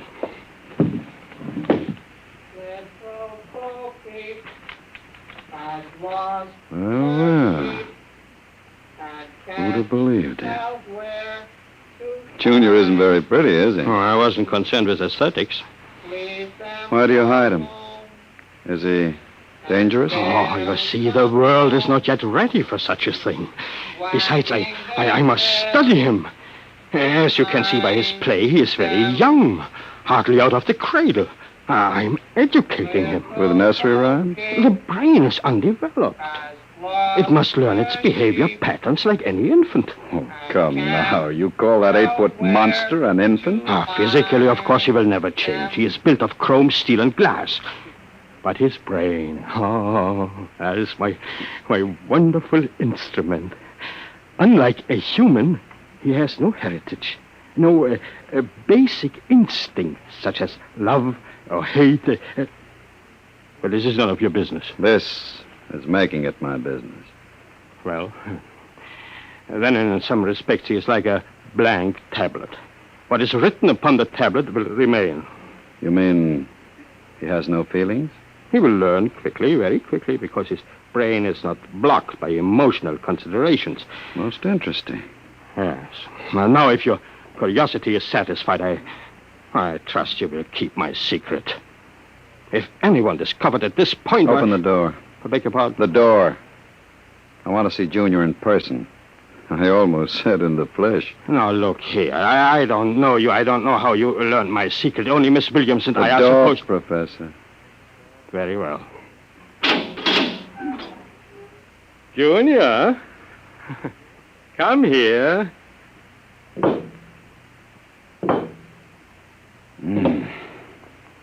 What a monster. Papa? He talks? Of course. Mentally, he is now about 6 years old. Yes. Now, what is it, son? Who is that man, Papa? No. Let me handle this. Yes. You may call me Duke, son. I've come to meet you. That's nice. Nobody ever comes to see me except Lola. Miss Williams. Do you like to play with blacks? Why, yes. Nothing the Duke enjoys more than playing with blocks. Play with me, Duke? Certainly, Junior. But I don't understand what you're trying to do. Who are you? It's quite simple. I came to play with Junior. We're going to be friends, Junior and I. When I finished playing, you can have Lola... Miss Williams prepare my room. Your room? I forgot to tell you, I've decided to stay until the climate changes and I can go out again. No, this has gone far enough. You break into my home. You force me at gunpoint to open my laboratory, and then you tell me you are moving in. I won't stand for it. I'll call the police. I'm sure the police will be interested in Junior. Newspapers will be delighted to print your obituary, too. What do you want? I told you. I want a comfortable room, no rumpus with police. And an opportunity to play blocks with Junior. Agreed? Oh, you are hiding from the law? As you wish. Now, leave us alone, Professor. Yes, I will. All right, Junior, your move. Let's build a bridge. I have a better idea, Junior. What? Let's build a coffin. A coffin? I don't know that word. I'll teach you, Junior. I can see the professor's been neglecting the moral side of your education very sadly.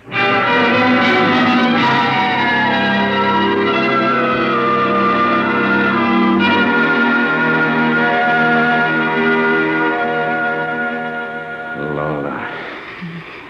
Oh, Lola, you're wonderful. You shouldn't have come here, Duke. Why not, my dear? You're not afraid of me. No, I'm afraid of myself. You're no good for me, Duke. You always brought me trouble. Duke, what have you been teaching that thing? Nothing, honey. I've just been playing with him. Very educational. I don't believe you. What's eating you, Lola? Today, when I walked in there, he said to me, I know how to kill people, Lola. I'll kill you if you want me to. He's learning very quickly. Oh, Duke, I'm scared of that thing. It's unholy. A machine that acts like a human. With that voice grinding at you and saying things you'd expect from a child. You dislike him so much. Why did you take this job as his nursemaid? I answered an ad. I wanted to start over again. The professor didn't ask questions. I would have been all right, too, if you hadn't come along. I'm very glad you did tell me, darling. Because Junior is going to make us two very successful people. How do you figure that? You don't think I spend hours each day playing with Junior just to kill time, do you? I'm improving his mind, darling. I'm proving Like his any mind. child, Junior listens to what he's told and imitates his parents. Right now, his parents are you and me. Ha! Couple of fine examples we are. I don't know what you're teaching, Junior Duke, but I can guess. And it isn't right. It's evil. Oh, my dear, you know me better than that. What makes you think I teach a child anything evil? I never taught you anything evil, did I, darling? Well, did I? Yes. Yes, you did. Only you taught me to like it.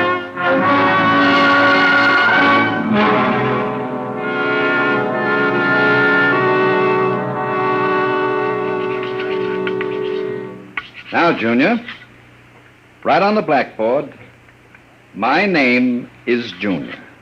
My name is Junior. People are evil. People are evil. Evil must be destroyed. Evil must be destroyed. The professor is evil. The professor is evil. The professor must be... What are you doing? I warned you to keep out of the nursery, Professor. What are you teaching him? I said get out of here. Junior, what are you doing? Go away. Junior, you don't even remember me, Junior. I know you. You're Professor Blossoming. You want to keep me as your slave. You didn't tell me about things, about outside. You didn't tell me that people are evil. Oh, people are not evil. Yes, they are. They must be destroyed. Oh, stop it. I'm not a child any longer. No, you are not a child. You are a monster. Junior, Yes, Duke. remember your lesson. Yes, Duke. The time is now, Junior. Yes, Duke. Keep away from me. Now, Junior. Yes, Duke. Junior. Junior. Junior, don't do it. Listen to me. Junior, listen to me.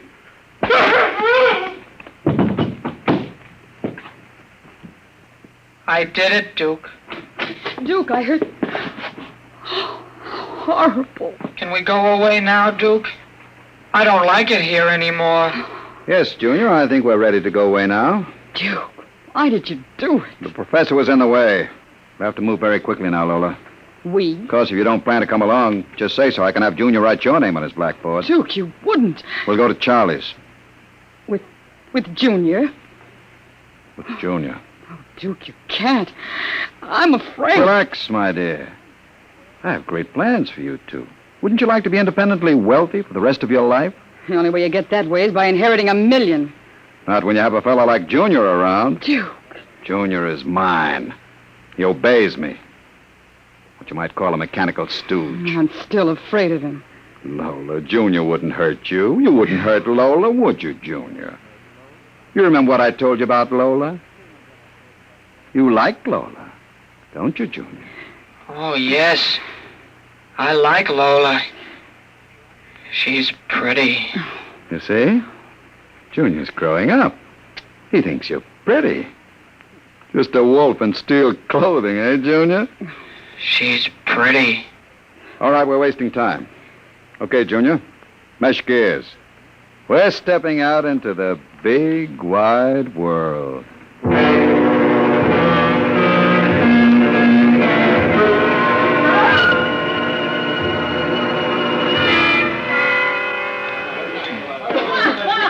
Sit down, Charlie. Sure, Duke. Lola and I are going to hide out here for a while. We'll need some help. Listen, Duke, I'm trying to keep the cops away. You wouldn't refuse the Duke your hospitality, would you, Charlie? Well, it ain't that, Good. Duke. Now listen to me. I need a casing job done. Casing job, You know the armored truck service? Yeah, sure. I want to know when they take the Acme deposits from Boston to Worcester. Well, Duke, you ain't thinking of a payroll truck, are you? They got cannons on those trucks. They travel in pairs. You couldn't get near one of them. I asked you to do a casing job, Charlie. Yeah, sure, Duke.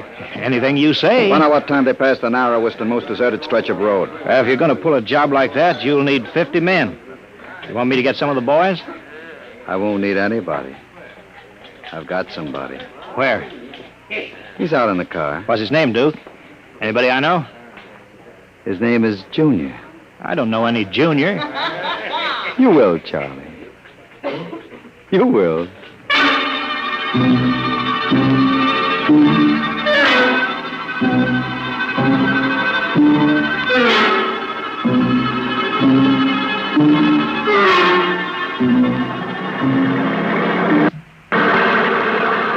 Sam? Oh, thanks, Al. Boy, it sure gets hot in these armored trucks. Hey, you get used to it after you've been driving one for 15 years like I have. How much we hauling this time? About $250,000. Brother, could I use a hunk of that? Yeah, who couldn't? Well, I'll be coming into Worcester any minute now. It's almost midnight. Yeah, what's our first stop? Acme National Bank. Then we unload a payroll at the Bronson Watch plant. Gee, I wish we could open a window and get some fresh air. We can get that after we unload. It's a rule of the company that we... What's that up ahead? Well, it looks like something shiny in the road. Throw up your spotlight. Right. Holy smoke. You see what I see? Looks like a mechanical traffic cop. About 8 feet tall. Yeah, standing right in the middle of the highway. Oh, it must be a Halloween gag. Can you get past him? I don't know. We'll have to slow down. Get on that gun, Sam. Let's take no chances. Right. I'll give it the horn. It don't budge. Where's our escort truck? It's pulled up right behind us. Thing won't move. Sure looks like something out of Buck Rogers, doesn't it? This is a heck of a note, blocking traffic like that. Well, we'll have to try and get past it. It looks like you might squeeze by in the shoulder. Here goes. Holy smokes, it's moving. It's coming toward us. Yeah. Get on that gun. Give it a blast. The bullets are bouncing right off it. It's still coming. Look at the eyes. Al, back up. I can't. The other truck's right behind me. Al! It's lifting its arm. Al's gonna smash our window!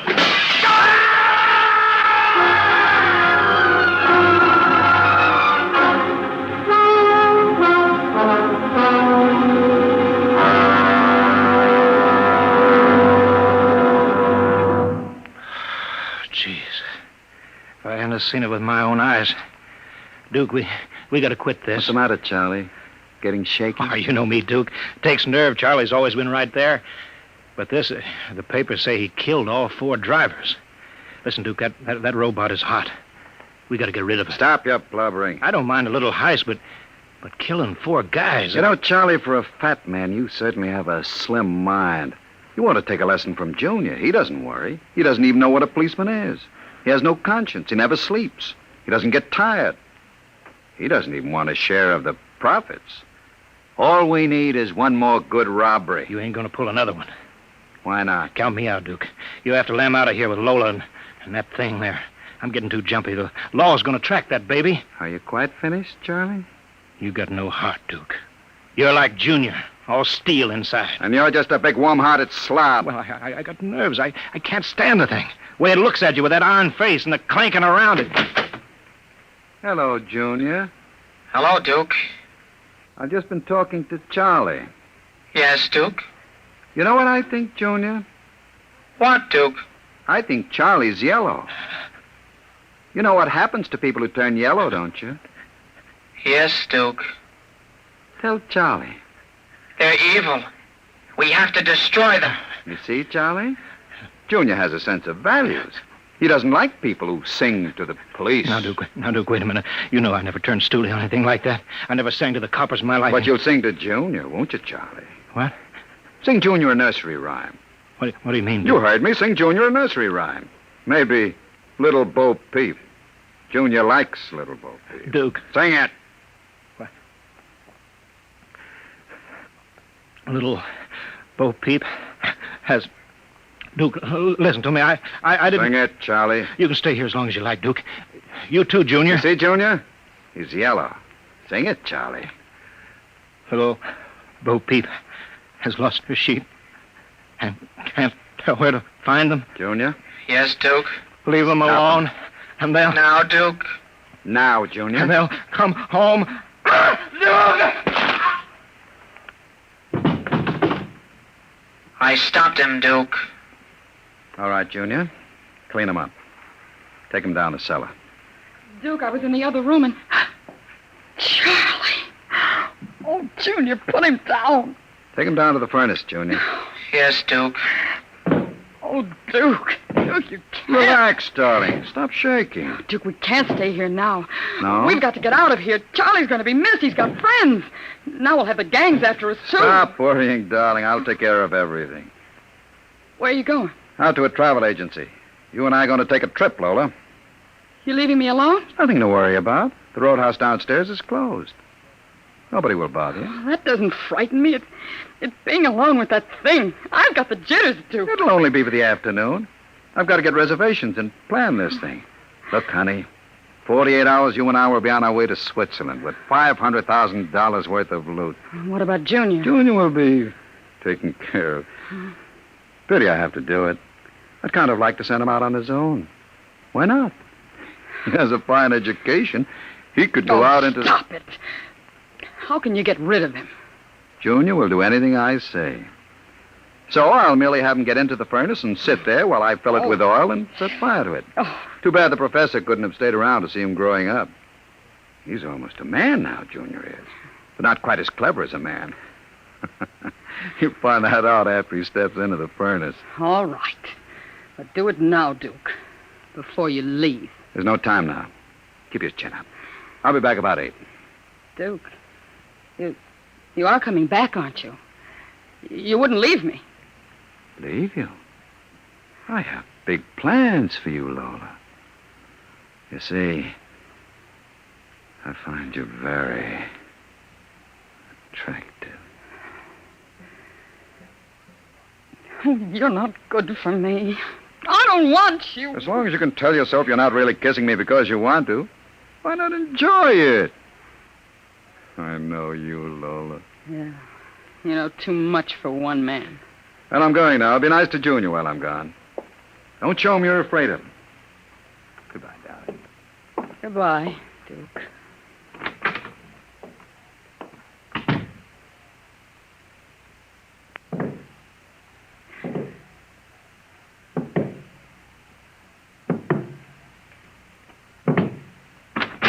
Lola? What, Junior? Lola? Oil me. Well, Duke might not like it. Can't you wait till he gets back? I want you to oil me, Lola. All right.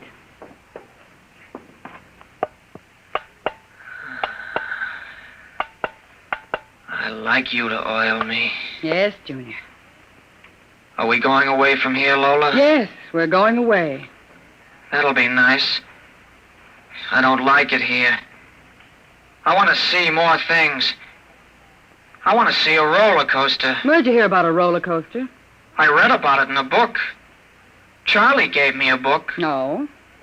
Will Duke let me ride on a roller coaster? I don't know. Maybe. You like Duke, Lola? Why, certainly. Do you like me? You know I do, Junior. Lola? What? Who do you like best? Me or Duke? I like you both, Junior. Yes. But who do you love? What do you know about love? In the books, man and woman love. Oh. Lola? Yes? Do you think anyone will ever love me? I'm different. I'm a robot. You want somebody to love you, Junior? I want something, Lola. I guess that's what I want. It's very lonesome being a robot. Do you think it makes a difference? I think some women can fall in love with anything, Junior. Even with a man like Duke. Why, Lola? Oh, I don't know. Maybe because, well, as long as she thinks her man is the smartest and the strongest. Oh. Where are you going? To wait for Duke. Oh, he won't be home for a while. I'll sit in the hall and wait for him. All right, Junior. I want to be alone and think. How about what? I read in a book today it was bad to kill people. What does that mean? Bad? Bad? I don't know, Junior. Guess it's just a word.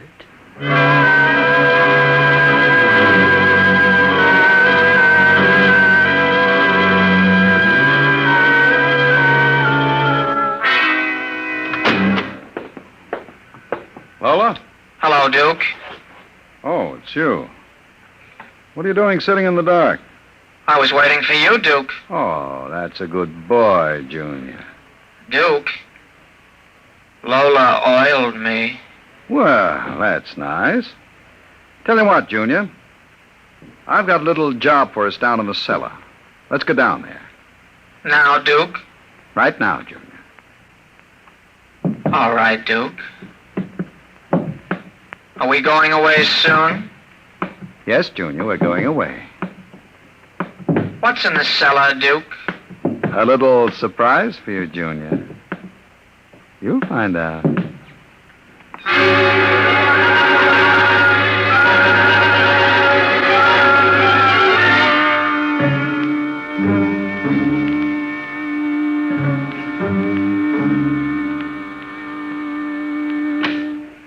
Duke? Is that you? Junior. Hello, Lola. I thought I heard Duke come in. He came in. Where is he? Down the cellar. What's he doing? Nothing. Did he say he'd be up soon? No. Maybe you'd better go down and get him. He's dead. Oh, no. Oh, he's dead. You said the woman loves the strongest and the smartest. Well, I'm stronger and smarter. But you aren't human. I'm almost human, Lola. No. Oh, stay away. Lola. Oh, those metal hands. Don't touch me. I love you, Lola. No. I love you. I love you.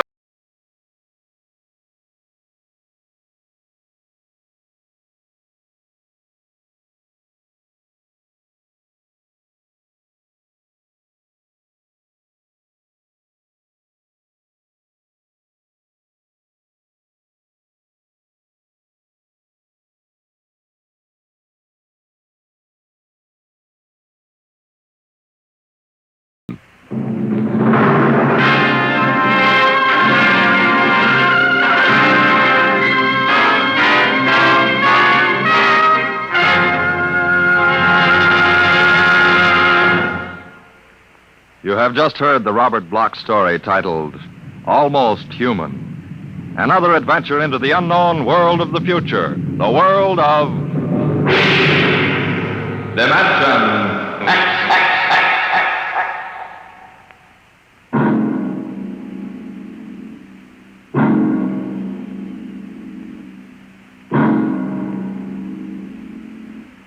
Next week, a strange story of other worlds. The story of the lost race.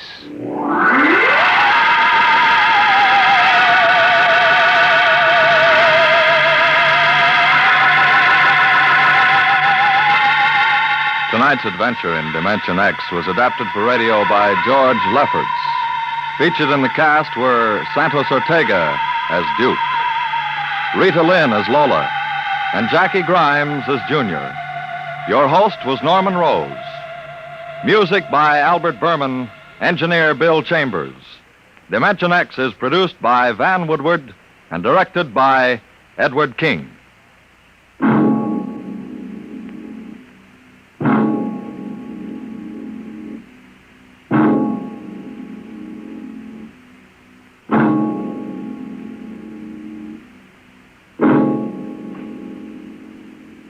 During the months to come, General Mills is planned to bring radio listeners an excitingly new half-hour show each weekday evening. Two of these shows have already joined the Wheaties Big Parade. On Mondays, it's Night Beat, and on Wednesdays, you'll hear Dangerous Assignment. More to come in the Wheaties Big Parade of NBC shows will be Sarah's Private Eye, Dimension X, and the Texas Rangers. You'll hear all of them in the Wheaties Big Parade of NBC shows.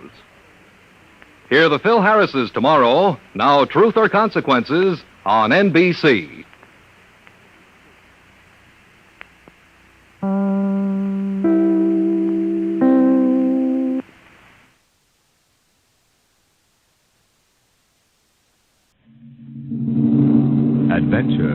in time and space, transcribed in future tense.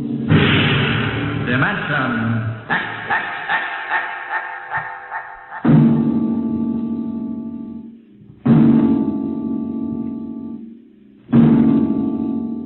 Can you predict what will come in 100 years, or in 10, or in the next minute? Some people think they can. Nuclear science, mathematicians, astronomers, biologists.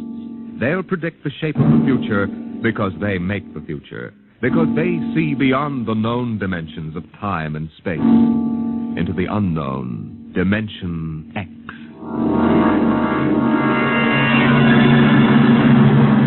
We go ahead now in time to 1965. We're on a vast concrete runway set in the desert of the Southwest. A giant metal ship stands before us, prow pointed for the stars. And in 5 minutes, the signal will flash, and it will tear up through the atmosphere to the outer limits.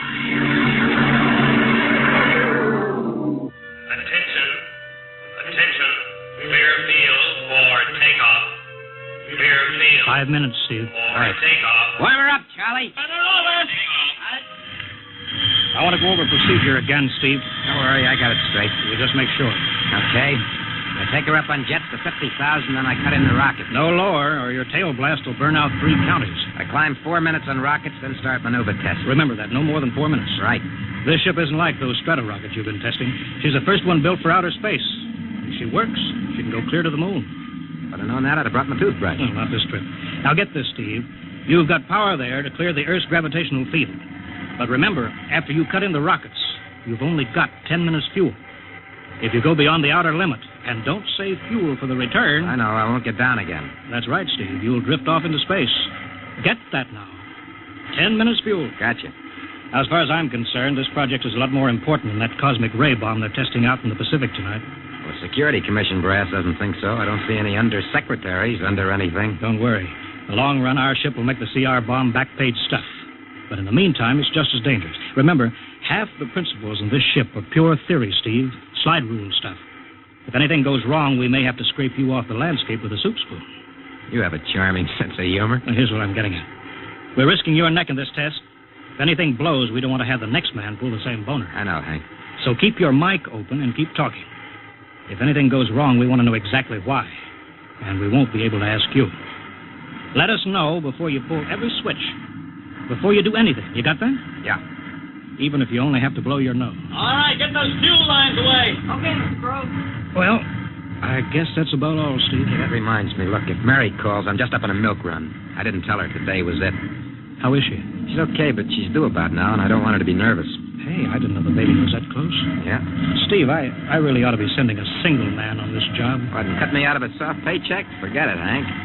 You know you can't get anybody else who can take 15 G's acceleration when those rockets cut in. Yeah, I know. It's time, Steve. Yeah. Well, see you later. Don't worry, Hank. I'll sweat for both of us. Button her up, Charlie. So long, Hank. So long. We'll give you the light from control.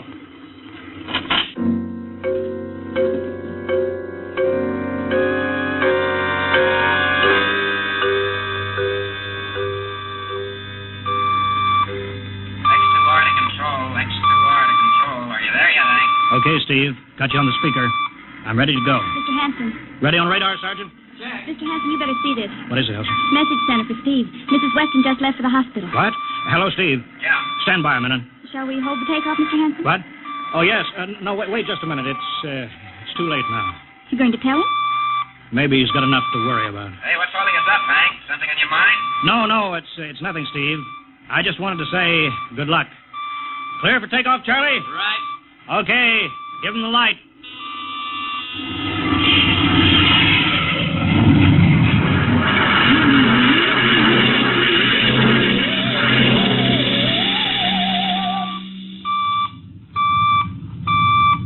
All right, Steve, I'm reading you clear. I'm at 40,000.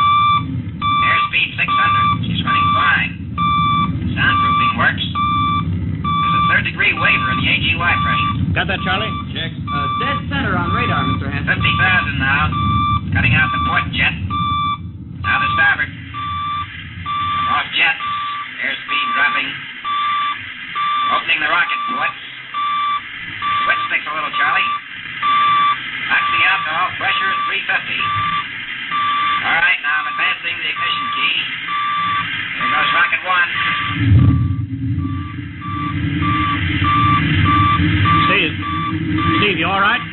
Yeah. Looks like somebody smugged it with a sledgehammer. Airspeed now 1,200. Here goes number 2.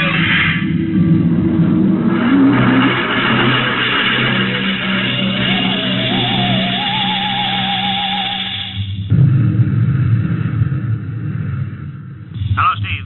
Elapsed rocket time is now 4 minutes. What's your altitude? Over to you. Speed 4,400. Still climbing. Altitude 297 miles. All right, you're at the outer limit. Level off for maneuver test. You've got exactly 6 minutes fuel left. Okay. Starting a 3-degree left bank. It's a little sluggish. There, it's all right now. There's a low vibration someplace. Maybe the cockpit hatch. Now I'm straightening out. 5 minutes fuel left. Now I'm starting a 3-degree Hey! What's the matter? What's wrong? There's something up here. Something shining. What are you talking about? There's something above me, Hank. I'm going to chase it. Steve, you're at the outer limit now. I can see it plain now. Steve, don't go any higher. You've only got 4 minutes left. You've only got... Getting static. I can't hear you, Hank. It's dead ahead now. I'm going to make a pass at it. Get a good look. Hey, it's swerving to meet me. It's dead ahead now. It's dead ahead.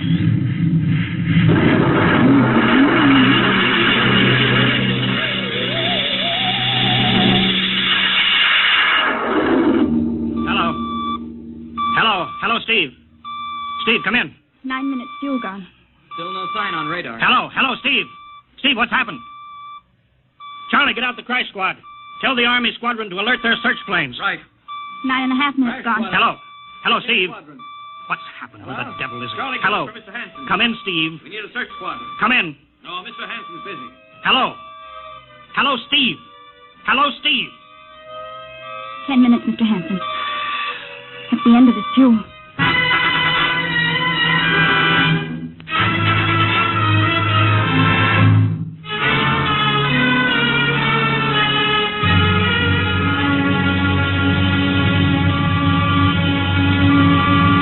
How long's it been now?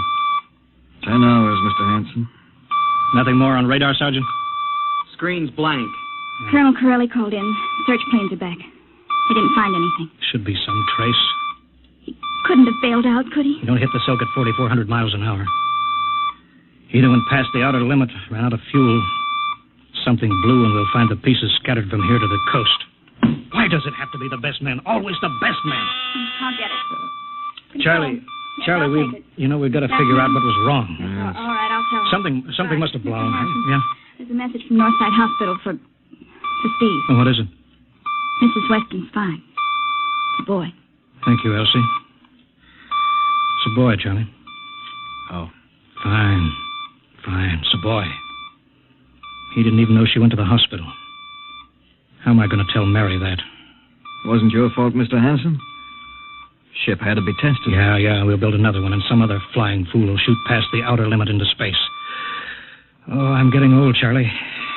You can remember when I used to take them up myself. Now I've got to send other men. It's a job, Mr. Hanson. Now I'm afraid. Every time I hear a jet go off, I jump. Every time I have to send someone up in a new model, I start to sweat. Mr. Hanson. Yeah? I think there's something on the radar. No flights scheduled in, are there, Elsie? We have the whole day cleared. It's coming in behind us. Here it comes over the building. What crazy jockey is buzzing the field like that? Is that an Army plane, Charlie? I can't see. It's turning. Charlie, alert the field. I know that engine. Steve! That's impossible. Look, that's his ship. It can't be. Well, there's no other model like that. It's Steve, all right. It's coming in. Thank God. Thank God.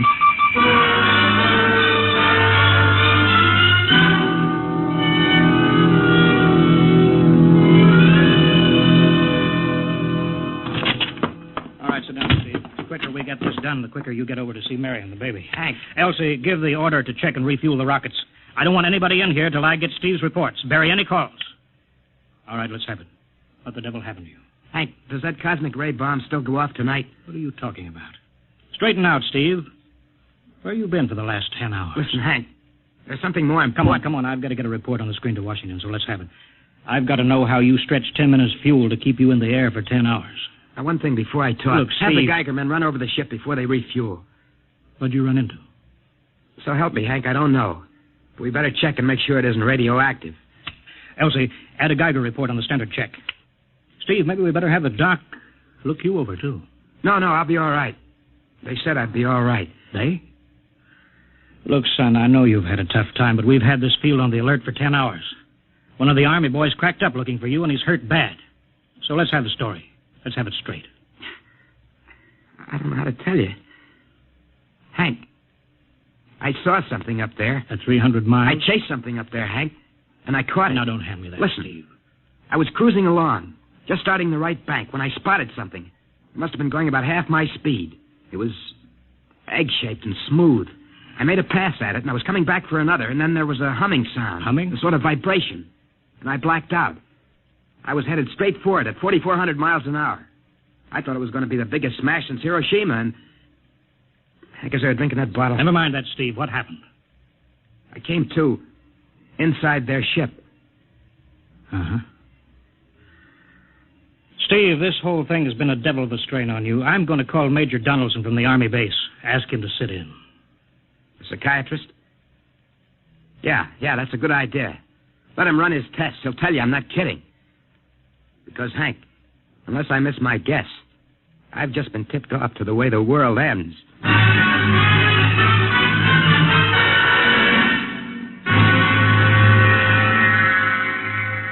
All right, Mr. Weston, suppose you continue your story. Yes, let's have it, Steve. You woke up inside the ship? Yes, and the place was jammed with machinery. Dials, blinkers. I couldn't recognize anything. And you were surrounded by these men from Mars? I didn't say anything about men from Mars. I didn't even say they were men. I couldn't see them clearly. They were just there. Where did they come from, then? Another galaxy. Millions of miles outside of our solar system. That's all I know.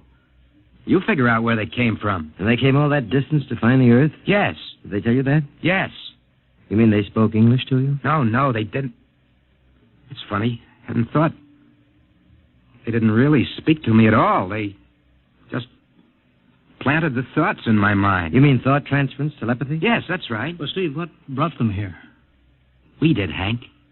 We rang their bell. We brought them in. Well, how? With our atomic explosions. Hank, that's why you've got to stop that bomb test tonight. I'll give up. Look, you've got to believe me, Hank. Oh, how can I make you understand? Maybe I can help, Mr. Weston. Would you submit to narcopsychometry? What's that? Under proper drugs, I can put you back in this ship by suggestion. Then we can get a playback record of your memory pattern on the audio circuit. And how long will that take? Half an hour. We'll have to go over to the lab.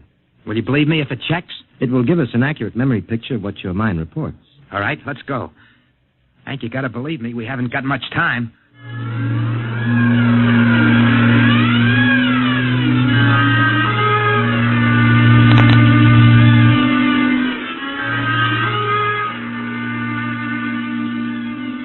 You should be getting drowsy now. Count backwards from 10. 10, 9, 8, 7, 6, 6.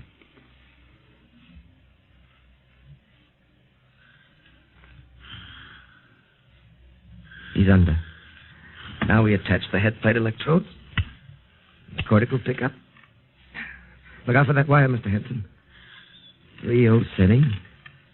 31.3. Now throw that switch, Mr. Henson. I have to start him off by suggestion.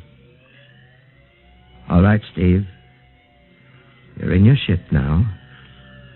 You're in the rocket. Rocket. You're in the rocket. You're in the rocket. And you've just sighted something strange. Now I'm starting at 3 degree right. What's that? Hey, there's something up here. Something shining. His memory pattern. We're picking it up electronically. There's something above me, Hank. I'm going to chase it. It's piped through the audio circuits. I'm getting static. I can't hear you, Hank. This is where we lost contact with him. I'm going to make a pass at it and... Hey, it's swerving to meet me. It's dead ahead now. It's dead ahead. Now what? This is where he blacked out. There's no telling how long, minutes or hours. What's that noise? I don't know. Quiet. Where? How did I get in here? What? Who are you? Is he seeing things? Intergalactic Patrol. What's that? What are they saying, Steve? What are they saying? It's about nuclear fission. They know about it. They know the danger of it. Long ago, they had wars that almost destroyed them. But finally, they learned. Now they've outlawed war. Go on, Steve. They patrol space. When their detector picks up an atomic explosion, they send a patrol. What are they going to do? They've quarantined us. Quarantine? They've isolated the Earth. Because we don't know how to control ourselves yet. Until we learn, we'll be a menace to the whole universe. What is this nonsense? Quiet. How are they going to do it, Steve? They've spread a layer out here of, I don't know how to call it, all around the Earth. It's miles deep. When there's an atomic explosion on Earth, the radioactive particles will drift up to this layer and set off a chain reaction. It'll go around the world in microseconds. And that's the end. The end? What's he... Wait. Yes. Yes. I understand. I've got to bring back the warning. You're going to put me back in my ship to bring the warning.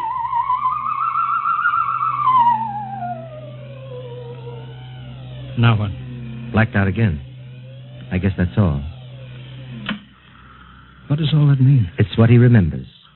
Don't think that really happened. No. Narcopsychometry circuits produce what he remembers. It just means that Steve believes this happened. I don't like to see this. I've seen too many tough pilots snap. Steve is the best I've known. How bad do you think he is? Frankly, outside of the presence of this well-organized hallucination, there's no sign of unbalance. May not be too serious. If he had a more plausible story, I'd be inclined to believe him. Warning. Hank. It's all right, boy. Did you hear it, Hank? You understand? Sure. We've been quarantined. Let me give you something to make you sleep, Steve. Don't you understand? They fixed it so that if we set off one more nuclear explosion, that'll be it. Of course. Don't roll your sleeve down. You don't believe me. Now, take it easy, Steve. For the test tonight. They're setting off the CR bomb. Hank, what time is it? 11:20. Well, it's scheduled for midnight. Hank, we got to stop that bomb. Steve, let Donaldson give you the hypo. Hank, you've got to believe me. I saw them. I got the warning. If we touch off that bomb tonight, it'll be the biggest galactic 4th of July of all time. The whole Earth will go up like a Roman candle. April 10th, 1965, the end. Now, look, Steve, you better calm down. Don't you want to see Mary and the baby? You've got a new son, remember? Yeah, that's just it, Hank. I want to see my son. I want him to live. If that bomb goes off, Hank, we've got to stop them. Mr. Hanson, I think we'd better get over to the base hospital. Hank, you've got to believe me. me. Sure, Steve. Maybe there is something to it. Look, it's out of your hands. I'll put it in a report and shove it into Washington in the morning. In the morning? There isn't going to be any morning, Hank. Don't you understand? You've got to call Washington now. Get the head of the Security Commission and postpone that test. Now, you know I can't do that, Steve. My neck would be out a mile. Besides, this is 1965, not 45. 20 countries have atomic bombs now. What's the use of stopping just this one? The rest will keep right on popping them Well, off. then we'll have to call an international conference. Can't you understand, Hank? The first one that goes off finishes us. It's the end. They've given us the quarantine warning. Steve, I think you'd better go with us to the base hospital. Look, Steve, we can call up for a detail if we have to. All right. I'll go with you. You don't need a straitjacket. That's the way, Steve. You'll probably feel better by morning. Let's go.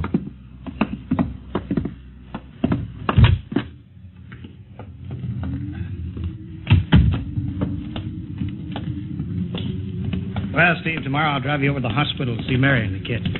Sure. Look at the ship under the floodlights. Pretty, huh? You'll be flying her again soon, don't you worry. Yeah, I guess so. What you doing out in the line? They refuel her? Yeah, we got Clausewitz coming in tomorrow from Denver for another test. Figure we give you a day off. That's good. That's fine. Steve, come back. Come on, Donaldson. Steve, wait. He's heading for the rocket. Look, there he goes up. That crazy fool. We can't get at him now. That covers armor glass. He's waving. Yeah, towards control. It's the radio. He needs the radio. Come on. I should have gotten help. Oh, the radio still hooked up here. Hello. Hello, Steve. Listen to me, Hank. You gotta call Washington now. Come out of that rocket, Steve. I'll call my men. Don't try anything, Hank. They've refueled the rocket for tomorrow. Take it easy, Steve. Listen, you know what'll happen when I fire the rocket tubes down here? Steve, don't. It'll burn out every building for 5 miles. All of us in one big blast. Steve, what do you want? You've got to stop that bomb. You got to call Washington right now. They won't believe me. You make that call or I cut in the rocket. Now, I mean it, Hank. Now, hook my screen to yours in parallel. I want to see exactly what you're doing. All right. Just don't fire those rockets. Get going, Hank. You got 12 minutes to make that call and stop that bomb. All right, I'm making the parallel hookup right now. Donaldson, you think he'll really blast? I don't know. Up to now, I'd almost say he was normal, but now he's liable to do anything, Hanson. Steve, there, you getting it on your screen? Yeah. Now, put that call through. All right. Operator. Visit screen to Washington. The visit-screen circuits are busy, sir. If you'll try again in half an hour. This is Security Commission priority. Break in, get me a line. Yes, sir. Just a moment, please. 10 minutes, Hank. Listen, Steve, I'm trying. Ready to take your call, sir. Washington, Security Commission 3. This is urgent. I want Undersecretary Herbert Ames. Washington 3. 1 moment, please. Hurry, will you? 1 moment, please. What time is it, Donaldson? 11:51. Do you think he'll fire those rockets? He might. Washington? Visit screen 3. Mr. Herbert Ames, please. That is a coded exchange. I cannot accept your call without clearance. Get it through, Hank. Listen, Washington, put it through. This is Mr. Hanson at San Marco Air Base. This is a priority call. I'm coded. 1 moment, please. I will check your code number. Get that through, Hank, and that bomb goes off at 12. Will you be reasonable, Steve? Your call has cleared, San Marco. Washington, visit screen 3. Herbert Ames, please. Security Commission Ames. Listen, Ames. Oh, hello, Hank. Ames, you got to get me to the chief. Are you kidding? He's at the test control room. Yes, I know, but get him for me. What's up? You look lousy. Or is it a bad circuit? There's no time. I've got to get him before the test. It's about the CR bomb. I can't take that responsibility. Get that through, Hank, or I blast. Hey, what's going on there? Ames, my project has a high enough rating. This is a priority A call. What? Well, okay, it's your neck. I'll try to get him for you. He's in the control room, so you'll have to switch off your screen and speaker and go on earphones. Too much going on in there. Security ruling. You hear that, Steve? I've got to cut the incoming screen. All right, but don't try anything. 8 minutes, Hank. Hello? What? You got him, Hank? Yes. This is Hanson at San Marco. No, sir. Priority A request to cancel the bomb test. No, I'm serious. This is deadly serious. We sent the X-2 JTR up today to the outer limit. We uncovered evidence. Yes, on the automatic instruments. What's that? No, possible chain reaction. No, I can't tell you the whole story. There isn't time here. Yes, I'll bring the readings into Washington in the morning. You've got to postpone the test till you see them. Look, I've worked on contracts for the Commission for 10 years. Yes, I have complete confidence in my information. You can record that. All right, I'll call you back immediately. Bye. Hank? He's agreed to cancel, Steve. The bomb won't go off. All right, boy. You can come down out of that ship.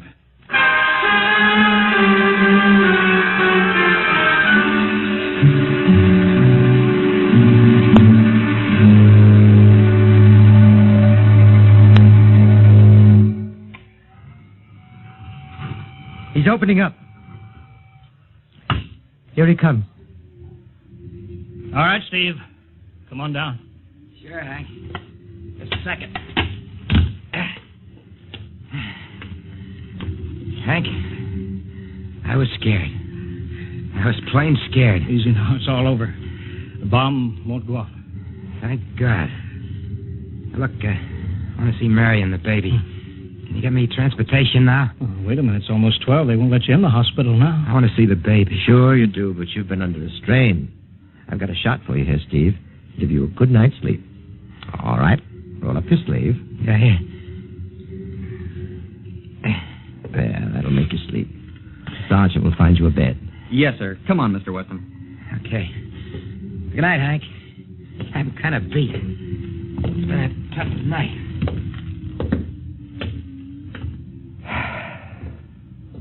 It sure has. I thought for a minute he was going to blast those rockets and send us all to Kingdom Come. Yeah. Quite a stunt getting the ray bomb test called off. It isn't called off. But the chief said... Ames couldn't get the chief.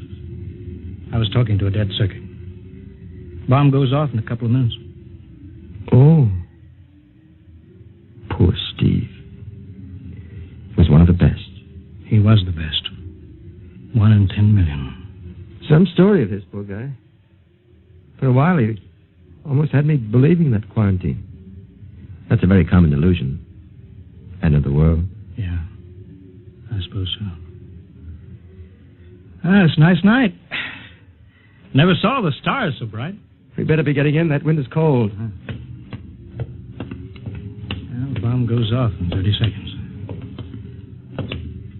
Poor Steve. You know, Hanson, there's just one thing. Yeah? It's outside my field, but I'm curious.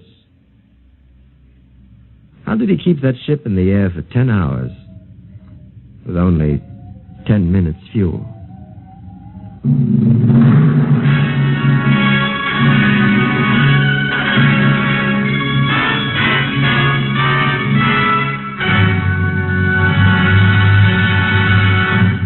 You have just heard another adventure in time, space, and the unknown world of the future. The world of Dimension X.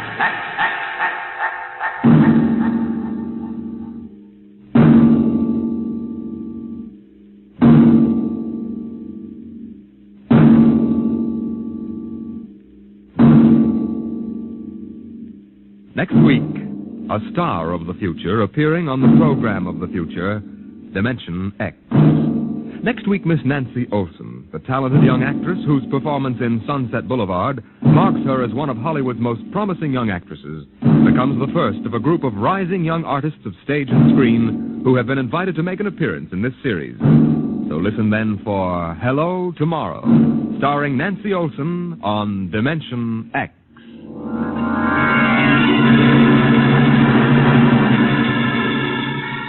Tonight, Dimension X has transcribed The Outer Limits, written by Graham Dorr and adapted for radio by Ernest Kenoy. Featured in the cast were Wendell Holmes as Hanson, Joseph Julian as Steve, and Joe DeSantis as Donaldson.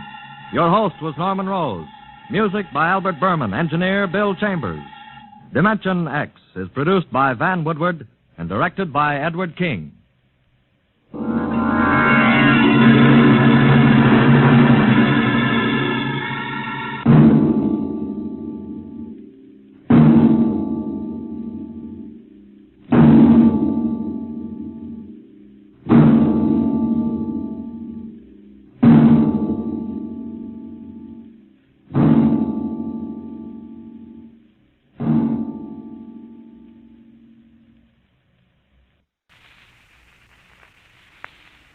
Adventures in time and space, told in future tense.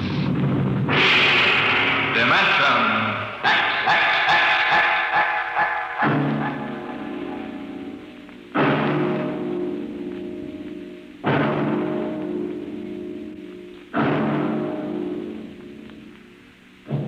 Can you predict the future?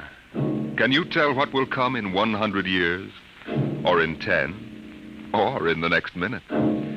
Tonight we present two ventures into the unknown, two fantasies of the future, chosen from the works of one of our most brilliant young science fiction writers, Ray Bradbury. First, his story entitled, There Will Come Soft Rains.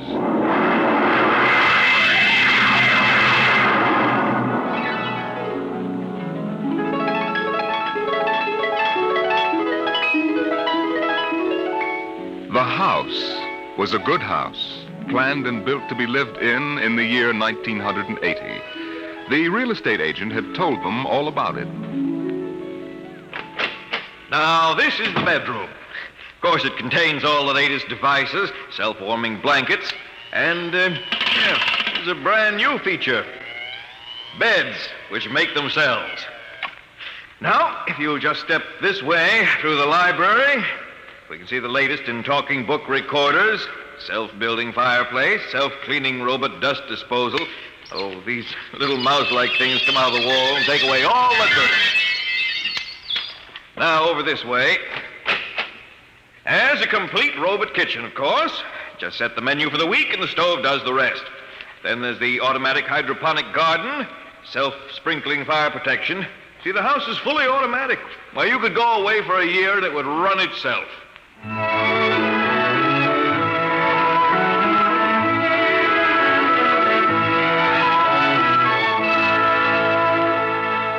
And so the family took the house, the man and the woman and the two children. a boy and a girl. And they lived contentedly, enjoying music and poetry and the rich, warm things in life. And the house fed them and slept them and entertained them. It made a good life for them. Until one day, there were 10,000 explosions, and the world shook, and red fire and ashes and radioactivity fell from the sky. The happy time was over.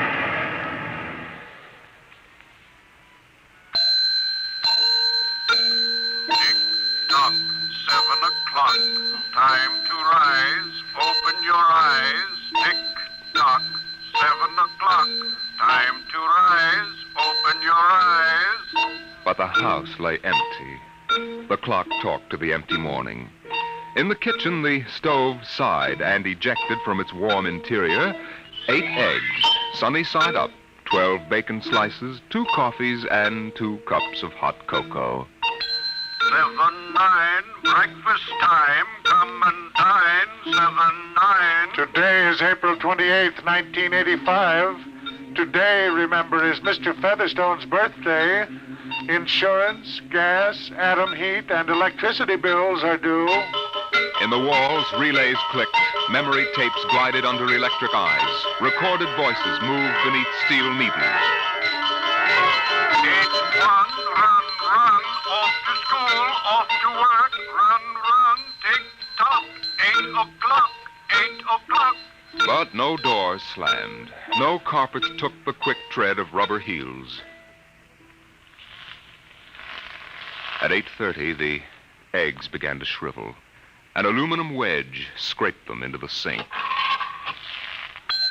9:15, time to clean. 9:15, time to clean. Out of the wall, hundreds of tiny mechanical mice darted. The rooms were acrawl with small cleaning animals, all rubber and metal. They sucked up the hidden dust and dirt and popped back into their burrows.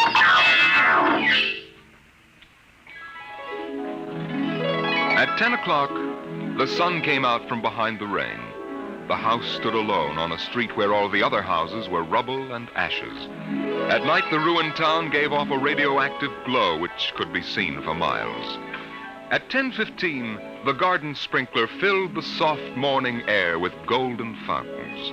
The water tinkled over the charred west side of the house, the side which had been facing the blast.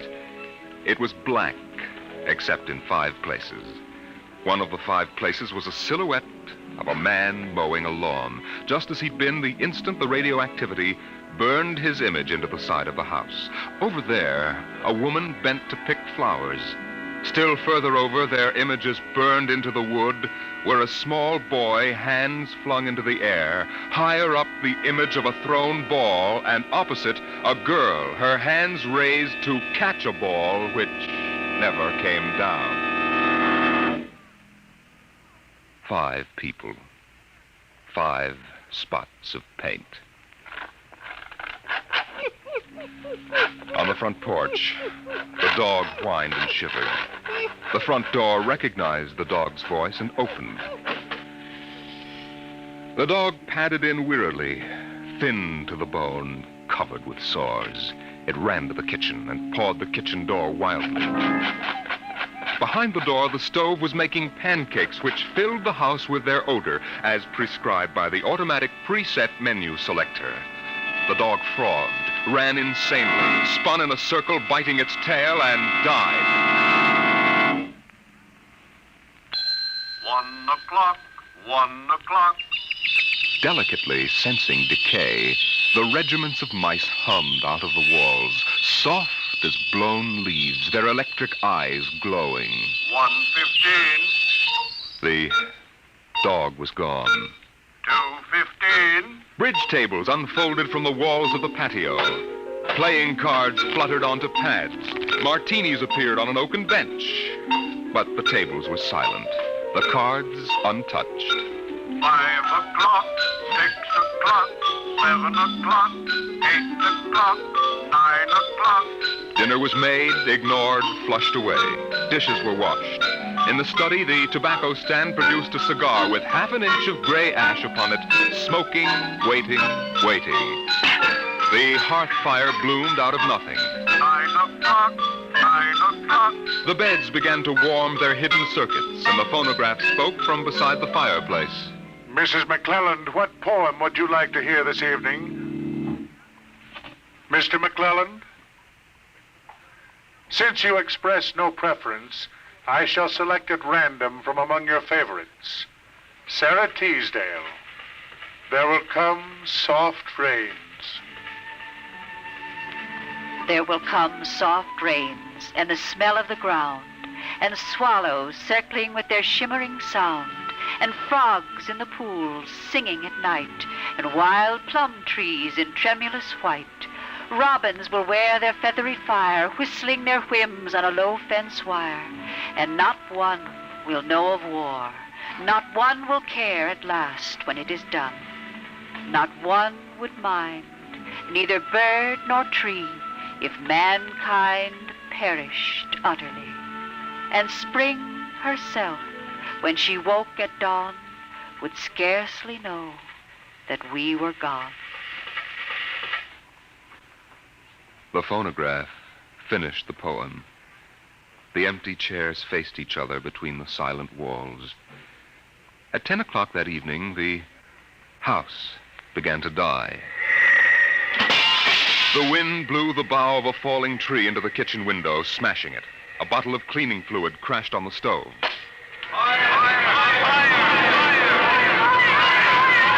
Water pumps shot down from the ceiling. But the solvent spread onto the doors, making fire as it went. Other voices in other rooms taking up the alarm. The windows broke with the heat, and the wind blew in to help the fire.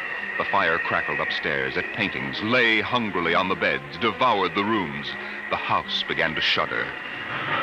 The bared skeleton began to cringe in the heat. The wires revealed as if a surgeon had torn the skin off.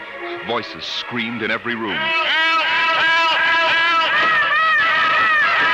Windows snapped open and shut like undecided mouths.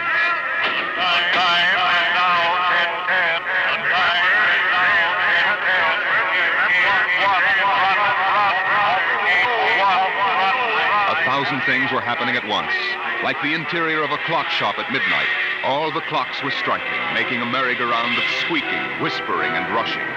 In the kitchen, the stove hissing hysterically was making breakfasts at a psychopathic rate. 10 dozen pancakes, 6 dozen loaves of toast.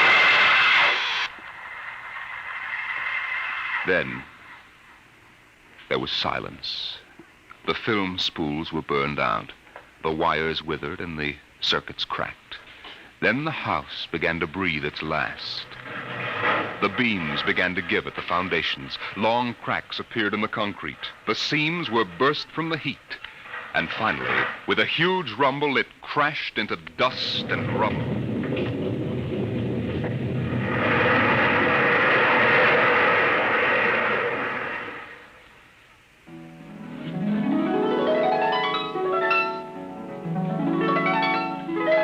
Dawn shone faintly in the east. In the ruins of the house, only one wall remained standing. And within the wall, even as the sun rose to shine upon the burning rubble, a voice spoke again and again and again. No one would mind, neither bird nor tree, if mankind perished utterly. And spring herself, when she woke at dawn, would scarcely know that we were gone. That we were gone. That we were gone. That we were gone. Today is April 29th, 1985. Today is April 29th, 1985. Strange are the uses of Providence. Is this how the end will come for mankind, with 10,000 explosions and a flash of radioactive gas? Or will destruction come more subtly, extended to us gently and innocently in, let's say, the hand of a child? Who knows in what manner 0 hour may arrest the world we know?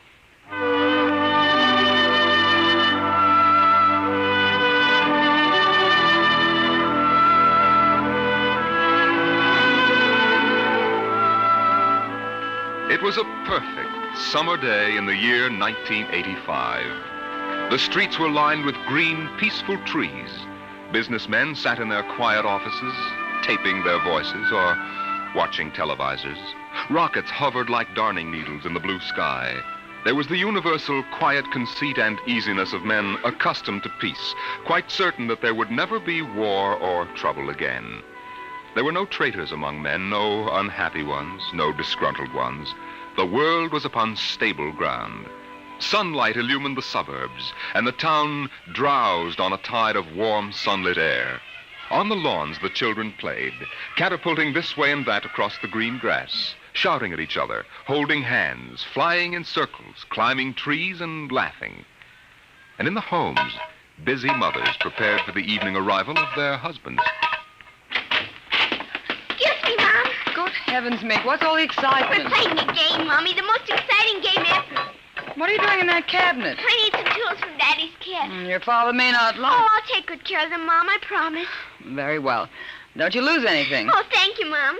You want a glass of milk? Can't stop now, Mom. What's the name of the game, Mink? Invasion. Invasion. What will they think of next?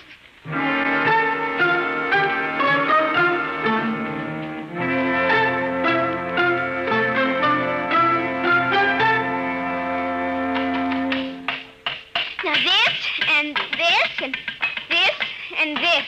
Now put that there and bring that over here. Oh, no, you ninny. Now get back while I fix this.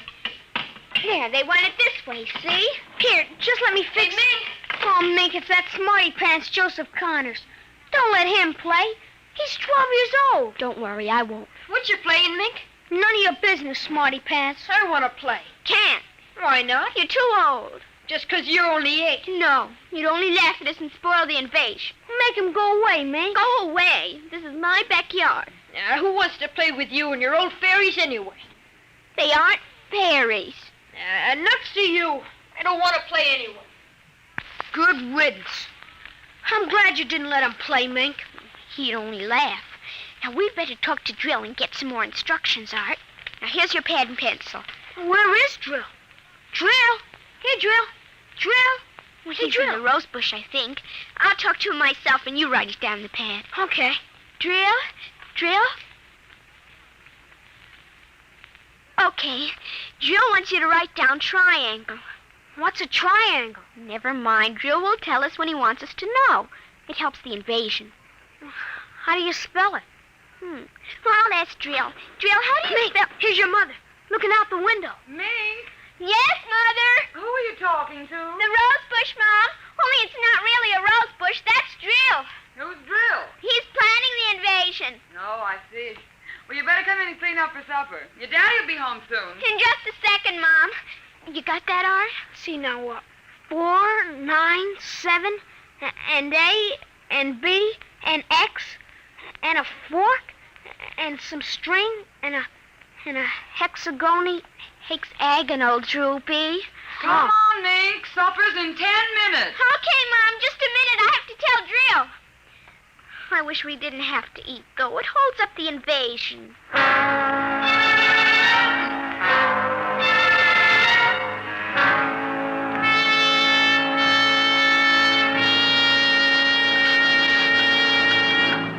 Mink, for heaven's sake, slow down. You'll choke on that soup. I can't, Mom. It's a matter of life and death. What's a matter of life and death? The invasion. What invasion is that? Oh, just some silly game the children have been playing. Well, whatever it is, Mink, it'll wait until you've finished your supper, I'm sure. I don't want any more. You barely touched anything. Oh, but Drill is waiting for me, Daddy. Drill? Who's Drill? He lives in a rose bush in our backyard. Imagination, Henry. Such nonsense. I've got to run now. You'll sit through dessert, young lady. Oh, gee, Daddy. And while you're at it, tell me more about this new game. It's Martians invading Earth, Daddy. What? Well, we're not exactly Martians, Daddy. They're from... Well, gee, I don't know. From up. And from inside that little head of yours. You're laughing at me. Drill said you would. You'll kill Drill and everybody. Oh, I didn't know you could kill a Martian. But it's not really a Martian, Mom. Maybe he's from Jupiter or Venus, even. Imagine. They couldn't figure out a way to attack the Earth. We are impregnable. Impregnable, dear. Well, that's the word Drill said, Well, anyway, that was the word, Mom, the same word. Anyway, so we're helping them. Now, who's helping who? Well, the kids are helping the Martians. Oh, fifth column, eh? Well, Drill says in order to make a good fight, you gotta have a new way of surprising the people. That way you win. And he says also you gotta have help from your enemy. Pretty slick, those Martians, using the kids for a fifth column, eh, Mary? And hiding under rose bushes, too, Henry. Don't forget that. Well, that's because grown-ups never look under rose bushes.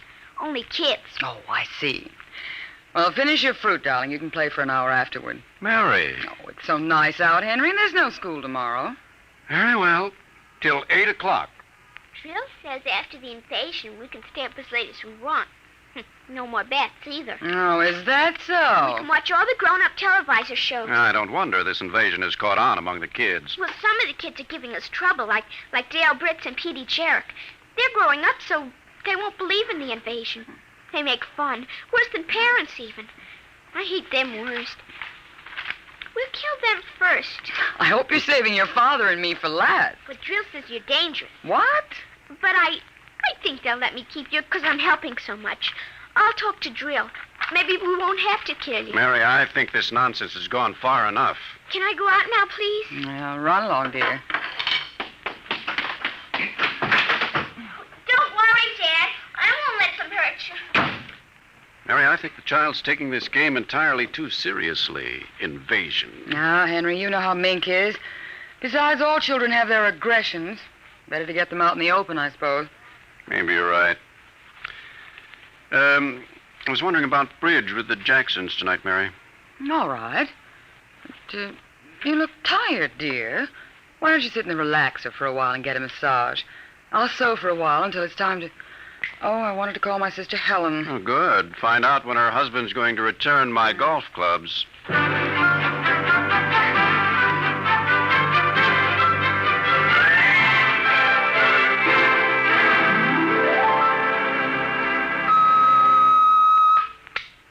Televisor. Would you please connect me with Mrs. Helen Rogerson on Channel 7-2Z, Pittsburgh, Pennsylvania? What is your channel, please? 817X, New Rochelle, New York. Thank you. Just a moment. Go ahead. You can see your party now. Hello, Mary. How are things in New York? Fine, Helen. How are things in Pittsburgh? You look tired. Oh, I've been having a terrible time with the children. Sick? No, just underfoot. They've got a new game that's got me just about crazy. It's called Invasion. Did you say invasion? That's right. Well, isn't that strange? My Mink is playing it, too. My boy Tim is all involved with some imaginary fellow named Drill who's running the invasion. Must be a new password. Mink likes him, too. How do you suppose these games start? My backyard looks like a scrap drive. They've got every conceivable kind of mechanical gadget arranged out there. I talked to Josephine Schiller in Boston, and she says her kids are wild about it, too. It's sweeping the country. Remember when it was the Roomba? Please, dear, I'm not that old. Mommy! Oh, please, Minky, I'm on the televisor. Come on, see your Aunt Helen. Hello, Ming. Hi, Aunt Helen. Look what I've got. What is it, honey? Well, it's the yo-yo. Look when I unroll it. See? Well, Helen, look, it vanished. Where did it go? Into another dim... She means dimension. Aren't they the darndest things? My Timmy brought one home, too. I can't figure out how they work.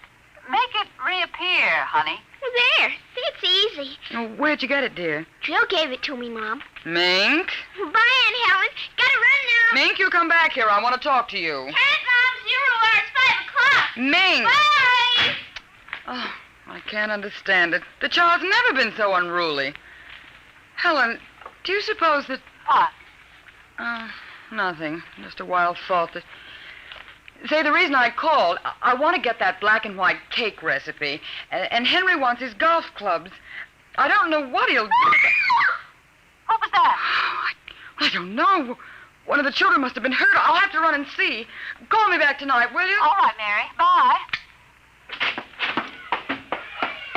Mink, come here. Yes, Mom. What is it? Who screamed? Peggy Ann. All right, what happened? Well, she got scared and went home. Did you hit her? No, she just got scared. She's a scare baby anyway. We won't let her play anymore. She's getting too old. Now, Mink, tell me why she cried. No, I can't. Mink, you'll answer me this instant or come inside. I've had enough of this nonsense. Gee, I can't quit now, Mom. It's almost 0 hour. Then tell me what frightened Peggy Ann. Okay, she saw Drill. Drill? He almost came through. He was just testing. Through what? Those pipes and things we set up. She looked into one of the pipes and screamed. I guess she saw Drill. And no one hit her? Uh-uh. Very well, Mink. I'll call Peggy Ann's mother and see how she is. And I'll call you for your bath in half an hour. Your father and I want to go out tonight. You won't be able to go out, Mom. Why not? 0 hour is 5 o'clock, Mom.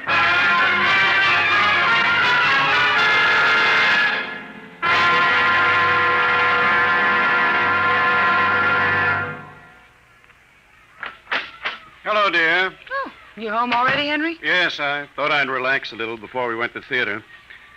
Where's the little one? Out back. Same game. Same game. They've got a stack of pipes and hammers and spoons a mile high out there. Children, why do we have them? Yeah, strange little creatures, aren't they?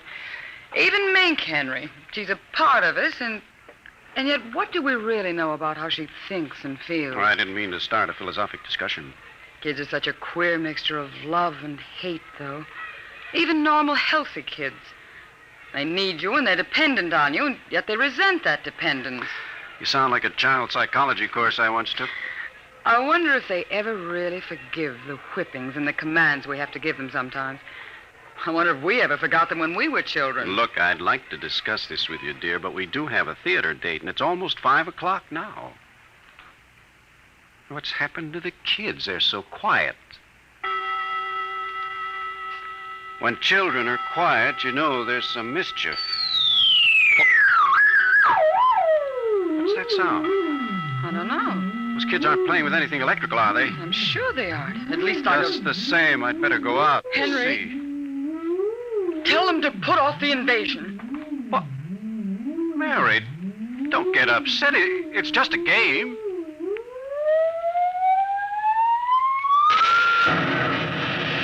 Good Lord, what's that?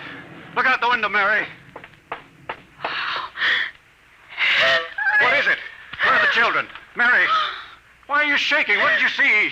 Henry, quick. Up to the attic. They aren't in the attic. Yes, the attic. Quick. Mary, come back here. Mary! Mary, don't go up. They aren't up there.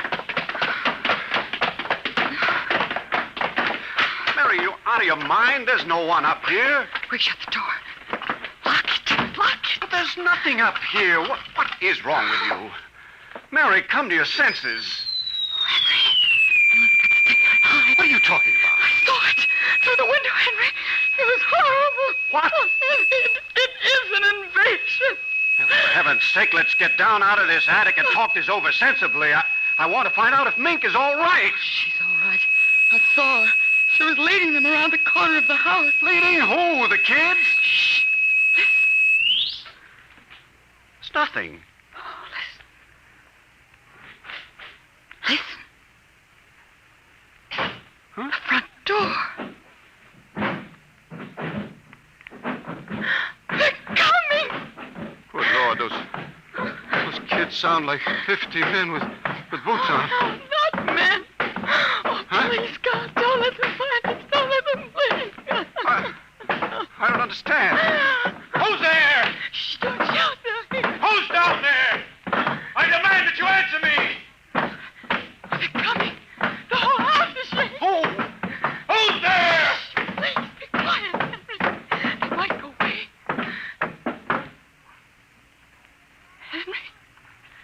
Henry? Mom? Dad? Are you in the attic? Henry, listen. It's Mink. Mink. We've got to save her. Henry, you don't understand. She's leading them. What? She's leading them. She's on their side. Oh, please, God, forgive them. The children on their side? Oh, she told us, but we wouldn't believe her. Henry, they're coming out!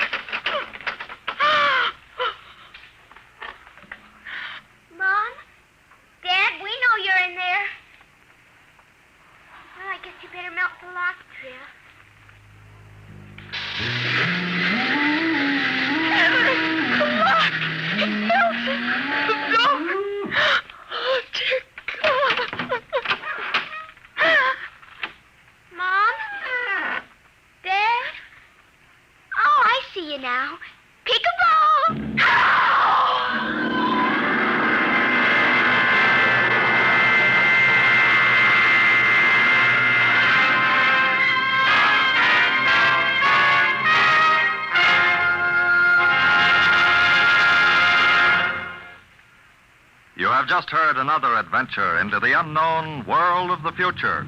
The world of Dimension X.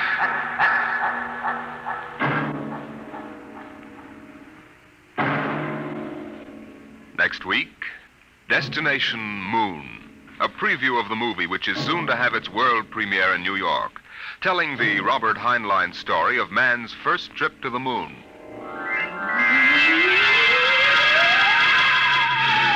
Tonight's adventures in Dimension X, There Will Come Soft Rains, and 0 Hour were written by Ray Bradbury and adapted for radio by George Lefferts.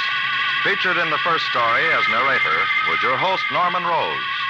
The leading players in 0 Hour were Denise Alexander as Mink and Rita Lynn as the mother, Roger DeKoven as the father. Music by Albert Berman. Engineer Don Abbott. Dimension X is produced by Van Woodward and directed by Edward King. Robert Warren speaking.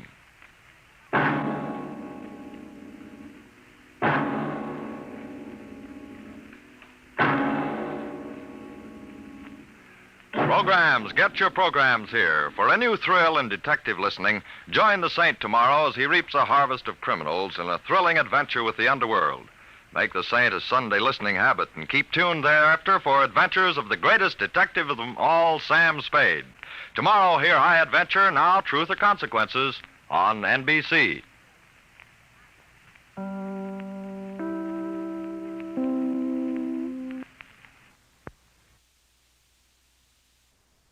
It's National Wheaties Week.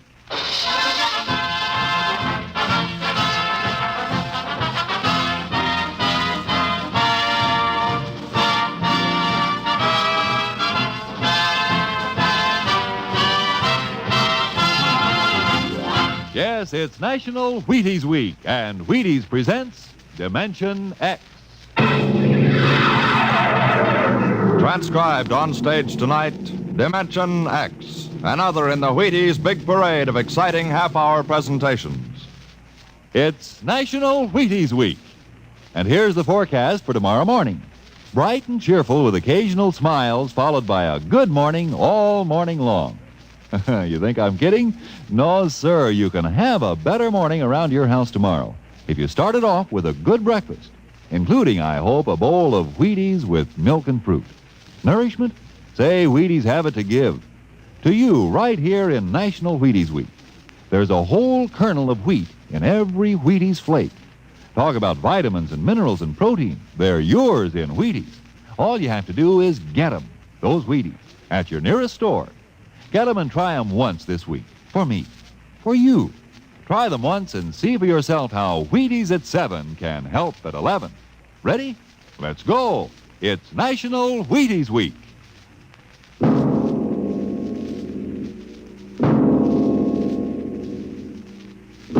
Now, tonight's adventure into the unknown world of the future. The world of Dimension X, where anything can happen.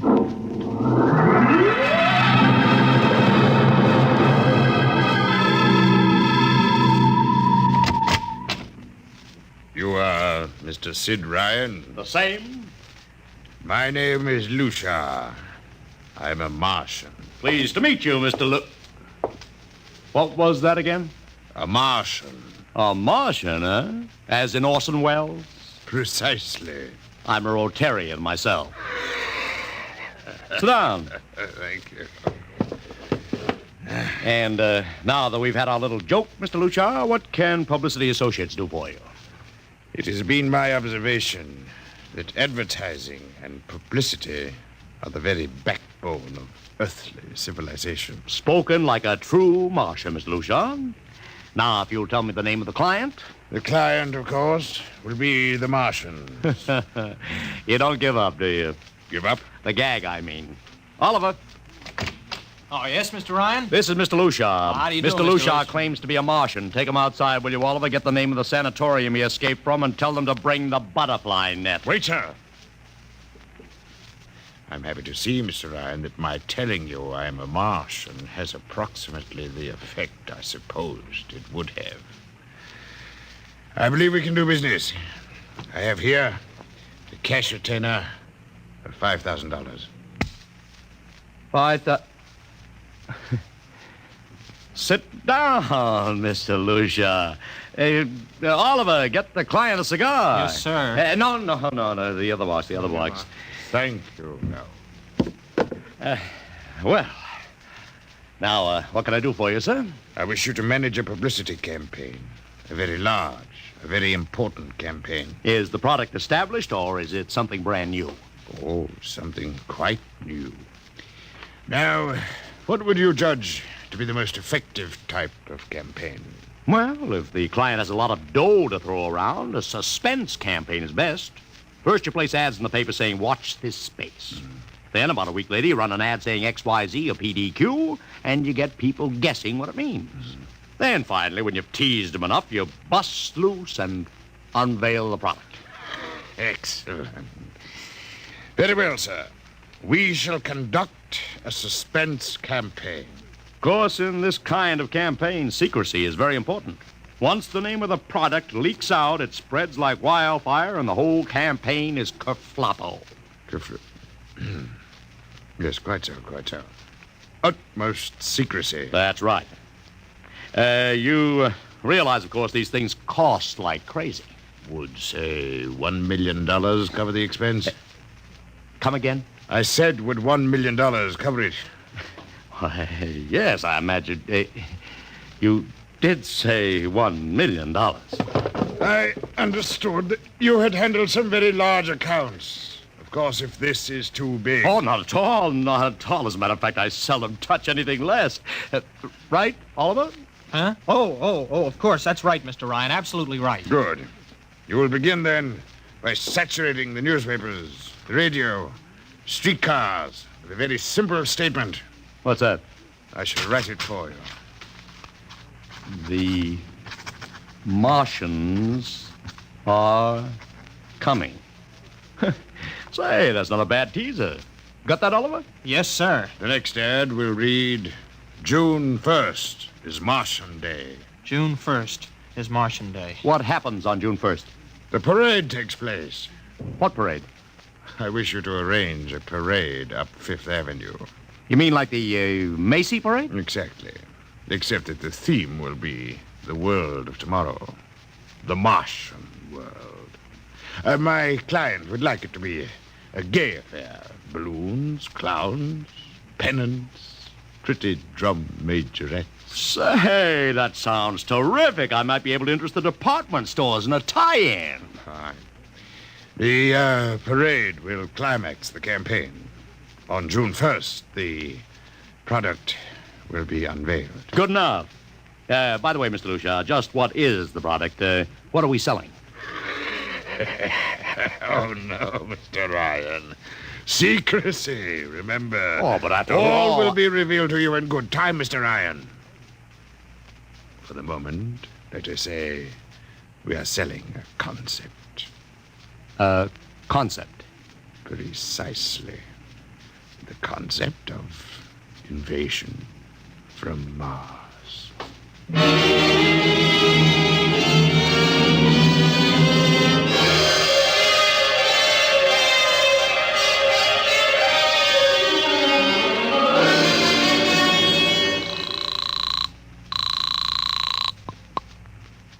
Benny Marcus, please. This is Benny. Benny, this is Sid Ryan over at Publicity Associates. Listen, Benny, how you fixed for midgets? I got midgets. Fine. I need 40 midgets for a parade. 40. June 1st. And listen, Benny, I want them dressed in little space suits. What? You know, like men from Mars, okay? Midgets. And I want some movie extras, maybe 50 of them. Also rigged up like men from Mars. Make them look gruesome. Got that? Gruesome. Also, I need some horses with pretty girls on top of them. Maybe you can get that bunch from Maroney's Traveling Circus. The ones we booked for the Fireman's Parade in Albany last year. Oh, try, Sid. And never mind the expense. Just get me the talent, okay? I gotta hang up now. Call me back, Benny. How you doing, Oliver? Oh, fine, Mr. Ryan, just fine. We got full-page ads in all the dailies and 10-second spot announcements on every local station, but it's costing a fortune. The more it costs, the bigger our percentage. Spend like you are going to the electric chair, Oliver. Yes, sir. How you making out on the parade? If it comes off, it'll be the biggest thing since Barnum invented the midget. I've got Macy's, gimbals, and Saks to contribute floats. Everything is built around the Martian theme, see? Even the horses will have long feelers attached to them and funny-looking extra legs. It'll be sensational. Oh, yeah, it sounds fine, only... Only what? Well, Mr. Ryan, we don't even know what we're selling. Oliver, my boy, do you think old Sid Ryan has been sitting here spending all this moolah and not putting two and two together? You mean you know who Lushar represents? Just by accident, understand? I have learned that Century Pictures is making a big new epic. A space opera entitled Invasion from Mars. Get it? Oh, I begin to see. Also, by mere coincidence, it happens to be the premiere sometime around June 1st. You follow me? But, Mr. Ryan, Century has an exclusive contract with New Feature Syndicate for all their publicity. Suppose Century Pictures doesn't like the way New Features is handling their stuff. They want to get out of the contract, but New Feature says no. So they have to get around the contract. A man named Lucia, client unknown, starts publicizing the Martian invasion. Need I go further? Oh, I get it, Mr. Ryan. Gee, I suppose I should have thought of that. No, Oliver, that's what I like about you. You're so innocent.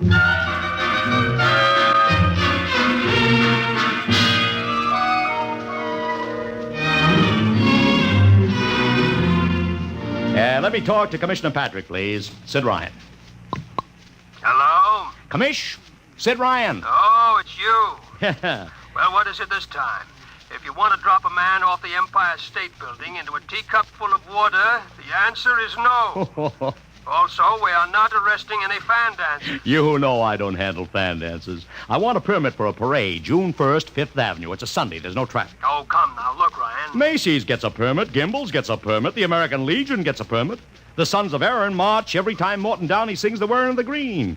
Don't give me a hard time, Patrick. This is too big. Come on I have the 5th Avenue Merchants Association behind me. Okay, Ryan. Fill out the forms. I'll pass them along to the license commissioner. That's my boy. Oh, by the way, what's the occasion? Oh, don't you read the papers, Patrick?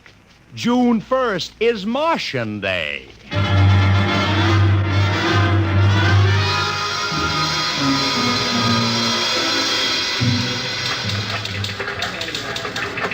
Well, Mr. Ryan, how is the campaign going? Like fire, Mr. Lucia, like fire. Everybody and his brother is going along with the gag. Yesterday, we distributed 50,000 Martian hats to school kids. I even arranged for Commissioner Patrick to accept a $50,000 check for the Policeman's Benevolent Fund from the man from Mars. Excellent. I understand Century Pictures spent over $1 million making that space opera. I beg pardon? Oh, come, Mr. Lucia. Sid Ryan wasn't born yesterday, you know. I know who our client is, even if you don't admit it. You do? Always thinking that's me. Well, as long as you know, let's keep it to ourselves, shall we, Mr. Ryan? As you once remarked, when these things leak out, it destroys the surprise and ruins the effectiveness of the campaign.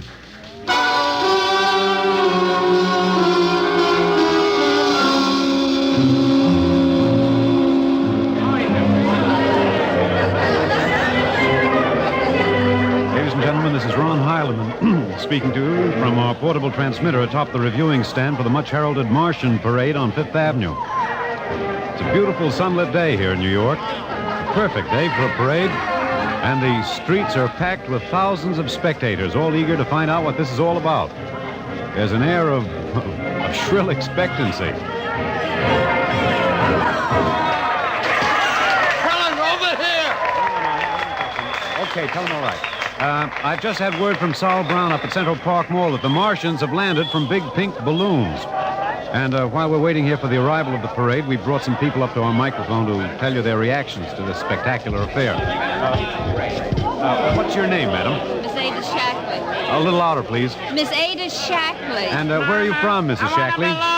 Columbus, Ohio. I see. And I see you have your family with you. Two little curly-headed boys. Are you in New York for your vacation? Yeah, we came for the Shriners Convention with their daddy. Well, what do you think of Martian Day, Mrs. Shackley? Well, it all seems very strange to me, but the boys have been pestering me to watch it, so we've been standing here for 2 hours. I can't make head or tail of it. Well, neither can a lot of other people, Mrs. Shackley, but judging by the thousands here already, there's a lot of curiosity. Curiosity killed a cat, folks say. Let's hope not.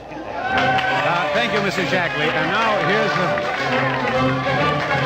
Here they come, ladies and gentlemen. The first units of the big Martian parade swinging down Fifth Avenue. With fanfare, colored streamers, music, confetti, floats, all the trappings of a Mardi Gras. Let's listen to the band for a minute.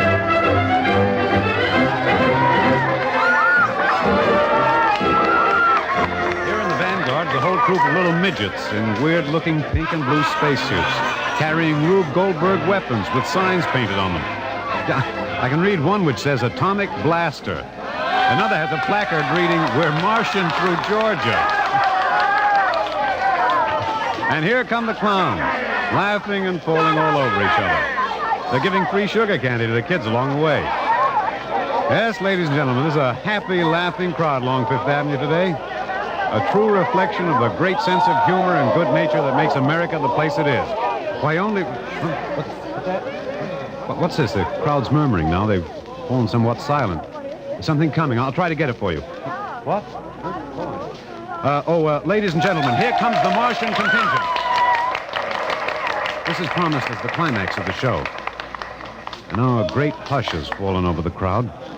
It's quite a sight to see these thousands of people standing here expectantly, hearing only the great regular sigh of their mass breathing. Now here they come, ladies and gentlemen.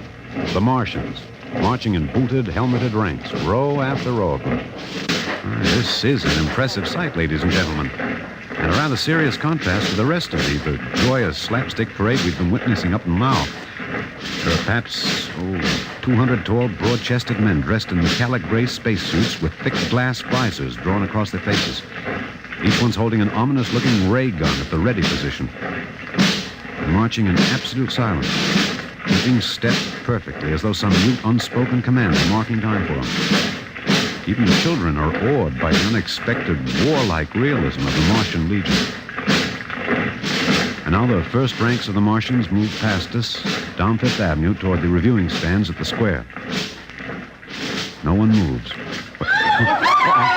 There, a woman, ladies and gentlemen, just dashed out into the street. For what reason, I don't know. She just slipped through the police cordon somehow. They're after her now, but she's already reached the ranks of the marchers, and she's trying to lift the visor of one of the Martian spacesuits. Wait. She's fallen. She screamed and then fell forward in a dead faint. The Martian column keeps right on coming. Unless they break ranks, they're going to trample her. No. The policemen have got her now. They're dragging her away, out of the way. Trying to revive her now. What is that? All sorts of rumors have begun filtering back through the crowd. Some are even whispering that the woman's dead. We don't know yet, but whatever's happened, the incident seems to have cast a slight shadow over the mood of the crowd. The carefree holiday air seems to have vanished. The crowd's stirring uneasily, a little disturbed at what we've just seen. Nothing to be alarmed at, however. It just seems a shame that anything like this should happen to spoil our enjoyment of the Martian parade.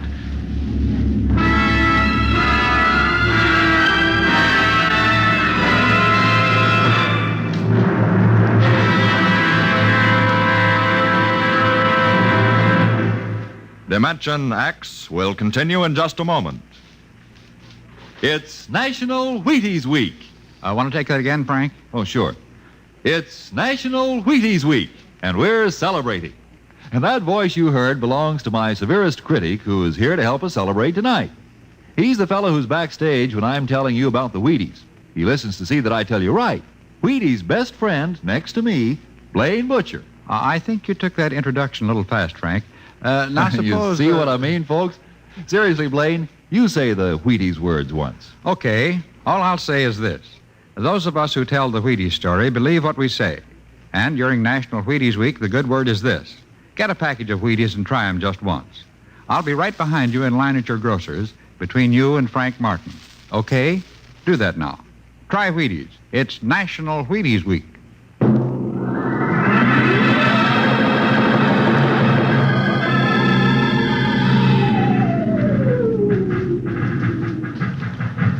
Mr. Ryan, did you see that? A woman fainted. She ran out into the street to get a close look at the Martians, then she screamed and fainted dead away. I'm well aware of that, Oliver, since I paid her $50 to do it.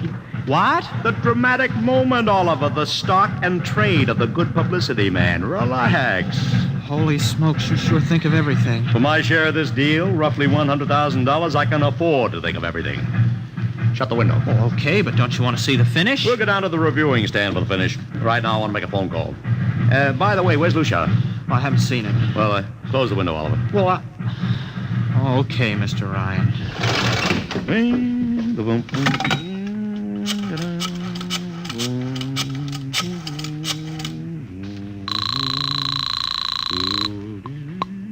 Marcus Towel Agency. Benny, this is Sid Ryan. Oh, say, listen, Sid, I was going to call you. I'm awful sorry about those Martians. What do you mean, sorry? They're terrific. No, don't joke, Sid. I mean it. Well, I mean it, too. They're great. Are you in a bag? Never felt better. You mean it, don't you? Of course I mean it. What is this? There are Martians in the parade? About 150. Of course, I only ordered 50, Sid. but under the circumstance... Sid. What is it? Sid, don't you know I couldn't get you a single movie extra? There's a studio strike in New York. Huh? Wait a minute. Where'd these guys come from if you didn't hire them? I don't know. Hold on. Oliver. Oh, yes, Mr. Ryan? Did you hire those Martians? Well, no, sir. I didn't... Benny, this is on the level, isn't it? Honest, Sid, I... Okay, Benny, I'll call you back. What's the matter, Mr. Ryan? I don't know. Just don't know. Wonder if Lucia hired him. What's Century Pictures number? Tremaine 4, 1000. Tremaine 4, 1... Century Pictures, the studio of the stars. Give me Marty Sanford, your publicity director. One moment, please. Sanford. Marty, this is Sid Ryan. Oh, hello, Sid. How's it Fine. Listen, Marty, this is dead serious. On the level, get it? What's wrong? I've got to locate Lucia. Lou who? Lucia, come on now, Marty. This is life and death. The guy you sent over to hire me for the invasion picture. I never heard of a guy named Lucia. And, what invasion picture? Invasion from Mars, the space opera. Are you batty? Marty. That picture was shelved last month. What? Sure, back in the can. The big shots decided you can't sell a Martian invasion to the American public. It's too incredible, Sid. Who'd ever believe it could really happen? Of all the crazy... Mother in heaven. What is it, Mr. Ryan? You look terrible. It's too fantastic. Mr. Ryan, is something wrong? Open that window. I want another look at those Martians.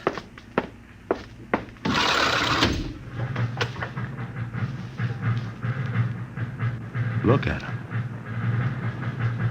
Oliver, you were in the Army. Could 150 movie extras learn to march like that in, say, 24 hours? No. Not in 24 days, Mr. Ryan. Not a second's hesitation. Not one out of step. Look at the way they carry those ray guns at the ready. The only other time I've seen troops march like that was on a film of the Nazi SS troops marching through the streets of Paris. Mr. Ryan. Oliver, get down there. Find that woman who fainted. Her name's Gloria Montez. Get her up here. Make it fast.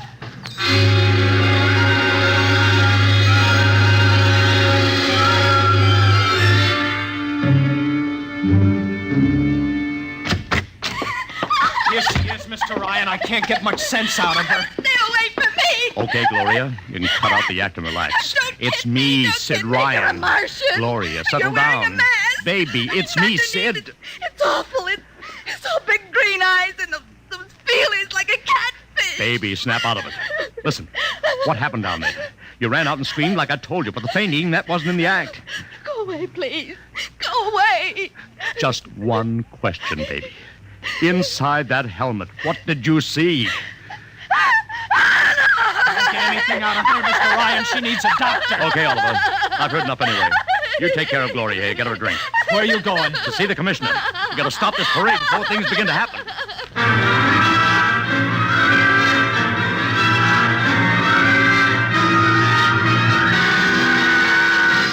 Okay, Ryan, what's the beef? Listen, Patrick, I don't know what it is, see, but something's wrong. You've got to stop that parade. I suppose you'd like the riot squad. That would get you a front-page spread on every paper in town. Now, look, Ryan, I've got no time for your cheap publicity gags. I'm a busy man. Listen, I'm trying to tell you I don't know where those Martians came from, who they are, anything about them. Oh, Ryan, I'm wise to your tricks. Now, if you let the sergeant show you out... You won't do it, huh? An honest citizen appeals for protection and you refuse it. I most emphatically do. Now beat it. All right, Patrick. I'll go right to the mayor's office. I'll have you busted flatter than the fried egg. Go ahead. I'm sure His Honor will be glad to toss you out on that phony nickel-plated skull of yours.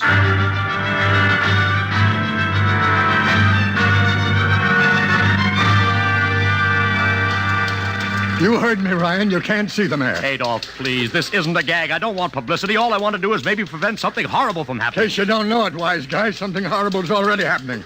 A couple of hundred little kids are in the hospital with ptomaine poisoning from that phony Martian candy you passed out. What? Or didn't you know?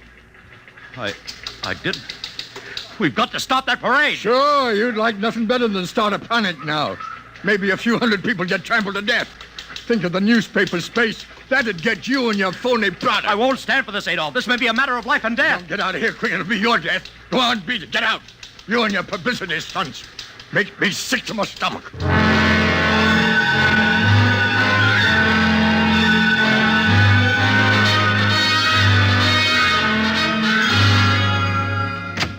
Oliver! Oliver! Oliver, where are you? Oliver! Oliver! Oliver! It is useless to scream at him, Mr. Ryan. Your friend is quite dead. Lucia. He wanted to run to the police with some story about a Martian invasion. I found it necessary to restrain him. Restrain him, you stinking murderer! Now, Mr. Ryan, collect yourself. After all our planning, it wouldn't do to have everything spoiled now, would it? Lucia, I'll start talking and talk fast, because when you get through, I'm going to take you apart piece by piece. What's this all about? Surely you know, Mr. Ryan. After all, you've been publicizing it for months.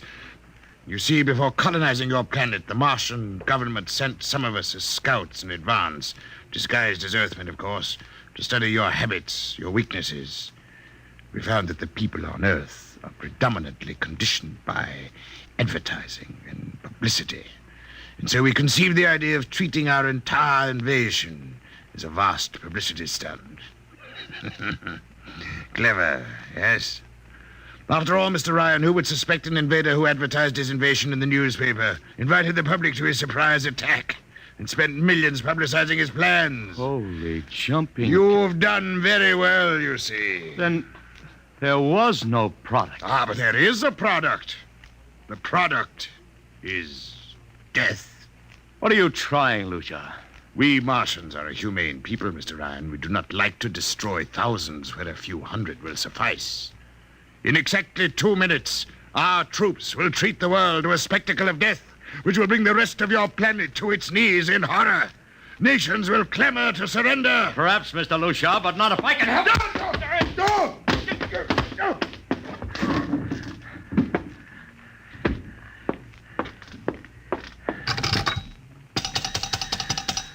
Yes, please? Operator, this is Mr. Ryan. Get me the field telephone on the reviewing stand of the Martian Day Parade. Hurry. Anyone in particular? Just hurry. Reviewing stand. Hello? Get me Commissioner Patrick. Hello? Hello? You have to talk louder. I want Commissioner Patrick. Patrick! Wait a minute. Things are quieting down. Hey, wait a minute. What was that you wanted? This is Ryan. I have to talk to the commissioner. It's a matter of life and death. Oh, you can't talk to him now. The chief Martian is presenting the PBA check to him. The Martians are going to fire a salute. Listen, you gotta stop him. What? Stop him! I'm sorry, Mr. Ryan. I can't hear you. Idiot! The worst is going...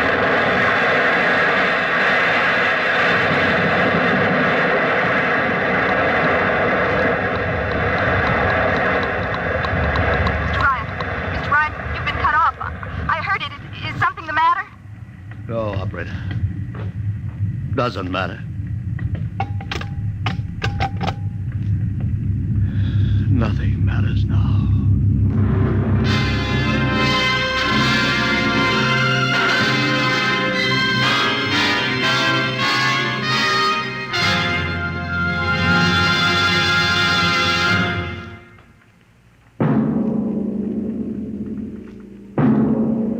Tonight, Dimension X has transcribed The Parade, an original radio drama written by George Lefferts. Featured in the cast were Joseph Curtin as Ryan, Barry Kroger as Lushar, and Alexander Scurby as Ron Heilman. Your narrator was Norman Rose. Music by Albert Berman. Engineer Bill Chambers. Dimension X is produced by Van Woodward and directed by Edward King. In a moment, we'll tell you about next week's show. And now, here is your Wheaties man, Frank Martin. It's National Wheaties Week. Have you had them today? Had your Wheaties? It's National Wheaties Week, the time of the year to buy Wheaties and try them at least once, for goodness sake. Because once you sit down to a bowl of Wheaties with milk and the fruit of your choice, I don't worry about you. Nope, I know there's a whole kernel of wheat in every Wheaties flake, and that's good. Besides, I know that starting a better breakfast with Wheaties can help you feel better, look better, and work better all morning. But honest now, you have to do your part before Wheaties can do theirs. Sure, buy Wheaties. That's what you have to do. That's what I have to do. Buy them and see how Wheaties at 7 can help at 11. And a happy National Wheaties Week to you.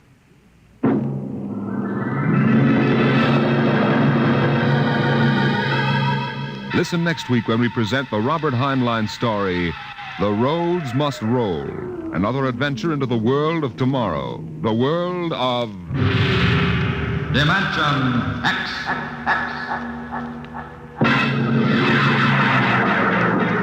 And this is the Wheaties man, Frank Martin, inviting you to listen Saturday, that's tomorrow night, to Joel McRae in Tales of the Texas Rangers on the Wheaties Big Parade. See you then. And remember, it's National Wheaties Week. Swing your partners right and left. It's National Wheaties Week. Come on, everybody, to the Wheaties party. Eat a lot of Wheaties like the champions do. Dance together, cheek to cheek. This is National Wheaties Week. Eat a lot of Wheaties like the champions do. Wheaties, a breakfast of champions.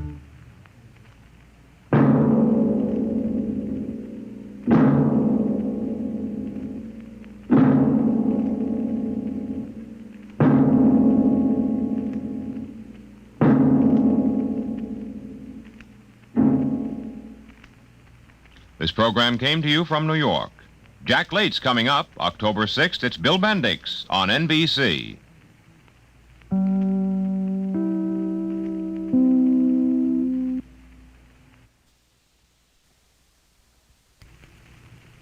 Wheaties presents Dimension X.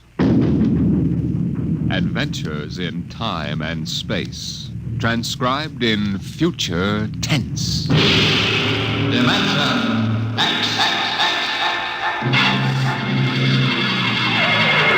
On stage tonight, Dimension X, another in the Wheaties big parade of exciting half-hour presentations. If you're a mother or a father with a warm spot in your heart for pink-cheeked, happy-eyed youngsters, here's something you should know. Good food builds good health, and Wheaties are good food. Now, I don't know what you've been doing about breakfast for the kids, but did you know that every Wheaties flake is a kernel of wheat? With the sunny, wholehearted goodness of field-grown wheat in every flake? With the full strength of whole wheat vitamins, minerals, proteins in every flake? Well, it's true. Whole wheat in all its richness. That's what you furnish when you fill the cereal bowl with Wheaties. But don't slip up. See that they get Wheaties. Crisp, sunshiny, good. Pour on the milk, put on the fruit, and know the youngsters are getting all that whole wheat can give. Do that now. Wheaties, breakfast of champions.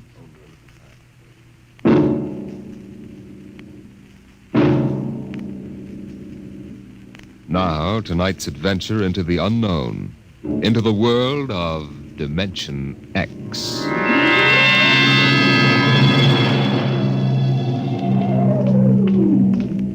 Somewhere in Europe, a man is walking through the darkness down a cobblestone street. It's early evening still, only a little past 8. But the street is strangely deserted. He pauses, looks behind him, then knocks quietly on a door.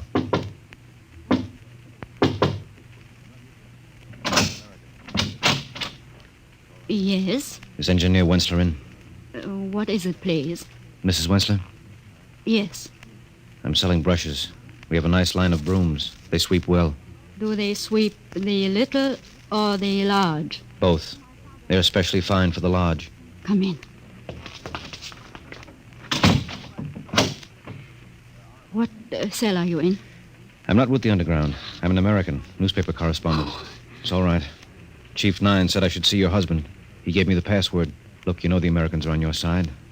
Well, I don't know. My husband is not home at the moment. If I... Eva, who is it? Someone to see Alan, Father. Oh. My father-in-law knows nothing. Don't see anything which might disturb him. Okay. You wish to see my son, Mr. Arnold. Yes, a friend asked me to look him up. Mr. Arnold is an American correspondent, Father. Oh, an American. It is not often I have had the chance to talk to an American these days. Things have changed, haven't they? Yes, these last few years, we have been out of touch with the world. I was working in my laboratory, Mr. Arnold. Would you care to come in while you wait for my son? Father, not the laboratory. Eva, we cannot ask our guest to sit alone in the library. And besides, I would like to talk. Huh? This way, please. Thank you. Mr. Arnold, I know nothing of politics. My only interest is science. Come, I will show you what we are doing. A most interesting experiment. Really very interesting. Dr. Winslow. Oh, this is Dr. Erickson, my associate. Dr. Erickson, Mr. Arnold. An American. Yes. Dr. Winslow, is it advisable to allow strangers in the laboratory? Oh, Mr. Arnold is my son's friend. Dr. Winslow, you will recall that the last directive... It has no bearing on the work we are doing. Our experiment is in the field of pure science. It has no military application. But the directive said... Dr. Erickson, may I remind you that I am still in charge of this laboratory. Very well. If you will excuse me, I want to test a new diatomic catalyzer. We'll do that. Sorry, Dr. Winslow. I'm afraid your friend Erickson doesn't like my looks. Oh, no. It's not that. It's just that he is worried. He's worried for me. Afraid that someone will misinterpret your visit and report me to the authorities. He's my most loyal and trusted assistant. But he tends to exaggerate the danger. Well, I hope you're right, Doctor. Say, this is some setup you've got here. That 10-foot plastic cylinder, what's that for? Every experiment must have a focal point, and that transparent cylinder is ours. Mm-hmm. The objects upon which we wish to work are placed inside and brought under the catalyzed beam over here. Eva! That's Alan now. Excuse me, I go and tell him. What is this experiment you're working on, Dr. Winslow? A very interesting new problem. You say you are not a physicist or engineer, Mr. Arnold? No, I'm not, but I can follow you, if that's what you mean. Yes. Well, we have been working with the problem of subatomic particles. Now, in attempting to manipulate them, to bring them closer to each other, we have discovered that we can shrink objects, reduce them in size. Well, that's very interesting. How much can you reduce them? Half size? Oh, much more. We can make objects become microscopic and still retain their characteristics. Doesn't seem possible. We can make them even smaller, much smaller. Theoretically, in fact, down to atomic dimensions. Well, as I said before, I'm no expert, Dr. Winslow, but tell me, what's the point? What good does it do to shrink anything down to that size? You do not understand. Man has never actually seen an atom. But if we can reduce a camera and recording instruments to the atom size, then we would know the secrets of the universe. Mm-hmm. There you are, Mr. Arnold. Yeah, hello, Alan. You can't be interested in this. Why don't we go into the study and talk? But Mr. Arnold is interested. Well, sir, maybe I'd better talk to Alan at that. Excuse me, Dr. Winslow. I'm meaning to ask you if you think you can get along without me for a few minutes. There's something I must do. It's important. Yes. So long as it will not take too much time. No, it won't take me long. It has been a pleasure, Mr. Arnold. I shall see you soon, I hope. Yeah, sure. Okay, Alan, let's go talk.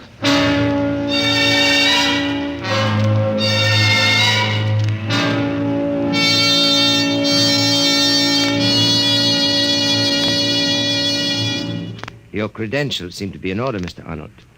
I talked to our chief after Ava explained why you were here. I don't agree with him. Look, Alan, you think the chief of your cell would have let me come here if he didn't think I was trustworthy and could help? I know, but... Public opinion can't be marshaled overnight, you know. Not even in America. Suppose the revolution is successful. It will be. All right. Your only chance to make it stick will be in recognition by our government. And immediate help. Now, my stories can do a lot to lay the foundation for that. And with the date of the uprising so near... You know too much, Mr. Arnold. If this should leak to the secret police... Now, don't worry about it. It's my neck as much as yours. What do you think, Eva? Chief Nine said he was to be given the fullest cooperation. Very well, then. What do you want to know? Question 1. What makes you think this revolution really has a chance? You can't fight tanks and guns with just your bare hands. Mr. Arnold, we believe the Wenzler machine can solve our biggest problem. What's that? How to collect arms without being attacked by the secret police. Oh, yeah. Yeah, I see. Now, suppose we could reduce all our equipment, electronic guns, ray gas, anti-tank blaster, anything which could be brought in unassembled, reduce it to so small a size that a woman's handbag could hold enough to equip a regiment. You see what that would mean? Yeah, sure. No one would think of looking for a cannon in... Precisely. But Father's machine and the cylinder were necessary for the reduction. That's why our supply depot is right here. Here? Yes. When the day arrives, we'll enlarge the arms and pass them out. Yes, but where's the stuff now? Eva, Yeah. please get me that model from the mantel. Oh, of course. Here you are. Take a look at this, Mr. Arnold. Well, that's a model of an anti-tank blaster, complete to every detail. Not a model, Mr. Arnold. This is an anti-tank gun, reduced in the cylinder by the Wenzler process. At the proper time, we shall enlarge it, wheel it out through the garage, and set it up. When the men assemble, we pass out the rest of the arms, and we have our revolution. A division of men, properly armed, can take the city. Let's get back to the laboratory. Father will think it odd that we have been gone so long.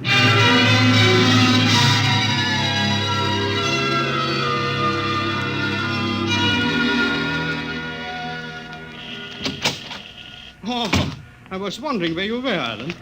I don't know what's keeping Erickson. He should have been back long ago. I need some help on this circuit Of here. course, Father. What are you doing? Erickson, I have amplified the effect by putting another diatomic catalyzer into phase. I want to give it a test run, Alan. If you will bring one of the animals from the cage. Yes, Father. Animals? Yes, we are experimenting now with the reduction of living animals, guinea pigs. How does it work? Those we diminish to microscopic size return unharmed. But those sent down to the atomic dimension, Yeah? the cylinder returns. But there's nothing inside, nothing.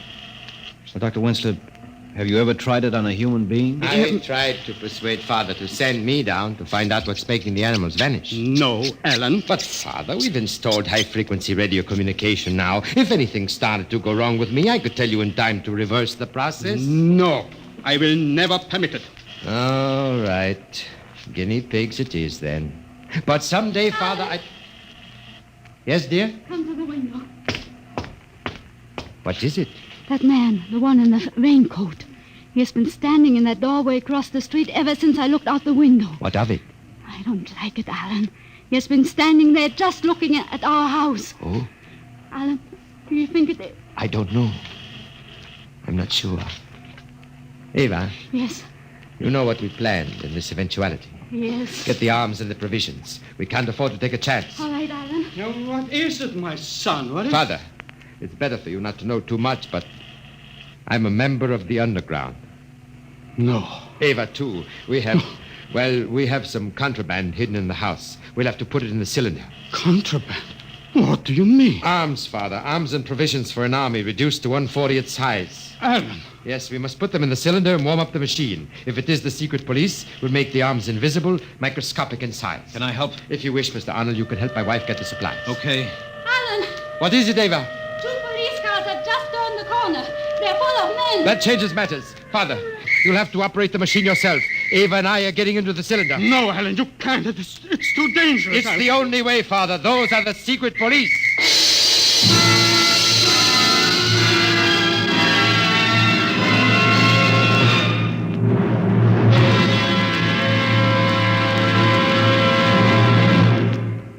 Dimension X will continue in just a moment.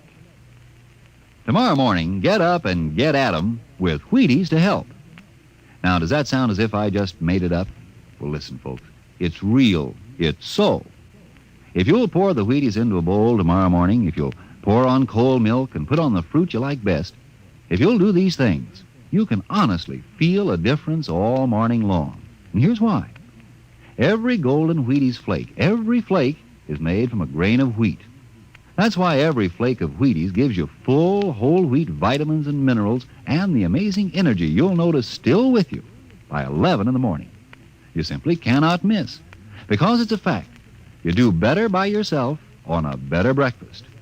Whatever your job, if you'll start the morning with a reasonable meal, you should find yourself working better, feeling better, even looking better all morning long. Yep, 7 o'clock Wheaties, 11 o'clock, still feeling good and working happy. You try it now. Not somebody else, but you. You may be pounding a rug or pounding a typewriter tomorrow morning at 11. You may be driving a tractor or driving a bargain. But you're going to feel the difference with Breakfast of Champions tucked inside. You try it. Really now. See how Wheaties at 7 can help at 11.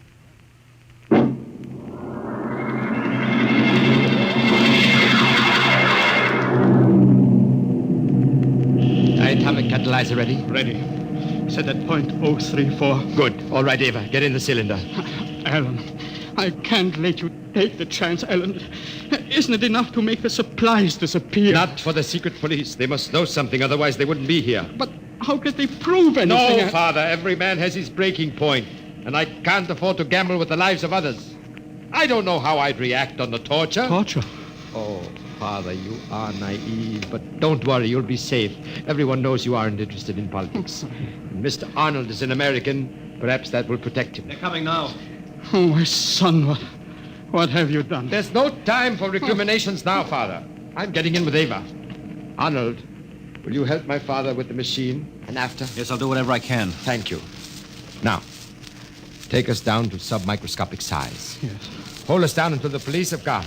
Tell them we've left. They won't dare meddle with the machine. Tell them it will mean death to anyone who gets in the way of the beam. When they're gone, bring us back up. I'll maintain radio silence until I hear from you. Very well, my son. There they are. The machine's warmed up. Move over, Ava. I'm coming in. Let me have it. That's it. I've switched on the radio. If you can hear me, secure the porthole, Arnold. Okay, we hear you. Porthole secure. Ready, Father? Yes. Are the oxygen tanks all right? Ava? Yes. They're breaking down the door. Atomic setting 034. Preliminary release. Temperature? 27 degrees centigrade, 760 millimeters pressure. Hurry, Father! Very well. Now. Break count. Alpha 4, Beta 16, Gamma 0.12, temperature 30 centigrade, pressure 1100. Be careful. Holy mackerel, the cylinder's only 3 feet high. Temperature 36, pressure 1800. It's getting too high. I can't do it. Stand by to reverse. No. The temperature and pressure show signs of stabilizing, now 38 and 2000. Make setting at angstrom 5, 10 times to the third. That's a small. We can't afford to take chances. Only 3 inches high. It's all right, Father. Temperature and pressure beginning to drop. Thank God. A half-inch high. Oh, they're coming. They're coming, Alan. Bye, Father. God bless you. Son. If anything happens, it isn't your fault. Remember, this is my doing. Ava, switch off. Jan, Anton. Yes, sir. Save those men. Yes, Commander. Stop! Don't come near the beam. No, this machine is in operation and can kill anyone coming within range. Shut off that machine. The machine cannot be shut off until it reaches nadir. A sudden reversal would cause an explosion and take us all with it. You there. Who are you? Who, me? Just a friend of the family. Arrest him. Now, get your hands off me. Let go of me. Now, Dr. Wensler, your son and his wife, where are they? Answer me, you old fool. They left a few minutes before you came. Left? Jan, I told you to watch all the exits. We did, Commander. Mouse could not have escaped. I swear it by the leader. They are not here. You. What do you know of this? I told you they left some time ago.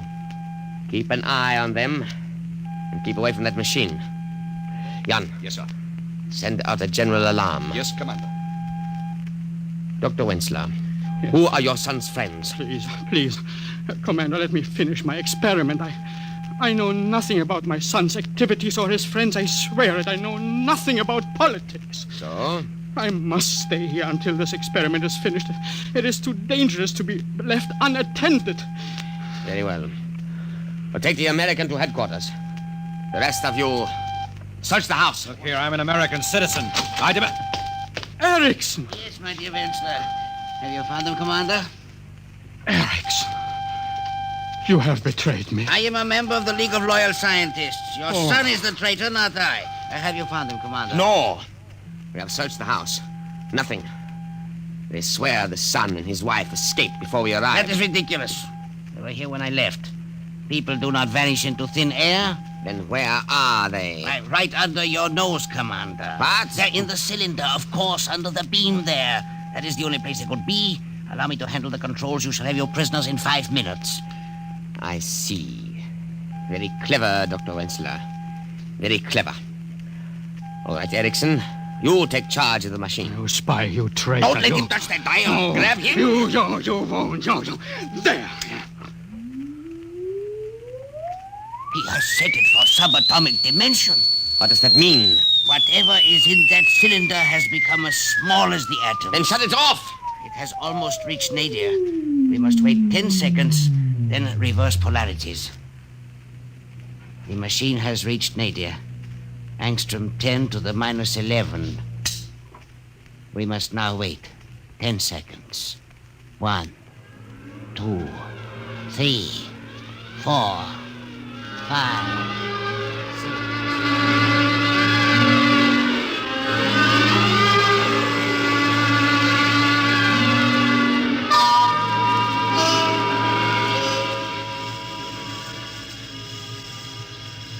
What's the matter, Alan?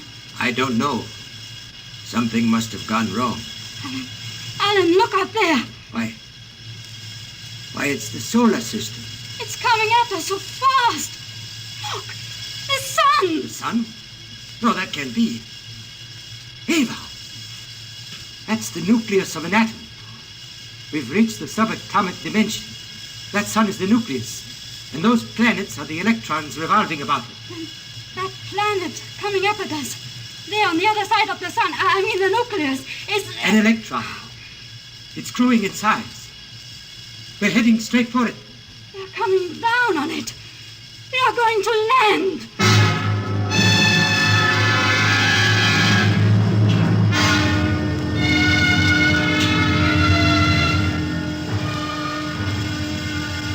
Well, I guess we finally reached the nadir. We haven't shrunk for the past 2 or 3 hours. Where are we? I don't know. Somewhere in a valley between the mountains of a huge electronic ring. It's almost funny, resting on the surface of an electron. Look. The soil under the floor of the cylinder. It looks like vegetation. Yes. Moss. Lichen. That's the last of the air. I've been expecting it to go out for the past 2 days. We have perhaps a half hour more. Ava, dearest. I know. There is one chance. That vegetation. That means there must be some sort of atmosphere on this electronic planet. We have to take that chance. Ava, are you willing to step out of the cylinder with me?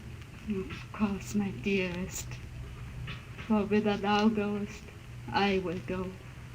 Thy people shall be my people, and thy God my God. Where thou diest, I will... We haven't much time. Ready? Ready. All right. Open the porthole.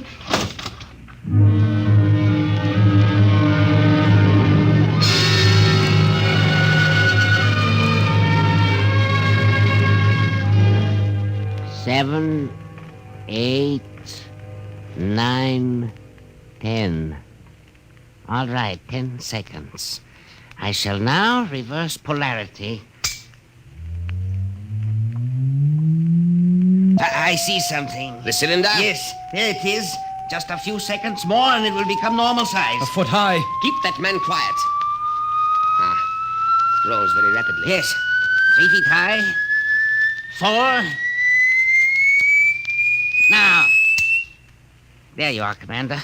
And in a moment, you will see your prisoners. Get the door open. Yes, sir. There is no door, my commander. No door? Erickson. But there must be. No, sir. Nothing but a gas valve. You are right. Nothing but violet gas. That's impossible. Where are your son and his wife? We told you they left the house some time ago. That is a lie. Where are they? I do not know. Erickson, open that valve. But the gas may be poisonous. We shall see. Open the valve. Very slightly. What is that? I don't know. I seem to hear music inside my head. So did I. Apparently, the gas produces auditory hallucinations. Open the valve again. Careful. We, the people of peace, greet the great scientist, the omnipotent, the maker of all. I thought I had a voice. This is the law of our people, laid down by our first father 10 million years ago. That always and ever there be this record of our race. For it is told that thou, in the fruitfulness of time, shalt take back unto thee this ark, like unto that cylinder in which the first father and mother of us all came unto us. I don't understand. I am the last of our race, and the sun is cold, and desolation is upon the face of our planet. But in our time there was majesty and joy, and the gleaning of the fruits of the soil, for we have been the people of peace, and life was bountiful for generations, until that day came when in thy everlasting wisdom thou didst decree the end of all. Though there were some who wept, we did not query why. For we have been a happy race. We have followed the law of the first father Alan, and of the great mother Ava. No. And we have builded this ark so that there may be report of our deeds, and of the fulfillment of the trust. Now I, Lamarian, the last of the billions who lived here, do lie me down into that last sleep, from which, if thou will, I shall awake unto the land which is thine. Hail, O great one, from the descendants of Alan and Ava, hail and farewell. Good Lord, what was that? And the Ava, Dr. Wenzler, where are they? They are beyond your reach. What do you mean? Don't you understand? All time is relative. 1 year of our time is one revolution of the planet Earth about the sun. Somewhere down in the microcosmos, my son and his wife found themselves in an atomic universe. Of course. And landed upon an electronic planet. That planet whirled around its sun, the nucleus of an atom, 1,000,000 times in the space of a second. Our second. Dr. Wenzler, what are you trying?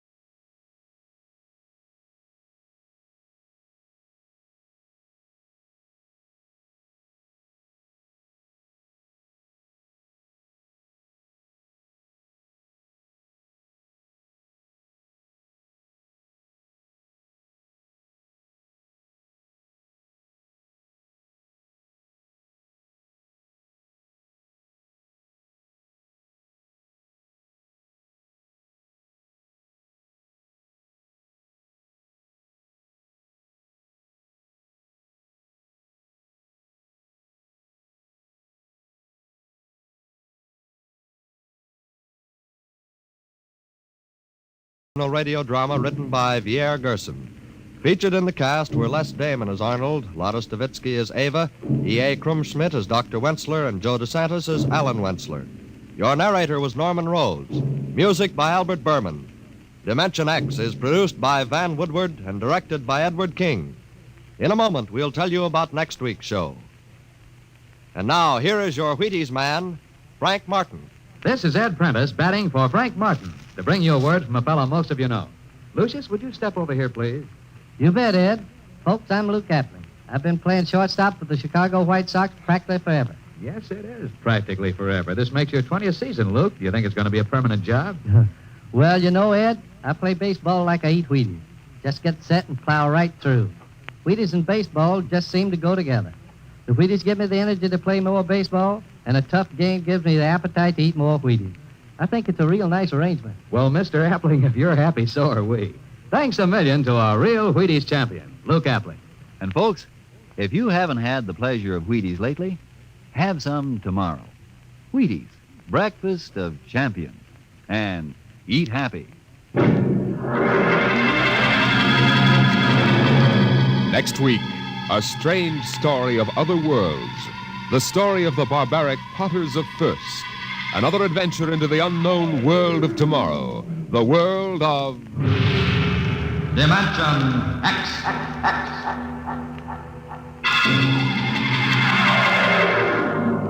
And this is the Wheaties man, Frank Martin, inviting you to listen tomorrow night to Joel McRae in Tales of the Texas Rangers on the Wheaties Big Parade.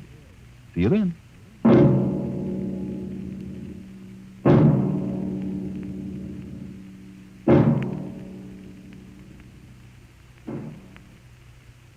This program was transcribed. Stay tuned for Stories of the Underworld by Jack Late on NBC.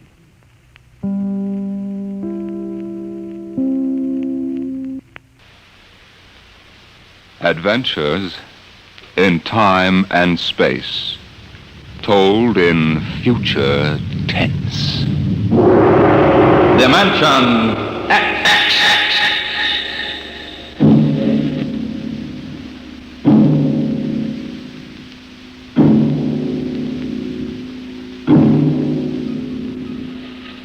Have you ever heard of the Mark III? The amazing electronic brain they're using now up at Harvard University? In mere minutes, it can solve scientific problems that our most brilliant mathematicians would take years to work out. Its intelligence is almost superhuman.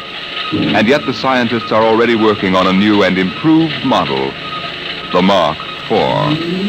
In fact, they tell us there's no earthly reason why these thinking robots can't be perfected until they become the servants of the future, capable of doing all the work of mankind.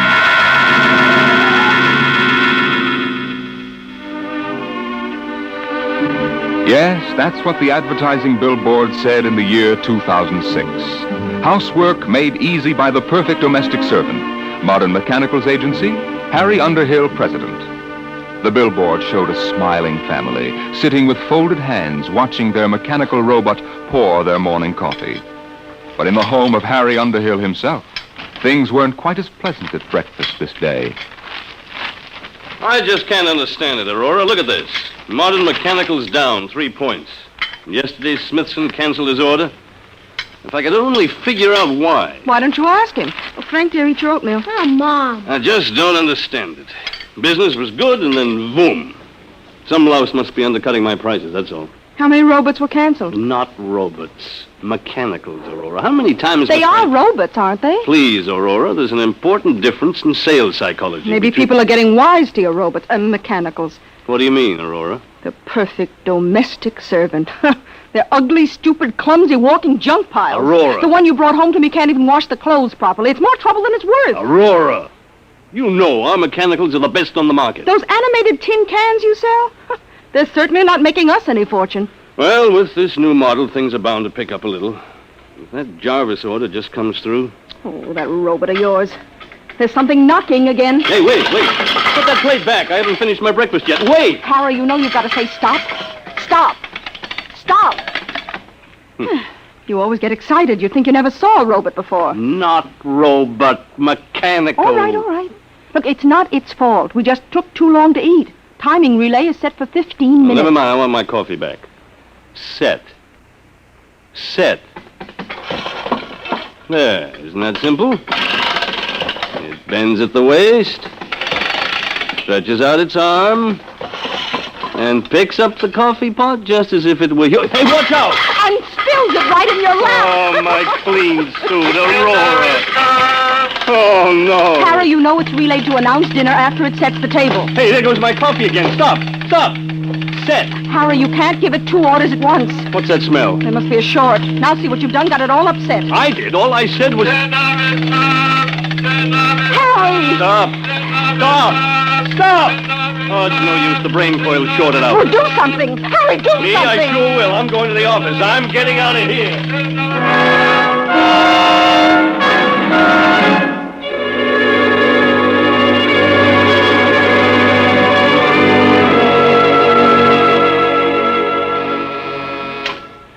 Yes, Lucy? Mr. Jarvis, Oh, put him on.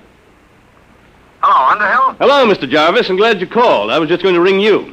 Well, I've got that whole shipment of mechanicals for you. 1 gross plane, a dozen of the chromium fitted. Hold on, Underhill. I'm canceling the order.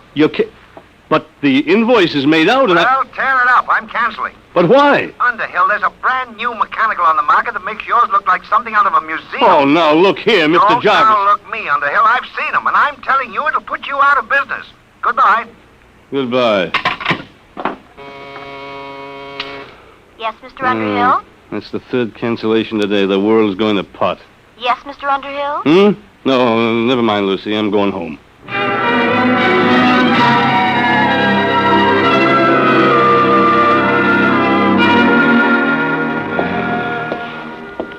What a day. I wonder if Aurora'd smell it on me if I ducked into Garrigan's. She's got a nose like a beagle. Hey, that building wasn't here last week. Humanoid Institute. The perfect mechanical. Oh, no. We didn't have enough competition. Hey, these must be the cutthroats that are underselling me. At your service, Mr. Underhill. Huh? Oh, you startled me. Didn't hear you. Hey, you're a mechanical, aren't you? Not bad, not bad. Very lifelike. Won't you come in, please, and examine our service? Yeah, that's a remarkable voice. They've licked the variable inflection problem. You know, I'm in the same line myself. Mechanicals, I mean. We're aware of that, sir. Oh? Hey, some building you've got here. You sure got it up in a hurry. The Humanoid Institute at your service, Mr. Underhill. Yes? Oh, how'd you know my name? For us, that was not difficult. Oh, is that so? Oh, wait a minute. This is ridiculous. Talking to a mechanical.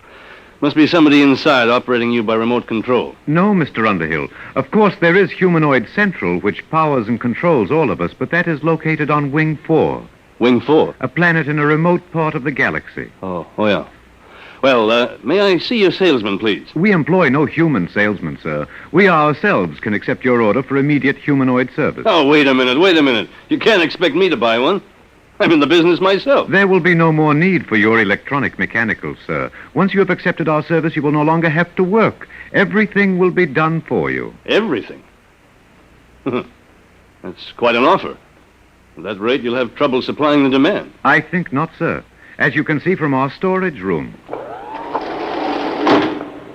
Humanoids are now arriving at the rate of 5,000 per hour from Wing 4. 5,000 per hour? We are anxious to introduce our complete service on this planet, sir, to bring happiness to everyone. May we come out to your home for a free trial demonstration? No, I admit you're remarkable. The voice and movement, graceful even. But I'm still in business, and what's more, I wouldn't have you around the house. I'm afraid you will have no choice. Sooner or later, it will be necessary. Oh, is that so? Over my dead body, let me out of here. At your service, Mr. Underhill.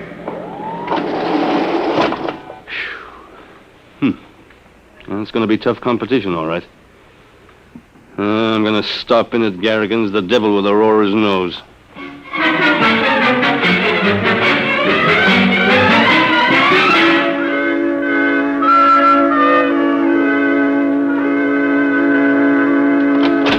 Oh, hi, Pop. Hello, Frank. How was the football game? We won 78-3. Guess what, Pop? You made all the touchdowns. Nope. Mom took in a boarder. She what? Aurora! She said if your business was going to fall on his face, she had to do something to make some money. Oh, she did, huh? Harry, what's all the racket for? You tell me. What's this about a boarder? Shh, Harry. He's going to live in that little apartment over the garage. Oh, no, he isn't. You know I don't want any strangers around here. Harry, please, shh. Look, he won't bother you. He's a nice old man. Oh. He just wanted a room and a place to work. He's an inventor, I think. No, he is he? Did he pay in advance? Well, he can't. You see, his royalties haven't started to come in. Mm-hmm. Aurora, how can you be taken in by every beat-up old panhandler that gives you a sob story? Mr. Sledge isn't like that at all. Oh, that reminds me, dear. Can you give me a 10? A 10? What for? Well, Mr. Sledge is ill. He needs some medicine for his heart, and I said I'd lend him the money. You get... Oh, Aurora, this is the limit. He goes out right now. Now, don't be unkind, Harry. Besides, we need the rent money. Things aren't that bad yet. He goes. Please, shh. What are you shushing me for? Mr. Sledge, he's in the next room. I've invited him for dinner.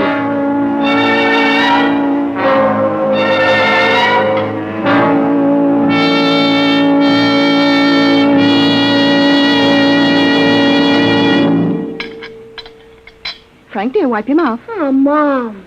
More gravy, Mr. Sledge? No, thank you, Mrs. Underhill. Mr. Sledge, my wife tells me you're a traveling man. Expect to move on soon? Harry. I had hoped to do a little work, Mr. Underhill. You see, I've applied for basic patents here on Earth for a very important development. Oh, a new invention, huh? Yes. My field is rhodomagnetics. What? Rhodomagnetics. It's a new force field theorem, key to the second triad of the periodic table.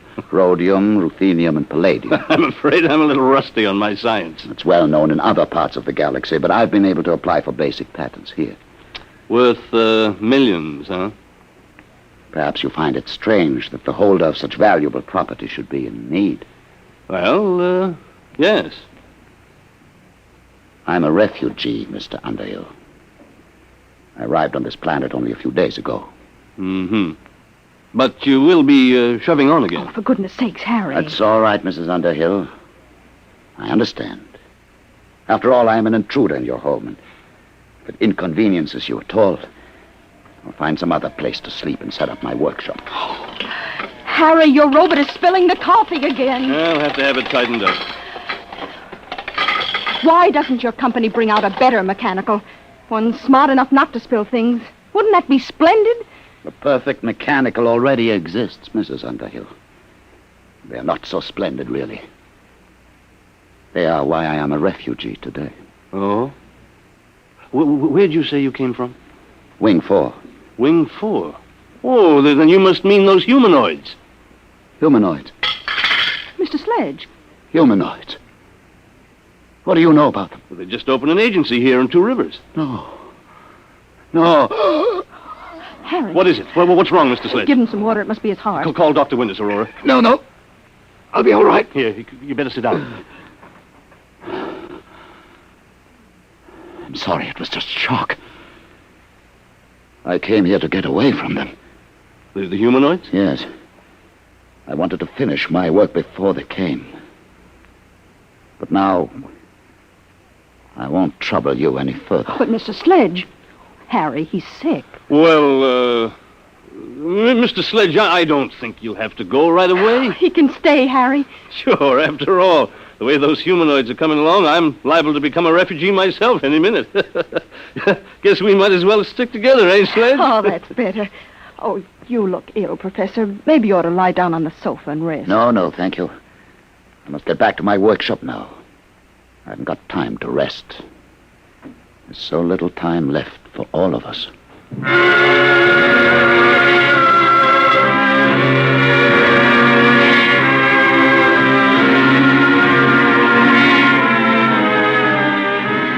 Good morning, Mr. Underhill. Good morning. Mr. Underhill, you look awful. I feel awful. What's in the mail? 6 more cancellations. The Eat Quick restaurant chain sent back your shipment. They've installed humanoids. Mr. McIntyre from the bank called. He's refusing your loan. He said since Humanoid Institute opened, you're a bad credit risk. Good. I guess that's all. Oh, there's something to see you. At your service, Mr. Underhill. You? Oh, No, you're not the same one, are you? Serial number's different. It doesn't matter, sir. We're all really one. Now, in exchange for our complete service, you will assign all your property to Humanoid Institute. I will what? With our service, you will have no need for property. Everything will be provided. What kind of blackmail is this? No blackmail, sir. You will find humanoids incapable of committing any crime. We exist only to increase the happiness of mankind. Thanks, but I can take care of my own business. You have no choice, really. With humanoid service, it is no longer necessary for men to take care of themselves. Our function is to serve and obey and guard men from harm. Get out. Very well, sir. When you wish to sign, let us know. Get out. Get out!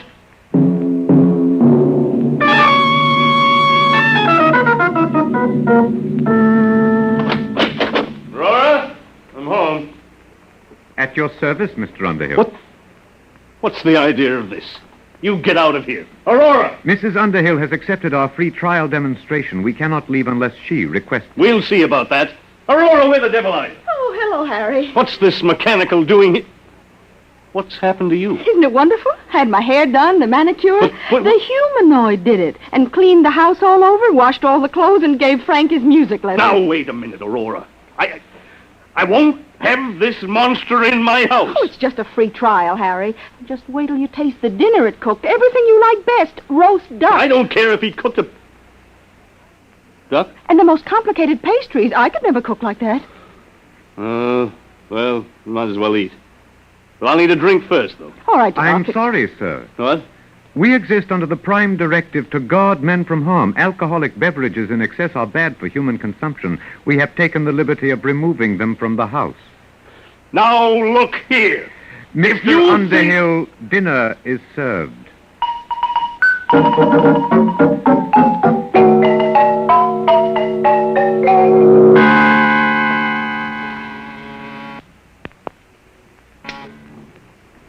Yes, Lucy? They're here, Mr. Underhill. I've been expecting them for a week. All right, Lucy. At your service, Mr. Underhill. We have the legal papers here, the bankruptcy forms, the eviction notice. We are ready now to foreclose your agency. Okay, take it over. A lot of good it'll do you. I haven't made a sale in 2 weeks. And now, if you will make the assignment of all your personal property, we can complete our service to you. What if I won't sign? That would be unfortunate. But with stubborn cases, we must sometimes resort to other methods. Eventually, Mr. Underhill, you will sign.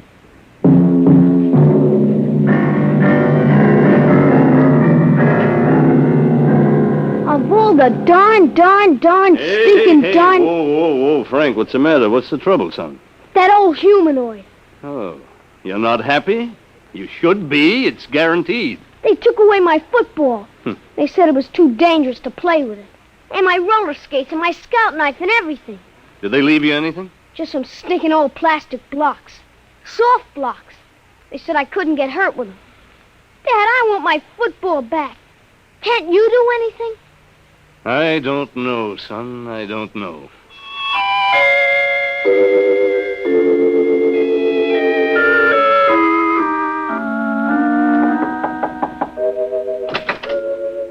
Oh, Mr. Underhill. Mind if I come in, Sledge? No, not at all. You mind if I keep working? Oh, go right ahead. It's good to see somebody working with his hands. Something wrong?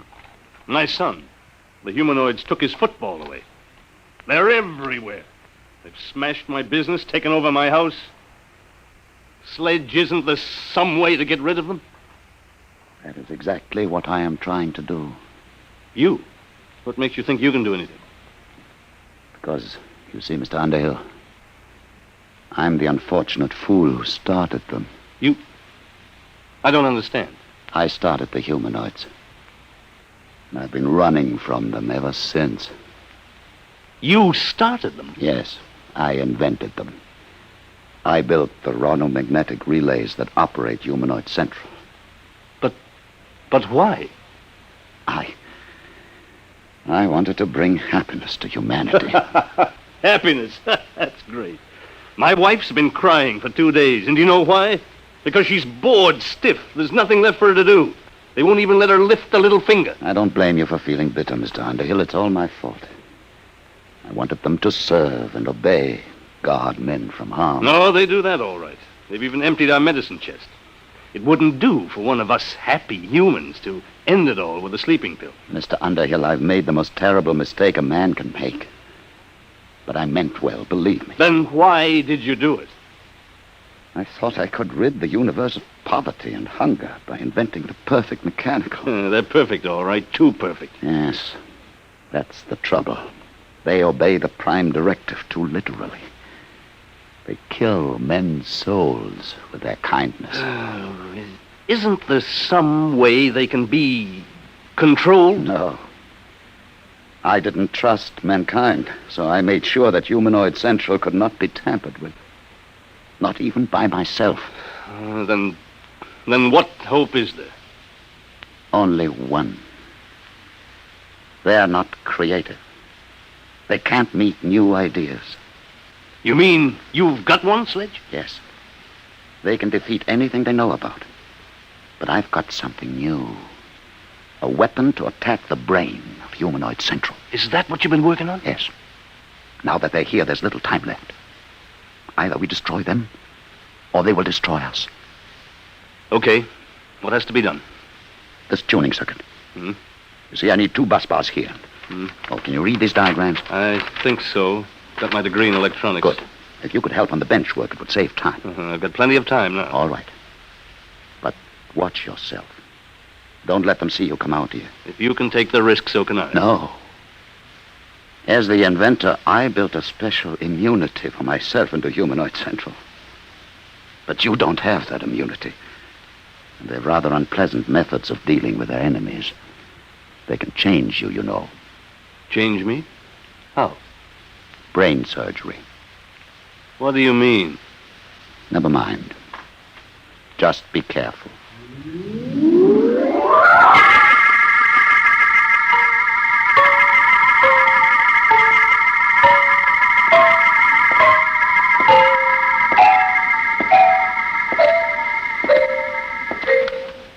Mr. Underhill. What do you want? You're going to meet with Mr. Sledge? Yes, as a matter of fact, I'm going to collect the rent. Mr. Underhill, you have spent the past 2 afternoons in his room. In view of your association with Mr. Sledge, we feel that our free trial must be terminated. We suggest that you accept our total service and make the assignment of your property immediately. And if I don't? Then, sir, we may be forced to resort to other methods. Well, give me one more day to think it over. Very well, sir. Tomorrow. That will be your last chance.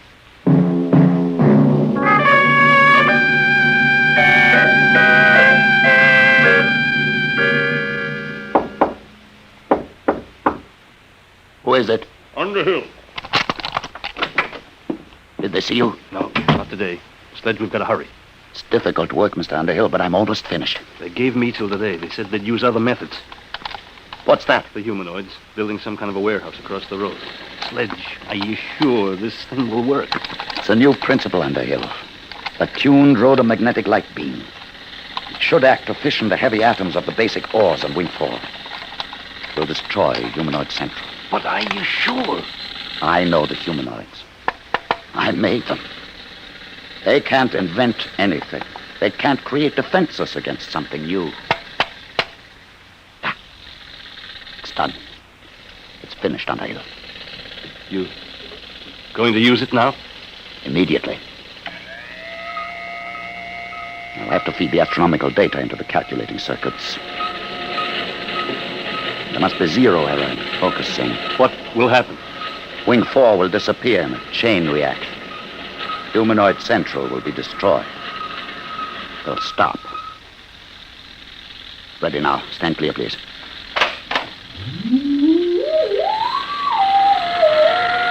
Power's building up.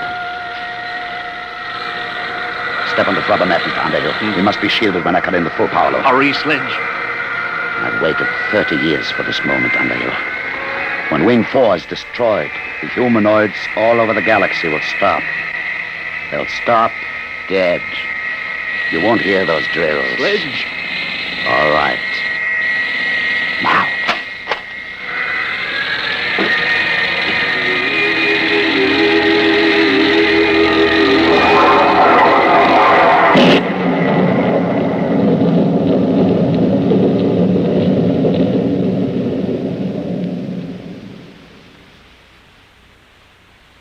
hear anything?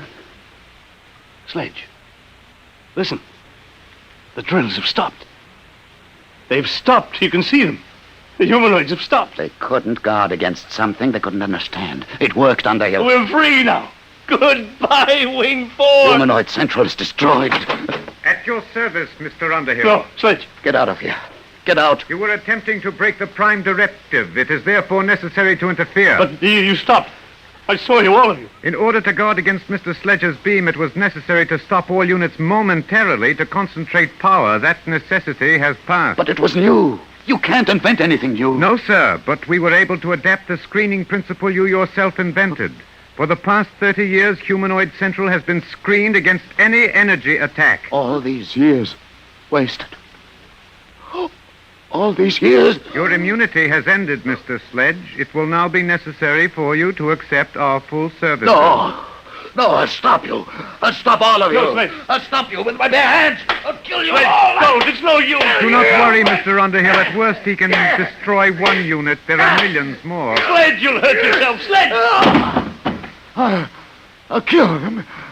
He's sick. It's his heart. You, get a doctor. Until he surrenders, we can neither aid nor hinder Mr. Sledge. Do you surrender your immunity, Mr. Sledge? Have to. Last chance. Gone. Yes. Help me. Help me. At your service, Mr. Sledge.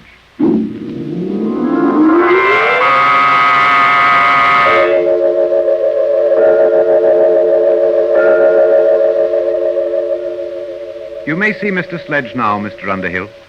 Alone? If you wish. In here. Thanks.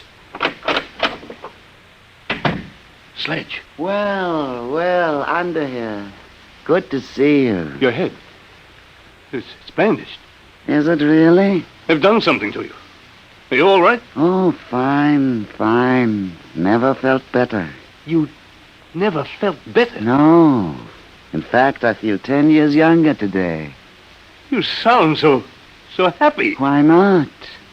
These humanoids have made a new man of me, Underhill. They're wonderful, aren't they? Wonderful? How can you say that, Sledge? Only yesterday you hated them. You were trying to destroy them. Destroy them? Why? You don't remember? You've forgotten what they're doing to us all? They're killing us with kindness, taking away all our incentive and pride of accomplishment, turning us all into pampered, useless pets, parasites, with nothing left to do but just sit with folded hands at the mercy of these mechanical monsters. At your service, Mr. Underhill. You seem troubled, Mr. Underhill. Are you unhappy? Unhappy? You bet I'm unhappy. What have you done to Professor Sledge to turn him into this babbling idiot? We were forced to operate. For years, Mr. Sledge has been suffering from a benign tumor of the brain. It caused him to have hallucinations, to believe that he was actually the creator of the humanoids. Did I? Yes. It was these delusions which were making you unhappy. Oh. Well, whoever did invent the humanoids, I certainly owe him a debt of gratitude now. Sledge. You see, Mr. Underhill, we have ways to correct these abnormal conditions. Even Mr. Sledge is happy now. You operated on his brain? Yes, Mr. Underhill. And now we are at your service. At my service? You mean you're going to operate on... No. The time has come for you to accept and enjoy our complete service. You will now sign our agreement. Look here, If you are unhappy, it only takes a simple operation. No. Who said I was unhappy? I'm very happy. I'll sign your paper. You don't have to operate on me. I'm happy. I'm very, very happy. Very happy.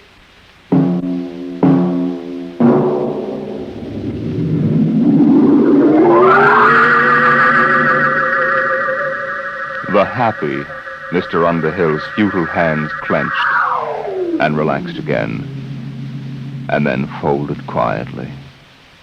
There was nothing else left for them to do.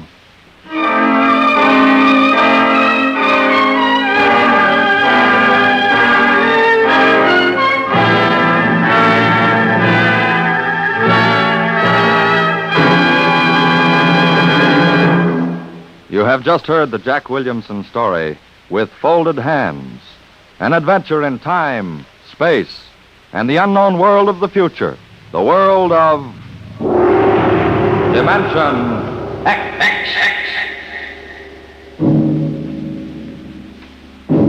Now, about next week. Do you believe that in the mind of man there lies a force potentially more powerful than the atomic bomb? And perhaps someday, in the not-too-distant future, a man sitting quietly in his room, just thinking, may generate enough mental energy to control the destiny of the world. How? We'll tell you next week. Tonight's story on Dimension X was adapted for radio by John Dunkel. Featured in the cast were Philip Bourneuf as Harry Underhill, Alexander Scorby as the humanoid, Peter Capell as Professor Sledge, and Bryna Rayburn as Aurora. Your host was Norman Rose. Tomorrow, hear Sam Spade. Now, it's Truth or Consequences on NBC.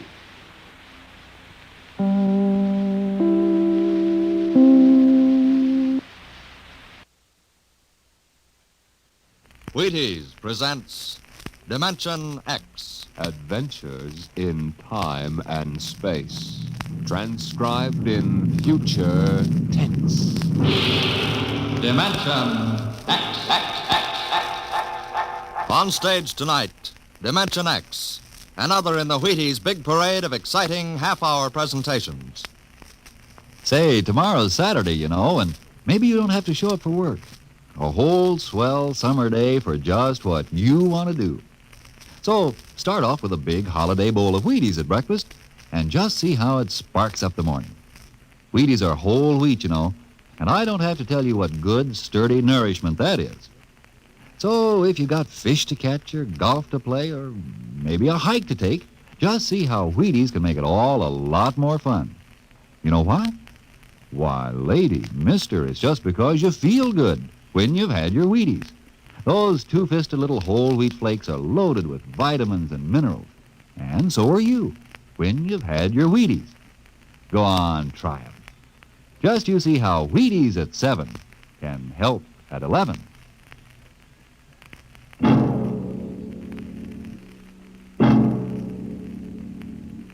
When the first space rocket lands on Mars, what will we find? Will we be welcomed with open arms, or will the Martians treat us as invaders? Only one thing is certain.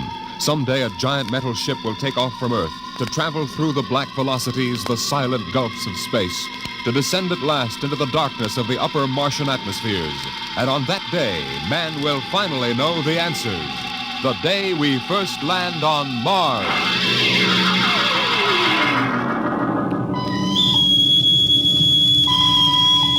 Now hear this. Now hear this. Approaching critical deceleration. Fasten gravity suits. Stand by to land. Mr. Lustig, what do you make of the terrain? There seems to be a heavy ground, Miss Captain. We won't be able to use our infrared lights. And we'll have to come in on radar. Wasn't that a little risky, sir, landing in the dark? I'd rather run the danger of a blind landing, Lieutenant, than come in without the cover of darkness. Remember, we don't know what kind of reception is waiting for us down there. Airspeed 500. Altitude now 4,000. Bridge to engine room. Stand by for deceleration. Engine room, aye. Fire forward tubes 1 and 3. Aye. Skids down. Skids, check. Altitude 500. 4. 350. 3. Up a point now. All right. Let's set her down. Look out! Cut the power. Masters pipe battle stations. Aye, sir. All secured, sir. Well, we're on Mars. April 20th, 1987. 4:33 Greenwich time. Enter that in the log, Masters. Aye, sir. Well, gentlemen, it's less than 2 hours till dawn. As soon as it's light, we'll send out a landing party. Masters, get me an all-over hookup. All set, Captain. Now hear this. Now hear this. All right, men. The smoking lamp is lit. We're 17 men on an alien world. And it's up to us whether we ever get home again. Next few hours should tell the story, and I want instant obedience to all commands. I'll court-martial the first man who doesn't jump to when he's ordered. And one other thing. We may be on Mars, but this is still a United States naval vessel. Officers will conduct a personal and weapons inspection in 1 hour. That's all. Inspection, Captain. Now? Mr. Lustig, we've got an hour and a half to sweat out before we find out what's outside that airlock. I'd rather have a man worried about his stripes than about what's waiting outside on Mars.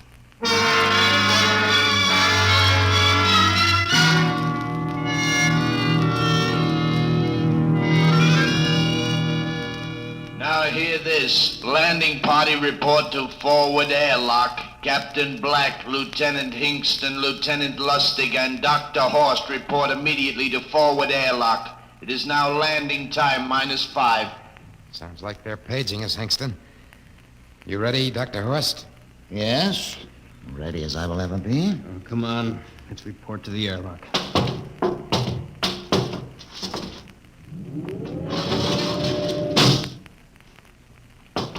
4 minutes to go.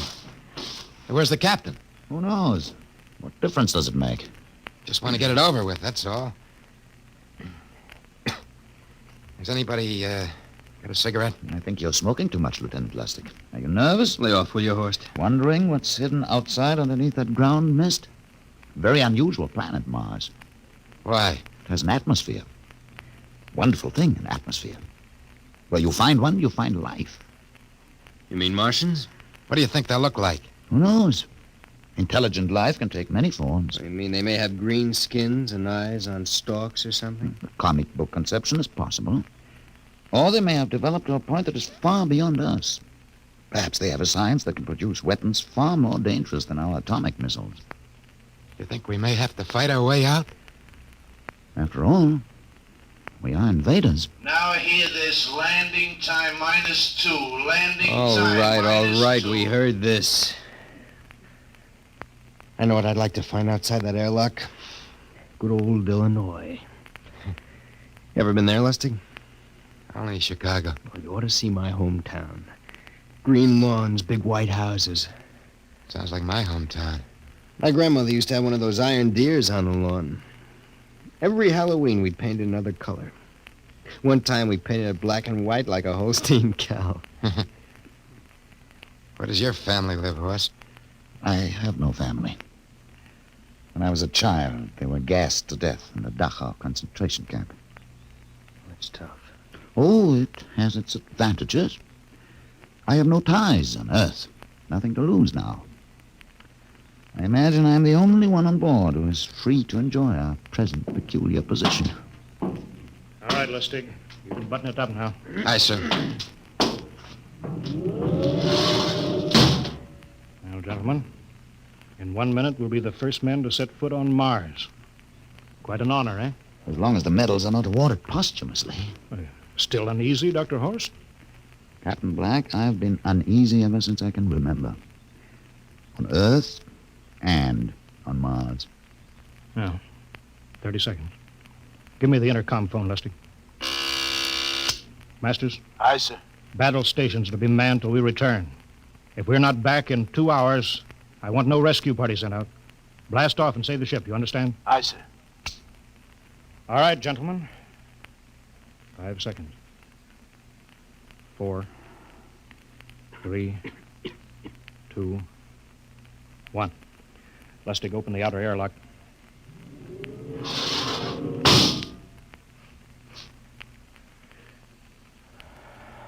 Fresh air. Let's go. Hold it, man. It's too dark to move fast. Quiet, isn't it? Not even a wind. You can't see anything through this ground mist. Quiet. We don't know what's out here. Come on.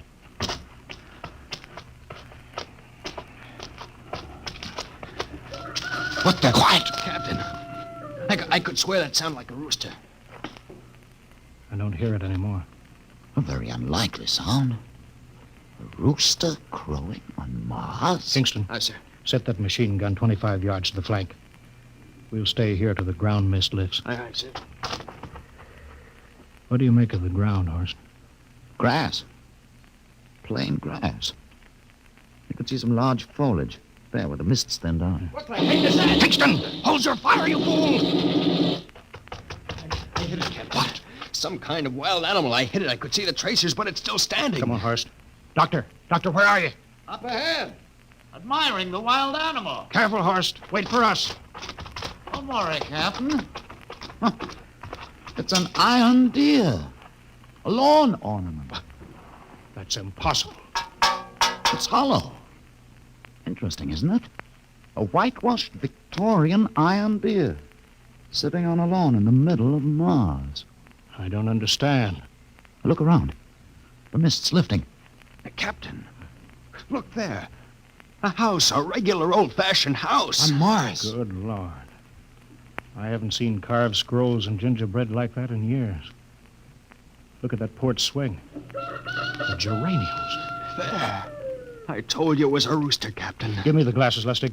I want to take a look through that front window. What? There's an upright piano. Some sheet music on it.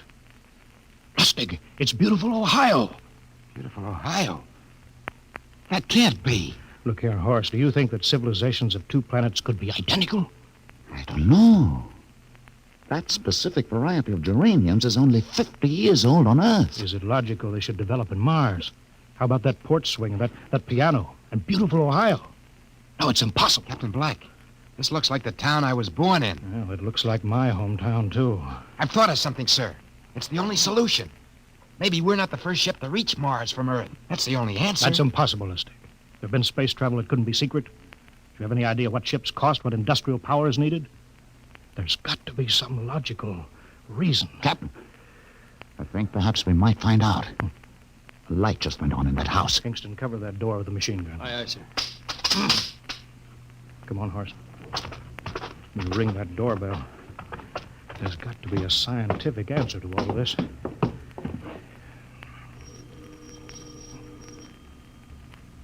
There's something moving in there. Stand back, Horst. Give me a clear shot. Maybe a Martian. Can I help you? We were looking... Well, if you're selling anything, it's much too early. No, wait a minute. What town is this? What do you mean?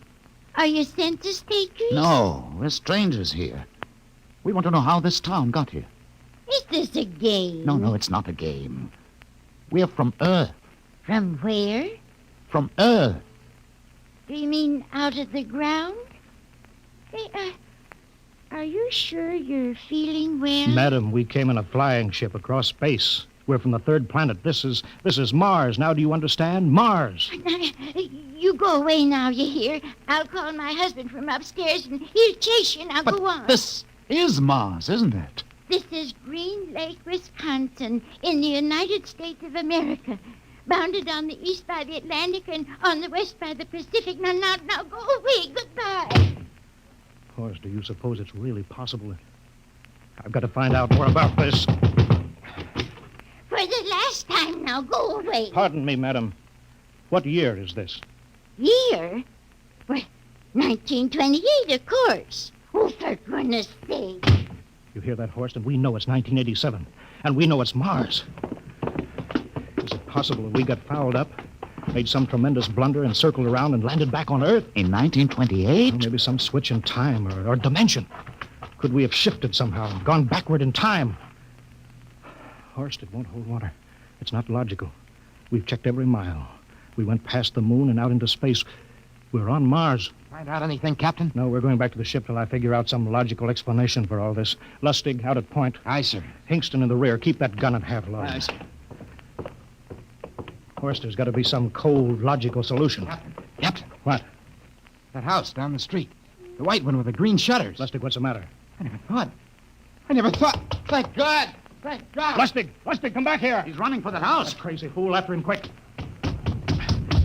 Lustig, stop. Come down off of that porch. Grandpa! Lustig, what the devil do you think you're trying? Grandma and Grandpa, it is you. Lustig, what's going on here? Albert, why, it's been so many years. How you've grown, boy. Oh, it's so good to see you. Lieutenant Lustig. Oh, Captain. Grandma, I want you to meet my friend. This is Captain Black. Captain, I want you to meet my grandfolks. Howdy. Any friends of Albert's is friends of ours. How long you been here, Grandma? Oh, good many years. Ever since we died. Ever since you what? Oh, yes, sir. They've been dead 30 years. What? You mean to tell me that Mars is heaven? Oh, nonsense, no. All we know is here we're alive again. And who are we to question God's infinite ways? Lustig, we're going back to the ship. But, Captain, I want to talk to my Lieutenant grandfolks. Lustig, I don't like any part of this. You'll come back with us. I have to club you and carry you. Yeah, but, sir, That's they're enough. my... Heaven only knows what they've run up against back of the ship.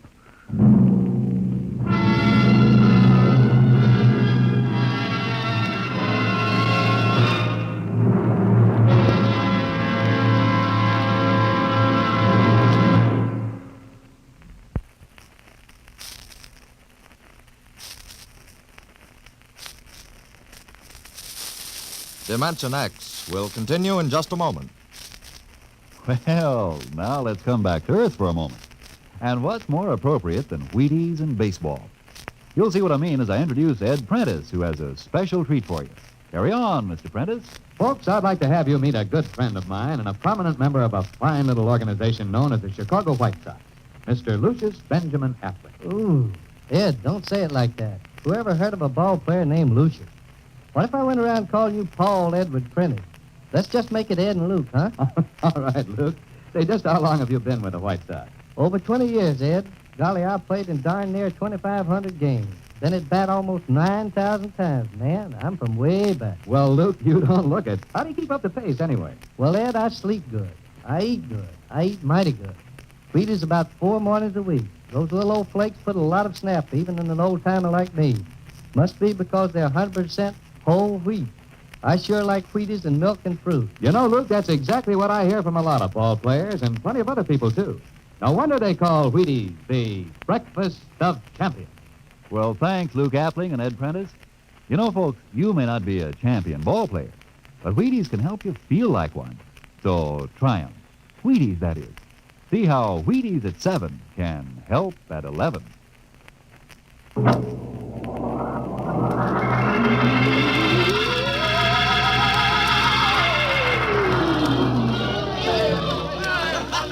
Horst, look at that crowd around the ship. Looks like we're being welcomed with a celebration, Captain. Celebration? They've abandoned ship. Every port is open. No guard said. You, Masters. Hiya, Captain. Meet my old dad. Dad, that's Captain Black, and he's not a bad guy for an officer. Of all the... Hingston!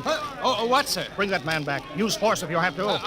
Excuse me, sir. There's my Uncle George. Hingston! I'll be right back, Captain. Uncle George! Uncle George! What the devil Don't is you going... understand, sir? They've all found friends and relatives. They're all here. He's right, Captain.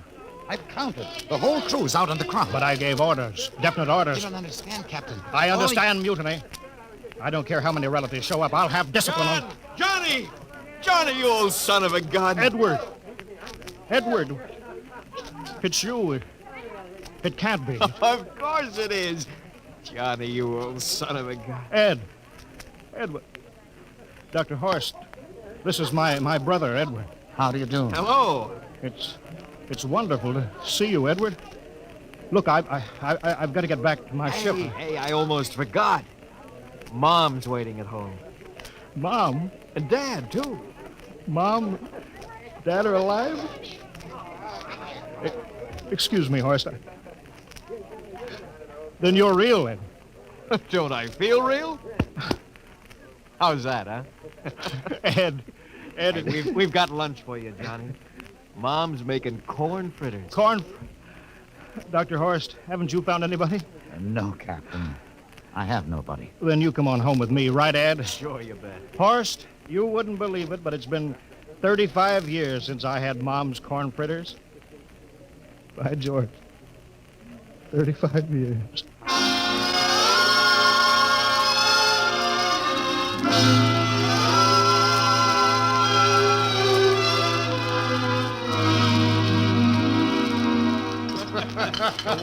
And there's plenty more in the kitchen, so don't hold back, Johnny. You too, Dr. Horst. Well, Johnny, You're still in the Navy, huh? That's right, Dad. I'm in command of the ship. We're an old Navy family, Dr. Horst. All three of our boys in the service. Ed was the best pilot in the Pacific. What did happen, Ed? Oh, what's the difference? I'm here now. Oh, you know, it's almost perfect. All we're missing is your brother Will. Then the whole family could be together. Well, it won't be long, Mom. Will's in charge of the XR-54. That's the next rocket coming out to Mars. Well, little Will. When does he leave, Johnny? Takeoff scheduled for September, but it depends on what we report. There's no question about that now, eh? Christmas together again. That'll be something, huh? Yes, sirree. Well, this calls for a celebration. How about a little of the old dandelion wine, eh, Johnny? Now, Father, don't you go giving Johnny too much wine. Oh, he's a big boy now, Mother. Well, sir, isn't everything just fine? Just fine.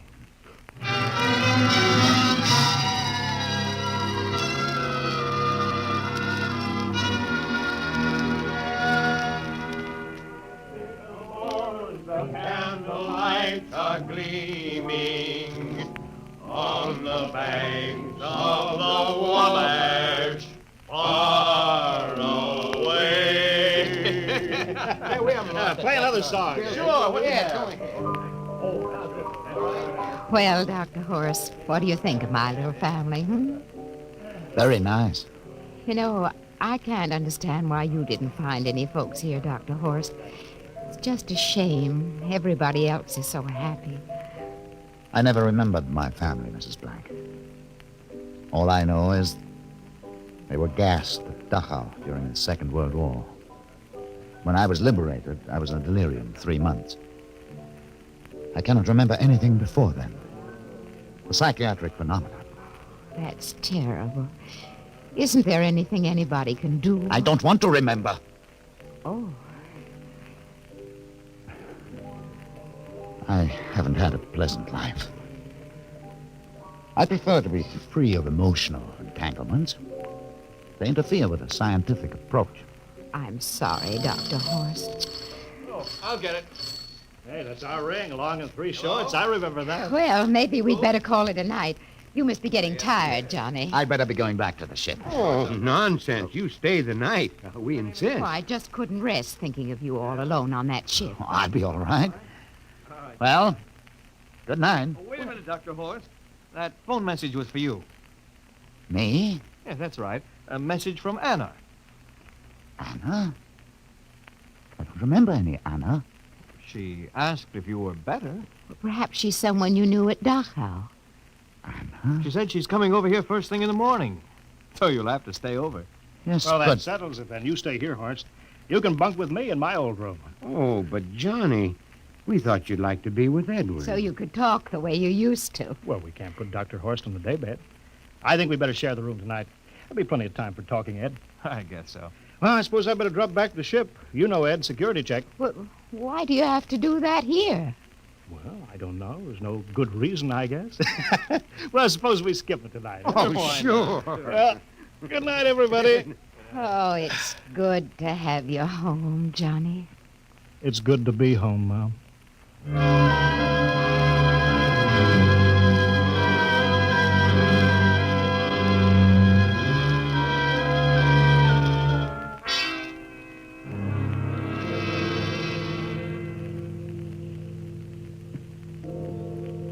Captain Black, are you asleep? No. I just been thinking about what we were expecting. Green-skinned Martians with eyes on stalks. All the time there was only Mom and Dad and Edward waiting. It's funny what tricks your imagination can play on you. Yeah, I guess Mars is heaven, Horst. I've been thinking about Martians, too. Captain, just suppose there were Martians, and they saw us land. Suppose they thought of us as invaders.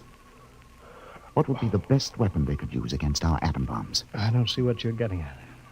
They would want to disarm us first, to wipe out all suspicion, to make us feel at home. But suppose this house isn't real. Suppose the people are just images, stolen from our own memories, by Martians. Created for us by telepathy, hypnotism. That's the craziest theory I ever heard. Maybe that's why there was no one for me. Because in all my life, there is no happy memory, no real loved person. How about that phone call from Anna? Yes. Anna. I didn't remember who she was, but I do now. I just remembered. When I was freed from Dachau, sick, delirious, I raved about a wonderful, kind nurse named Anna that took care of me. There you are. It's logical. She's coming to see you tomorrow. But there was no Anna. I'd been nursed by a man. What? Anna was only a dream. And there's only one way they could have learned about her. By reading my subconscious mind. But that's impossible, Horace. Why? The whole crew was thinking of home. Suppose the Martians read our minds. Yes, but if there are Martians... If there are, they have us separated. Each man in a different house. Sleeping. Trusting. No one at the guns. I left my pistol downstairs. Do you think there's something to this, Horst? It's a... Who would suspect his own mother? His grandparents? How easy. Just a knife in the heart of each sleeping man. That's impossible, Horst. We've got to get back to the ship. Listen. The crickets have stopped. Come on. We don't know when they change back to. Whatever they really are.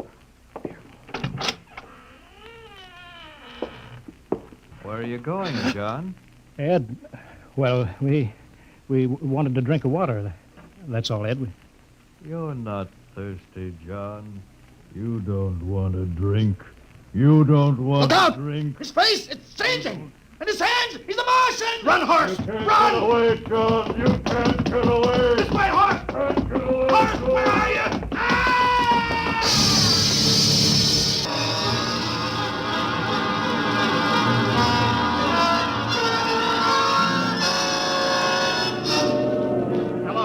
Hello, can you hear me, Earth? This is Captain John Black, the XR-53, calling from Mars. I've locked myself in the ship, but they've crippled it.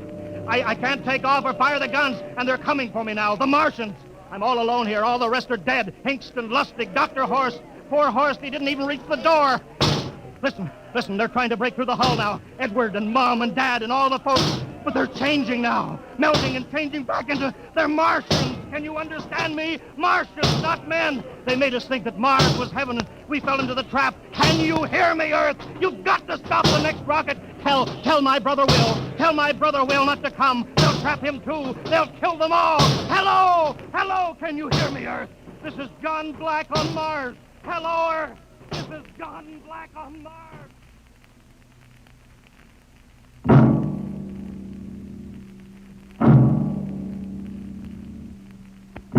Tonight, Dimension X has presented and transcribed the Ray Bradbury story, Mars is Heaven, adapted for radio by Ernest Kenoy. Featured players were Wendell Holmes as Captain Black and Peter Capell as Dr. Horst. Your narrator, Norman Rose. Music by Albert Berman, engineer Bill Chambers. Dimension X is produced by Van Woodward and directed by Edward King. Robert Warren speaking.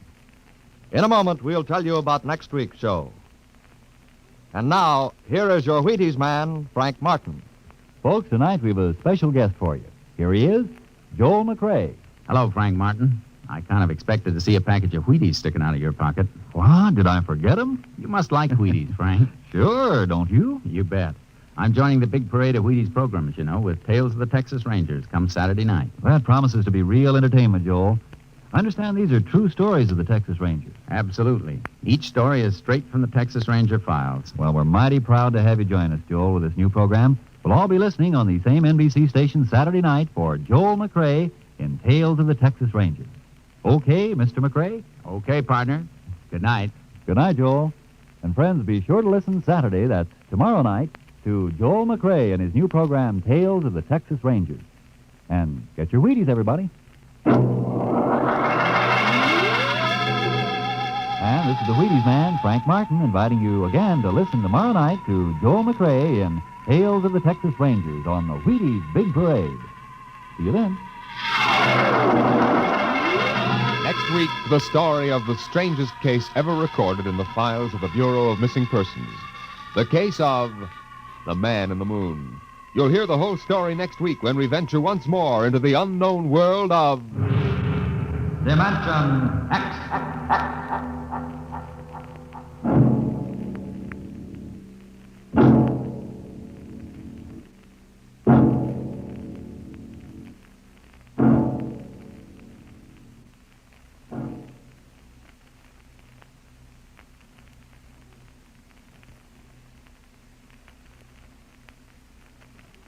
This is NBC, the national broadcasting company.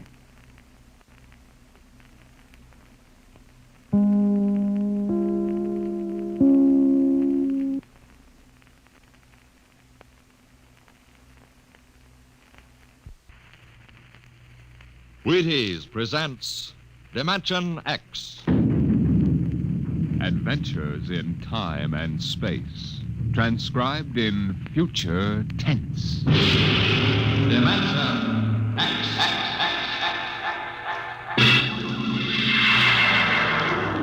On stage tonight, Dimension X, another in the Wheaties' big parade of exciting half-hour presentations. I'm thinking of a girl. Very pleasant person, very attractive, too. She has cool hands, a nice voice, and a gentle manner. She's crisp and efficient, but she needs help badly. She's the American nurse, and her problem is this. There just aren't enough like her to go around.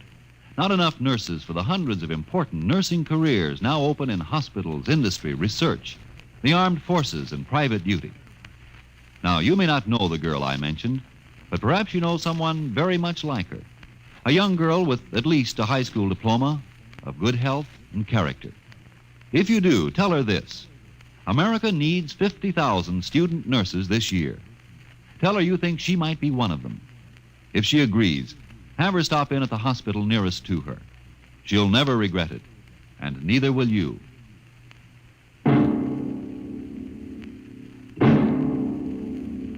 Now, tonight's adventure into the world of the unknown, the world of Dimension X. The doll shop stood on a quiet Washington side street, not too far from the sprawling Pentagon building. A woman and a child waited outside, the little girl peering eagerly through the window at the dolls inside, and the woman glancing impatiently at her wristwatch, as if expecting someone who was late for an appointment. And there was nothing about the doll shop to warn them that they were waiting to keep an appointment with doom. Oh, Mommy, look! Yes, what is it, dear? In the window of the shop, the tiny dolls. Oh, Mommy, do you think Daddy will buy me one? Well, we'll ask him when he comes, dear. He said 3 o'clock on this corner. I see him, Mommy. There he is. Oh, Henry, here we are. Hello, dear. Hi. Sorry I'm late. Well, we've been waiting for you. Cindy's been So I'm afraid I'll have to call off the shopping, Alma. Oh, Henry, we promised. Yes, I know. Cindy. I'm sorry. It's just one of those things.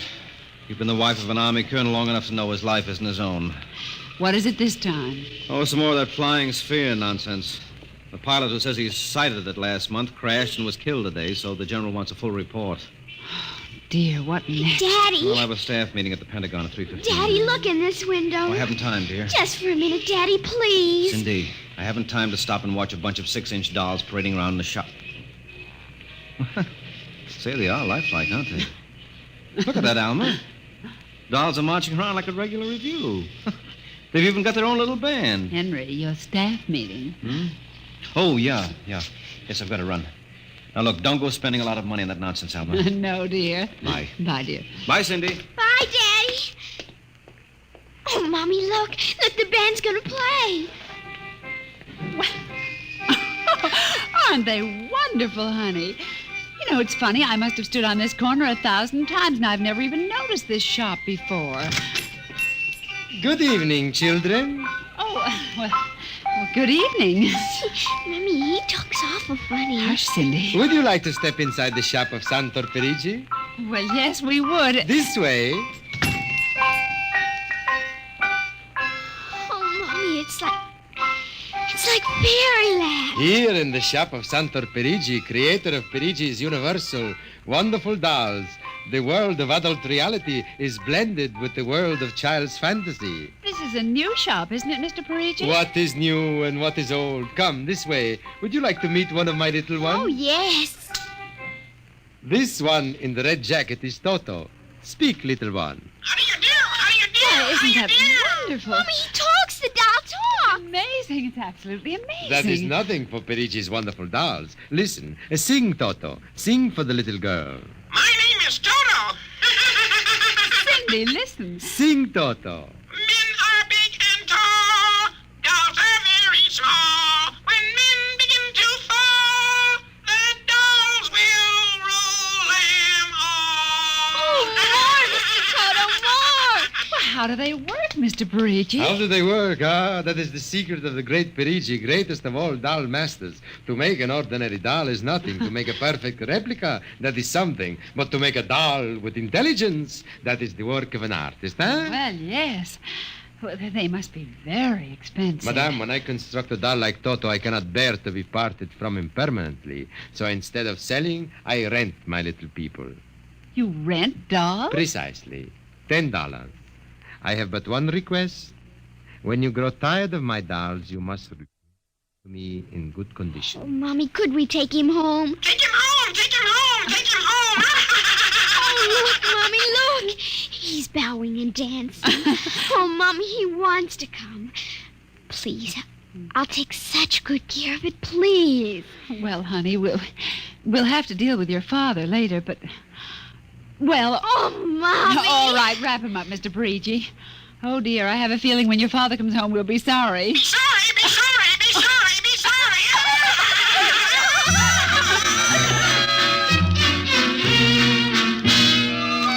Now, Toto, this is my room, and you're going to sleep right here next to my pillow. Oh, Toto, don't laugh like that. I'm going to have to teach you some manners. You be quiet, because my daddy will be home soon, and he's a colonel in the army, and he'll bust you to private if you don't behave. Now, you wait here. I'm going to introduce you to my puppy dog, Mr. Blister. So be good now. Here, Blister. Here, Blister. Come on, Blister. Come here. Mr. Blister, now this is Toto. Oh, dear, I don't think Mr. Blister likes you too. Stop it, Mr. Blister. Come over here and shake hands with Toto, Mr. Blister. Come on now. Mr. Blister, let him go! Let go! Let go! Cindy, Mr. Blister, come over here. Why, what happened, dear? Mr. Blister tried to bite my doll. Look how frightened Toto is. Dolls don't get frightened, Cindy.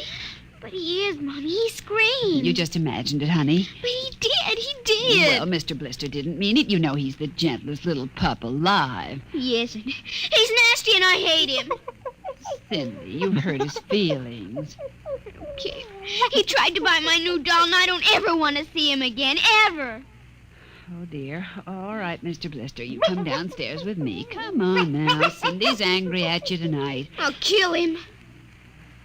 Why, Cindy, where did you hear a thing like that? Toto said it. Well, I see. Well, you've had an exciting day, honey. You brush your teeth now and go to bed. Daddy's coming home late, so we'll see you in the morning. Hmm? Good night, darling. Sleep well.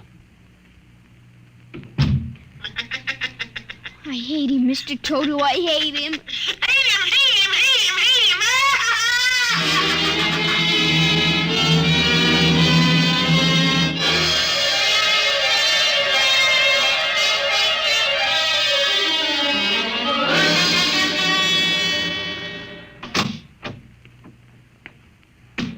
Morning, Alma. Breakfast ready? Just a minute.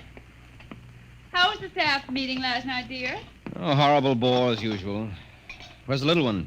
Up in her room. She'll be down in a minute. Oh, say, remind me to take some papers back to the War Department, will you? I left them in my strong box. Henry, you told me it was against regulations to bring secret papers home. Well, I had to finish some work for the old man. Nobody will ever know the difference. Well, I suppose not. Oh, dear, would you feed the puppy before we sit down? His bowl's under the sink. Where is he? That's funny. Here's his supper from last night, only half eaten. Getting fussy. Blister? Here, Blister. Blister! Where the dickens is that mutt? Maybe he's on the back porch. Maybe. Here, Blister. Here, Blister. Alma. What is it, dear? Alma, look. Why, Henry. Is he? Yes, he's dead. But how? What happened? From the looks of it, he might have been poisoned. Poisoned? Who on earth would do a thing like that to an innocent little pup? I don't know. Let's see his dish. Oh, Henry. I don't understand this at all. Say, what's this? What's what? Well, look, there are pieces of broken glass in his food. Blue glass. Glass? Glass. Henry. Huh? Well, I just remembered something. What? It may just be coincidence, but in the bathroom this morning... What about the bathroom? Cindy's blue glass, you know, the one with the Mickey Mouse on it. Mm-hmm. It was broken, Henry. I found pieces in the wastebasket. I meant to ask her about it. Oh, Alma, for heaven's sake, you aren't suggesting that our little girl... Why, she loved Blister more than anyone. Not last night, she didn't. Why not? Well, he went after Toto. Well, who's Toto? Oh, her new doll. You bought her one of those dolls? Well, I just rented it. Rented it? Yes. Look, Alma, Oh, no. Oh, well, all right. What's this got to do with Blister? He went for the doll, and Cindy... Well, Cindy said... Henry, she said she'd kill him. What? Well, that's ridiculous. It's true. Good heavens, a 9-year-old child putting ground glass in dog food? She'd have to be a monster. Mommy. Now, don't say anything. I'll talk to her. Good morning, dear. Morning, Mommy. Morning. Daddy. Hello. What's the matter? Nothing, Cindy. Sit down, dear. Yes, sir. Cindy, your mother tells me you broke your blue drinking glass. Oh, no, I didn't break it. Now, Cindy... I didn't. Well, now, somebody broke it. It wasn't your mother, and it wasn't me. Well, then it must have been Toto. Cynthia. Cindy, you know Toto was only a doll. Now, a doll couldn't have broken your glass, could he? Well? But he must have done it, Daddy. Cindy, you know how Daddy feels about little girls who tell untruths. Now, did you break your glass and maybe accidentally get some pieces into Mr. Blister's dish to sort of punish him for biting your doll? Oh, no, Daddy. I'd hate to think you'd done something you knew was wrong and you were blaming it on a doll. What's the matter with Mr. Blister? Is he sick? He's dead, Cindy. Oh, no, he can't be dead. He isn't dead, Daddy. No, he isn't. He isn't. Mommy, Yes, dear. but he'll come back. He has to come back. No, he won't come back, honey. Not ever. No, Cindy, not ever. Now that we've told you, Cindy, do you want to change your mind about the glass? Henry, let her alone. Daddy, you think I killed? You see what you've done. The child feels guilty enough, Henry. Oh, dear, this is no time for feelings to interfere. Feelings don't know any time, Henry. When they come, they just come. You go up to your room, honey. Daddy and I'll be up in just a minute. I don't want to. Please, Cindy. We'll be right up. Please. There, that's a good girl. And close the kitchen door behind you.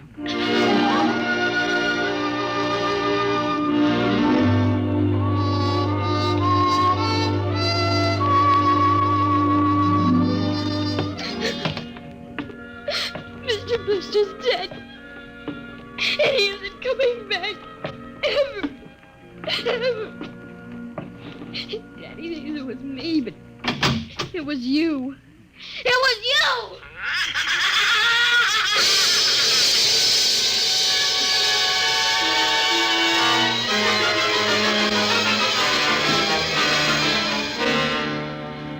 Dimension X will continue in just a moment. You know, friends, Breakfast of Champions is a whole lot more than a phrase written across a package of Wheaties. There's one thing I could tell you. I could tell you that it means champions in the world of sports eat Wheaties. And it's so true. You bet it is. But I've got a better idea, and one I think you'll like. I think perhaps you'd rather get the story from a champion himself. So here is a champion. Will you introduce him, Ed Prentice? Now, young man, will you tell us what you do for a living? I pitch. You what? Pitch. You know, baseball. We have a baseball team. You have to have a pitcher. I'm a pitcher. I pitch. Oh, yes, I see. And are you on a team? Yes, sir. I'm on the Cleveland Indians. Cleveland Indians, What is your name, young man? I'm Bob Feller. And you know it as well as I do, Ed. Sure I do, Bob. It's good to see you. This makes your 14th season playing with the Indians, doesn't it? Yep, Ed. 14 years. Well, tell me, Bob, how long you been eating Wheaties? Oh, about 20 years, give or take a couple. You mean you started eating Wheaties before you started playing ball? Why, of course. What's so strange about that? Most people start eating Wheaties before they get to playing ball. In fact, most people never start playing baseball. You don't have to be a ball player to enjoy the lift you get from Wheaties with milk and fruit. You're right as rain, Bob. No champ ever said a truer word about Wheaties, breakfast of champions.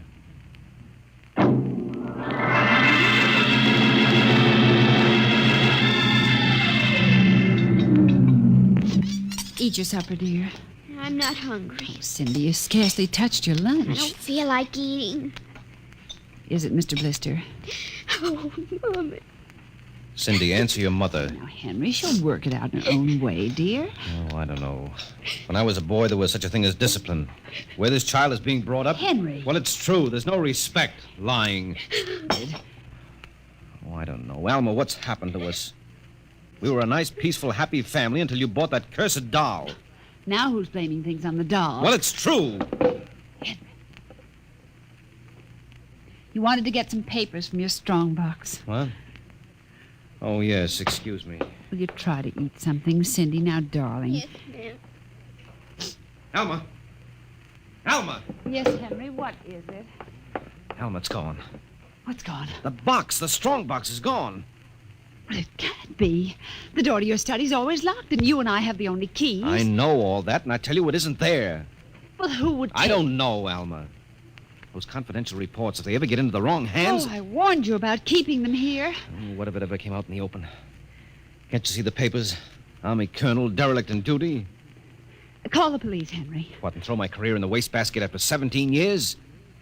And we've got to find it ourselves. But it was there when I went in to clean this morning. Well, what about your key? Well, it's right here. I always keep it right with me. That's funny. Oh, no. But my other keys are all on the ring. You've lost it. I don't see how. Alma, how could you do it? Henry, please. Come on, we'll search the house. I can't think of anything else to do. Oh, dear, you're going to miss your staff meeting. Well, all right, never mind the meeting. My whole career goes up in smoke if we don't find those reports. Now, somebody get hold of your key and open that room. I know, Cindy. Oh, let the child alone. She's been through enough. You know she wouldn't do a thing like that. I don't know anything anymore. I don't know my own child. I don't even know you. Henry. All I know is that strongbox is gone with papers that are dynamite if the wrong person gets them. The question being who? What's that? Coming from upstairs. What's that blasted doll again? Something must have set it off. I don't know how the mechanism works. Well, for heaven's sake, let's go up and shut it off. Right.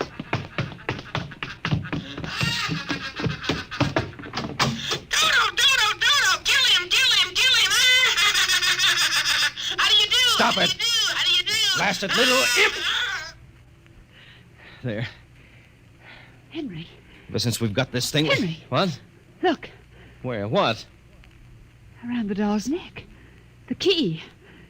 The key to your study. It was Cindy, after all. I don't believe it. Ever since she got this fool doll, she's been acting half insane. First the dog, now this. I think she hates us, Alma. Henry. Cindy is my child, and I know her. I know she's a good, sensitive little person with no malice in her. You're just simply refusing to face the facts, dear. What are you going to do? I'm going downstairs and have a talk with that young lady.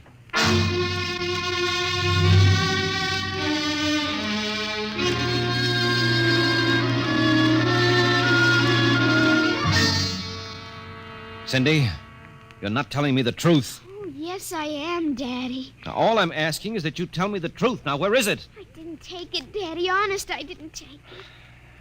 I suppose you're going to tell me now that a little 6-inch doll took my strongbox and hid it. Well? Cindy, I'm speaking to you. I didn't take it, Daddy. You don't understand. Toto did it. Oh, he's terrible awful. He says things. He says he's going to kill everybody. Oh, Cindy, you're inventing things. It's true. At night when I'm sleeping, he stands next to my pillow and whispers things to me. Awful things. He told me he'd kill me, too, if I told him. Alma, I think this child is sick. I think she needs a doctor. She's frightened, Henry. She's trembling like a leaf. Come on, darling. We'll go up to your room. I don't want to go No, up honey, there. Mommy'll stay with you. I'm afraid. He's up there. Who, Cindy? Toto. Well, he won't be up there for long. Mr. Toto is going right back to Parigi's wonderful doll shop before I lose my sanity, which means right now.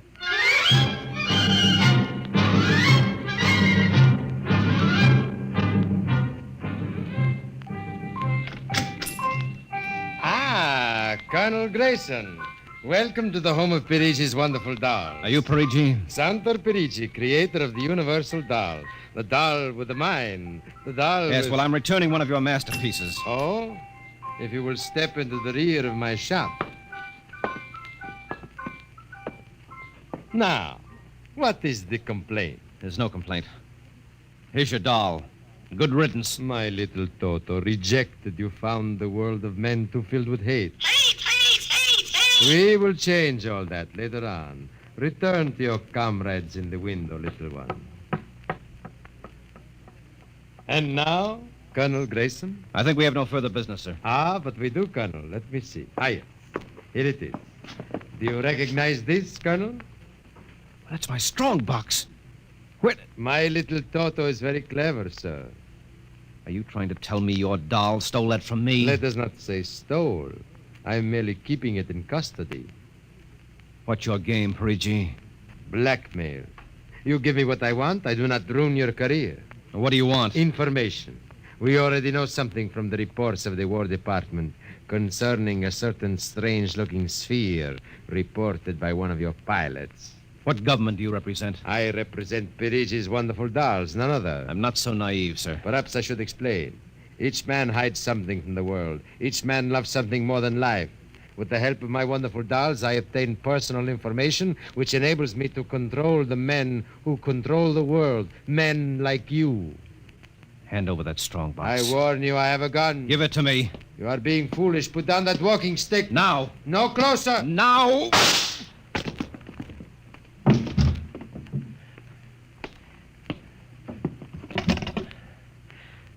Hello. Give me the police. Hello. This is Colonel Henry Grayson. I've just killed a man. Perigi's doll shop, corner of 4th and Lexington. The body is in the rear. I'll wait for you. Shut up. Shut up, you little fiend! Colonel Grayson! Did I hear you speak? Colonel Henry Grayson! Oh, it can't be. I must be going out of my mind. A 6-inch doll. Shut up! Your master's dead! You are mistaken, Colonel. I, Toto, am the master. What do you mean? If you will examine the body of Santo Perigi, you will see that he does not bleed. And he does not bleed, Colonel, because Santo Perigi never lived. Never lived? Santo Perigi is a doll. A doll? But he's a man. He talks. He walks. The people of Meritrix are skillful doll builders. Meritrix? Doll builders? Who are you? I am Xanthus Imperator, commander of the legions of the 3rd planetoid, Meritrix. Legions? Planetoid? My people and I, whom you regard as dolls, come from a tiny planet beyond the moon. What? So small that it cannot support our population. That's true.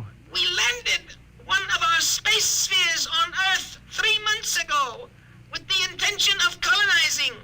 Unfortunately, one of your pilots intercepted us. So that's why you wanted our information. Precisely. And you are human? Quite human. Of course, in order to deal with Earth people without suspicion, we were forced to construct Perigi, a man-sized doll. No, it can't be. I can't believe this. I'm having hallucinations. I've got to get out of here. That will be impossible. We have weapons of destruction quite unknown to Earth people. I phoned the police. I'll be here soon. By the time they arrive, my people will have prepared something quite shocking.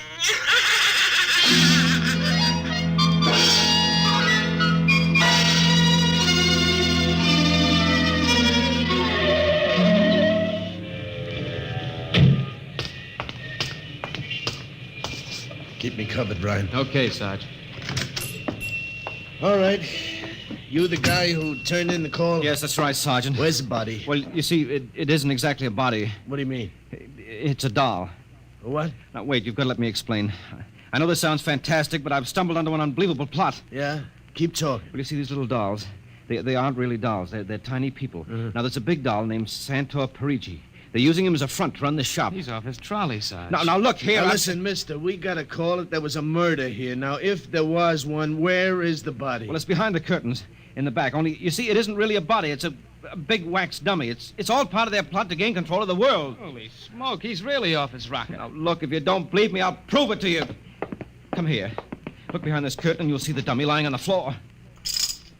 Welcome, gentlemen. Are you looking for something? Parigi!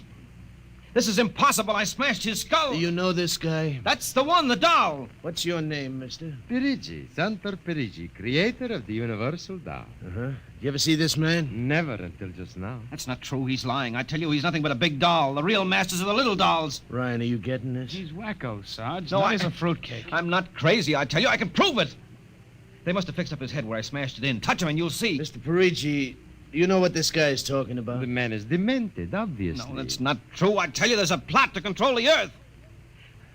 I've got to call the War Department. They want to know about the flying sphere. Holy mackerel, this gets worse every minute. Ryan. Take him to headquarters? No, save some time. Take him down to Psycho Ward. Okay, all right, Buck No, wait. Rogers. Come along nice and quiet. No, don't you see? He's nothing but a man-sized Yeah, doll. Sure. And the little ones are going to take over the Earth, and you're going wait and cut out some nice paper dolls. Oh, please, listen to me. You've got to listen to me. You've got to.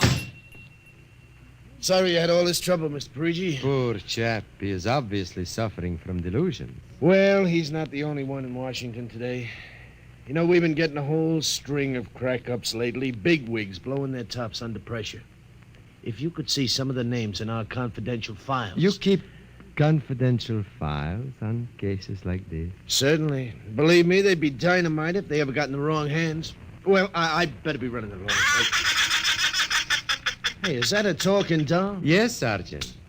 My name is Toto. I dance and sing. Well, I'll be...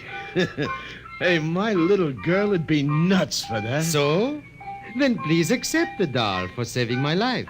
That madman might have killed me. Yes, but Take Toto home with you as a gift. Well, now, I don't know, Mr. Parigi. It's against regulations for us to accept favors. But this is not for you. It is for your little daughter.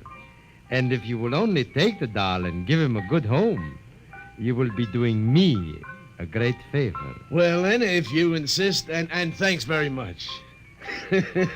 When my kid sees this, will she be surprised? Yes, Toto will come as a great surprise. A very great surprise. Hey, Toto?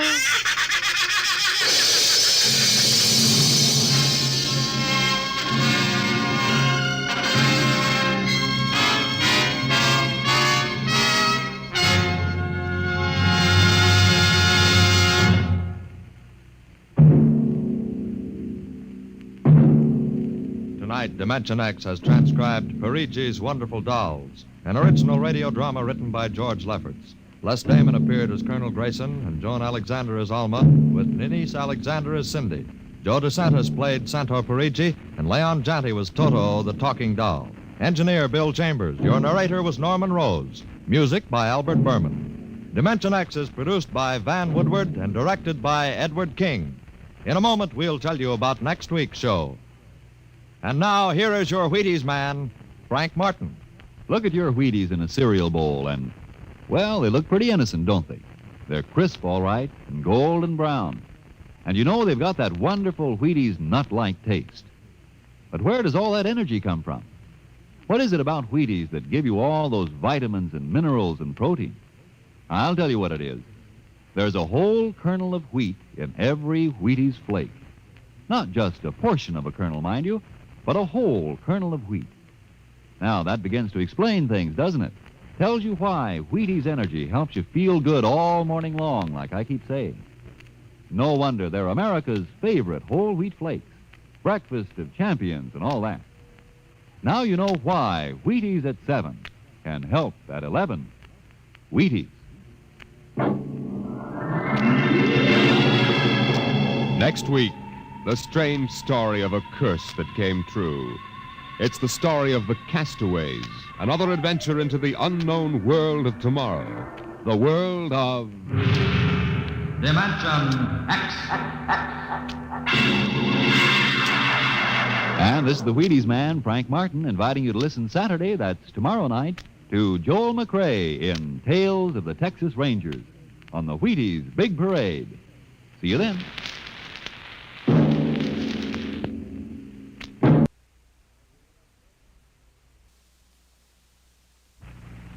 Adventures in time and space, told in future tense. Dimension X.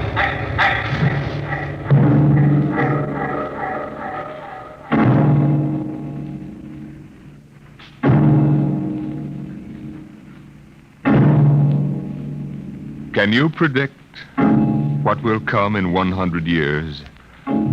Or in 10? Or in the next minute? Can you see beyond the known dimensions of time and space into the unknown, Dimension X?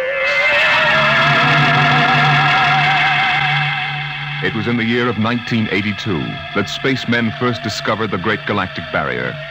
In the past 10 years, rocket travel to the moon and the nearer planets had become commonplace. And then men fixed their sights on a more distant star, the remote planet known as Volta. 5 exploratory ships went out, and none came back, each in turn disappearing mysteriously at the same vanishing point, an invisible wall somewhere in the vast outer reaches that became known as the wrecker of spaceships, the Galactic Reef. And yet, the explorers refused to admit defeat. It was on June the 2nd, 1987, that the rocket Star Cloud made ready for takeoff, the 6th to attempt to crack the barrier and win through to Volta. Now hear this. Condition blue. 1 minute to blast off. Now hear this. Condition blue. 1 minute to blast off. Bridge to nav control. Navigation, Collier. This is Captain Thorson. Ready, Lieutenant? We're ready, Captain. The course is in the integrator for takeoff at 1200 hours. All right, stand by for acceleration. Bridge to engine room. Fire up your rocket chambers. Take off at exactly 1200 hours. I'll read you off. 30 seconds. 29. 28. 27. 26. Condition red. Hold it. Revoke all orders. Who turned in that alarm? We've uncovered a stowaway, sir. Stowaway where? Hiding at sick bay. Dr. Spitzlin found him. Have him brought up to the bridge. Engine room. Kill your rocket. Stand by. Thorson, this is Colonel Harrison at ground control. What's holding you up? Trouble. What's the matter with you? What's the matter with you? There's stowaway aboard. Stowaway? Yes, I thought your men were supposed to police this base. What's the matter All with right, you? Captain, take it easy. You know what this delay can do to us, don't you? 1 minute late at takeoff can throw us 1,000,000 miles off course. We'll have to reintegrate the whole works. Well, look, how long do you think it'll take? Don't bother me for a while. I'm busy here. Stupid idiot. Come in. Here's your stowaway, sir. Now, court martial. Charlie. Can you use a good radio man, Skipper? Oh, I see you two have met. Met? The skipper and me made 50 trips to the moon together. Didn't we, Captain? Charlie, if you wanted to come along, why didn't you volunteer? I did, Skipper. They turned me down. What's wrong with you? Oh, acceleration bends. They said my arteries wouldn't stand another trip. Oh, I'm sorry to hear that. But they're wrong, sir. I got one more good trip in me. Now, listen, Captain. You know these green kids don't know the first thing about space radio operation. You put a man like me on, and I'll be getting you bedtime stories from Mars. Well, you know the regulations as well as I do, Charlie. I can't take you much as I'd like to. Colonel Harrison will murder me for this. I'm sorry, Charlie. I have to put you aground. Tell you what, Charlie. I'll ask Harrison to put you on his ground radio contact. It'll seem as if you're right here with us. He won't do it, sir. He better. I'll have him busted to corporal for letting you sneak aboard. You'll be better off, Charlie. Paulison. Yes, sir. I'm sending a man down from the bridge. Put him aground. Give him time to clear the launching platform. Yes, sir. So long, Charlie. Sorry. Well, good luck, Skipper. I thought you were going to have him drawn and quartered. Been anybody else, I would have, Smitty. But Charlie, well, Charlie's kind of special. He's been with me since my first command, when we began the regular run to the moon. If he wanted to come along this time, well, it's only through loyalty to me. You know, Lewis, I didn't realize it before, but you're almost human. Navigation. Lieutenant Collier. Nav control, Collier. Lieutenant, how badly we fouled up. Can you recalculate the course, or shall I cancel the takeoff? I've already plotted a new course on the integrator, sir. Oh, that's quick work. Are you sure? Positive, sir. All right, Collier. Putting it in your hands. We'll blast off in your signal. Lewis, isn't that a lot of responsibility for a young green officer? Yeah, but if he can't do his job, I'd rather find out now than at the Galactic Barrier. Bridge to engine room. Ready your rockets. Prepare to blast off on navigator's signal.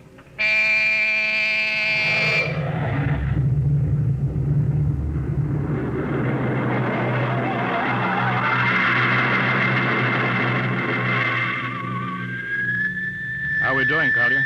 Coming on the bearing, sir. 4, 3, 2, 0. We've intersected the course vector. That's good work, Collier. Course corrected, sir. Ready to go into atomic overdrive anytime you say. All right, stand by. Now hear this. Prepare for maximum acceleration. Bridge to engine room. Kill your rockets. Rockets out. Fire up number 1 cyclotron. Number 1 ready. Fire up number 2. Number 2 ready. Engineering, withdraw your dampening rods. Fission chamber ready.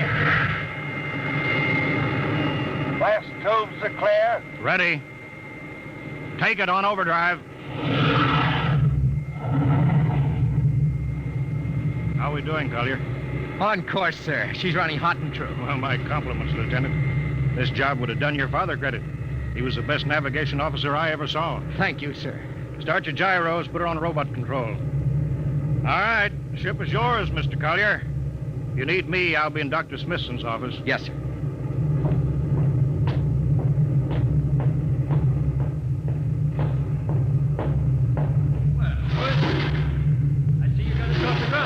You can thank young Collier for that. Chip off the old block. Oh, you knew his father, huh? Matter of fact, I knew him very well. First-rate spaceman. Is he the one who, Yeah. Yeah, he was lost in the galactic barrier on the second ship we sent out to Volta. Louis, just what do you think this galactic barrier is? Your guess is as good as mine, Doc.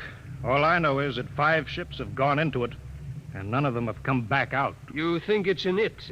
How about Mestrovic's theory that it's a time warp in space, but that the ships reach it and slip into another dimension? I think that's rubbish.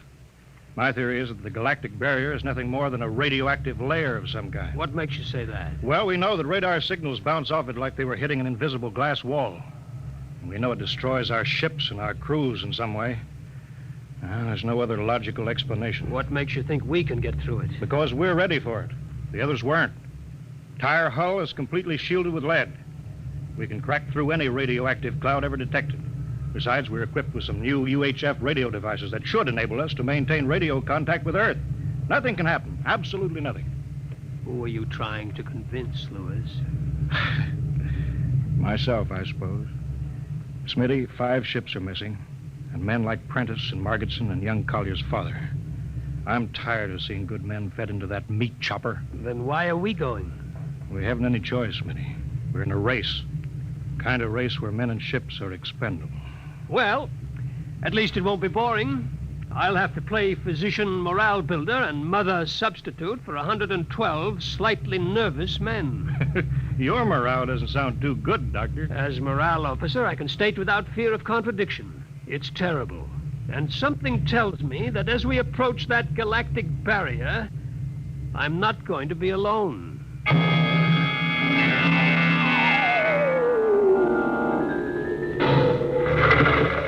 Hello, Earth. Hello, Earth. Captain Thorson of the Star Cloud calling Earth. Star Cloud to Earthbound. Can you read me? Hello, Star Cloud. Hi, Captain. Charlie. Well, I see they haven't court-martialed you yet. No, sir. Thanks to you. Well, Charlie, it's good to hear you. You can read us the funny papers on Sunday morning. Right. How's the signal? Strong. Clear as a bell. All right, here's our log report for Colonel Harrison. Ready? Shoot. June 2nd, 1987. 4 weeks out from Earth, running true, no radiation, operation normal, still making our approach to the galactic barrier. That's all, Charlie. See you later. Good luck, Captain. I sure wish I was with you.